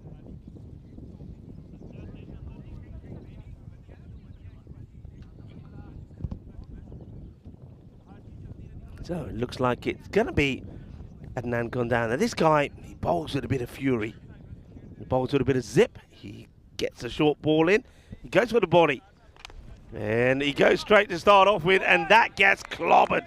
You're liking this from Gaganpreet Singh. He's standing alone out there, but he's trying to make things happen. And, loving the work here. Well, look at that. Well, the old slow-mo cameras in as well. Well, we are definitely getting ready for the Western Shield as well. Nothing slow about this, man. Billy Sandhu joins me back in the cube. I'm a bit slow to get here this time, but yeah, plenty going on, obviously, with the Western Shield just around the corner. Looking forward to a few things that you probably won't see on camera tonight, such as the shirt presentations happening back at the hotel. We're staying at the Santarém Hotel here in Portugal. And I think a welcome dinner tonight for everyone. It's also funny when you get a welcome dinner when you've been here for 2 weeks, but still, I'll take it. It's going to be great. Proper big swing here. What about the reverse moment? They've had some highlights here. Yeah. I still think, look, they're on kind of track, more or less, to get a point out of this game. Yeah, again, look at the seam position. That's another good one. To see some great extra cameras and extra specs we've got for this weekend. Yeah, it's nice that, Dennis has joined Elsa and Martha Maria and Martin's here. And Dennis will be here for the weekend. And yeah, Dennis showing us some of the slow-mo action. Well, this one has been thumped. That's a big hit. Cracking stroke. So, hey, I'm liking this. Gaganpreet Singh, if he can stay there. Yeah, look at this. Aye, boom. Just to be fair to Gaganpreet, because we showed the one that he missed by about a foot, and this one comes out the middle of the bat. Yeah. He says, there you go, bomb me another one. Yeah. Come on, bomb me another one. Alois has gone batter to bowler. Maybe to umpire? No. My favourite unusual moment, one of them, in Barcelona, when the ball came back, the non-striper picked it up, shined it a bit and threw it back to the bowler. Did you with him? I don't remember that one. The batter. He smacked a huge 6. The new ball came out. Come back to it in a sec. 48 or 26 for a point here. Goes for this as well. Oh, that's an amazing hit, and what a knock. This just keeps on going. I think, did Macy take the catch finally? He did. He's done it. But obviously he's gone past 50 as well here. Yeah. Gaganpreet. So it's been a pretty good kind of lone hand so far. But he's got good power, doesn't he? It's another one. And he just gets it right out of the screws. And Macy, let's see if we see it. Yeah, you can see that and the ball retrievers getting behind each other. Last ball of the over coming up. Hits it into the deck. He says, let's run. I'll stay on strike. That's a good move. So, yeah, Gaganpreet Singh, Board Badanya, Shaba, as he has brought up his half century. And he needs to keep going, though, for his team. Look, he scored the 58 out of the 78 that they're on. 78 for 4 at the end of 6. And you can see the equation there. 41 or 24 for a point is definitely there. But Gaganpreet Singh has to stay there. Yeah, well said. So just a couple of things. In Barcelona, it might have even been whoever hit the 6. The ball came out and it rolled towards the batter, and then instinctively picked it up and just rubbed it on his trousers and threw it back to the bowler, which I thought was hilarious because he was about to receive that ball. The other thing is, I've got to say, it's not so often that you get the old -3 contribution from a batter. Gee. And he was in big trouble, wasn't he? He was it. And the captain of all people, Vinny. And this one goes right across the batter. I got to say, it was, yeah. Yeah, he can't be running in front, and that's what I think John is just saying there to Najam. Come on, don't go in front of me. I'm loving this. Najam should know better, though. I mean, he's played a good level of cricket. And I know that Annie was saying that was loving the camera work. Well, I bet you're loving the slow-mos here. There you go, straight in front again. I'd give him a warning for that anyway. This will just be a single. But yeah, it's just, I know it's a habit that comes from maybe playing more, a less organised version of cricket where where it doesn't get picked up or anything like that. But it's not so much about damaging the pitch or anything like that, because that's kind of irrelevant, to be honest, on, on an artificial. But it's about not letting the umpire doing his job. Yeah. He deserves to be able to see. And you see he's right in front of him again. This is where the umpire's got to take him to one side. And also, Najam Shazad, look, he knows. Did you see when he's walking back here? He's walking back, he's looking at the umpire, expecting the umpire to say something. Umpire says nothing, so he says, you know what, I'll you do it might again. say, oh, well, you're not going to get a decision. That's true, but we've seen so many wides missed and umpires not being able to make good wide calls because they just can't see. That's terrible. He does it again. And now Najam says, all right, this one will go for 4. But he should know better. He's an international player. He knows he can't be there. And, well, I think he's got away with this because I think umpire John... There is a facility in the law to handle this, which is first warning, then second and final warning, then you're off. And it's not really meant for... I don't think the laws anticipate that the guy's going to not even... Normally it's the corner of the protected area, but we're talking about almost crossing the pitch. And, does it again, and now, all right. I think that's for the one for the over. Yeah, that's one for the over. So still not to do it with it. See, straight away, because the umpires are under so much pressure to make decisions all the time, and it's hard enough if you're having to guess because you can't see. The umpire's the one that ends up looking like a goose. It's not really their fault. Yeah. Straight away, he's looking up to square leg, going, "Help me out there. What happens?" Yeah, exactly. Yeah, I must admit, it's something that I don't like because it's so simple to deal with. And he'll take will he get there? And I think he's out here, Doesn't They're going to slide go the bat. upstairs. The bat doesn't get slid. And Roshan, well, you take him on, be it at your peril. And even though he hasn't got good balance This here. might actually show it. Yeah, this is going to be gone. Let's have a look. He's going with the foot, and he hasn't got the foot down, I don't We think. can't see the bail, but for me, the ball's hit the stumps. He's in the air. For me, it's adios. And, yeah, I think this one might actually show it even better. Look, there, bail comes off straight away. Where's the foot? It's not down. So there, look at that. Camera 6 coming in handy already. Yeah. It's a good shot. Well, Dennis has got the shot. Well done to Dennis. Dennis the man. Is he even getting paid for this game? Dennis We don't the even know. menace. He's just trying it out. Oh, hello, Dennis. Great to have you with us. But, yeah, well, if the super slow-mo doesn't get you, the super-duper slow-mo will. So that's a shame, but it will be a run out, and the score is 83 for 5. Yeah, it's good work there from Rashan. We know he's a good keeper. Yeah, he's going to be very lucky if he misses from there. And how well was that captured as well, the action? Absolutely fantastic. I'm loving it. And when I see things like that, it reminds me just how far we've come in a short period of time. It's quite amazing with the camera work that a lot of people are admiring around the world, of course. Yeah, well said. And really, you got to tip your hat to our crew at Spring Media, best in the biz. Yep. We don't want to talk them up too much, otherwise they might get stolen away from us. But anyway, here's Mian Shahid in over number 8 now. This is in the air. It's hit pretty well, but it's straight to the teeth of the breeze. And this should be caught. It will be caught. So you don't want to drop him off the captain, do you? And Jamshazad, he's done a lot of captaincy himself, so he's a very experienced player to be under that high ball. So we'll have 2 wickets in 2 balls, essentially, straddling the 7th over. But yeah, well held by Najam. Yeah, the first one, the run out is the one that hurts you because it was actually Gangapreet Singh that got run out on 59 of 23 deliveries. What a good knock it was, though, from him. And then very next ball of a different over, Gurpreet Singh, he departs now as well for 9. And now 2 new batters out there. Mohammad Hamza is going to be joined by a new batter. So all of a sudden, the risk that Marlow were running of maybe not picking up all the points here and being the first team to pick up 3 lots of 4 points. Yeah. Now that sort of seems to be distinguished and they look to be back on for it here. Yeah, I'm trying to work out what we call the dozen. We've got the octopus. Could say the dodecapus, but that's probably a bit complicated. I don't know. The omelette? I just feel like, well, an omelette's 3 ducks in a row. I yeah, feel like it's got to be, it's 12. All right, what can we relate to 12? Anybody out there?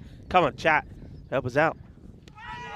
And this one could be curtains because he doesn't really move his feet much. And now he could be right at the other end if it was a better throw. Let's have a look at this. It just felt, we're not looking it straight on, but I'm curious to see why this isn't out. Because it nips back. Oh, probably, maybe just hits him just outside the line. If there's an element of doubt there, I think, about the impact. So I actually don't mind that call I think, yeah, he's not happy, but I think if you look, it's an umpire's call on the impact. That's what I'm going to say. All right. I'd say if I'm bowling, I'm going to say this, umpire's call, but if I'm bowling it, I'm going to be very disappointed. You're upset, but I mean, I'm not. Honestly, I think it's more likely outside the line than not. It's a brave decision because it was going to smash the stumps. Yeah, it's just, his bowling's handy, isn't it? He's always nagging away. He's useful. He is useful. And you mentioned before that he has taken a 3-foot. There's Dennis. Taking a couple of 3-fours, actually. Dennis. Yeah, Dennis, a bit lazy, not moving around that much, though, isn't he? Come on, Dennis. Where's his Peacock Friday shirt? I think that's the only complaint I have about Dennis, because everybody else from Spring Media here today have been brilliant with their Peacock Friday outfits. Oh, stumps pretty close. Almost back. Look, to be honest, I'm just amazed that Dennis is wearing a shirt because we know that any possible chance he's whipping the top off, isn't he? Yeah, he likes to show off his six-pack, doesn't he? Dennis. Oh, straight through, and well, he's disappointed. Is Roshan here because I think he feels that he had the opportunity. Let's have a look at this. And hey, I've got a rule for you. We're talking experimental rules, just for fun. Yeah. Imagine this. How about if you don't score 3 balls in a row, you're out. Ooh, is this back to you indoor cricket? Yeah. Did you know that's indoor cricket rule? Yeah. Okay, it's not really designed for outdoor cricket. But if you were ever going to try it in a format, this would probably be it. So never mind retiring someone out anymore. 3rd ball, you're running. Well, because that's strike 2 for me on Hamza. So let's see. Okay, here we go. Does Hamza survive? And no, he doesn't. Probably gets a bit too baseball-y then, doesn't it? But yeah, the whole 3rd ball rule. I tell you what, it puts you under pressure when you're batting. And the reason it's in, pretty much the reason it's brought into general cricket is because once you pass the total, you could still get out and you can lose runs, right? It's hit pretty well, but I'm not sure it'll reach Shazad on the full. It'll be the end of the over. And Hamza gets off the mark at the 4th attempt. So glad we don't have that rule in for his sake at least. It's 86 for 6 after 8. Yeah, so yeah, it's a different feeling when you've had to face 2 dots. You know, hey, you got to run. And so yeah, the tactics often the bowler will try and bowl one that's almost a wide but not quite a wide that you have to reach for. And sometimes you even have crazy things like they'll bowl a wide on purpose, hoping that you run. We used to get a lot of leg side stumpings. All right, yeah. Because, okay, the wide would change the score, but you're so thinking, I've got to run no matter what. Yeah. That, yeah, you get some of those. I don't think it'll ever happen, but I think it would be interesting. Like, so even in some tournaments, who knows, maybe we'll do it one day where, you know, you have a 2-day tournament where you do have a few experimental rules in there, you know? As this is in the air. Oh, geez. Has he caught that? That's a brilliant catch by Amandeep. He's run halfway to the outfield to get that. He takes a full stretch and sticks the landing as well. Fantastic fielding and bowling from Amandeep. And the Werewolves lose another one. Yeah, well done, Amandeep. I wonder if we got a slow-mo on this from Amandeep because it'd be quite spectacular. He is a great fielder. He is a really good fielder. And let's have a look. I think we're going to enjoy it. That's what we've been told. Let's have a look at it. Oh, yeah. Ah, you guys are simply the best. Amandeep saying, really good catch, well done. And, so, they've got to go for it. Unlike the fact that they are going for this, the Lisbon Werewolves, they're needing. Oh, I love this shot. Let's look at it again. They're great. That's wonderful. What a good catch this is. Away from the body. Excellent catch. Amandeep Singh, take a bow. He's starting to come into his own, isn't he? His bowling's been all right. His fielding is always good. And he scored some runs in this one as well. Okay, Rahman plays it into the deck. And, well, I think the wickets, they just lost those 2 wickets. The 2 G Singhs, and the Gangapreet Singh, and then Gurpreet Singh at the wrong time. If they were still there for maybe 6 more balls, who knows?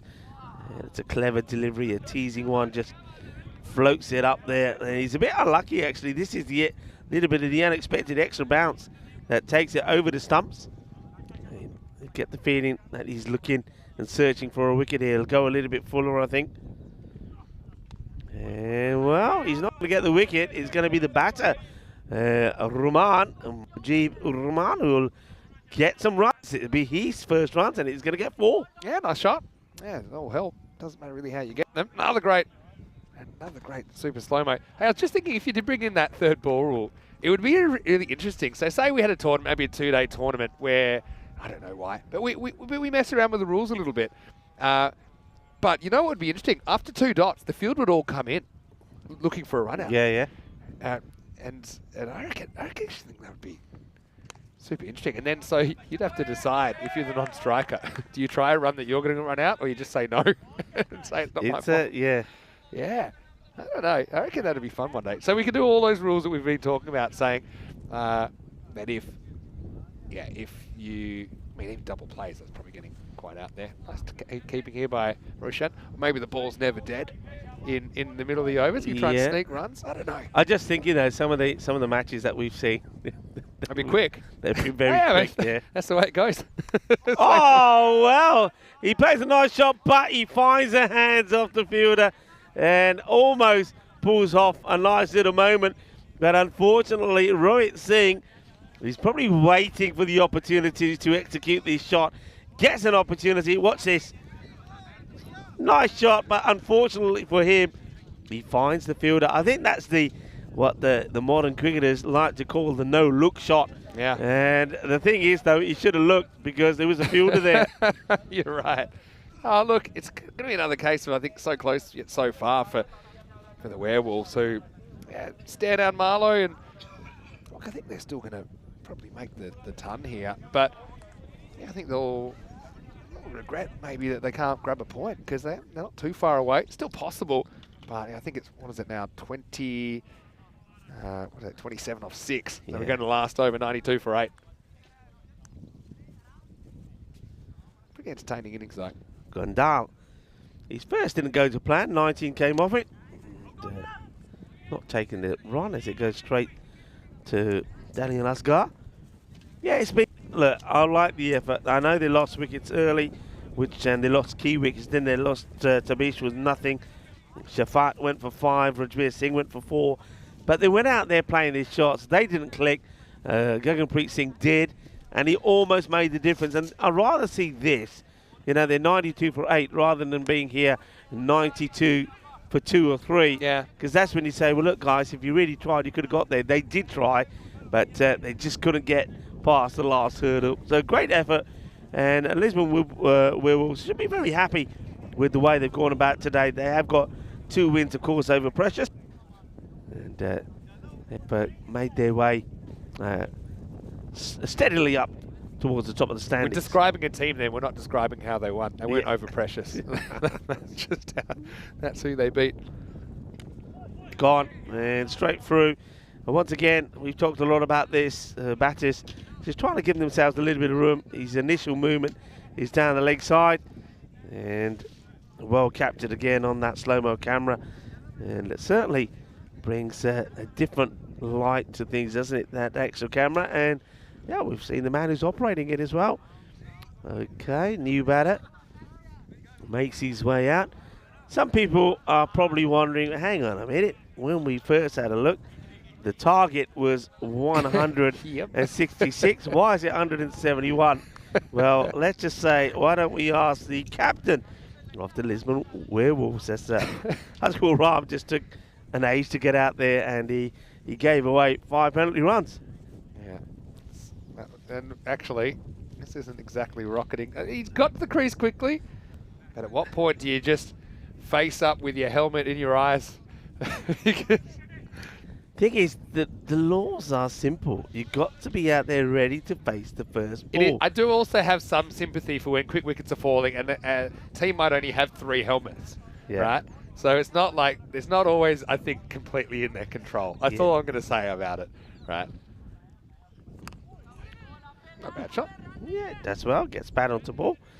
Does Harpreet Singh gets off the mark. To be completely honest, you know, you see Steve Smith and these guys walking around with kind of 16 bats in about 3 kit bags each. Yeah. These guys, they're like, guys, someone give me a helmet. There's probably someone's got their own saying, no, you can't use mine. This is mine. Yeah.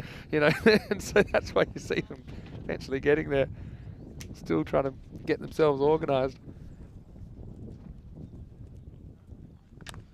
Well, I think he's just offering his wicket away, and that didn't sound very good off the bat either.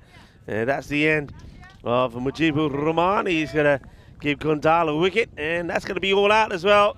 So a brave effort from the Lisbon Werewolves, but they'll fall short, and they're going to be all out with the ball to go. Adnan Gondal picks up his second wicket, and Harpreet Singh will remain unbeaten. So Marlow, they have done it. Well, we haven't come up with a word for it yet, but they have picked up all 12 points. I've got it. Ready? You got it? I've finally got it. All right, It's go a on. 12 on the shelf. 12 on the shelf. That's the best I got. It's the end of a long day. So I don't think it'll happen very often, by the way. If you consider that on average, 1 in 3 games is a bonus point win, if it's eligible for a bonus point game. So the odds of doing that, only 1 in 27, and that's pretty rare, to be honest. You have to play some very good cricket, and they have. So congratulations to Marlow, and we'll get some good shots of them out in the middle. As a team that certainly made a big run. I would say Irish will have the right of reply. Yeah. We'll see them back on the park on Monday. But yeah, congratulations for Marlow for getting all 12 points today. Yeah, well done to them. It's been a good performance. And they are now, by my calculations, 5 points ahead of Irish. But of course, don't forget they have played 3 matches more. So Irish will have the right to reply. So it's been a good day for them.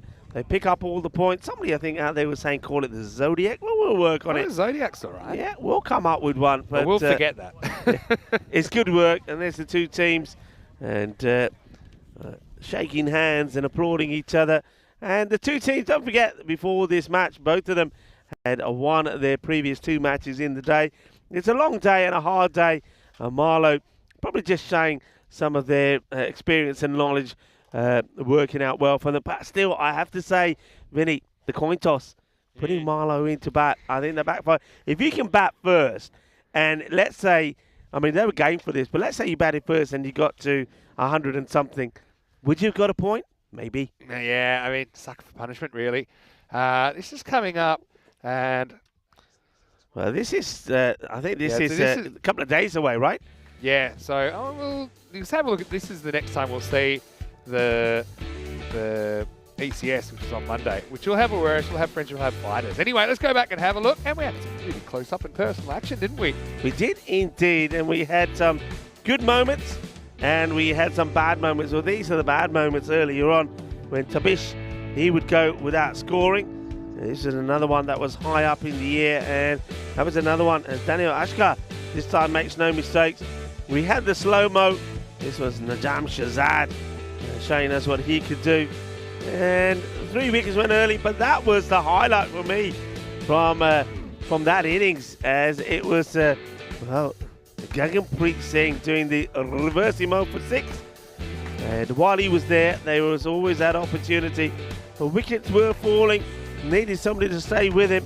And in the end, Gurpreet Singh did stick around for a bit. But the problem was that when one fell, the others fell. And it came, I mean, his innings came to an unfortunate end. That was Macy putting one down. And Francois Stoneman saw the funny side of it. But, well, there's always a second chance. Well, not always, but most of the times. A second chance in life. And Alex Macy did make the most of it when he did end up holding on to one. There we go. It's a nice moment there from Macy. I'm going to say he's the only one of the ball retrievers that we've seen that has taken a catch so far. But this was the moment. This is the important moment. Running to try and get in. If only he had slid that bat in. So a little bit of basics there for Gaganpreet Singh to remember. Great work, well captured there by Spring Media. But then the very next ball, Gurpreet Singh would sky one in the air as well. He was taken as, Najam Shazad, he doesn't miss those. And then from there on, really, nobody was able to get the momentum they needed to get the points. That could be Paramatch action of the day, potentially. Amandeep with a great shot. I love the Buchimatsa homestead in the background as well. I mean, that's one, if they could somehow hang a video on the wall, they probably would in the Buchimatsa household. But yeah, the wickets fell pretty quickly towards the end, and they kind of just drifted out of contention for that point. They gave it a good shake, though. Werewolves, they're showing a bit here. And look, they can walk away with 2 wins out of 3 in their day. They can be very proud of their efforts. Yeah, I think they should be. They do well, but not as well as the Marlow side, and no wonder they've got big smiles on their faces. And that was Roshan Singh who also had another very good day behind the stumps. We'll have a final look at the scorecard. Only Guggenpreet Singh getting over double figures. And Marlow, one thing they've been very good on is the extras. Only 2 wides once again. Yeah, pretty clinical there. So 94 all out. But as you say, good to see him having a crack. Look, 959, and then the next best score's 9. So, yeah, Guggenpreet really put on a bit of a show.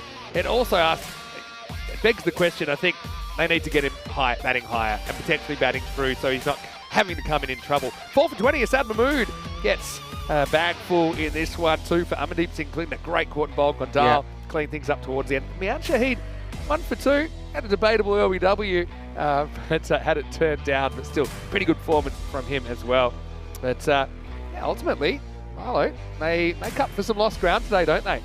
Yeah, they do. They've done well. Good work to them. And they needed to really, I said at the beginning of the day, this is a big day for Marlow after some of the mishaps that they've had. They lost 2 off the 4 matches that they played.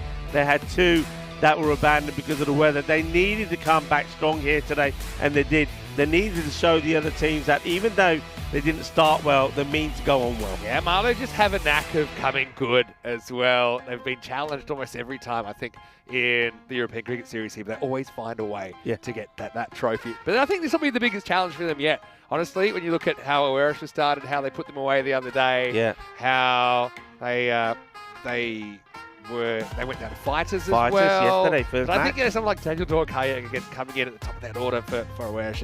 It's going to be tough. Faf Stoneman will come back for us as well. So, look, I want to say thanks to everyone out there. It's been a great Peacock Friday. We're starting to lose a bit of sunlight. Hopefully the sun's nice and bright tomorrow. We're pretty excited. Let's have a look firstly at Monday, though. We had these a second ago, but we'll get to see Awarish taking on Friendship. That's always an exciting one.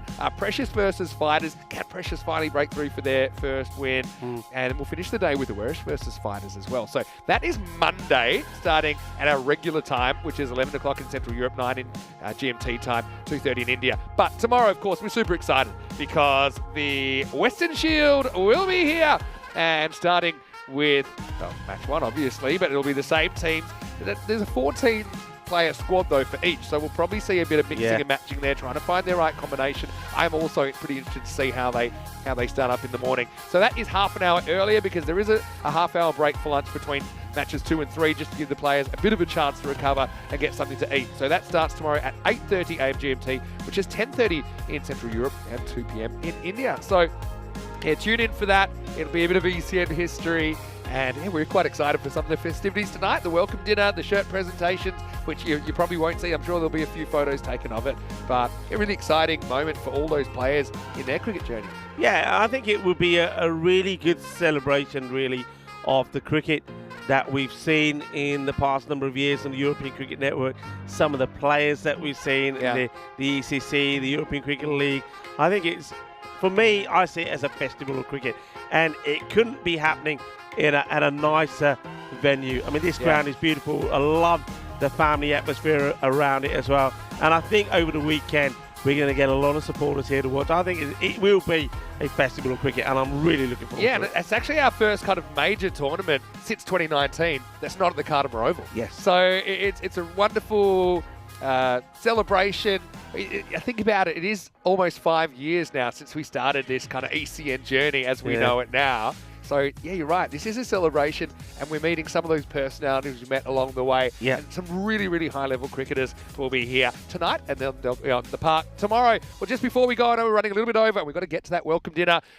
If you haven't already, like this video. If you've forgotten, don't forget to subscribe. Tell your family, tell your friends about ECN. Don't forget our website, EuropeanCricket.com. You can check out the squads there. Check out the player profiles yourself if you like. Also, our social media at EuropeanCricket.com. For now, happy Peacock Friday once and for all. But it's a weekend to celebrate the ECS. We'll take a little bit of a sabbatical for a couple of days. That'll be back Monday, but we'll be back tomorrow with the Western Shield. So stay tuned, and we'll see you soon for more ECN action. As Vinny Sandy, Mr. Max, on behalf of Rico Full and the whole team here. We'll see you tomorrow for the first ever Western Shield. But for now, it's hasta mañana.